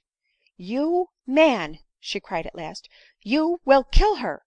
She pine at you no kindness ; and if she die, mind me, man, never you marry Aden. You marry forsooth ! You marry a lady, true bred lady like mine. No, man, you best get a cheap miss from de street and be content." But as she said this, and in an accent so provoking that Berrendale was pale and speechless with rage, Adeline entered the room ; and Savanna, self condemned already for what she had uttered, was terrified when Adeline in a tone of voice unusually severe said, " Leave the room ; you have offended me past forgiveness." These words, in a great measure, softened the angry feelings of Berrendale, as they proved that Adeline resented the insult offered to him as deeply as he could wish ; and with some calmness he exclaimed, " Then I conclude, Mrs Berrendale, that you will have no objection to discharge your mulatto directly." This conclusion, though a very natural one, was both a shock and a surprise to Adeline ; nor could she at first reply. " You are silent, madam," said Berrendale ;" what is your answer ? Yes or no ?"" Yes, certainly," faltered out Adeline. " She ought to go — I mean that she has used very improper language to you ; and therefore a wife who resents, as she ought to do, injuries offered to her husband, cannot hesitate for a moment to discharge her." " True, very true in some measures," replied Adeline ;" but "" But what ?" demanded Berrendale. " Oh, Berrendale !" cried Adeline, bursting into an agony of frantic sorrow, " if she leaves me, what will become of me ? I shall lose the only person now in the world, perhaps, who loves me with sincere and faithful affection." Berrendale was wholly unprepared for an appeal like this ; and, speechless from surprise not unmixed with confusion, staggered into the next chair. He was conscious, indeed, that his fidelity to his wife had not been proof against a few weeks absence ; and then, being, like most men, not over delicate in his ideas on such subjects, as soon as Adeline returned he had given up on the connexion which he had formed, and therefore he thought she had not much reason to complain. In all other respects he was sure that he was an exemplary husband, and she had no just grounds for doubting his affection. He was sure that she had no reason to accuse him of unkindness ; and, unless she wished him to be always tied to her apron string, he was certain he had never omitted to pay her all proper attention. Alas ! he felt not the many wounds he had inflicted by The word whose meaning kills yet told, The speaker wonders that you thought it cold. And he had yet to learn, that in order to excite or testify affection, it is necessary to seem to derive exclusive enjoyment from the society of the object avowed to be beloved, and to seek its gratification in preference to one's own, even in the most trivial things. He knew not that opportunities of conferring large benefits, like bank bills for 1000Z, rarely come into use, but little attentions, friendly participations and kindnesses are wanted daily, and, like small change, are necessary to carry on the business of life and happiness. A minute and more, perhaps, elapsed before Berrendale recovered himself sufficiently to speak, and the silence was made still more awful to Adeline by her hearing from the adjoining room the sobs of the mulatto. At length, " I cannot find words to express my surprise at what you have just uttered," exclaimed Berrendale. " My conscience does not reproach me with deserving the reproof it contained." " Indeed !" replied Adeline, fixing her penetrating eyes on him, which shrunk downcast and abashed from her gaze. Adeline saw her advantage and pursued it. " Mr Berrendale," continued she, " it is indeed true that the mulatto has offended both of us ; for in offending you she has offended me. But have you committed no fault — nothing for me to forgive ? I know that you are too great a lover of truth, too honorable a man, to declare that you have not deserved the just anger of your wife ; but you know that I have never reproached you, nor should you ever have been aware that I was privy to the distressing circumstances to which I allude, but for what has just passed. And now do but forgive the poor mulatto, who sinned only from regard for me, and from supposed slight offered to her mistress, and I will not only assure you of my forgiveness, but from this moment will strenuously endeavor to blot from my remembrance every trace of what has passed." Berrendale, conscious and self*condemned, scarcely knew what to answer ; but, thinking that it was better to accept Adeline's offer, even on her own conditions, he said, that if Savanna would make a proper apology, and Adeline would convince her that she was seriously displeased with her, he would allow her to stay ; and Adeline having promised every thing which he asked, peace was again restored. " But what can you mean, Adeline," said Berrendale, " by doubting my affection ? I think I have given a sufficient proof of that, when, disregarding the opinion of the world, I married you, though you had been the mistress of another ; and I really think, that by accusing me of unkindness, you make me a very ungrateful return." To this indelicate and unfeeling remark Adeline vainly endeavored to reply ; but starting from her chair, she paced the room in violent agitation. " Answer me," continued Berrendale ;" name one instance in which I have been unkind to you." Adeline suddenly stopped, and looking steadfastly at him, smiled with a sort of contemplative pity, and was on the point of saying, " Is not what you have now said an instance of unkindness ?" But she saw that the same want of delicacy, and of the fine moral tact which led him to commit this and similar assaults on her feelings, made him unconscious of the violence which he offered. Finding, therefore, that he could not understand her causes of complaint, even if it were possible for her to define them, she replied, " Well, perhaps I was too hasty, and in a degree unjust ; so let us drop the subject. And indeed, my dear Berrendale, you must bear with my weakness ; remember I have always been a spoiled child." Here the image of Glenmurray, and that of home, the home which she once knew, the home of her childhood and of her earliest youth, pressed on her recollection. She thought of her mother, and of the indulgences which she had once known, of the advantage of opulence, the value of which she had never felt till deprived of them ; and, struck with the comparative forlornness of her situation, united for life to a being whose sluggish sensibilities could not understand, and consequently not soothe, the quick feelings and jealous susceptibility of her nature, she could hardly forbear falling at the feet of her husband, and conjuring him to behave at least with forbearance to her, and to speak and look at her with kindness. She did stretch out her hand to him with a look of mournful entreaty, which, though not understood by Berrendale, was not lost upon him entirely. He thought it was a confession of her weakness and his superiority ; and, flattered by the thought into unusual softness, he caught her fondly to his bosom, and gave up an engagement to sup at an oyster club, in order to spend the evening tete a tete with his wife. Nay, he allowed the little Editha to remain in the room for a whole hour, though she cried when he attempted to take her in his arms, and, observing that it was a cold evening, allowed Adeline her due share of the fireside. These circumstances, trivial as they were, had more than their due effect on Adeline, whose heart was more alive to kindness than unkindness, and whose paltry attentions, of which happy wives would not have been conscious, were to her a source of feigned pleasure, as sailors are grateful after a voyage unexpectedly long, for the muddy water which at their first embarking they would have turned from with disgust. That very night Adeline remonstrated with the mulatto on the impropriety of her conduct, and having convinced her that in insulting her husband she failed in respect to her, Savanna was prevailed upon the next morning to ask pardon of Berrendale ; and, out of love for her mistress, she took care in future to do nothing that required forgiveness.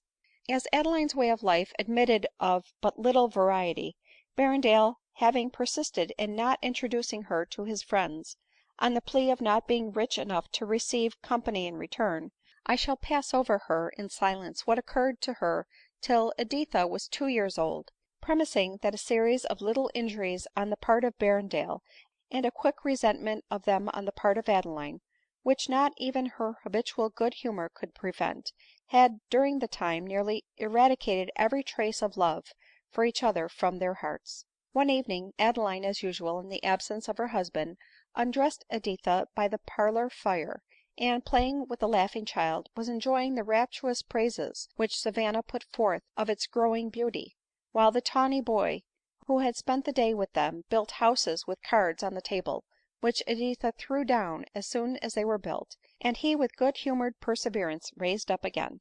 Adeline, alive only to the maternal feeling, at this moment had forgotten all her cares. She saw nothing but the happy group around her, and her countenance wore the expression of recovered serenity. At this moment a loud knock was heard at the door, and Adeline starting up exclaimed, " It is my husband's knock." " Oh no, he never comes so soon," replied the mulatto, running to the door ; but she was mistaken, it was Berrendale ; and Adeline, hearing his voice, began instantly to snatch up Editha's clothes, and to knock down the tawny boy's newly raised edifice ; but order was not restored when Berrendale entered, and, with a look and tone of impatience, he said, " So, fine confusion indeed ! Here's a fireside to come to ! Pretty amusement too, for a literary lady, building houses of cards. Shame on your extravagance, Mrs Berrendale, to let that brat spoil cards in that way." The sunshine of Adeline's countenance on hearing this vanished. To be sure she was accustomed to such speeches, but the moment before she had felt happy, for the first time perhaps for years. She however replied not, but hurrying Editha to bed, ordered the reluctant tawny boy into the kitchen, and setting Berrendale's chair, as usual, in the warmest place, she ventured in a faint voice to ask what brought him home so early. " More early than welcome," replied Berrendale, " if I may judge from the bustle I have occasioned." " It is very true," replied Adeline, " that, had I expected you, I should have been better prepared for your reception, and then you perhaps would have spoken more kindly to me." " There you go again ! If I say but a word to you, then I am called unkind, though God knows I never speak without provocation ; and I declare I came home in the best humor possible, to tell you what may turn out of great benefit to us both ; but when a man has an uncomfortable home to come to, it is enough to put him out of humor." The mulatto, who was staying to gather up the cards which had fallen, turned herself round on hearing this, and exclaimed, " Home was very comfortable till you come !" and then with a look of the most angry contempt she left the room, and threw the door to with great violence. " But what is this good news, my dear ?" said Adeline, eager to turn Berrendale's attention from Savanna's insolent reply. " I have received a letter," he replied, " which, by the by, I ought to have had some weeks ago, but my father in law in Jamaica authorizing me to draw on his banker for £900, and inviting me to come over to him, as he feels himself declining, and wishes to give me the care of his estate, and of my son, to whom all his fortune will descend, and of whose interest he properly thinks no one can be so likely to take good care as his own father." " And do you mean that I and Editha should go with you ?" said Adeline, turning pale. " No, to be sure not," eagerly replied Berrendale ;" I must first see how the land lies ; but if I go, as the old man no doubt will make a handsome settlement on me, I shall be able to remit you a very respectable annuity." Adeline's heart, despite of herself, bounded with joy at this discovery ; but she had resolution to add, " and if duplicity can ever be pardonable, this was ; so then the good news which you had to impart to me was, that we were going to be separated." But as she said this, the consciousness that she was artfully trying to impress Berrendale with an idea of her feelings, a sorrow which was foreign to her heart, overcame her ; and affected also at being under the necessity of rejoicing at the departure of that being who ought to be the source of her comfort, she vainly struggled to regain composure, and burst into an agony of tears. But her consternation cannot be expressed when she found that Berrendale imputed her tears to tender anguish at the idea of parting with him ; and, when his vanity being delighted by this homage to his attractions, he felt all his fondness for her revive, and, overwhelming her with caresses, he declared that he would reject the offer entirely, if by accepting it he should give her a moment's uneasiness. Adeline, shocked at his error, yet not daring to set him right, could only weep on his shoulder in silence ; but, in order to make real the distress he only fancied so, she enumerated to herself all the diseases incident to the climate and the danger of the voyage. Still the idea of Berrendale's departure was so full of comfort to her, that though her tears continued to flow, they flowed not for his approaching absence. At length, ashamed of fortifying him in so gross an error, she made an effort to regain her calmness, and found words to assure him that she would no longer give way to such unpardonable weakness, as she could assure him that she wished his acceptance of his father in law's offer, and had no desire to oppose a scheme so just and so profitable.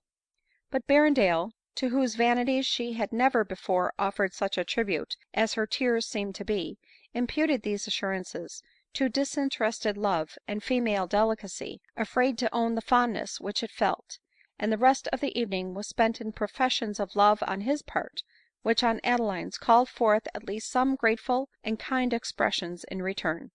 Still, however, she persisted in urging Berrendale to go to Jamaica ; but at the same time she earnestly begged him to remember that temperance could alone preserve his health in such a climate. " Or the use of pepper in great quantities," replied he, " to counteract the effects of good living ?"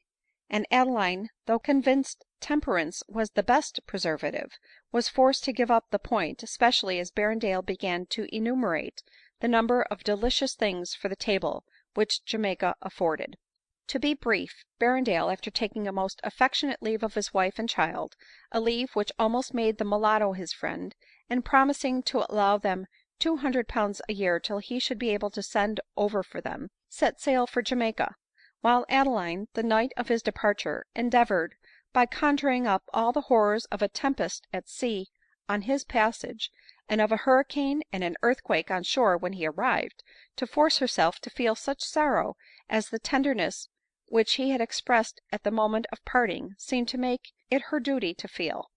But morning came, and with it a feeling of liberty and independence so delightful, that she no longer tried to grieve on speculation as it were, but giving up her whole soul to the joys of maternal fondness, she looked forward with pious gratitude to days of tranquil repose, save when she thought with bitter regret of the obdurate anger of her mother, and with a tender regret of the lost and ever lamented Glenmurray. Berrendale had been arrived at Jamaica some months, when Adeline observed a most alarming change in Savanna. She became thin, her appetite entirely failed, and she looked the image of despondence. In vain did Adeline ask the reason of a change so apparent ; the only answer she could obtain was, " Me better soon ;" and continuing every day to give this answer, she, in a short time, became so languid as to be obliged to lie down half the day. Adeline then found that it was necessary to be more serious in her interrogatories ; but the mulatto at first only answered, " No, me die, but me never break my duty vow to you ; no, me die, but never leave you." These words, implying a wish to leave her with a resolution not to do so, how much soever it might cost her, alarmed in a moment the ever disinterested sensibility of Adeline. She at length wrung from her a confession that her dear William, who was gone to Jamaica as servant to a gentleman, was, she was incredibly informed, very ill, and likely to die. " You therefore wish to go and nurse him, I suppose, Savanna ?"" Oh, me no wish ; me only tink dat me like to go to Jamaica, see if it be true dat he be so bad ; and if he die, I den return and die wid you." " Live with me, you mean, Savanna ? for indeed I cannot spare you. Remember you have given me a right to claim your life as mine ; nor can I allow you to throw away my property in fruitless lamentations, and the indolent indulgence of regret. You shall go to Jamaica, Savanna. God forbid that I should keep a wife from her duty. You shall see, and try to recover William if he be really ill." Savanna here threw herself on Adeline's neck. " And then you shall return to me, who will either warmly share in your satisfaction, or fondly soothe your distress." " Den you do love poor Savanna ?"" Love you ! Indeed I do, next to my child and my mother," replied Adeline, her voice faltering. " Name not dat woman !" cried Savanna hastily ;" me will never see, never speak to her even in heaven." " Savanna, remember she is my mother." " Yes, and Mr Berrendale be your husban ; and yet who dat love you can love dem ?"" Savanna," replied Adeline, " these proofs of your regard, though reprehensible, are not likely to reconcile me to your departure ; and I already feel that in losing you —" here she paused, unable to proceed. " Den me no go, me no go." " Yet, dearest lady, you have love yourself." " Aye, Savanna, and can feel for you ; so say no more. The only difficulty will be to raise money enough to pay for your passage and expenses while there." " Oh ! me once nurse the captain's wife who now going to Jamaica, and she love me very much ; and he tell me yesterday that he let me go for noting, because I am good nurse to his wife, if me wish to see William." " Enough," replied Adeline ;" then all I have to do is to provide you with money for your maintenance when you arrive ; and I have no doubt but that what I cannot supply the tawny boy's generous patroness will." Adeline was not mistaken.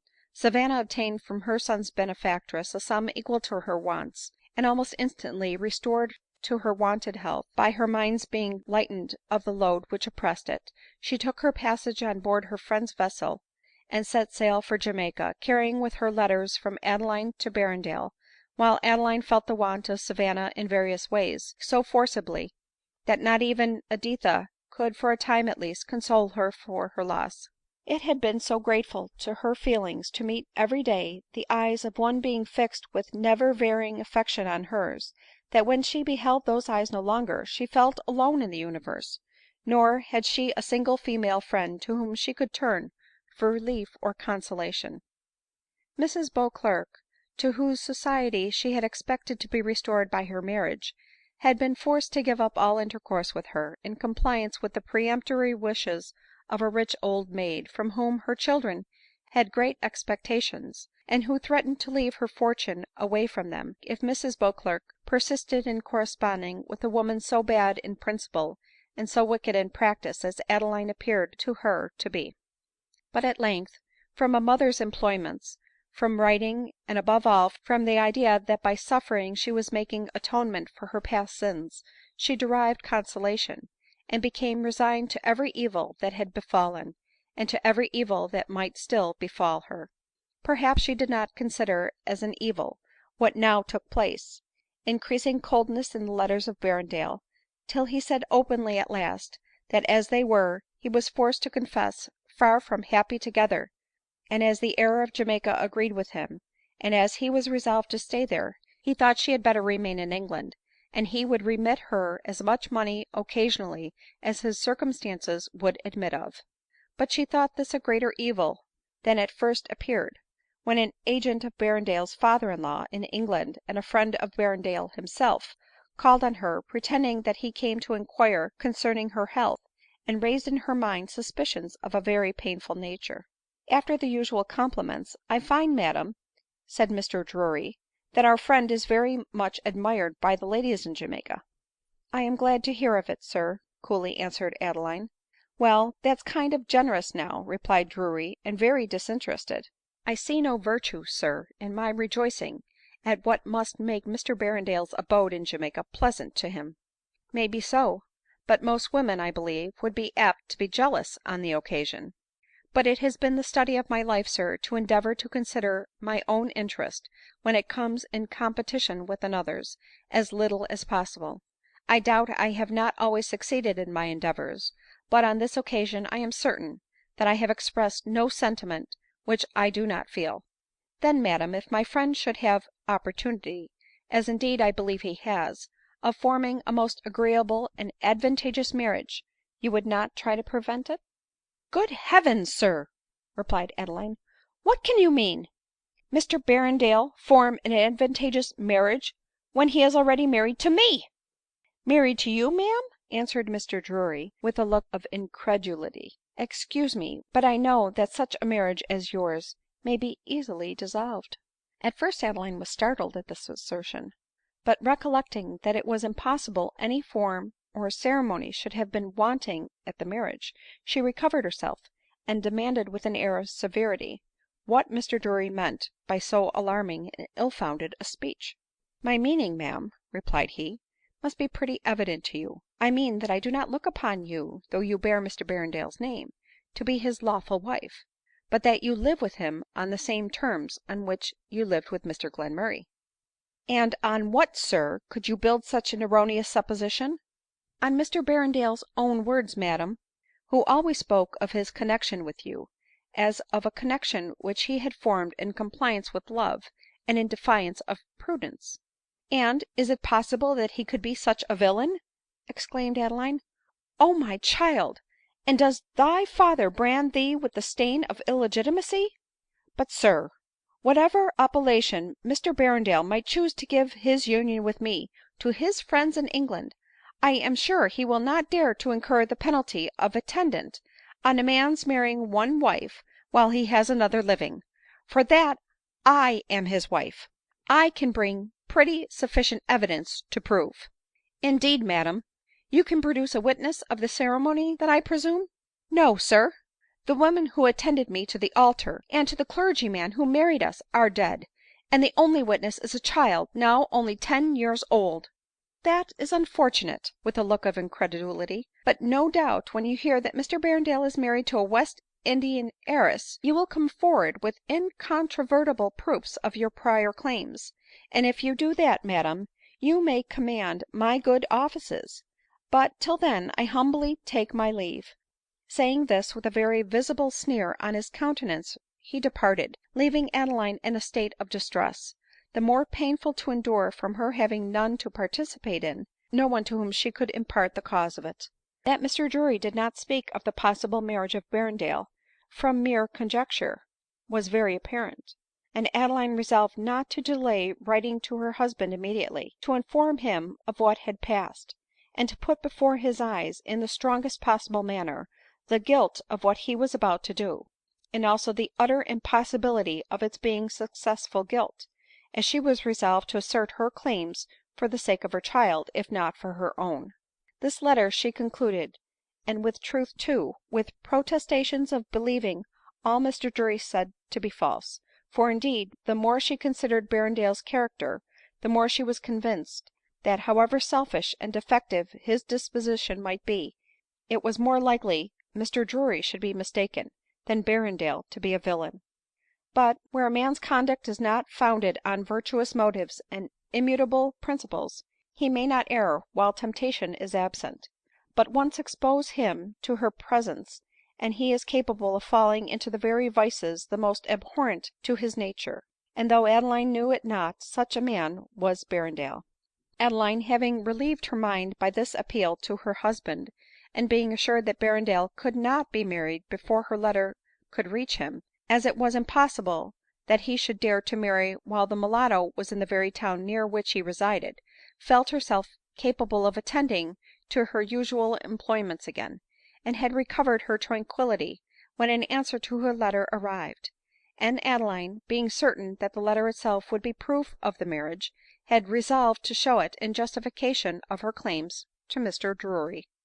What then must have been her surprise to find it exactly such a letter as would be evidence against a marriage between her and Berrendale having ever taken place.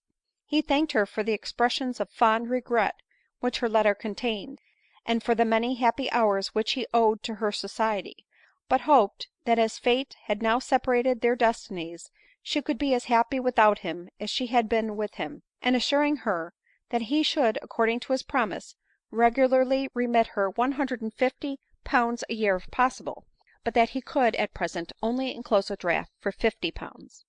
Adeline was absolutely stupefied with horror at reading this apparent confirmation of the villany of her husband and the father of her child ; but, roused to indignant exertion by the sense of Berrendale's baseness, and of what she owed her daughter, she resolved to take counsel's opinion in what manner she should proceed to prove her marriage as soon as she was assured that Berrendale's, which she had no doubt was fixed upon, should have taken place ; and this intelligence she received a short time after from the mulatto herself, who, worn out with sorrow, sickness, and hardship, one day tottered into the house, seeming as if she indeed only returned to die with her mistress.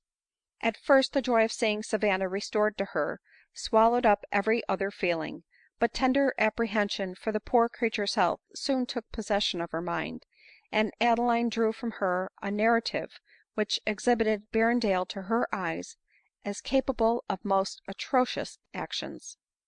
CHAPTER XX. It is very certain that when Berrendale left England, though he meant to conceal his marriage entirely, he had not even the slightest wish to contract another ; and had any one told him that he was capable of such wicked conduct, he would have answered like Hazael, " Is thy servant a dog that he should do this thing ?"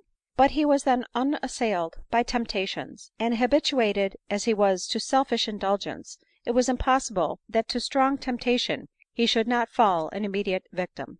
This strong temptation assailed him soon after his arrival, in the person of a very lovely and rich widow, a relation of his first wife, who, having no children of her own, had long been very fond of his child, then a very fine boy, and with great readiness transferred to the father the affection which she bore the son.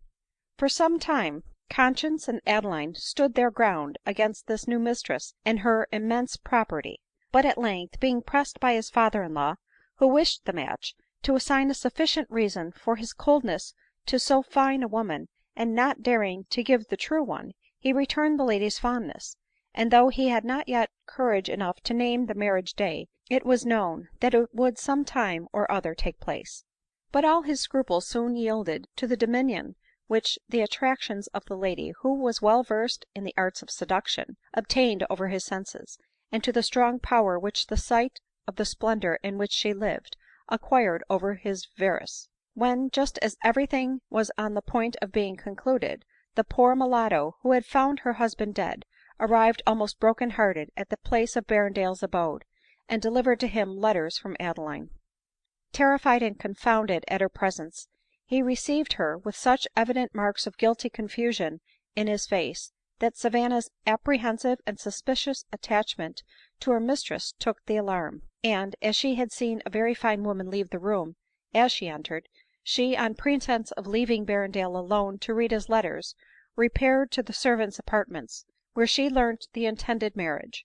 Immediately forgetting her own distresses in those of Adeline, she returned to Berrendale, not with the languid mournful pace with which she had first entered, but with the firm, impetuous, and intrepid step of conscious integrity going to confound vice in the moment of its triumph. Berrendale read his doom the moment he beheld her, in her dark and fiery eye, and awaited in trembling silence the torrent of reproaches that trembled on her lip. But I shall not repeat what passed ; suffice that Berrendale pretended to be moved by what she said, and promised to break off the marriage, only exacting from Savanna in return a promise of not imparting to the servants, or to any one, that he had a wife in England.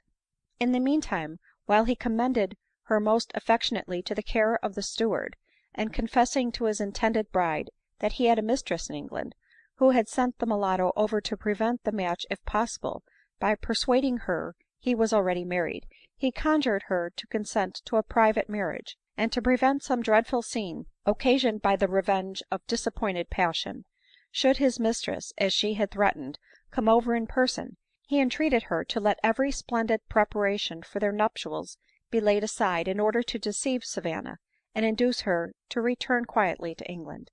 The credulous woman, too much in love to believe what she did not wish, consented to all he proposed ; but Berrendale, still fearful of the watchful jealousy of Savanna, contrived to find out the master to whom she belonged before she had escaped early in life with her first husband to England ; and as she had never been made free, as soon as he arrived, he, on a summons from Berrendale, seized her as his property, and poor Savanna, in spite of her cries and struggles, was conveyed some miles up the country. At length, however, she found means to escape to the coast, and having discovered an old acquaintance in an English sailor on board a vessel then ready to sail, and who had great influence with the captain, she was by him concealed on board, with the approbation of the commander, and was on her way to England before Berrendale was informed of her escape. I will not endeavor to describe Adeline's feelings on hearing this narration, and on finding also that Savanna, before she left the island, had been assured that Berrendale was really married, though privately, but that the marriage could not long be attempted to be concealed, as the lady even before it took place was likely to become a mother, and that a large estate depended on her giving birth to a son, an event of her confinement that was looked for with great anxiety. Still, in the midst of her distress, a sudden thought struck Adeline, which converted her anger into joy, and her sorrow into exultation. " Yes, my mother may now forgive me without violating any part of her oath," she exclaimed. " I am now forsaken, despised, and disgraced." And instantly she wrote to Mrs Mowbray a letter calculated to call forth all her sympathy and affection. Then, with a mind relieved beyond expression, she sat down to deliberate in what manners she should act to do herself justice as a wife and a mother, cruelly aggrieved in both these intimate relations. Nor could she persuade herself that she should act properly by her child, if she did not proceed vigorously to prove herself Berrendale's wife, and substantiate Editha's claim to his property. And as Mr Langley was, she knew, a very great lawyer, she resolved, in spite of his improper conduct to her, to apply to him again. Indeed, she could not divest herself of a wish to let him know that she was become a wife, and no longer liable to be treated with that freedom with which, as a mistress, he had thought himself at liberty to address her. However, she wished that she had not been obliged to go to him alone ; but as the mulatto was in too weak a state of health to allow of her going out, and she could not speak of business like hers before any one else, she was forced to proceed unaccompanied to the Temple, and on the evening of the day after Savanna's return, she, with a beating heart, repaired once more to Mr Langley's chambers. Luckily, however, she met the tawny boy on her way, and took him for her escort. " Tell your master," she said to the servant, " that Mrs Berrendale wishes to speak to him." And in a few minutes she was introduced. " Mrs Berrendale !" cried Langley with a sarcastic smile. " Pray be seated, madam. I hope Mr Berrendale is well." " He is in Jamaica, sir," replied Adeline. " Indeed !" returned Langley. " May I presume so far as to ask whether your visit to me be merely of a professional nature ?"" Certainly, sir," replied Adeline. " Of what other nature should it be ?" Langley replied to this only by a significant smile. At this moment the tawny boy asked leave to walk in the Temple gardens, and Adeline, though reluctantly, granted his request. " Oh, apropos, John," cried Langley to the servant, " let Mrs Montgomery know that her friend, Miss Mowbray — Mrs Berrendale, I mean — is here ; she is walking in the garden." " My friend Mrs Montgomery, sir ? I have no friend of that name." " No, my sweet soul ? You may not know her by that name ; but names change, you know. You, for instance, are Mrs Berrendale now ; but when I see you again, you may be Mrs somebody else."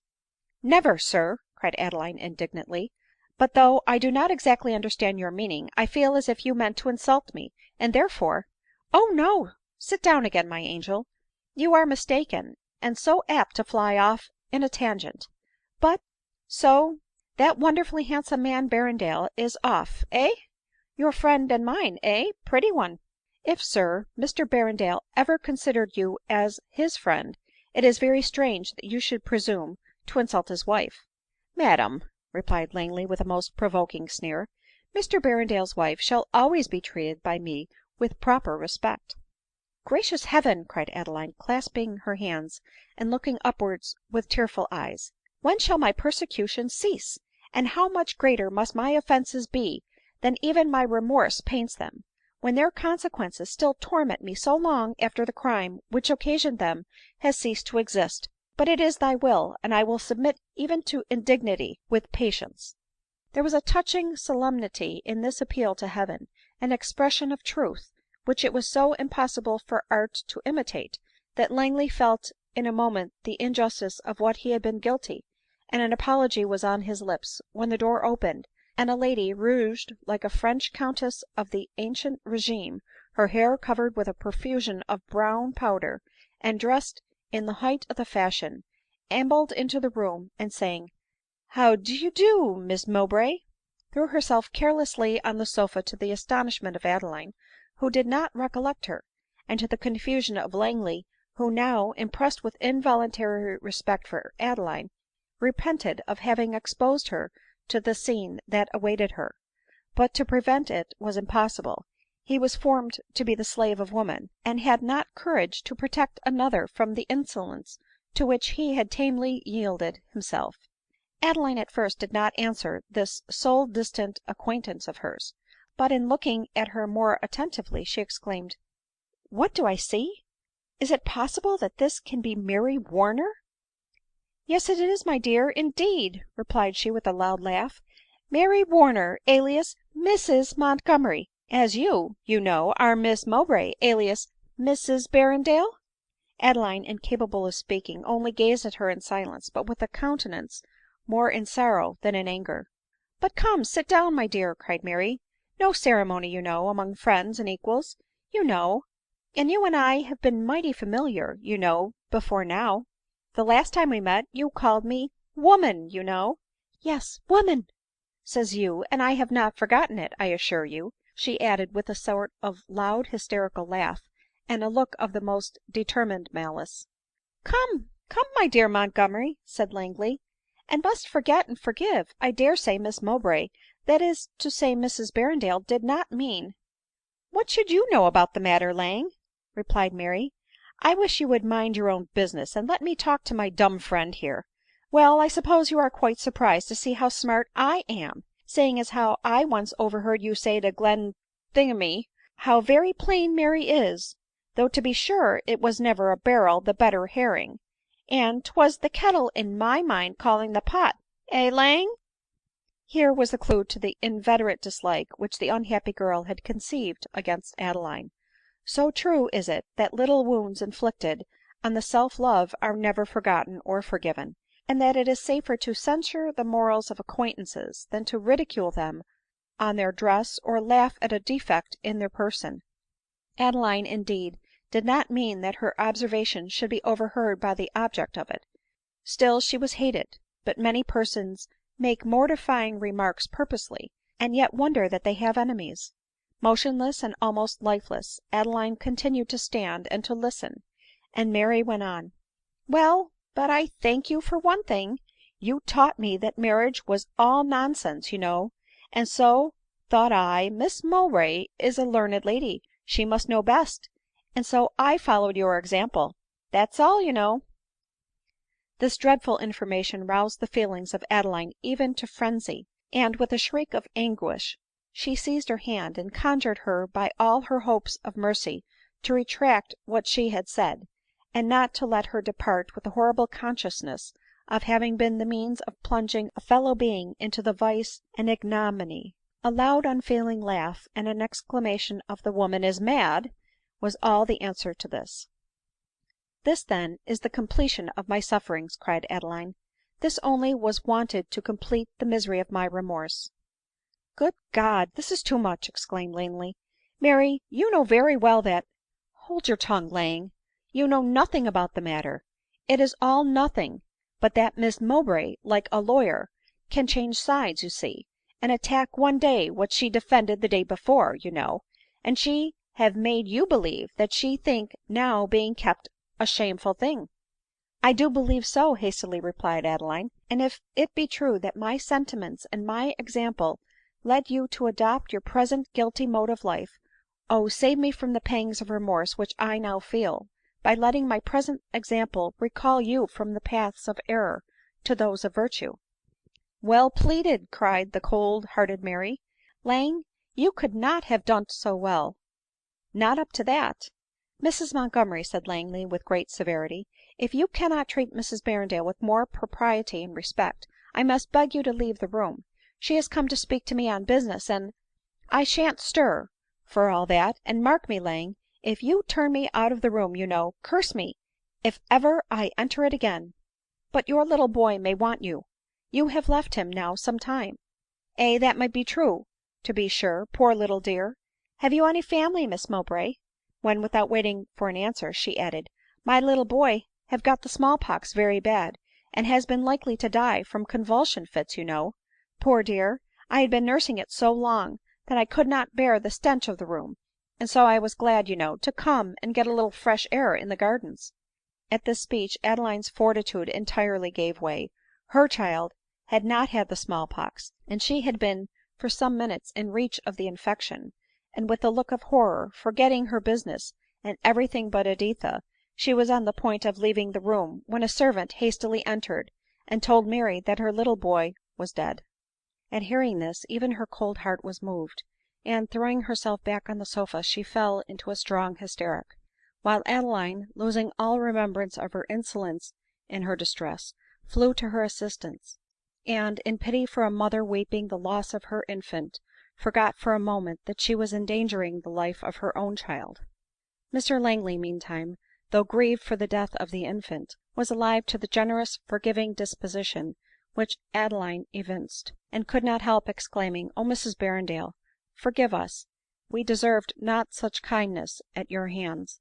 And Adeline, wanting to loosen the tight stays of Mary, and not choosing to undress her before such a witness, coldly begged him to withdraw, advising him at the same time to go and see whether the child was really dead, as it might possibly only appear so. Revived by this possibility, Mr Langley left Mary to the care of Adeline, and left the room.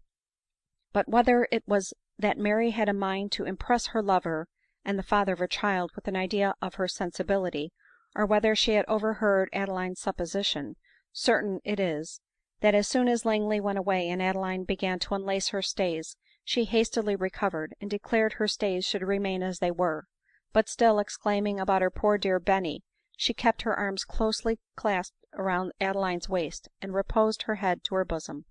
Adeline's fears and pity for her being thus allayed, she began to have leisure to feel and fear for herself; and the idea, by being in such close contact with Mary, she was imbibing so much of the disease as must inevitably communicate it to Editha, recurred so forcibly to her mind, that, begging for God's sake she would loose her hold, she endeavored to break from the arms of her tormentor.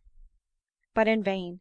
As soon as Mary saw that Adeline wished to leave her, she was the more eager to hold her fast ; and, protesting she should die if she had the barbarity to leave her alone, she only hugged her the closer.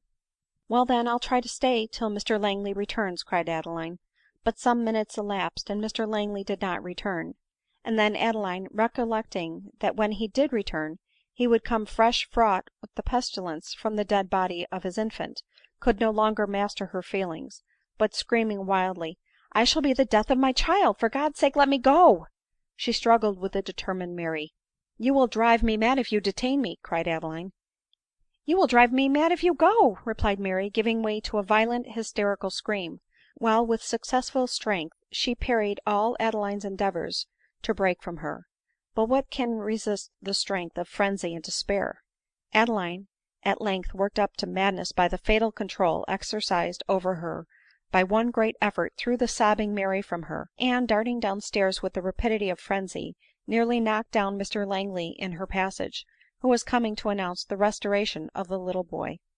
She soon reached Fleet Street, and was on her road home before Langley and Mary had recovered their consternation ; but she suddenly recollected that homewards she must not proceed, that she carried death about her ; and, wholly bewildered by this insupportable idea, she ran along the Strand, muttering the incoherencies of frenzy as she went, till she was intercepted in her passage by some young men of ton, who had been dining together, and, being half intoxicated, were on their way to the theatre. Two of these gentlemen, with extended arms, prevented her further progress. " Where are you going, my pretty girl ?" cried one. " In this hurry ? Shall I see you home ? Hey ?""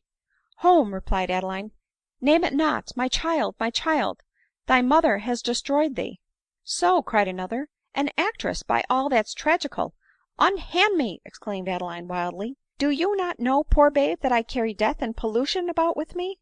The devil you do !" returned the gentleman ;" then the sooner you take yourself off the better." " I believe the poor soul is mad," said a third, making way for Adeline to pass. " But," cried the first who spoke, catching hold of her, If so, there is method and meaning in her madness ; for she called Jaby here a poor babe, and we all know he is little better." By this time Adeline was in a state of complete frenzy, and was again darting down the street in spite of the gentleman's efforts to hold her, when another gentleman, whom curiosity had induced to stop and listen to what passed, suddenly seized hold of her arm, and exclaimed, " Good heavens ! what can this mean ? It can be no other than Miss Mowbray ?" At the sound of her own name Adeline started ; but in a moment her senses were quite lost again, and the gentleman, who was no other than Colonel Mordaunt, being fully aware of her situation, after reproving the young men for sporting with distress so apparent, called a coach which happened to be passing, and desired to know whither he should have the honor of conducting her. But she was too lost to be able to answer the question ; he therefore, lifting her into the coach, desired the man to drive towards Dover street, and when there, he ordered him to drive to Margaret street, Oxford street ; when, not being able to obtain one coherent word from Adeline, and nothing but expressions of agony, terror, and self condemnation, he desired him to stop at such a house, and conducting Adeline up stairs, desired the first assistance to be procured immediately. It was not to his own lodgings that Colonel Mordaunt had conducted Adeline, but to the house of a convenient friend of his, who, though not generally known as such, and bearing a tolerably good character in the world, was very kind to the tender distresses of her new friends, and had no objection to assist the meetings of two fond lovers. It is to be supposed then that she was surprised at seeing Colonel Mordaunt with a companion, who was an object of pity and horror rather than of love ; but she did not humanity, and when the Colonel recommended Adeline to her tenderest care, she with great readiness ordered a bed to be prepared, and assisted in prevailing on Adeline to lie down on it. In a short time a physician and a surgeon arrived, and Adeline, having been bled and made to swallow strong opiates, was undressed by her attentive landlady ; and though still in a state of unconsciousness, she fell into a sound sleep which lasted till morning. But Colonel Mordaunt passed a sleepless night.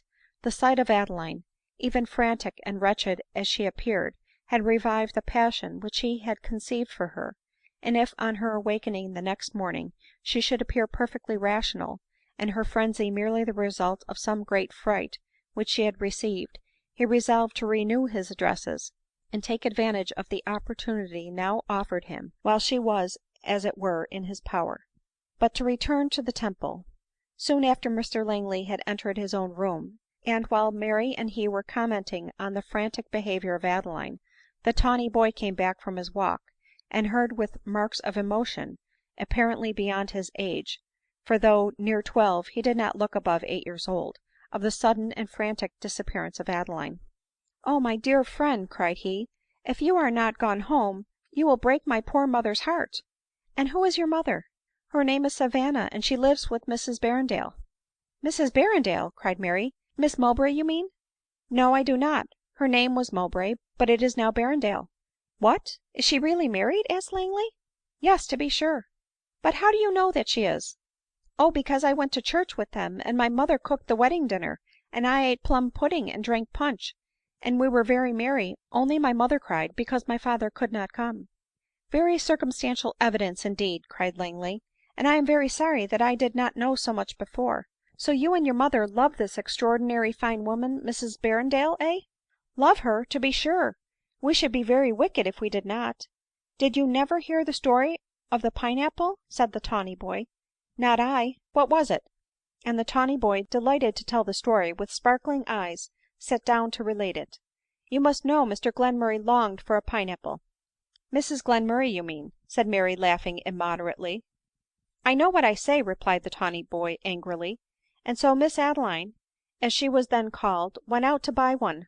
Well, and so she met my poor father going to prison, and I was crying after her, and so —" Here he paused, and bursting into tears, exclaimed, " And perhaps she is crying herself now, and I must go and see for her directly." " Do so, my fine fellow," cried Langley. " You had better go home, tell your mother what has passed, and tomorrow," accompanying him down stairs, and speaking in a low voice, " I will either write a note of apology, or call on Mrs Berrendale myself."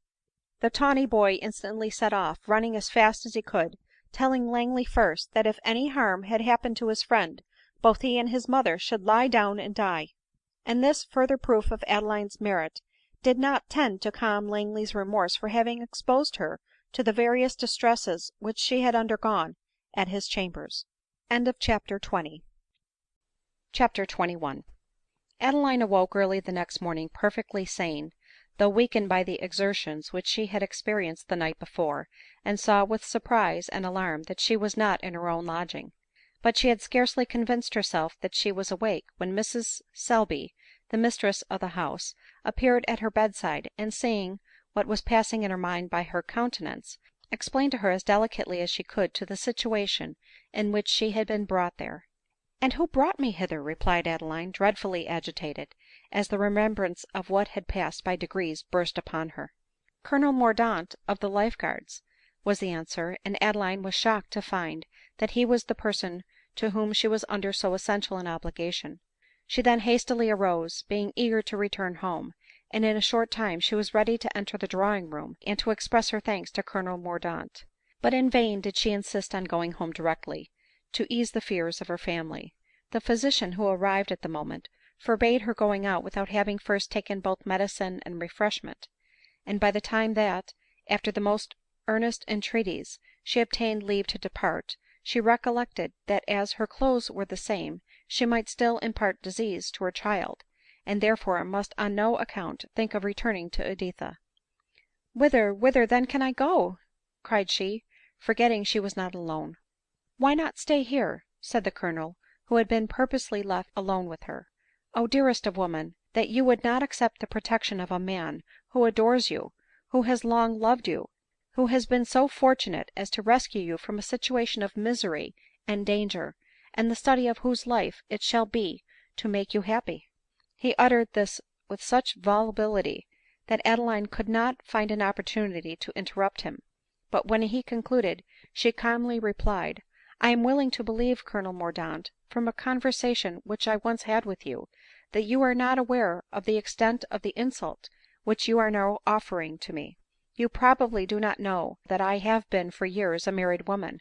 Colonel Mordaunt started and turned pale at this intelligence, and in a faltering voice replied that he was, indeed, a stranger to her present situation ; for that, libertine as he confessed himself to be, he had never yet allowed himself to address the wife of another.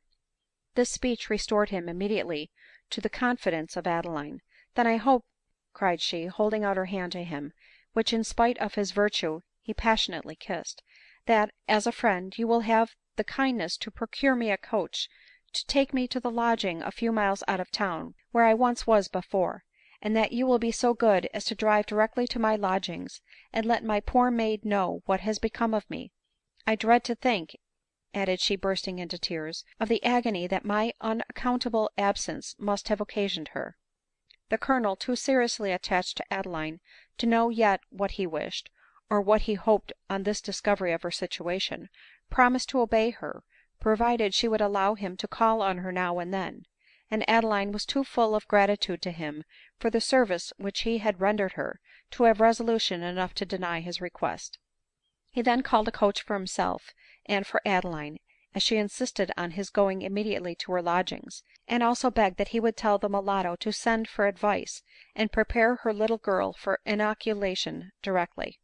Adeline drove directly to her old lodgings in the country, where she was most gladly received, and the Colonel went to deliver his commission to the mulatto. He found her in strong hysterics, the tawny boy crying over her, and the woman of the house holding her down on the bed by force, while little Editha had been conveyed to a neighbor's house, that she might not hear the screams which had surprised and terrified her. Colonel Mordaunt had opened the door, and was witnessing this distressing scene, before any was conscious of his presence ; but the tawny boy soon discovered him, and crying out, " O sir, do you bring us news of our friend ?" sprang to him and hung almost breathless on his arm. Savanna, who was conscious enough to know what passed, though too much weakened from her own sufferings and anxieties to be able to struggle with this new affliction, started up on hearing these words, and screamed out, " Does she live ? Blessed man, but say so, dat's all," in a tone so affecting, and with an expression of agonized curiosity so overwhelming to the feelings, that Colonel Mordaunt, whose spirits were not very high, was so choked that he could not immediately answer her ; and when at last he faltered out, " She lives and is quite well," the frantic joy of the mulatto overcame him still more. She jumped about his neck, she hugged the tawny boy, and her delight was as extravagant as her grief had been ; till exhausted and silent she sunk upon the bed, and was unable for some minutes to listen quietly to the story which Colonel Mordaunt came to relate. When she was composed enough to listen to it, she did not long remain so ; for as soon as she heard that Colonel Mordaunt had met Adeline in her frenzy, and conveyed her to a place of safety, she fell at his feet, embraced his knees, and making the tawny boy kneel down by her, invoked the blessing of God on him so fervently and so eloquently that Colonel Mordaunt wept like a child, and exclaiming, " Upon my soul, my good woman, I cannot bear this," was forced to run out of the house to recover his emotion. When he returned, Savanna said, " Well, now, blessed sir, take me to my dear lady." " Indeed," replied he, " I must not ; you are forbidden to see her." " Forbidden !" replied she, her eyes flashing fire ;" and who dare to keep Savanna from her own misses ? I will see her." " Not if she forbids it, Savanna ; and if her child's life should be endangered by it ?"" Oh no, to be sure not !" cried the tawny boy, who doted upon Editha, and having fetched her back from the next house, was lulling her to sleep in his arms. Colonel Mordaunt started at the sight of the child, and stooping down to kiss its rosy cheek, sighed deeply as he turned away again. " Well," cried Savanna, " you talk very strange ; me no understand." " But you shall, my excellent creature," replied the Colonel, " immediately."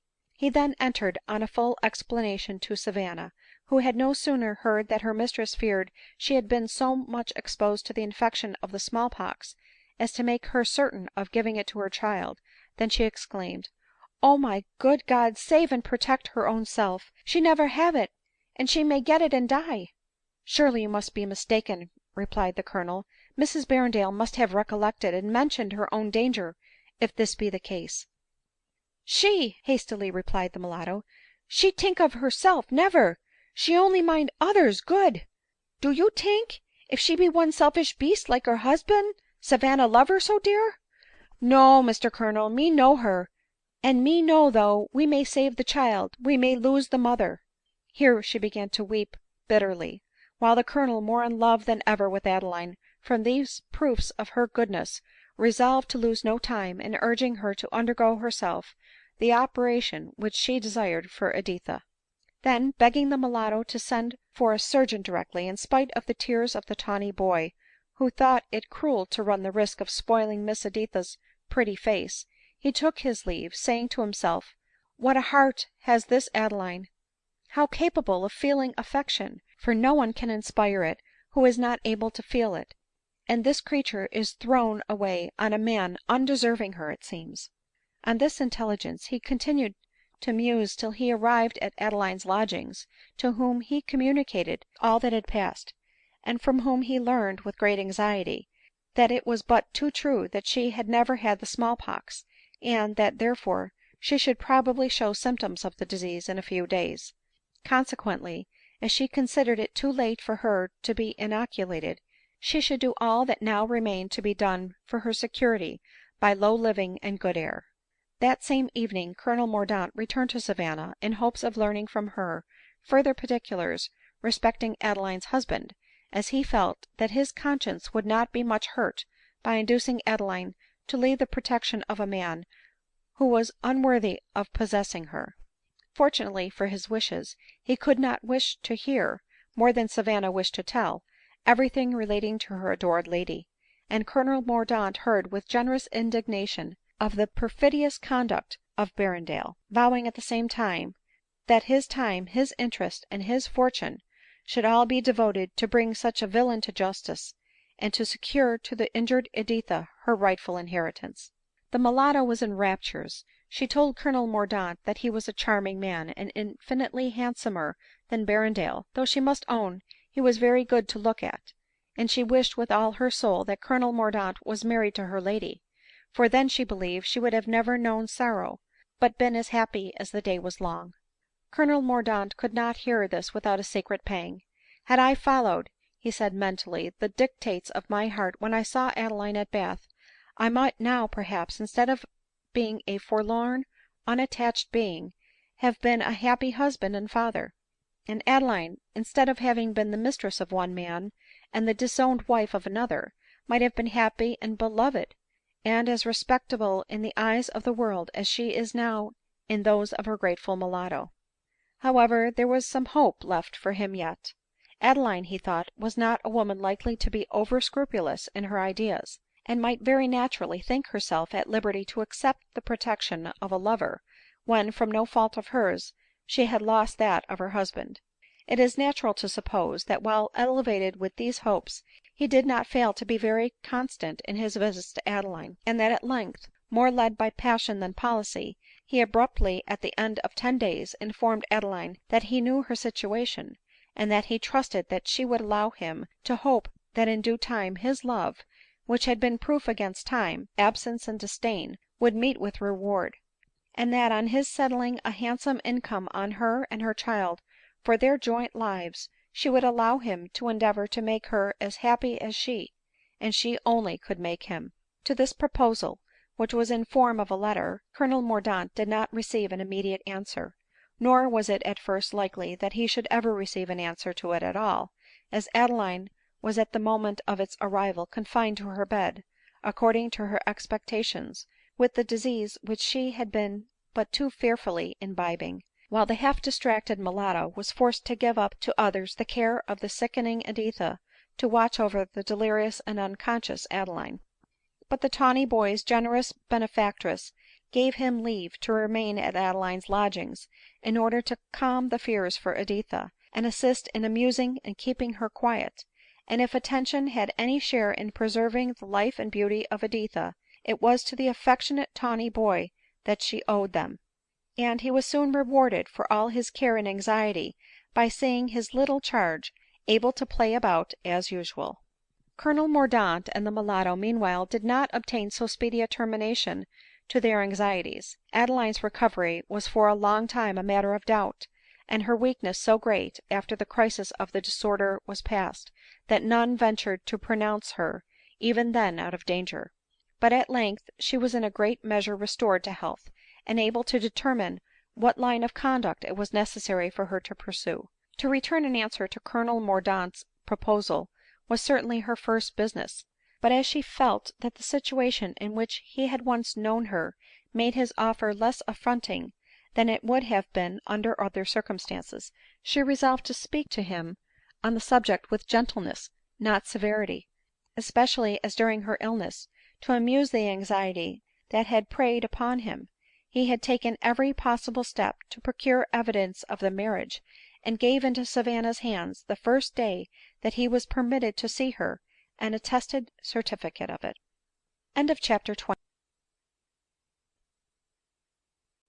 CHAPTER XXII. The first question which Adeline asked on her recovery was, whether any letter had come by the general post during her illness, and Savanna gave one to her immediately. It was a letter so ardently desired, for the direction was in her mother's handwriting, and she opened it full to eager expectation, while her whole existence seemed to depend on the nature of its contents. When then must have been her agony on finding that the envelope contained nothing but her own letter returned. For some time she spoke not, she breathed not ; while Savanna, mixed with expressions of terror at the sight of her mistress's distress, execrations on the unnatural parent who had so cruelly occasioned it. After a few days' incessant struggle to overcome the violence of her sorrow, Adeline recovered the shock in appearance at least ; yet to Savanna's self congratulations she could not help answering, laying her hand on her heart, " The blow is here, Savanna, and the wound incurable."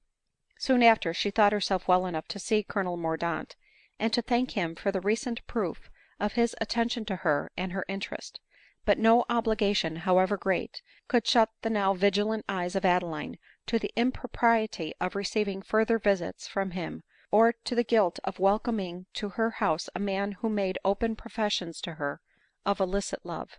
She, however, thought it her duty to see him once more, in order to try to reconcile him to the necessity of the rule of conduct which she was going to lay down for herself; nor was she without hope that the yet recent traces of the disease, to which she had so nearly fallen a victim, would make her appearance so unpleasing to the eyes of her lover, that he would be very willing to absent himself from the house, for some time at least, and probably give up all thoughts of her. But she did neither herself nor Colonel Mordaunt justice. She was formed to inspire a real and lasting passion, a passion that no external change could destroy, since it was founded on the unchanging qualities of the heart and mind ; and Colonel Mordaunt felt for her such an attachment in all its force. He had always admired the attractive person and winning graces of Adeline, and felt for her what he denominated love ; but that rational though enthusiastic preference which is deserving of the name of true love, he never felt till he had an opportunity to appreciate justly the real character of Adeline. Still there were times when he felt almost gratified to reflect that she could not legally be his ; for, whatever might have been the cause and excuse of her errors, she had erred, and the delicacy of his mind revolted at the idea of marrying the mistress of another. But when he saw and heard Adeline, his repugnance vanished ; and he knew that could he at those moments lead her to the altar, he should not have hesitated to bind himself to her for ever by the sacred ties which the early errors of her judgment had made her in his opinion almost unworthy to form. At length a day was fixed for his interview with Adeline, and with a beating heart he entered the apartment. Nor was his emotion diminished when he beheld not only the usual vestiges of her complaint, but symptoms of debility, and a death-like meagerness of aspect, which made him fear that though one malady was conquered, another, even more dangerous, remained. The idea overcame him, and he was forced to turn to the window to hide his emotion ; and his manner was so indicative of ardent yet respectful attachment, that Adeline began to feel in spite of herself that her projected task was difficult of execution. For some minutes neither of them spoke. Mordaunt held the hand which she gave him to his heart, kissed it as she withdrew it, and again turned away his head to conceal a starting tear ; while Adeline was not sorry to have a few moments in which to recover herself, before she addressed him on the subject at that time nearest to the heart of both. At length she summoned resolution enough to say, " Much as I have been mortified and degraded, Colonel Mordaunt, by the letter which I have received from you, still I rejoice that I did receive it. In the first place I rejoice because I look on all the sufferings and mortifications which I meet with, as latent blessings, as expiations required of me in mercy by the Being whom I adore, for the sins of which I have been guilty ; and in the second place, because it gives me an opportunity of proving incontrovertibly my full conviction of the fallacy of my past opinions, and that I became a wife after my idle declamations against marriage, from change of principle on assurance of error, and not from interest or necessity." Here she paused, overcome with the effort which she had made, and Colonel Mordaunt would have interrupted her ; but earnestly conjuring him to give her a patient hearing, she proceeded thus: " Had the change in my practice been the result of anything but rational conviction, I should now, unfortunately as I have been in the choice of a husband, regret that I ever formed so foolish a tie, and perhaps be induced to enter into a less sacred connexion, from an idea that that state which forced me to drag out existence in hopeless misery was contrary to reason, justice, and the benefit of society ; and that the sooner its ties were dissolved, the better it would be for individual happiness and for the world at large." " And do you not think so ?" cried Colonel Mordaunt. " Cannot your own individual experience convince you of it ?"" Far from it," replied Adeline ;" and I bless God that it does not ; for thence, and thence only, do I begin to be reconciled to myself. I have no doubt that there is a great deal of individual suffering in the marriage state, from contrariety of temper and other causes, but I believe that the mass of happiness and virtue is certainly increased by it. Individual suffering, therefore, is no more an argument for the abolition of marriage, than the accidental bursting of a musket would be for the total abolition of fire arms." " But surely, dear Mrs Berrendale, you would wish divorce to be made easier than it is." " By no means," interrupted Adeline, understanding what he was going to say. " To bear and forbear I believed to be the grand secret of happiness, and ought to be the great study of life ; therefore, whatever would enable married persons to separate, on the slightest quarrel or disgust, would make it so much the less necessary for us to learn this important lesson ; a lesson so needful in order to perfect the human character, that I believe the difficulty of divorce to be one of the greatest blessings of society."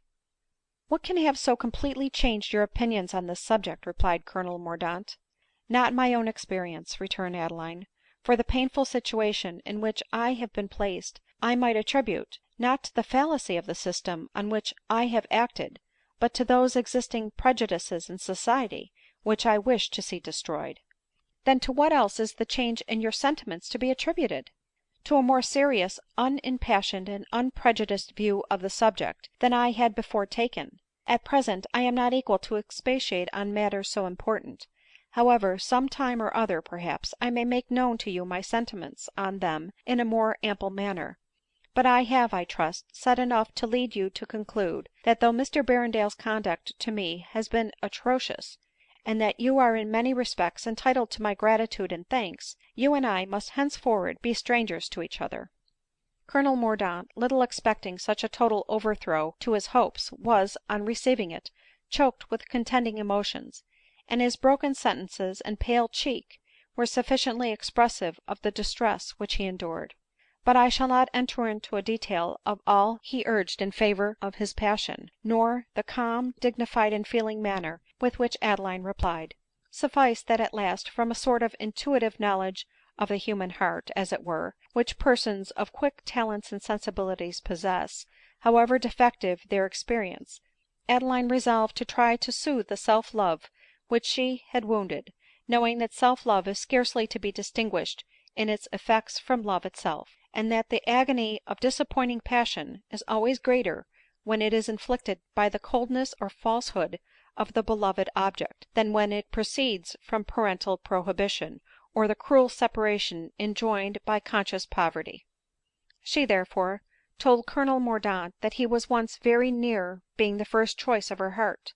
When she first saw him, she said, his person, his manners, and attentions had so strongly prepossessed her in his favor, that he himself, by ceasing to see and converse with her, could alone have saved her from the pain of a hopeless attachment. " For God's sake spare me," cried Mordaunt, " the contemplation of the happiness I might have enjoyed ! But you know you are not a marrying man, as it is called, and forgive me if I say, that men who can on system suppress the best feelings of their nature, and prefer a course of libertine indulgence to a virtuous connexion, at that time of life when they might become happy husbands and fathers, with the reasonable expectation of living to see their children grown up to manhood, and superintending their education themselves, such men, Colonel Mordaunt, deserve, in the decline of life, to feel that regret and that self–condemnation which you this moment anticipate." " True, too true," replied the Colonel ;" but for mercy's sake torture me no more." " I would not probe where I did not intend to make a cure," replied Adeline. " A cure ! What mean you ?"" I mean to induce you, ere it be yet too late, to endeavor to form a virtuous attachment, and to unite yourself for life with some amiable young woman who will make you as happy as I would have endeavored to make you, had it been my fortunate lot to be yours ; for, believe me, Colonel Mordaunt," and her voice faltered as she said it, " had he, whom I still continue to love with unabated tenderness, though years have elapsed since he was taken from me, had he bequeathed me to you on his deathbed, the reluctance which I went to the altar would have been more easily overcome." Saying this, she suddenly left the room, leaving Colonel Mordaunt surprised, gratified, and his mind struggling between hopes and fears ; for Adeline was not conscious that she imparted hope as well as consolation by the method which she pursued ; and though she sent Savanna to tell the Colonel she could see him no more that evening, he departed in firm expectation that Adeline would have not resolution to forbid him to see her again. In this, however, he was mistaken. Adeline had learnt the best of all lessons, distrust of her own strength, and she resolved to put it out of her power to receive visits which a regard to propriety forbade, and which might injure her reputation, if not her peace of mind. Therefore, as soon as Colonel Mordaunt was gone, she summoned Savanna, and desired her to proceed to business. " What !" cried the delighted mulatto, " are we going to prossa massa ?"" No," replied Adeline, We are going into the country. I am come to a determination to take no legal steps in this affair, but leave Mr Berrendale to the reproaches of his own conscience." " A fiddle's end !" replied Savanna ;" he have no conscience, he no leave you. Better get him hang, if you can, den you marry de Colonel." " I had better hang the father of my child, had I, Savanna ?"" Oh ! no, me forget dat.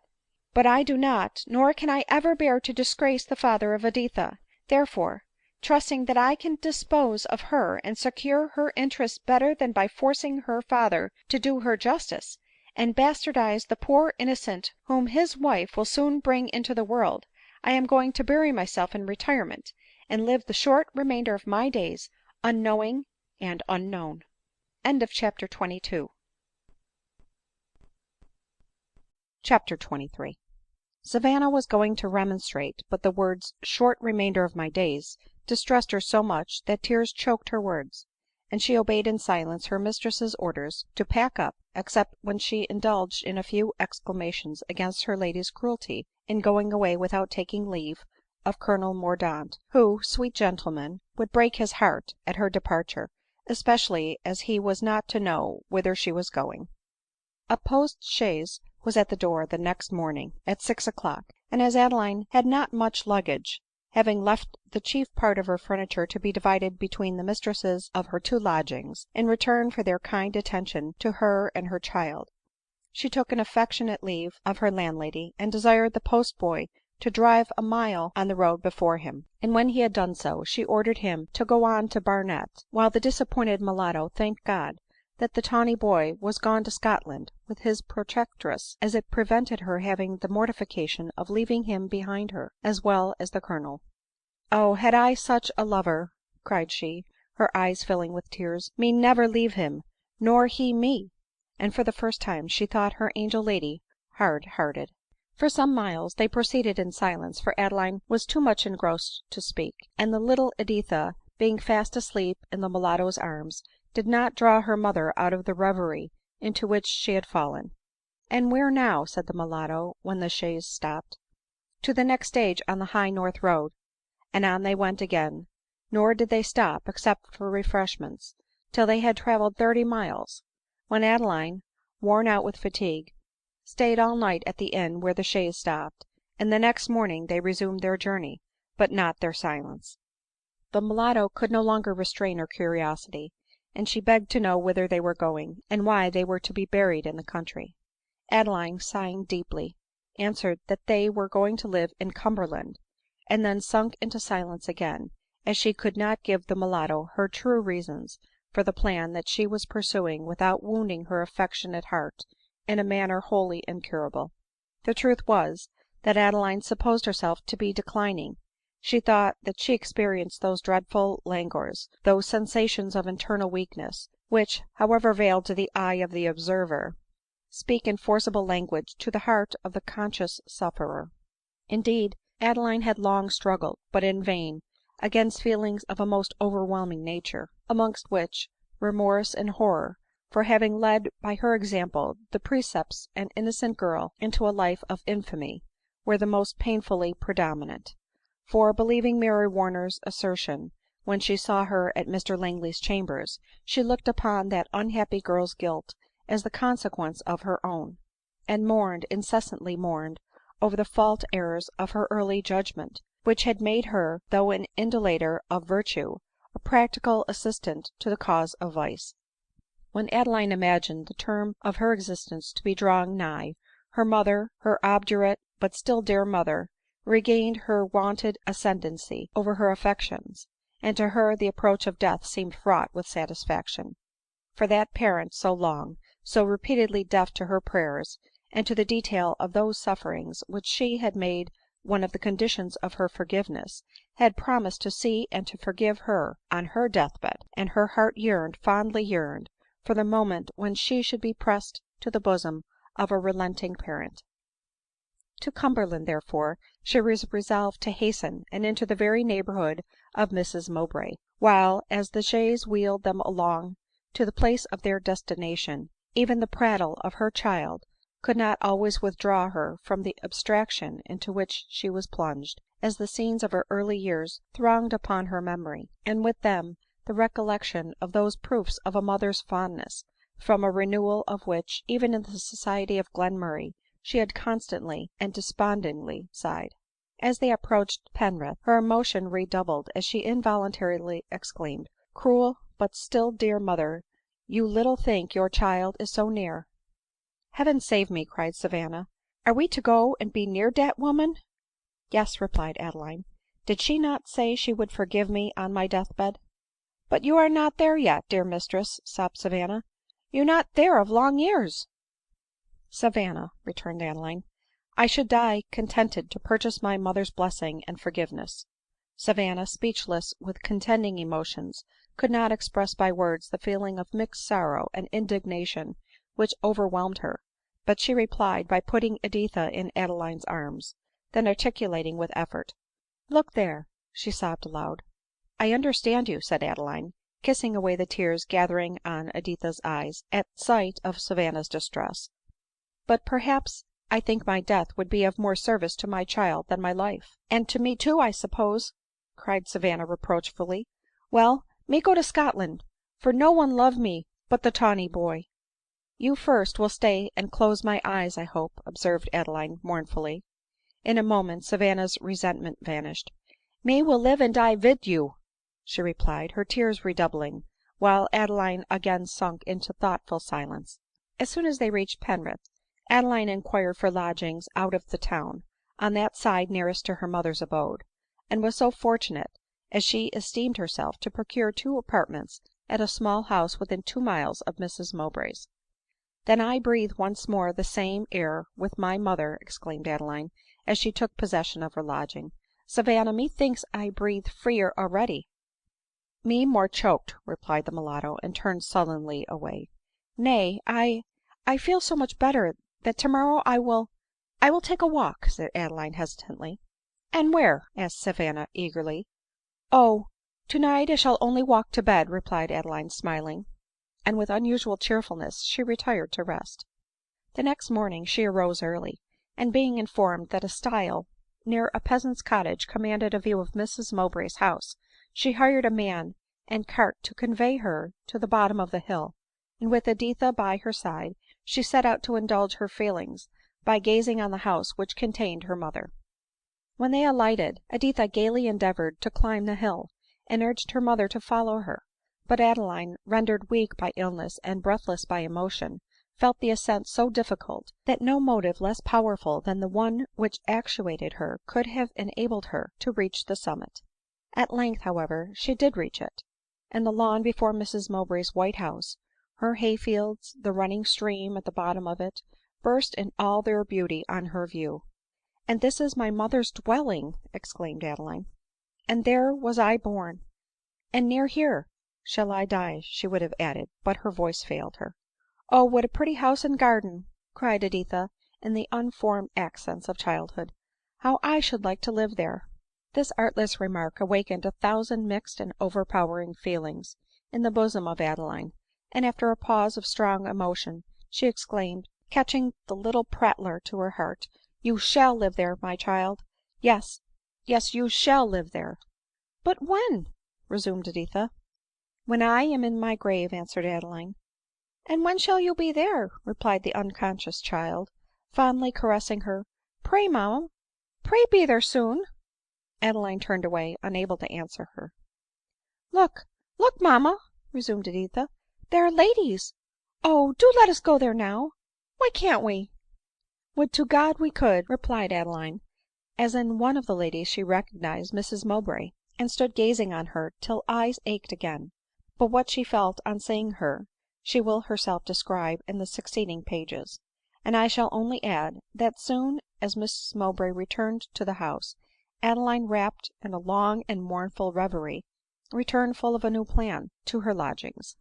There is no love so disinterested as parental love ; and Adeline had all the keen sensibilities of a parent. To make, therefore, assurance doubly sure that Mrs Mowbray should receive and should love her orphan when she was no more, she resolved to give up the gratification to which she had looked forward, the hope, before she died, of obtaining her forgiveness, that she may not weaken, by directing any part of them to herself, those feelings of remorse, fruitless tenderness, and useless regret in her mother's bosom, which she wished should be concentrated in her child. " No," said Adeline to herself, " I am sure that she will not refuse to receive my orphan to her love and protection when I am no more, and am become alike insensible of reproaches and of blessings ; and I think that she will love my child the more tenderly, because to me she will be unable to express the compunction which, sooner or later, she will feel from the recollection of her conduct towards me.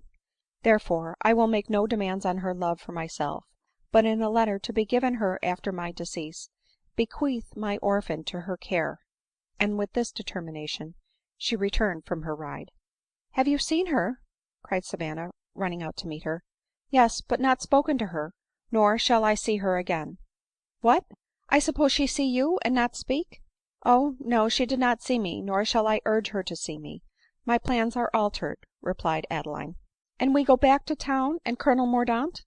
No," resumed Adeline, sighing deeply, and preparing to write to Mrs Mowbray ;" but it is necessary that we should for a short time go back to Berrendale, and relate, that while Adeline and Editha were confined to the small pox, Mr Drury received a summons from his employer in Jamaica to go over thither, to be entrusted with some particular business.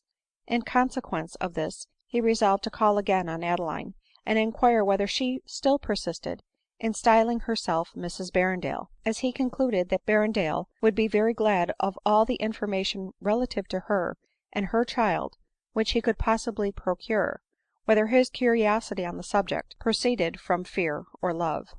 It so happened that as soon as Editha, as well as her mother, was in the height of the disorder, Mr Drury called ; and finding that they were both very bad, he thought that his friend Berrendale was likely to get rid of both his encumbrances at once ; and being eager to communicate good news to a man whose influence in the island might be of benefit to him, he every day called to inquire concerning their health. The second floor in the house where Adeline lodged was then occupied by a young woman in indigent circumstances, who, as well as her child, had sickened with the distemper the very day that Editha was inoculated ; and when Drury, just as he was setting off for Portsmouth, ran to gain the last intelligence of the invalids, a charwoman who attended to the door, not being acquainted with the name of the poor young woman and her little girl, concluded that Mr Drury, by Mrs Berrendale and Miss who were ill with the small pox, meant them, replied to his inquiries, " Ah, poor things, it is all over with them ; they died last night." On which, not staying for any further intelligence, Drury set off for Portsmouth, and arrived at Jamaica just as Berrendale was going to remit to Adeline a draft for £100 ; for Adeline, and the injury which he had done her, had been for some days constantly present to his thoughts. He had been ill ; and as indigestion, the cause of his complaints, is apt to occasion disturbed dreams, he had in his dreams been haunted by the image of Glenmurray, who, with a threatening aspect, had reproached him with cruelty and base ingratitude to him, in deserting in such a manner the wife whom he had bequeathed to him. The constant recurrence of these dreams had depressed his spirits and excited his remorse so much, that he could calm his feelings in no other way than by writing a kind letter to Adeline, and enclosing her a draft on his banker. This letter was on the point of being sent when Drury arrived, and with very little ceremony informed him that Adeline was dead. " Dead !" exclaimed Berrendale, falling almost senseless on his couch. " Dead ! Oh, for God's sake, tell me of what she died ! Surely she " Here his voice failed him. Drury coolly replied that she and her child both died of the small pox. " But when, my dear fellow, when ? Say that they died 9 months ago." " That was previous to his marriage." " And you make me your friend for life." Drury, so bribed, would have said any thing ; and with all the coolness possible he replied, " Then be my friend for life. They died rather better than 9 months ago." Berrendale, being then convinced that bigamy was not likely to be proved against him, soon forgot, in the joy this thought occasioned him, remorse for his conduct to Adeline, and regret for her early fate. Besides, he concluded that he saved £100 by the means ; for he knew not that the delicate mind of Adeline would have scorned to owe pecuniary obligations to the husband who had basely and unwarrantably deserted her. But he was soon undeceived on this subject by a letter which Colonel Mordaunt wrote in confidence to a friend in Jamaica, begging him to inquire concerning Mr Berrendale's second marriage, and to inform him privately that his injured wife had zealous and powerful friends in England, who were continually urging her to prosecute him for bigamy. This intelligence had a fatal effect on the health of Berrendale ; for though the violent temper and overbearing disposition of his second wife had often made him regret the gentle and compliant Adeline, and a separation from her consequently would be a blessing, still he feared to encounter the disgrace of a prosecution, and still more the anger of his West Indian wife, who, it was not improbable, might even attack his life in the first moment of ungoverned passion. And to these fears he soon fell a sacrifice ; for a frame debilitated by intemperance could not support the assaults made on it by the continued apprehensions which Colonel Mordaunt's friend had excited in him ; and he died in that gentleman's presence, whom in his last moments he had summoned to his apartment to witness a will, by which he owned Adeline Mowbray to be his lawful wife, and left Editha, his acknowledged and only heir, a very considerable fortune. But this circumstance, an account of which, with the will, was transmitted to Colonel Mordaunt, did not take place till long after Adeline took up her abode in Cumberland. CHAPTER XXIV.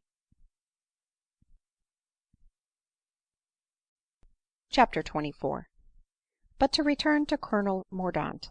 Though Adeline had said that he must discontinue his visits, he resolved to disobey her ; and the next morning, as soon as he thought she had breakfasted, he repaired to her lodgings, where he heard, with mixed sorrow and indignation, that she had set off in a post chaise at 6 o'clock, and was gone no one knew whither.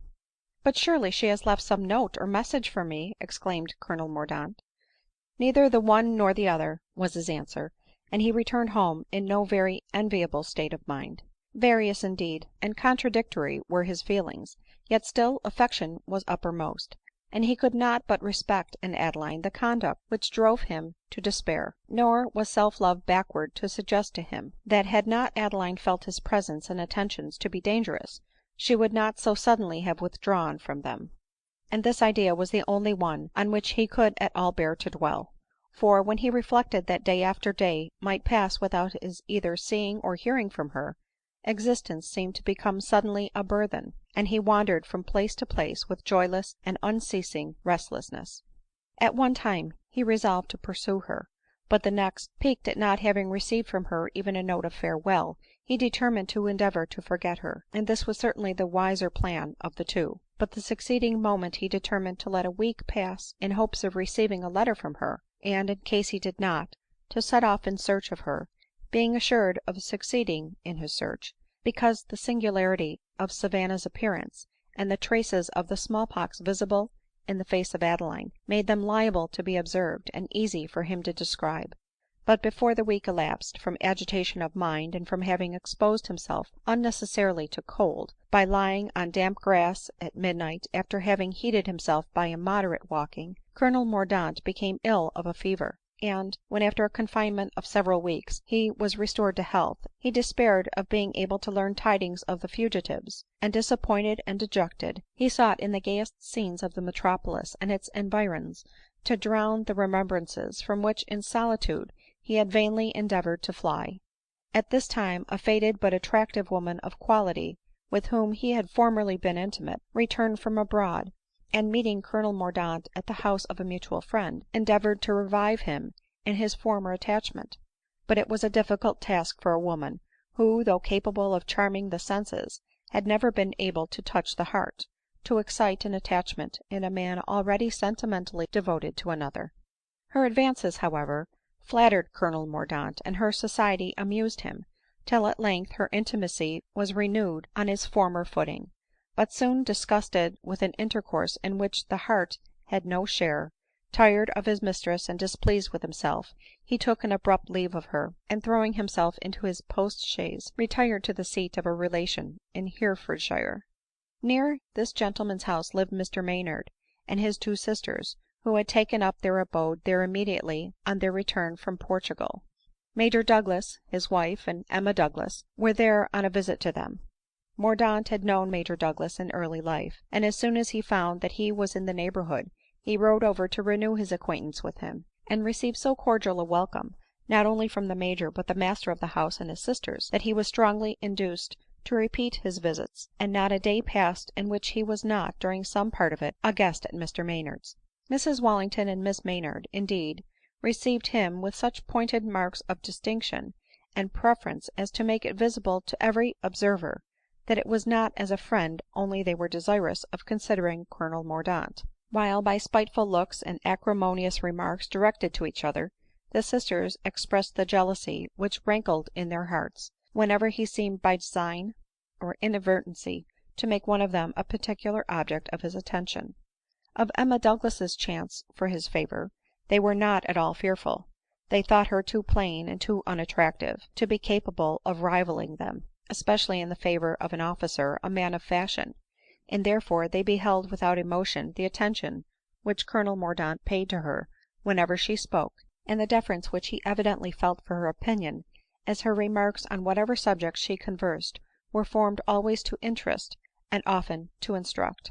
One evening, while Major Douglas was amusing himself in looking over some magazines which had lately been bound up together, and had not yet been deposited in Mr Maynard's library, he suddenly started, laid down the book, and turning to the window with an exclamation of " Poor fellow !" passed his hand across his eyes, as if meaning to disperse an involuntary tear. " What makes you exclaim poor fellow ?" asked his lovely wife. " Have you met with an affecting story in those magazines ?"" No, Louisa," replied he ;" but I met in the obituary with a confirmation of the death of an old friend, which I suspected must have happened by this time, though I never knew it before. I see by this magazine that poor Glenmurray died a few months after we saw him at Perpignan." " Poor fellow !" exclaimed Mrs Douglas. " I wish I knew what is become of his interesting companion, Miss Mowbray," said Emma Douglas. " I wish I did too," secretly sighed Colonel Mordaunt ; but his heart palpitated so violently at this unexpected mention of the woman for whom he still pined in secret, that he had not resolution to say that he knew her. " Become of her !" cried Miss Maynard sneeringly ;" you need not wonder, I think, what her fate is. No doubt Mr Glenmurray's interesting companion has not lost her companionable qualities, and is a companion still." " Yes," observed Mrs Wallington, " or, rather, I dare to say that angel of purity is gone upon the town." It was the dark hour, else Colonel Mordaunt's agitation, on hearing these gross and unjust remarks, must have betrayed his secret to every eye, while indignation now impeded his utterance as much as confusion had done before. " Surely, surely," cried the kind and candid Emma Douglas, " I must grossly have mistaken Miss Mowbray's character if she was capable of the conduct which you attribute to her." " My dear creature," replied Mrs Wallington, " how should you know any thing of her character, when it was gone long before you knew her ? Character, indeed ! You remind me of my brother. Mr Davenport," continued she to a gentleman present, " did you ever hear the story of my brother and an angel of purity with whom he met abroad ?"" No, never." " Be quiet," said Maynard ;" I will not be laughed at." However, Mrs Wallington and Miss Maynard, who had not yet forgiven the deep impression which Adeline's graces had made on their brother, insisted on telling the story, to which Colonel Mordaunt listened with eager and anxious curiosity. It received all the embellishments which female malice could not give it ; and if it amused any one, certainly that person was neither Mordaunt nor Emma Douglas, nor her gentle sister. " But how fortunate it was," added Miss Maynard, " that we were not with my brother, as we should unavoidably have walked and talked with this angel." Mordaunt longed to say, " I think the good fortune was all on Miss Mowbray's side." But Adeline and her cause were in good hands.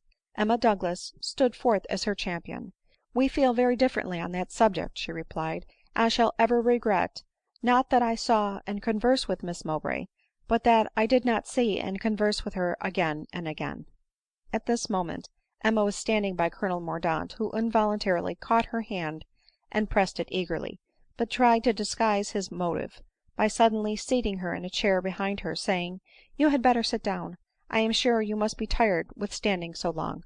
" No, really, Emma," cried Major Douglas, " you go too far there ; though, to be sure, if by seeing and conversing with Miss Mowbray you could have convinced her of her errors, I should not have objected to your seeing her once more or so." " Surely," said Mrs Douglas timidly, We ought, my love, to have repeated our visits till we had made a convert of her." " A convert of her !" exclaimed Mr Maynard's sisters. " A convert of a kept mistress !" bursting into a violent laugh, which had a most painful effect on the irritable nerves of Colonel Mordaunt, whose tongue, parched with emotion, cleaved to the roof of his mouth whenever he attempted to speak. " Pray to what other circumstances, yet untold, do you allude ?" said Mr Davenport. " Oh, we too had a rencontre with the philosopher and his charming friend," said Major Douglas, " and — but Emma, do tell the story." " 'Sdeath, poor fellow ! But we parted good friends," added the kind hearted Caledonian, dispersing a tear, while Emma, in simple but impressive language, related all that passed at Perpignan between themselves, Adeline and Glenmurray, and concluded with saying, that from the almost idolatrous respect with which Glenmurray spoke and apparently thought of Adeline, and from the account of her conduct and its motives which he so fully detailed, she was convinced that, so far from being influenced by depravity in connecting herself with Glenmurray, Adeline was the victim of a romantic, absurd, and false conception of virtue ; and she should have thought it her duty to have endeavored, assisted by her sister, to have prevailed on her to renounce her opinions, and, by becoming the wife of Glenmurray, to restore to the society of her own sex a woman formed to be its ornament and its example. Poor thing !" she added in a faltering voice, " would that I knew her fate !"" I can guess it, I tell you," said Mrs Wallington. " We had better drop the subject, madam," replied Emma Douglas indignantly, " as it is one that we shall never agree upon. If I supposed Miss Mowbray happy, I should feel for her, and feel interest sufficient in her fate to make me combat your prejudices concerning her ; but now that she is perhaps afflicted, poor, friendless, and scorned, though unjustly, by every virtuous she that knows her story, I cannot command my feelings when she is named with sarcastic disrespect, nor can I bear to hear an unhappy woman supposed to be plunged in the lowest depths of vice, whom I, on the contrary, believe to be at this moment atoning for the error of her judgment by a life of lonely penitence, or sunk perhaps already in the grave, the victim of a broken heart." Colonel Mordaunt, affected and delighted, hung on Emma Douglas's words with breathless attention, resolving, when she had ended her narration, to begin with his, and clear Adeline from the calumnies of Mrs Wallington and Miss Maynard ; but after articulating with some difficulty, " Ladies, Miss Douglas, he found that his feelings would not allow him to proceed ; therefore, suddenly raising Emma's hand to his lips, he imprinted on it a kiss, at once fervent and respectful, and making a hasty bow, ran out of the house. Every one was astonished, but none so much as Emma Douglas. " Why, Emma !" cried the Major, " who should have thought it ? I verily believe you have turned Mordaunt's head. I protest that he kissed your hand. I suppose that he will be here tomorrow making proposals in form." " I wish he may !" exclaimed Mrs Douglas. " It is not very likely, I think," cried Miss Maynard. Mrs Wallington said nothing, but she fanned herself violently. " How do you know that ?" said Maynard. " He kissed your hand very tenderly, did he not, Miss Douglas ? and took advantage of the dark hour. That looks very lover like." Emma Douglas, who, in spite of her reason, was both embarrassed and flattered by Colonel Mordaunt's unexpected mode of taking leave, said not a word ; but Mrs Wallington, in a voice hoarse with angry emotion, cried, " It is very free in him, I think, and very unlike Colonel Mordaunt, for he was not a sort of man to take liberties but where he met with encouragement." " Then I am sure he will be free with you, sister, sometimes," sarcastically observed Miss Maynard.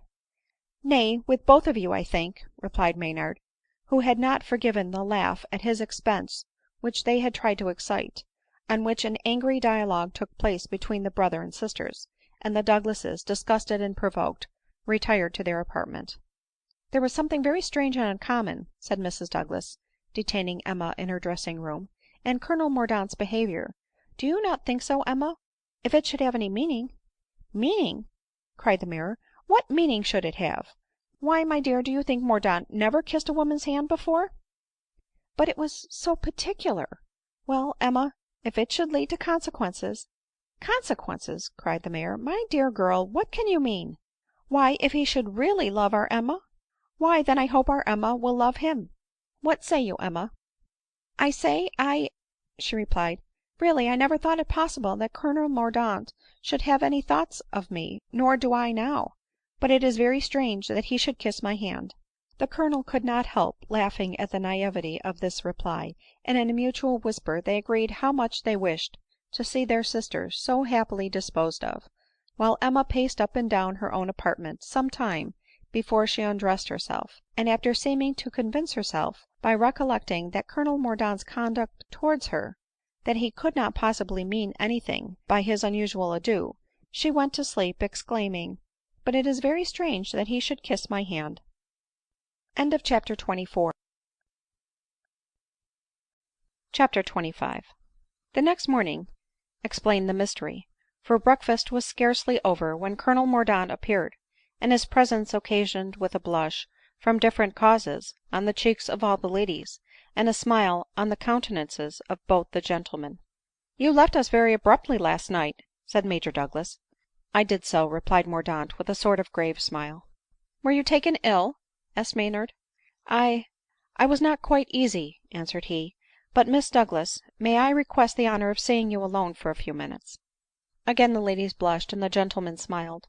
But Emma's weakness had been temporary ; she had convinced herself that Colonel Mordaunt's actions had been nothing more than a tribute to what he fancied her generous defence of an unfortunate woman ; and with an air of unembarrassed dignity she gave him her hand to lead her to an adjoining apartment. " This is very good of you," cried Colonel Mordaunt, " but you are all goodness. My dear Miss Douglas, had I not gone away as I did last night, I believe I should have fallen down and worshipped you, or committed some other extravagance." " Indeed ! What should I say to excite such enthusiasm ?" replied Emma, deeply blushing. " What ? Oh, Miss Douglas !" Then, after a few more ohs and other exclamations, he related to her the whole progress of his acquaintance with and attachment to Adeline ; adding, as he concluded, " Now, then, judge what feelings you must have excited in my bosom. Yes, Miss Douglas, I reverenced you before for your own sake ; I now adore you for that of my lost Adeline." " So !" thought Emma, " the kiss of the hand is explained ;" and she sighed as she thought it ; nor did she much like the word reverenced, but she had ample amends for her mortification by what followed. " Really," cried Colonel Mordaunt, gazing very earnestly at her, " I do not mean to flatter you, but there is something in your countenance that reminds me very strongly of Adeline." " Is it possible ?" said Emma, her cheeks glowing and her eyes sparkling as she spoke. " You may not mean to flatter me, but I assure you I am flattered ; for I never saw any woman whom in appearance I so much wished to resemble." " You do resemble her indeed," cried Colonel Mordaunt, " and the likeness grows stronger and stronger." Emma blushed deeper and deeper. " But come," exclaimed he, " let us go, and I will — no, you shall — relate to the party in the next room what I have been telling you, for I long to shame those —" Fie !" said Emma smiling, and holding up her hand as if to stop the coming word. And she did not stop it ; for Colonel Mordaunt conveyed the reproving hand to his lips, and Emma said to herself, as she half frowning withdrew it, " I am glad my brother was not present." Their return to the breakfast room was welcome to every one, from different causes, as Colonel Mordaunt's motives for requesting a tete a tete had given rise to various conjectures ; but all conjecture was soon lost in certainty ; for Emma Douglas, with more than usual animation of voice and countenance, related what Colonel Mordaunt had authorized her to relate ; and the envious sisters heard, with increased resentment, that Adeline, were she unmarried, would be the choice of the man whose affections they were eagerly endeavoring to captivate. " You can't think," said Colonel Mordaunt when Emma had concluded, leaving him charmed with the manner in which she had told his story, and with the generous triumph which sparkled in her eyes at being able to exhibit Adeline's character in so favorable a point of view, " you can't think how much Miss Douglas reminds me of Mrs Berrendale." " Lord !" said Miss Maynard with a toss of the head, " my brother told us that she was handsome." " And so she is," replied the Colonel, provoked at the brutal speech ;" she has one of the finest countenances that I ever saw — a countenance never distorted by those feelings of envy and expressions of spite which so often disfigure some women, converting even a beauty into a fiend ; and in this respect no one will doubt that Miss Douglas resembles her." What female beauty but an air divine, The which the mind's all gentle graces shine," says one of our first poets. Therefore, in Dr. Young's opinion, madam," continued Mordaunt, turning to Emma, " you would have been a perfect beauty." This speech, so truly gratifying to the amiable girl to whom it was addressed, was a dagger in the heart of both the sisters. Nor was Emma's pleasure unalloyed by pain ; for she feared that Mordaunt's attentions might become dangerous to her peace of mind, as she could not disguise herself that his visits at Mr Maynard's had been the chief cause of her reluctance to return to Scotland whenever their journey home was mentioned. For, always humble in her ideas of her own charms, Emma Douglas could not believe that Mordaunt would ever entertain any feelings for her at all resembling love, except when he fancied that she looked like Adeline. But however unlikely it seemed that Mordaunt should become attached to her, and however resolved she was to avoid his society, certain is it that he found he could be happy in the society of no other woman, since to no other he could talk on the subject nearest his heart ; and Emma, though blaming herself daily for her temerity, could not refuse to receive Mordaunt's visits ; and her patient attentions to his conversation, of which Adeline was commonly the theme, seemed to have a salutary effect on his wounded feelings. But the time for their departure arrived, much to the joy of Mrs Wallington and her sister, who hoped when Emma was gone to have a chance of being noticed by Mordaunt. What then must have been their confusion and disappointment when Colonel Mordaunt begged to be allowed to attend the Douglases on their journey home, as he had never seen the Highlands, and wished to see them in such good company. Major Douglas and his charming wife gave a glad consent to this proposal, but Emma Douglas heard it with more alarm than pleasure ; for though her heart rejoiced at it, her reason condemned it. A few days, however, convinced her apprehensive delicacy that if she loved Colonel Mordaunt it was not without hope of a return. Colonel Mordaunt declared that every day seemed to increase her resemblance to Adeline in expression and manner ; and in conduct his reason told him that she was her superior ; nor could he for a moment hesitate to prefer as a wife Emma Douglas, who had never erred, to Adeline who had. Colonel Mordaunt felt, to borrow the words of a celebrated female writer, that " though it is possible to love and esteem a woman who has expiated the faults of her youth by a sincere repentance, and though before God and man her errors may be obliterated, still there exists one being in whose eyes she can never hope to efface them, and that is her lover or her husband."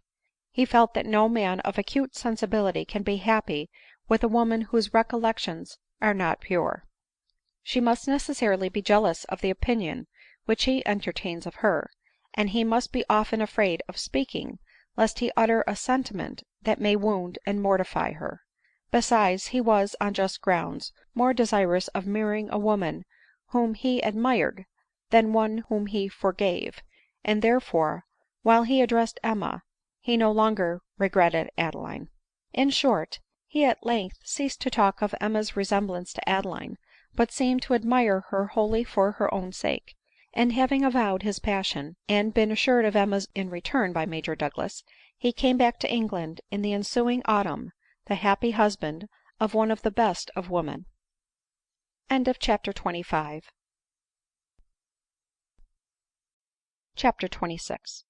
We left Adeline preparing to address Mrs Mowbray, and recommend her child to her protection ; but being deeply impressed with the importance of the task which she was about to undertake, she timidly put it off from day to day ; and having convinced herself that it was her duty to endeavor to excite her husband to repentance and make him acknowledge Editha as his legitimate child, she determined to write to him before she addressed her mother, and also to bid a last farewell to Colonel Mordaunt, whose respectful attachment had soothed some of the pangs which consciousness of her past follies had inflicted, and whose active friendship deserved her warmest acknowledgments. Little did she think the fatal effect which an instance of his friendly zeal in her cause had had on Berrendale. Unconscious was she that the husband, whose neglect she believed to be intentional, great as were his crimes against her, was not guilty of the additional crime of suffering her to pine in poverty without making a single inquiry concerning her, but was convinced that both she and her child were no longer in existence. In her letter to him, she conjured him, by the love which he always bore Glenmurray, by the love he once bore her, and by the remorse which he would sooner or later feel for his conduct towards her and her child, to acknowledge Editha to be his lawful heir, but to suffer her to remain under that protection to which she meant to bequeath her ; and on those conditions she left him her blessing and her pardon. The letter to Colonel Mordaunt was long, and perhaps diffuse ; but Adeline was jealous of his esteem, though regardless of his love ; and, as he had known her while acting under the influence of a fatal error of opinion, she wished to show him that on conviction she had abandoned her former way of thinking, and was candid enough to own that she had been wrong. " You, no doubt," she said, " are well acquainted with the arguments used by different writers in favor of marriage. I shall, therefore, only mention the argument which carried at length full conviction to my mind, and conquered even my deep and heartfelt reverence for the opinions of one who long was and ever will be the dearest object of my love and regret. But he, had he lived, would, I am sure, have altered his sentiments ; and had he been a parent, the argument I allude to, as it is founded on a consideration of the interest of children, would have found its way to his reason through his affections. It is evident that on the education given to children must depend the welfare of the community ; and consequently, that whatever is likely to induce parents to neglect the education of their children must be hurtful to the welfare of the community. It is also certain, that though the agency of the passions be necessary to the existence of all society, it is on the cultivation and influence of the affections that the happiness and improvement of social life depend. Hence it follows that marriage must be more beneficial to society in its consequences than connections capable of being dissolved at pleasure, because it has a tendency to call forth and exercise the affections and control the passions. It has been said, that were we free to dissolve at will a connection formed by love, we should not wish to do it, as constancy is natural to us, and there is in all of us a tendency to form an exclusive attachment. But though I believe, from my own experience, that the few are capable of unforced constancy, and could love for life one dear and honored object, still I believe that the many are given to the love of change ; that in men especially a new object can excite new passion ; and judging from the increasing depravity of both sexes, in spite of existing laws, and in defiance of shame, I am convinced that if the ties of marriage were dissolved, or it were no longer to be judged infamous to act in contempt of them, unbridled licentiousness would soon be in general practice. What then, in such a state of society, would be the fate of the children born in it? What would their education be? Parents continually engrossed in the enervating but delightful egotism of the new and happy love, lost in selfish indulgence, the passions awake, but the affections slumbering, and the sacred ties of parental feeling not having time nor opportunity to fasten on the heart, their offspring would either die the victims of neglect, and the very existence of the human race would be threatened ; or, without morals or instruction, they would grow up to scourge the world, till the whole fabric of civilized society was gradually destroyed. On this ground, therefore, this strong ground, I venture to build my present opinion, that marriage is a wise and ought to be sacred institution ; and I bitterly regret the hour when, with the hasty and immature judgment of 18, and with a degree of presumption scarcely pardonable at any time of life, I dared to think and act contrary to this opinion, and the reverend experience of ages, and become in the eyes of this world an example of vice, when I believed myself the champion of virtue." She then went on to express the following sentiments :" You will think, perhaps, that I ought to struggle against the weakness which is hurrying me to the grave, and live for the sake of my child. Alas, it is for her sake that I almost wish to die. There are two ways in which a mother can be of use to her daughter ; the one is by instilling into her mind virtuous principles, and by setting her a virtuous example ; the other is, by being to her in her own person an awful warning, a melancholy proof of the dangers which attend a deviation from the path of virtue. But oh, how jealous must a mother be of her child's esteem and veneration !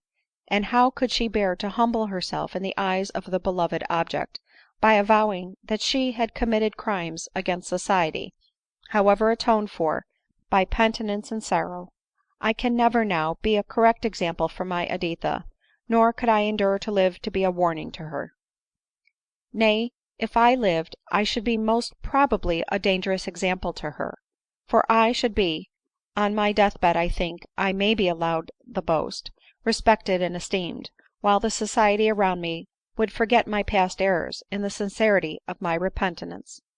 If then a strong temptation should assail my child, might she not yield to it from an idea that one false step may be retrieved, and cite her mother as an example of this truth, while unconscious of the many secret heartaches of that repentant mother, unconscious of the sorrows and degradations which she had experienced, she regarded nothing but the present respectability of her mother's life, and contented herself with hoping one day to resemble her. Believe me, that were it not possible for me to choose between life and death, for my child's sake, the choice would be the latter.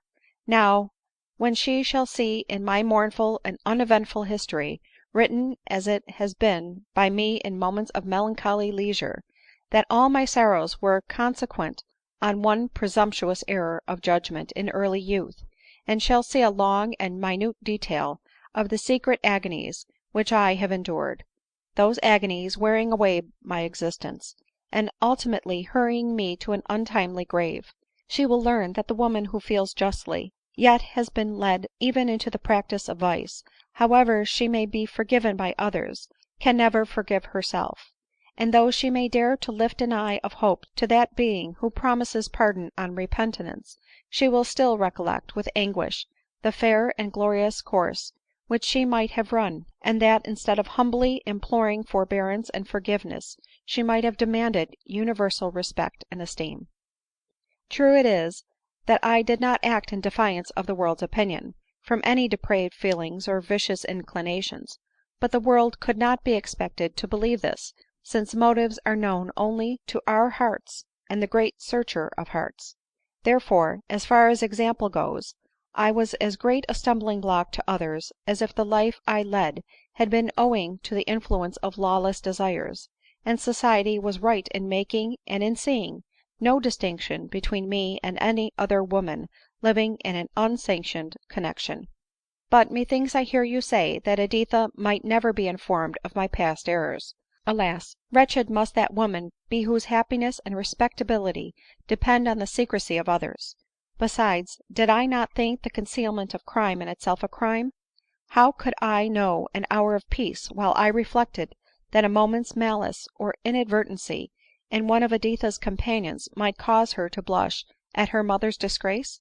That while her young cheek was flushed perhaps with the artless triumphs of beauty, talent, and virtue, the parent who envied me, or the daughter who envied her, might suddenly convert her joy into anguish and mortification, by artfully informing her, with feigned pity for my sorrows and admiration of my penitence, that I had once been a disgrace to that family of which I was now the pride?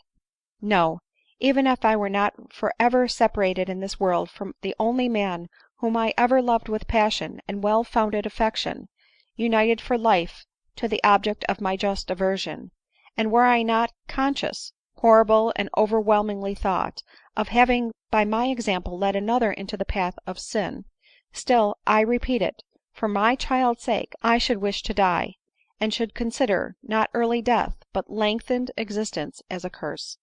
So Adeline reasoned and felt in her moments of reflection, but the heart had sometimes dominion over her ; and, as she gazed on Editha, and thought that Mrs Mowbray might be induced to receive her again to her favor, she wished, even on any terms, to have her life prolonged.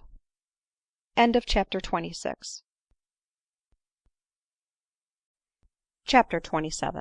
Having finished her letter to Colonel Mordaunt and Berrendale, she again prepared to write to her mother, a few transient fears overcoming every now and then those hopes of success in her application, which, till she took up her pen, she had so warmly encouraged.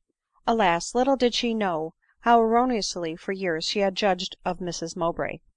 Little did she suspect that her mother had long forgiven her, had pined after her, had sought, though in vain, to procure intelligence of her, and was then wearing away her existence in solitary woe, a prey to self-reproach, and to the corroding fear that her daughter, made desperate by her renunciation of her, had, on the death of Glenmurray, plunged into a life of shame, or sunk, broken hearted, into the grave ; for not one of Adeline's letters had ever reached Mrs Mowbray, and the mother and the daughter had both been the victims of female treachery and jealousy.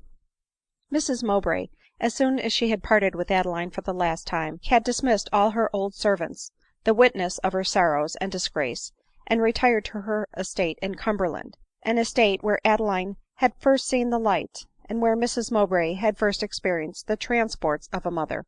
This spot was therefore ill calculated to banish Adeline from her mother's thoughts, and to continue her exclusion from her affections. On the contrary, her image haunted Mrs Mowbray. Whithersoever she went, she still saw her in an attitude of supplication, she still heard the plaintive accents of her voice, and often did she exclaim, " My child, my child ! Wretch that I am, must I never, never see thee more ?" These ideas increased to so painful a degree, that finding her solitude insupportable, she invited an orphan relative in narrow circumstances to take up her abode with her. This young woman, whose ruling passion was avarice, and whose greatest talent was cunning, resolved to spare no pains to keep the situation which she had gained, even to the exclusion of Adeline, should Mrs Mowbray be weak enough to receive her again. She therefore intercepted all the letters which were in her or like Adeline's handwriting, and having learned to imitate Miss Mowbray's, she enclosed them in a blank cover to Adeline, who, thinking the direction was written in her mother's hand, desisted, as the artful girl expected she would do, from what appeared to her hopeless application ; and she exulted in her contrivance. When Mrs Mowbray, on seeing in a magazine that Glenmurray was dead, full a year after his decease, bursting into a passion of tears, protested that she would instantly invite Adeline to her house. " Yes," cried she, " I can do so without infringement of my oath. She is disgraced in the eye of the world by her connexion with Glenmurray, and she is wretched in love, nay, more so perhaps than I have been, and I will invite her to lose the remembrance of her misfortunes in my love." Thus did her ardent wish to be reunited to Adeline deceive her conscience ; for, by the phrase wretched in love, she meant forsaken by the object of her attachment, and that Adeline had not been ; therefore her oath remained in full force against her. But where could she seek Adeline? Dr Norberry could, perhaps, give her this information, and to him she resolved to write, though he had cast her from his acquaintance ; but her pride, as she said, fell with her fortunes, and she scrupled not to humble herself before the zealous friend of her daughter. But this letter would never have reached him, had not her treacherous relation been ill at the time when it was written. Dr Norberry had recovered the illness of which Adeline supposed him to have died ; but as her letter to him, to which she received no answer, alluded to the money transaction between her and Mrs Norberry, and as commented on the insulting expressions in Mrs Norberry's note, the lady thought proper to suppress the second letter as well as the first. And when the doctor, on his recovery, earnestly demanded to know whether any intelligence had been received of Miss Mowbray, Mrs Norberry, with pretended reluctance, told him that she had written to him in great distress, while he was delirious, to borrow money ; that she had sent her 10 pounds which Adeline had returned, reproaching her for her parsimony, and saying that she had found a friend who would not suffer her to want. " But did you tell her that you thought me in great danger ?"" I did." " Why, zounds, woman ! did she not, after that, write to know how I was ?"" Never." " Devil take me if I could have thought it of her," answered the doctor, who would not but believe this story for the sake of his own peace, as it was the less destructive to his happiness to think Adeline in fault, than his wife or children guilty of profligate falsehood. He therefore, with a deep sigh, begged Adeline's name might never be mentioned to him again ; and though he secretly wished to hear of her welfare, he no longer made her the subject of conversation. But Mrs Mowbray's letter recalled her powerfully both to his memory and affections, while, with many a deep drawn sigh, he regretted that he had no possible means of discovering where she was. and with a heavy heart he wrote the following letter, which Miss Woodville, Mrs Mowbray's relation, having first contrived to open and read it, ventured to give into her hands, as it contained no satisfactory information concerning Adeline. " I look on the separation of my mother and me in this world to be eternal," said the poor dear lost Adeline to me the last time we met. " You do !" replied I ;" then, poor devil, how miserable will your mother be when her present resentment subsides !— Well, well, when that time comes I may perhaps see her again," added I, with a queer something rising in my throat as I said it ;" and your poor girl blessed me for the kind intention. Pshaw ! I have blotted the paper. At my years it is a shame to be so watery eyed. Well, the time above mentioned is come.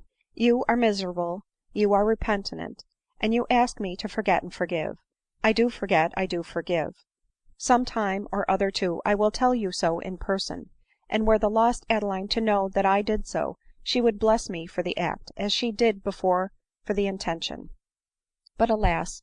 where she is, what she is, I know not, and have not any means of knowing. To say the truth, her conduct to me and mine has been devilish odd, not to say wrong ; but, poor thing, she is either dead or miserable, and I forgive her. So I do you, as I said before, and the Lord give you all the consolation which you so greatly need. Yours once more, in true kindness of spirit, James Norberry." This letter made Mrs Mowbray's wounds bleed afresh, at the same time that it destroyed all our expectations of finding Adeline ; and the only hope that remained to cheer her was that she might perhaps, if yet alive, write sooner or later to implore forgiveness. But month after month elapsed, and no tidings of Adeline reached her despairing mother. She then put an advertisement in the paper, so worded that Adeline, had she seen it, must have known to whom it alluded, but it never met her eyes ; and Mrs Mowbray gave herself up to almost dissolute despair, when accident introduced her to a new acquaintance, whose example taught her patience, and whose soothing benevolence bade her hopes for happier days. One day, as Mrs Mowbray, regardless of a heavy shower, and lost in melancholy reflections, was walking with irregular steps on the road to Penrith, with an unopened umbrella in her hand, she suddenly raised her eyes from the ground, and beheld a quaker lady pursued by an overdriven bullock, and unable any longer to make any effort to escape its fury. At this critical moment Mrs Mowbray, from a sort of irresistible impulse, as fortunate in its effects as presence of mind, yet scarcely perhaps to be denominated such, suddenly opened her umbrella, and approaching the animal, brandished it before his eyes. Alarmed at this unusual appearance, he turned hastily and ran towards the town, where she saw that he was immediately met and secured. " Thou hast doubtless saved my life," said the quaker, grasping Mrs Mowbray's hand with an emotion she vainly tried to suppress, " and I pray God to bless thine." Mrs Mowbray returned the pressure of her hand, and burst into tears, overcome with joy for having saved a fellow creature's life, with terror, which she was now at leisure to feel, for the danger to which she had herself been exposed, and with mournful emotion from the consciousness how much she needed the blessing which the grateful quaker invoked on her head. " Thou tremblest even more than I do," observed the lady, smiling, but seeming ready to faint. " I believe we had better, both of us, sit down on the bank ; but it is so wet that perhaps we had better endeavor to reach my house, which is only at the end of yon field." Mrs Mowbray bowed her assent, and supporting each other, they at length arrived at a neat white house, to which the quaker cordially bade her welcome. " It was but this morning," said Mrs Mowbray, struggling for utterance, " that I called upon death to relieve me from an existence at once wretched and useless." Here she paused ; and her new acquaintance, cordially pressing her hand, waited for the conclusion of her speech. " But now," continued Mrs Mowbray, " I revoke and repent my idle and vicious impatience of life. I have saved your life, and something like enjoyment now seems to enliven mine." " I suspect," replied the lady, " that thou hast known deep affliction ; and I rejoice that at this moment, and in so providential a manner, I have been introduced to thy acquaintance ; for I too have known sorrow, and the mourner knows how to speak comfort to the heart of the mourner. My name is Rachel Pemberton ; and I know that when I know thy name and thy story, thou wilt allow me to devote to thy comfort some hours of the existence which thou hast preserved." She then hastily withdrew, to pour forth in solitary prayer the breathings of devout gratitude ; while Mrs Mowbray, having communed with her own thoughts, felt a glow of unwonted satisfaction steal over her mind ; and by the time Mrs Pemberton returned, she was able to meet her with calmness and cheerfulness. " Thou knowest my name," said Mrs Pemberton as she entered, seating herself by Mrs Mowbray, " but I have yet to learn thine." " My name is Mowbray," she replied, sighing deeply. " Mowbray ! the lady of Rosevalley in Gloucestershire, and the mother of Adeline Mowbray !" exclaimed Mrs Pemberton. " What of Adeline Mowbray ? What of my child ?" cried Mrs Mowbray, seizing Mrs Pemberton's hand. " Blessed woman, tell me, do you indeed know her ? Can you tell me where to find her ?"" I will tell thee all that I know of her," replied Mrs Pemberton in a faltering voice ;" but thy emotion overpowers me. I was once a mother, and I can feel for thee." She then turned away her head to conceal a starting tear, while Mrs Mowbray, in incoherent eagerness, repeated her questions, and tremblingly awaited her answer. " Is she well ? Is she happy ? But say that," exclaimed, sobbing as she spoke. " She was well and contented when I last heard from her," replied Mrs Pemberton calmly. " Heard from her ? Then she writes to you ? Oh, blessed woman, show me her letters, and tell me only that she has forgiven me for all my unkindness to her." As she said this, Mrs Mowbray threw her arms around Mrs Pemberton, and sunk half fainting on her shoulder. " I will tell thee all that has ever passed between us, if thou wilt be composed," gravely answered Mrs Pemberton ;" but this violent expression of thy feelings is unseemly and detrimental." " Well, I will be calm," said Mrs Mowbray ; and Mrs Pemberton began to relate the interview which she had with Adeline at Richmond. " How long ago did this take place ?" eagerly interrupted Mrs Mowbray. " Full 6 years." " O God !" she exclaimed impatiently, " 6 years ! By this time then she may be dead — she may —"" Thou art incorrigible, I fear," said Mrs Pemberton ;" but thou art afflicted, and I will bear with thy impatience. Sit down again, and attend to me, and thou wilt hear much later intelligence of thy daughter." " How late ?"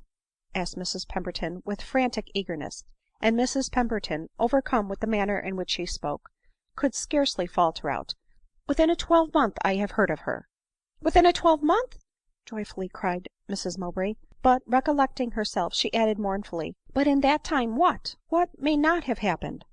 I know not what to do with thee, nor for thee," observed Mrs Pemberton ;" but do try, I beseech thee, to hear me patiently." Mrs Mowbray then reseated herself, and Mrs Pemberton informed her of Adeline's premature confinement at Richmond, of her distress on Glenmurray's death, and of her having witnessed it. " Ah ! you acted a mother's part — you did what I ought to have done," cried Mrs Mowbray, bursting into tears. " But go on — I will be patient." Yet that was impossible ; for when she heard of Adeline's insanity, her emotions became so strong that Mrs Pemberton, alarmed for her life, was obliged to ring for assistance. When she recovered, " Thou hast heard the worst now," said Mrs Pemberton, " and all I have yet to say of thy child is satisfactory." She then related the contents of Adeline's first letter, informing her of her marriage ; and Mrs Mowbray, clasping her hands together, blessed God that Adeline was become a wife. The next letter Mrs Pemberton read informed her that she was the mother of a fine girl. " A mother !" she exclaimed. " Oh, how I should like to see the child !" But at the same moment she recollected how bitterly she had reviled her when she saw her about to become a mother, at their last meeting ; and torn with conflicting emotions, she was again insensible to aught but her self upbraidings. " Well, but where is she now ? Where is the child ? and when did you hear from her last ?" cried she. " I have not heard from her since," hesitatingly replied Mrs Pemberton. " But can't you write to her ?"" Yes ; but in her last letter she said she was going to change her lodgings, and would write again when she settled in a new habitation." Again Mrs Mowbray paced the room in wild and violent distress ; but her sorrows at length yielded to the gentle admonitions and soothings of Mrs Pemberton, who bade her remember that when she rose in the morning she had not expected the happiness and consolation which she had met with that day, and that a short time might bring forth still greater comfort. " For," said Mrs Pemberton, " I can write to the house where she formerly lodged, and perhaps the person who keeps it can give us intelligence of her." On hearing this, Mrs Mowbray became more composed, and diverted her sorrow by 1,000 fond inquiries concerning Adeline, which none but a mother could make, and none but a mother listen to with patience. While this conversation was going on, a knock at the door was heard, and Miss Woodville entered the room in great emotion ; for she had heard on the road that a mad bullock had attacked a lady, and also that Mrs Mowbray, scarcely able to walk, had been led into the white house in the field by the road side. Miss Woodville was certainly as much alarmed as she pretended to be, but there was a somewhat in the expression of her alarm which, though it gratified Mrs Mowbray, was displeasing to the more penetrating Mrs Pemberton. She could not indeed guess that Miss Woodville's alarm sprung merely from apprehension lest Mrs Mowbray should die before she had provided for her in her will ; yet, notwithstanding, she felt that her expressions of concern and anxiety had no resemblance to those of real affection, and in spite of her habitual candor she beheld Miss Woodville with distrust. But this feeling was considerably increased on observing that when Mrs Mowbray exultingly introduced her, not only as the lady whose life she had been the means of preserving, but as the friend and correspondent of her daughter, she evidently changed color, and, in spite of her habitual plausibility, could not utter a single coherent sentence of pleasure or congratulation ; and it was also evident, that being conscious of Mrs Pemberton's regarding her with a scrutinizing eye, she was not easy till, on pretence of Mrs Mowbray's requiring rest after her alarm, she had prevailed on her to return home. But she could not prevent the new friends from parting with eager assurances of meeting again and again, and it was agreed between them that Mrs Pemberton should spend the next day at the Lawn. Mrs Pemberton, who is thus again introduced to the notice of my readers, had been, as well as Mrs Mowbray, the pupil of adversity. She had been born and educated in fashionable life, and she united to a very lovely face and elegant form, very feminine grace and accomplishment. When she was only 18, Mr Pemberton, a young and gay quaker, fell in love with her, and having inspired her with a mutual passion, he married her, notwithstanding the difference of their religious opinions, and the displeasure of his friends. He was consequently disowned by the society ; but being weaned by the happiness which he found at home from those public amusements which had first lured him from the strict habits of his sect, he was soon desirous of being again admitted a member of it, and in process of time he was once more received into it ; while his amiable wife, having no wish beyond her domestic circle, and being disposed to think her husband's opinions right, became in time a convert to the same profession of faith, and exhibited in her manners the rare union of the easy elegance of a woman of the world with the rigid decorum and unadorned dress of a strict quaker. But in the midst of her happiness, and whilst looking forward to a long continuance of it, a fever caught in visiting the sick bed of a cottager carried off her husband and next 2 lovely children, and Mrs Pemberton would have sunk under the stroke, but for the watchful care and affectionate attentions of the friend of her youth, who resided near her, and who, in time, prevailed on her to receive with becoming fortitude and resignation the trials which she was appointed to undergo. During this season of affliction, as we have before stated, she became a teacher in the quaker's society ; but at the time of her meeting Adeline at Richmond, she had been called from the duties of her public profession to watch over the declining health of her friend and consoler, and to accompany her to Lisbon. There, during 4 long years, she bent over her sick couch, now elated with hope, and now sunk into despondence, when, at the beginning of the 5th year, her friend died in her arms, and she returned to England, resolved to pass her days, except when engaged in the active duties of her profession, on a little estate in Cumberland, bequeathed to her by her friend on her deathbed. But ill health and various events had detained her in the west of England since her return, and she had not long taken possession of her house near Penrith when she became introduced in so singular a manner to Mrs Mowbray's acquaintance, an acquaintance which would, she hoped, prove of essential service to them both ; and, as soon as her guest departed, Mrs Pemberton resolved to inquire what character Mrs Mowbray bore in the neighborhood, and whether her virtues at all kept pace with her misfortunes. Her inquiries were answered in the most satisfactory manner, as, fortunately for Mrs Mowbray, with the remembrance of her daughter had recurred to her that daughter's benevolent example.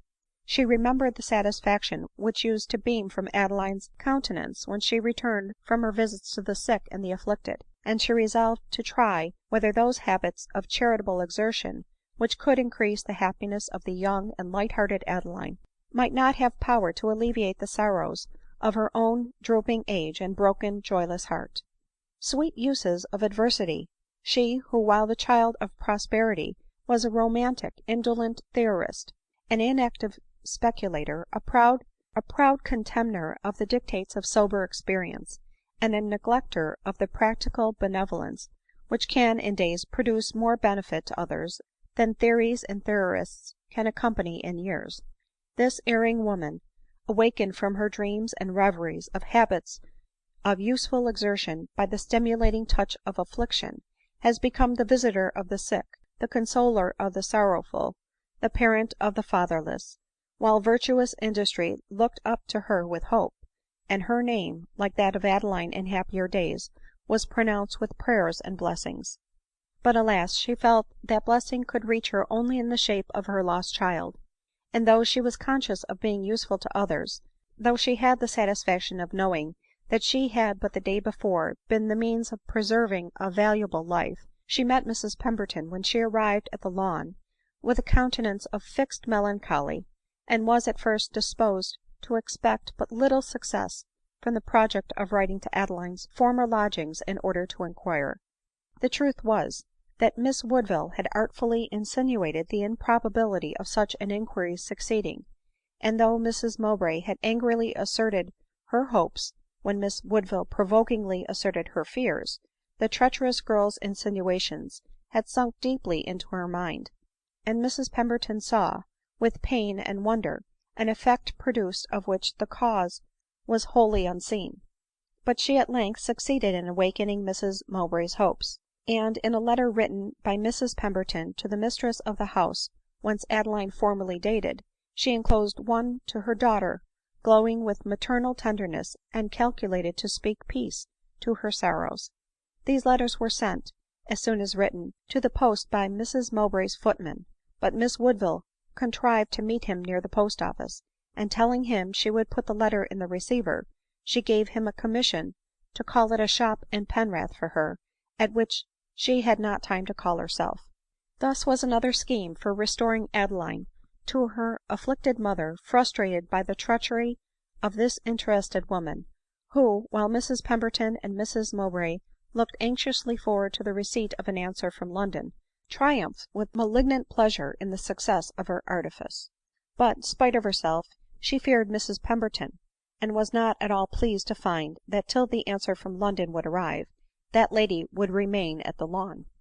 She contrived, however, to be as little in her presence as possible ; for, contrary to Mrs Pemberton's usual habits, she felt a distrust of Miss Woodville which her intelligent eye could not help expressing, and which consequently alarmed the conscious heart of the culprit. Being left, therefore, by Miss Woodville's fears, alone with Mrs Mowbray, she drew from her, at different times, ample details of Adeline's childhood, and the method which Mrs Mowbray had pursued in her education.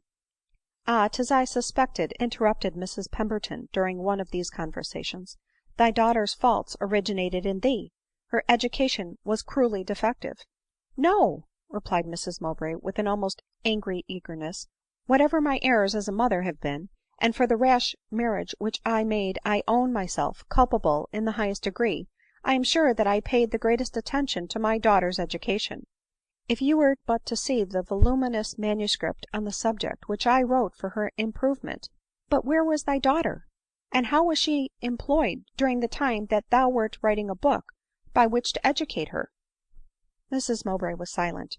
She recalled, that while she was gratifying her own vanity in composing her system of education, Adeline was almost banished her presence ; and, but for the humble instruction of her grandmother, would, at the age of 15, have run a great risk of being both an ignorant and useless being. " Forgive me, friend Mowbray," resumed Mrs Pemberton, aware in some measure of what was passing in Mrs Mowbray's mind. " Forgive me if I venture to observe, that till of late years a thick curtain of self–love seems to have been dropped between thy heart and maternal affection. It is now, and now only, that thou hast learned to feel like a true and affectionate mother." " Perhaps you are right," replied Mrs Mowbray mournfully ;" still I always meant well, and hoped that my studies would conduce in the benefit of my child." " So they might, perhaps, to that of thy second, third, or fourth child, hadst thou been possessed of so many ; but in the meanwhile thy first born must have been fatally neglected. A child's education begins almost from the hour of its birth ; and the mother who understands her task knows that the circumstances which every mother calls forth are the tools with which she is to work in order to fashion her child's mind and character. What would you think of the farmer who was to let his fields lie fallow for years, while he was employed in contriving a method for cultivating land to increase his gains tenfold ?"" But I did not suffer Adeline's mind to lie fallow ; I allowed her to read, and I directed her studies." " Thou didst so ; but what were those studies ? And didst thou acquaint thyself with the deductions which her quick mind formed from them ?""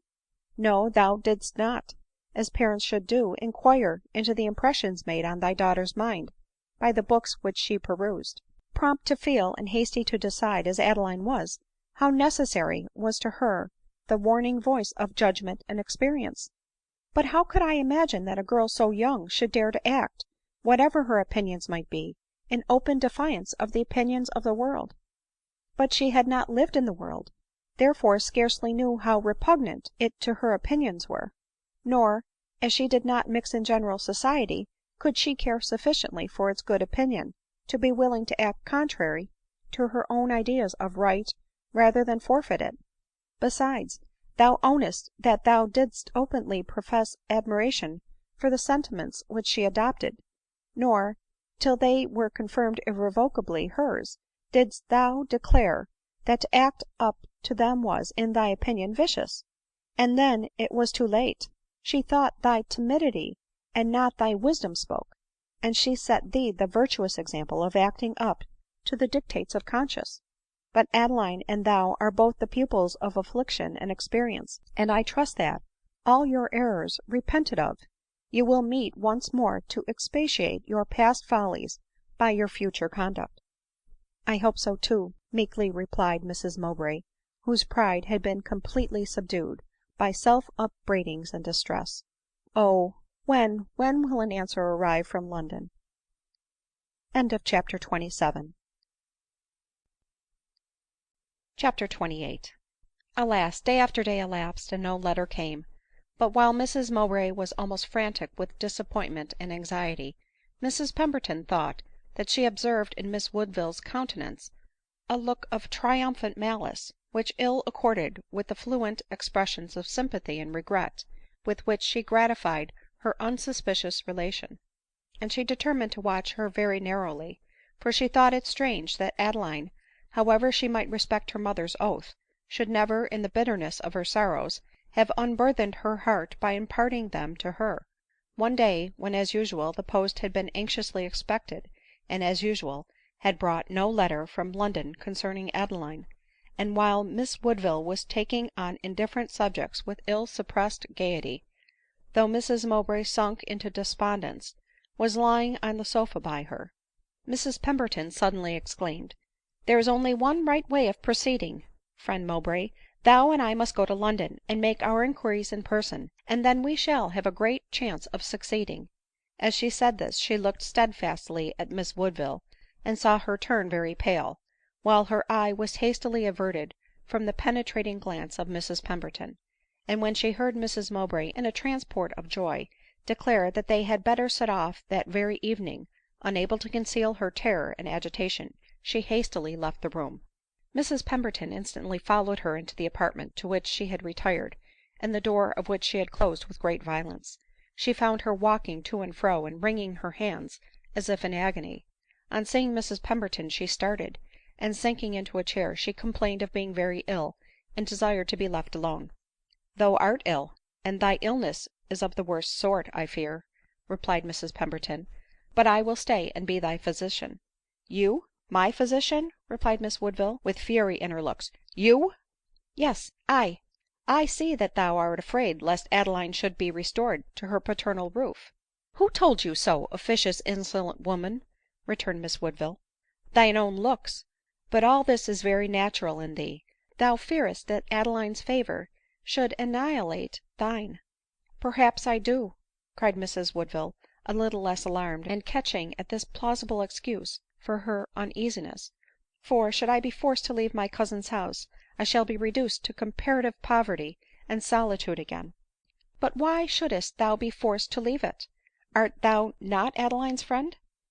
Yes," faltered out Miss Woodville. " But it is uncertain whether we can find Adeline ; still we shall be very diligent in our inquiries. Yet it is so strange that she should never have written to her mother, if alive, that perhaps "" Oh, I dare say she is dead," hastily interrupted Miss Woodville. " Has she been dead long, thinkest thou ?"" No, not long — not above 6 months, I dare say." " No ! Hast thou any reason then for knowing that she was alive 6 months ago ?" asked Mrs Pemberton, looking steadily at Miss Woodville as she spoke. " I — Lord, no — how should I know ?" she replied, her lip quivering, and her whole frame trembling. " I tell thee how. Art thou not conscious of having intercepted letters from thy cousin to her relenting parent ?" Mrs Pemberton had scarcely uttered these words, when Miss Woodville fell back nearly insensible in her chair — a proof that the accusation was only too well founded. As soon as she recovered, Mrs Pemberton said with great gentleness, " Thou art ill — ill indeed ; but I suspect thy illness is of the mind. There is a load of guilt on it. Throw it off then by a full confession, and be the sinner that repenteth." In a few moments Miss Woodville, conscious that her emotion had betrayed her, and suspecting that Mrs Pemberton had by some means or other received hints of her treachery, confessed that she had intercepted and destroyed letters from Adeline to her mother ; and also owned, to the great joy of Mrs Pemberton, that Adeline's last letter, the letter in which she informed Mrs Mowbray that all the conditions were then fulfilled, without which alone she had sworn never to forgive her, had arrived only 2 months before, and that it was dated from such a street and such a number in London. " My poor friend will be so happy," said Mrs Pemberton ; and, her own eyes filling with tears of joy, she hastened to find Mrs Mowbray. " But what will become of me ?" exclaimed Miss Woodville, detaining her. " I am ruined — ruined for ever !"" Not so," replied Mrs Pemberton ;" thou art saved — saved, I trust, forever. Thou hast confessed thy guilt, and made all the atonement now in thy power. Go to thine own room, and I will soon make known to thee thy relations' sentiments towards thee." So saying, she hastened to Mrs Mowbray, whom she found giving orders, with eager impatience, to have post horses sent for immediately. " Then thou art full of expectation, I conclude, from the event of our journey to town ?" said Miss Pemberton smiling. " To be sure I am," replied Mrs Mowbray. " And so am I," she answered ;" for I think that I know the present abode of thy daughter." Mrs Mowbray started ; her friend's countenance expressed more joy and exultation than she had ever seen on it before ; and, almost breathless with new hope, she seized her hand, and conjured her to explain herself. The explanation was soon given, and Mrs Mowbray's joy in consequence of it unbounded. " But what is thy will," observed Mrs Pemberton, " with regard to thy guilty relation ?"" I cannot see her again now, if ever ; and she must immediately leave my house." " Immediately ?"" Yes ; but I will settle on her a handsome allowance ; for my conscience tells me, that had I behaved like a mother to my child, no one could have tempted to injure her thus. I put this unhappy woman into a state of temptation, and she yielded to it ; but I feel only too sensibly that no one has been such an enemy to my poor Adeline as I have been ; nor, conscious of my own offences towards her, dare I resent those of another." " I love, I honor thee for what thou hast now uttered," cried Mrs Pemberton with unusual animation. " I see that thou art now indeed a Christian. Such are the breathings of a true contrite spirit ; and verily, she who can so easily forgive the crimes of others may hope to have her own forgiven."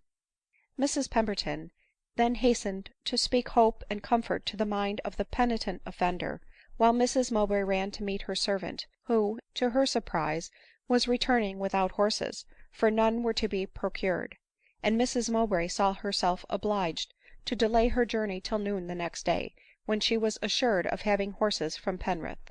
But when, after a long and restless night, she arose in the morning, anticipating with painful impatience the hour of her departure, Mrs Pemberton entered her room, and informed her that she had passed nearly all the night at Miss Woodville's bedside, who had been seized with a violent delirium at 1 o'clock in the morning, and in her ravings was continually calling on Mrs Mowbray, and begging to see her once more.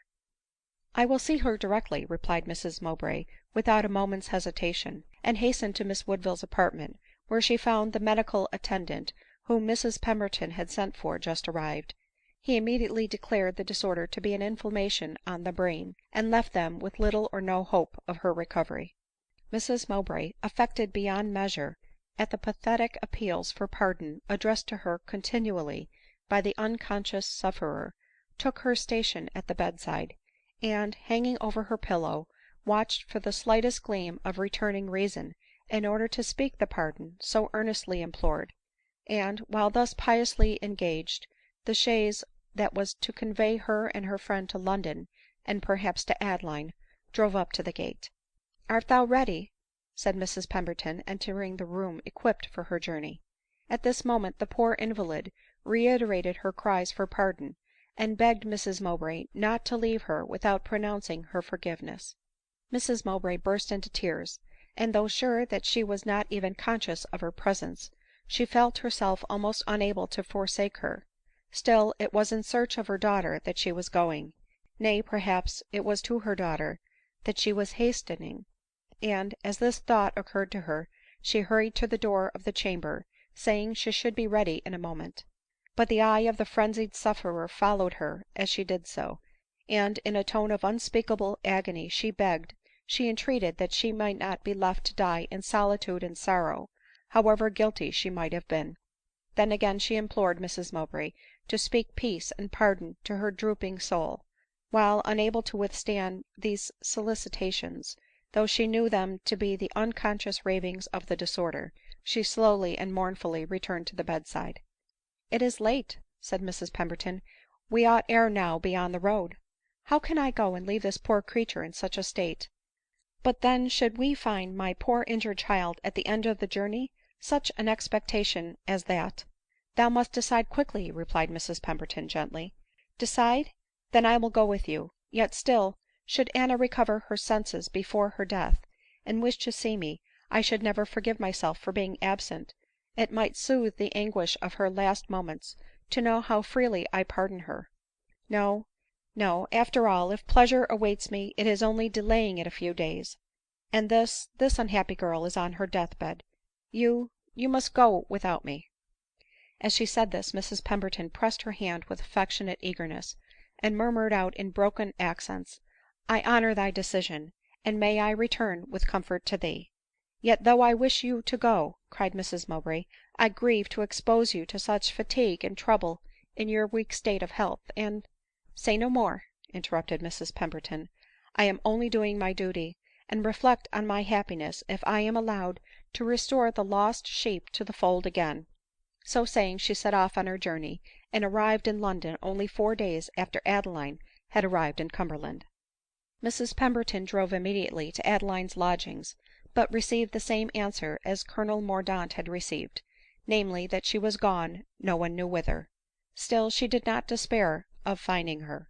She, like the Colonel, thought that a mulatto, a lady just recovered from the small pox, and a child were likely to be easily traced ; and, having written to Mrs Mowbray, owning her disappointment, but bidding her not despair, she set off on her journey back, and had succeeded in tracing Adeline as far as an inn on the high north road, when an event took place which made her further inquiries needless. CHAPTER XXIX.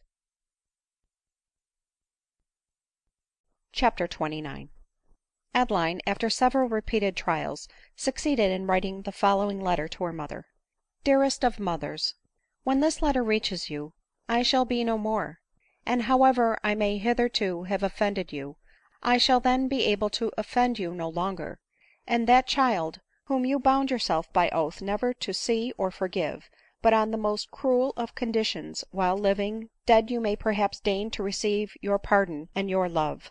Nay, my heart tells me that you will do more, that you will transfer the love which you once felt for me to my poor helpless orphan ; and in full confidence that you will be thus indulgent, I bequeath her to you with my dying breath.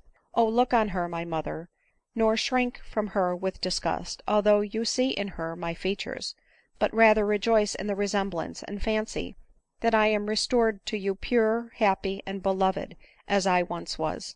Yes, yes, it will be so. I have known a great deal of sorrow ; let me then indulge the little ray of pleasure that breaks in upon me when I think that you will not resist my dying prayer, but bestow on my child the long arrears of tenderness due to me. Yes, yes, you will receive, you will be kind to her, and by doing so you will make me ample amends for all the sorrow which your harshness caused me when we met last. That was a dreadful day — how you frowned on me! I did not think you could have frowned so dreadfully ; but then I was uninjured by affliction, unaltered by illness. Were you to see me now, you would not have the heart to frown on me ; and yet my letters being repeatedly returned, and even the last unnoticed and unanswered, though it told you that even on your own conditions I could now claim your pardon, for that I had been wretched in love, and had experienced the anguish of being forsaken, despised, and disgraced in the eye of the world, proves but too surely that the bitterness of resentment is not yet past. But on my death bed you promised to see and forgive me, and I am there, my mother. Yet will I not claim that promise, I will not weaken, by directing it towards myself, the burst of sorrow, of too late regret, of too self upbraidings, and long restrained affection, which must be directed towards my child, when I am not alive to profit from it. No, though I would give worlds to embrace you once more, for the sake of my child I resign the gratification. Oh, mother, you little think that I saw you, only a few days ago, from the stile by the cottage which overlooks your house. You were walking with a lady, and my child was with me, my Editha, for I have called her after you. You seemed, methought, even cheerful, and I was so selfish that I felt shocked to think I was so entirely forgotten by you ; for I was sure that if you were thought of me you could not be cheerful.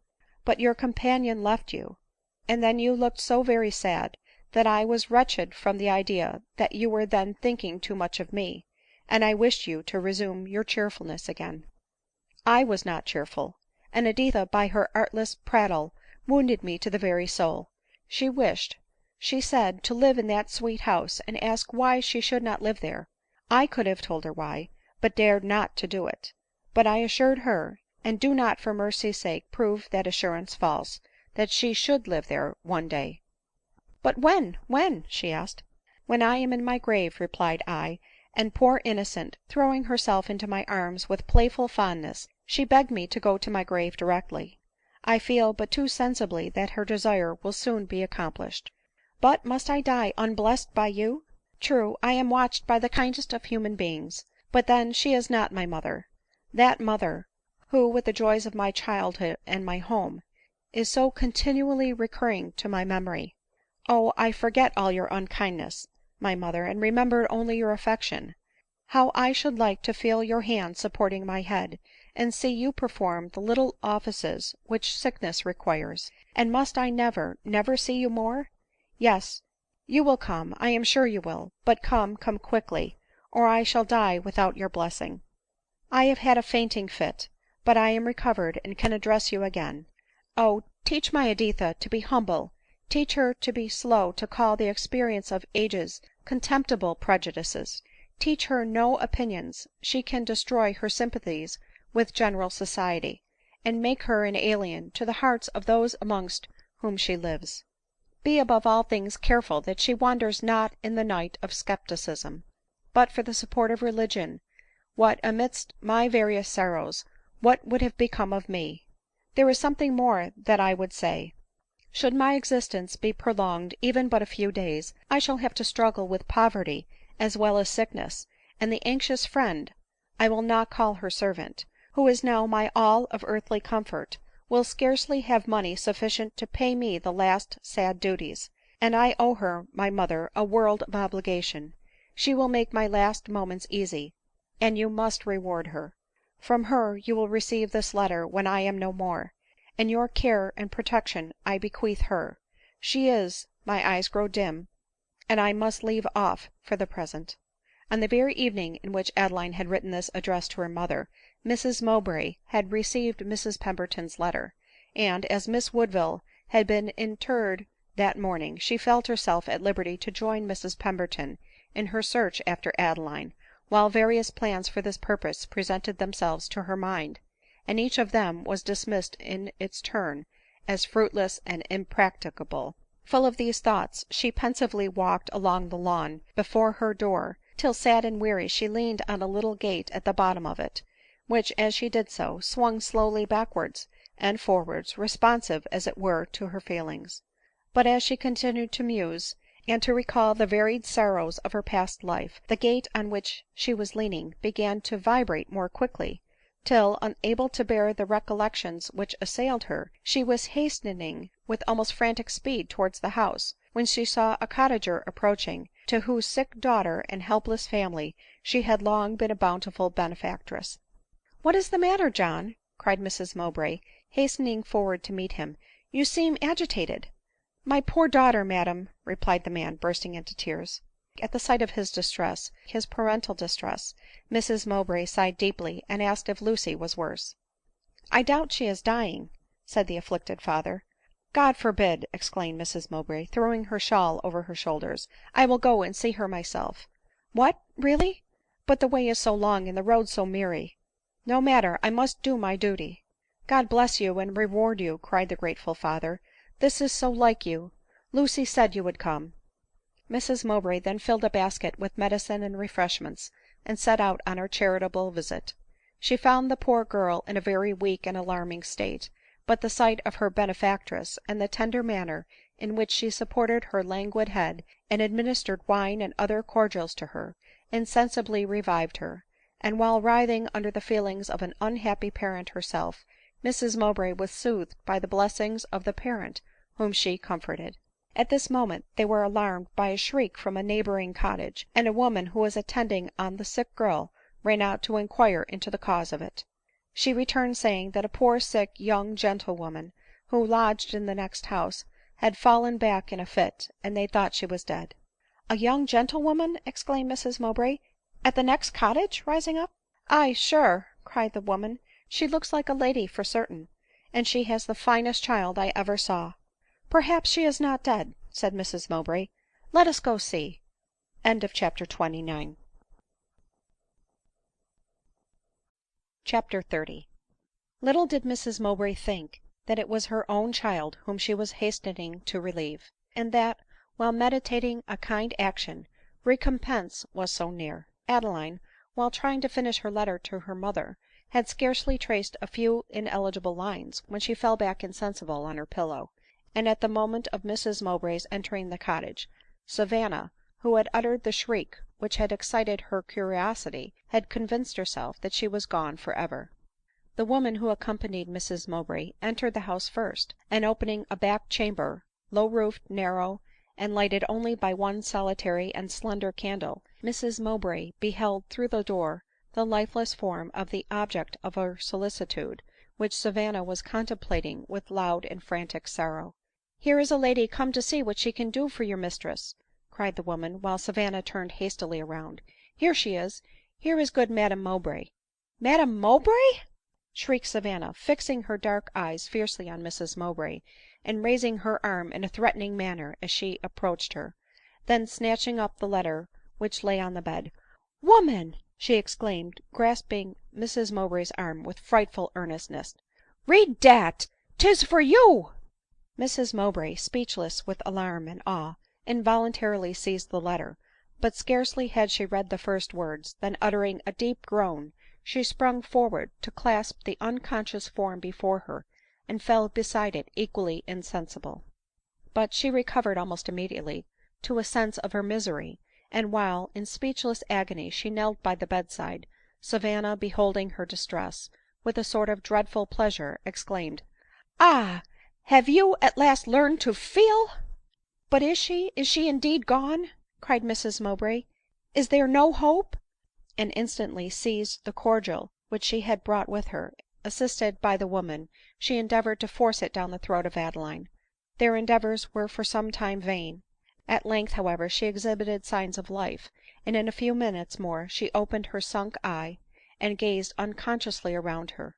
" My God, I thank thee !" exclaimed Mrs Mowbray, falling on her knees ; while Savanna, laying her mistress's head on her bosom, sobbed with fearful joy. " Adeline, my child, my dear, dear child !" cried Mrs Mowbray, seizing her clammy hand. That voice, those words which she had so long wished to hear, though hopeless of ever hearing them again, seemed to recall the fast fading recollections of Adeline. She raised her head from Savanna's bosom, and looking earnestly at Mrs Mowbray, faintly smiled and endeavored to throw herself into her arms, but fell back again exhausted on the pillow. But in a few minutes she recovered so far as to be able to speak ; and while she hung round her mother's neck, and gazed upon her with eager and delighted earnestness, she desired Savanna to bring Editha to her immediately. " Will you — will you ?" said Adeline, vainly trying to speak her wishes, as Savanna put the sleeping girl in Mrs Mowbray's arms ; but she easily divined them, and, clasping her to her heart, wept over her convulsively. " She shall be dear to me as my own soul," said Mrs Mowbray. " Then I die contented," replied Adeline. " Die !" exclaimed Mrs Mowbray hastily. " No, you must not, shall not die ; you must live to see me atone for —" "It is in vain," said Adeline faintly. " I bless God that he allows me to enjoy this consolation. Say that you forgive me." " Forgive you ! Oh, Adeline ! For years I have forgiven and pined after you ; but a wicked woman intercepted all your letters, and I thought you were dead, or had renounced me for ever." " Indeed !" cried Adeline. " Oh, I had suspected that ! Nay more, Mrs Pemberton is now in London in search of you, in order to bring you back to happiness." As Mrs Mowbray said this, Savanna, drawing near, took her hand and gently pressed it. Adeline observed the action, and seeing by it that Savanna's heart relented towards her mother, said, " I owe that faithful creature more than I can express, but to your care I bequeath her." " I will love her as my child," said Mrs Mowbray, " and behave to her better than I did to —" "Hush!" cried Adeline, putting her hand to Mrs Mowbray's lips. " But you shall live. I will send for Dr Norberry ; you shall be moved to my house, and all will be well — all our past grief be forgotten," returned Mrs Mowbray with almost convulsive eagerness. Adeline faintly smiled, but repeated that every hope of that kind was over, but that her utmost wish was gratified in seeing her mother and receiving her full forgiveness. " But you must live for my sake," cried Mrs Mowbray. " And for mine," sobbed out Savanna. " Could you not be moved to my house ?" said Mrs Mowbray. " There every indulgence and attention that money can procure shall be yours. Is this a place — is this poverty — this —" Here her voice failed her, and she burst into tears. " Mother, dearest mother," replied Adeline, " I see you — I am assured of your love again, and I have not want beside. Still I could like — I should wish to be once more under a parent's roof." At that moment the cottager who was present, and returning with usury to Mrs Mowbray's daughter the anxious interest which she had taken in his, proposed various means of transporting Adeline to the Lawn — a difficult and hazardous undertaking ; but the poor invalid was willing to risk the danger and the fatigue, and her mother could not but indulge her. At length the cottager, as it was for the general benefactress, having with care procured even more assistance than was necessary, Adeline was conveyed on a sort of litter along the valley, and found herself once more in the house of her mother ; while Savanna, sharing in the joy which Adeline's countenance expressed, threw herself on Mrs Mowbray's neck, and exclaimed, " Now I forgive you !"" Mother, dear mother," cried Adeline, after having some minutes vainly endeavored to speak, " I am so happy ! No more an outcast, but under my mother's roof. Nay, I even think I can live now," added she with a faint smile. Had Adeline risen from her bed in complete health and vigor, She would scarcely have excited more joy in her mother and in Savanna than she did by this expression. " Can live !" cried Mrs Mowbray. " Oh, you shall, you must live !" And an express was sent off immediately to Dr Norberry too, who was removed to Kendal to be near his elder daughter, lately married in the neighborhood. Dr Norberry arrived in a few hours.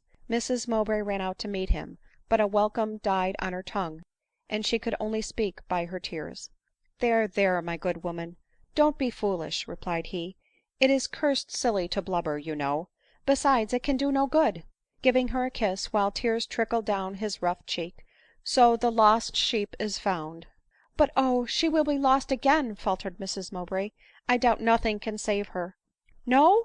cried the old man with a gulp, " no, not my coming so many miles on purpose ? Well, but where is she ?"" She will see you presently, but begged to be excused for a few minutes.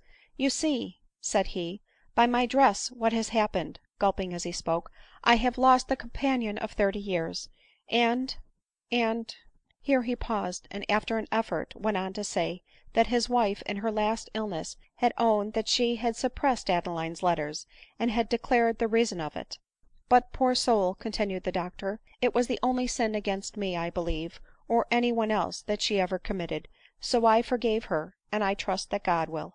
Soon after they were summoned to the sick room, and Dr Norberry beheld with a degree of fearful emotion, which he had vainly endeavored to hide under a cloak of pleasantry, the dreadful ravages which sorrow and sickness had made in the face and form of Adeline. " So here you are at last," cried he, trying to smile when he sobbed audibly, " and a pretty figure you make, don't you ? But we have you again, and we will not part with you soon, I can tell you," almost starting as the faint but rapid pulse met his fingers. " That is, I mean," added he, " unless it please God." Mrs Mowbray and Savanna during this speech gazed on his countenance in breathless anxiety, and read in it a confirmation of their fears. " But who's afraid ?" cried the doctor, forcing a laugh, while his tone and his looks expressed the extreme of apprehension, and his laugh ended in a sob. Mrs Mowbray turned away in a sort of desperate silence ; but the mulatto still kept her penetrating eye fixed upon him, and with a look so full of woe. " I'll trouble you, mistress, to take those formidable eyes of yours off my face," cried the doctor pettishly ;" for, by the Lord, I can't stand their inquiry. But who the devil are you ?"" She is my nurse, my consoler, and my friend," said Adeline. " Then she is mine of course," cried the doctor, " though she has a devilish terrible stare with her eyes. But give me your hand, mistress. What is your name ?"" Me be name Savanna," replied the mulatto, " and me live and die wid my dear mistress," she added, bursting into tears. " Zounds !" cried the doctor, " I can't bear this. Here I came as a physician, and these blubberers melt me down into an old woman. Adeline, I must order all these people out of the room, and have you to myself, or I can do nothing." He was obeyed ; and on inquiring into all Adeline's symptoms, he found little hope and every thing to fear. " But your mind is relieved, and you have youth on your side ; and who knows what good air, good food, and good nurses may do for you ?"" Not to mention a good physician," added Adeline smiling, " and a good friend in that physician." " This it be to have money," said Savanna ; and she saw the various things prepared and made to tempt Adeline's weak appetite. " Poor Savanna mean as well ; her heart make all these, but her hand want power." During this state of alarming suspense Mrs Pemberton was hourly expected, as she had written word that she had traced Adeline into Lancashire, and suspected that she was in her mother's neighborhood.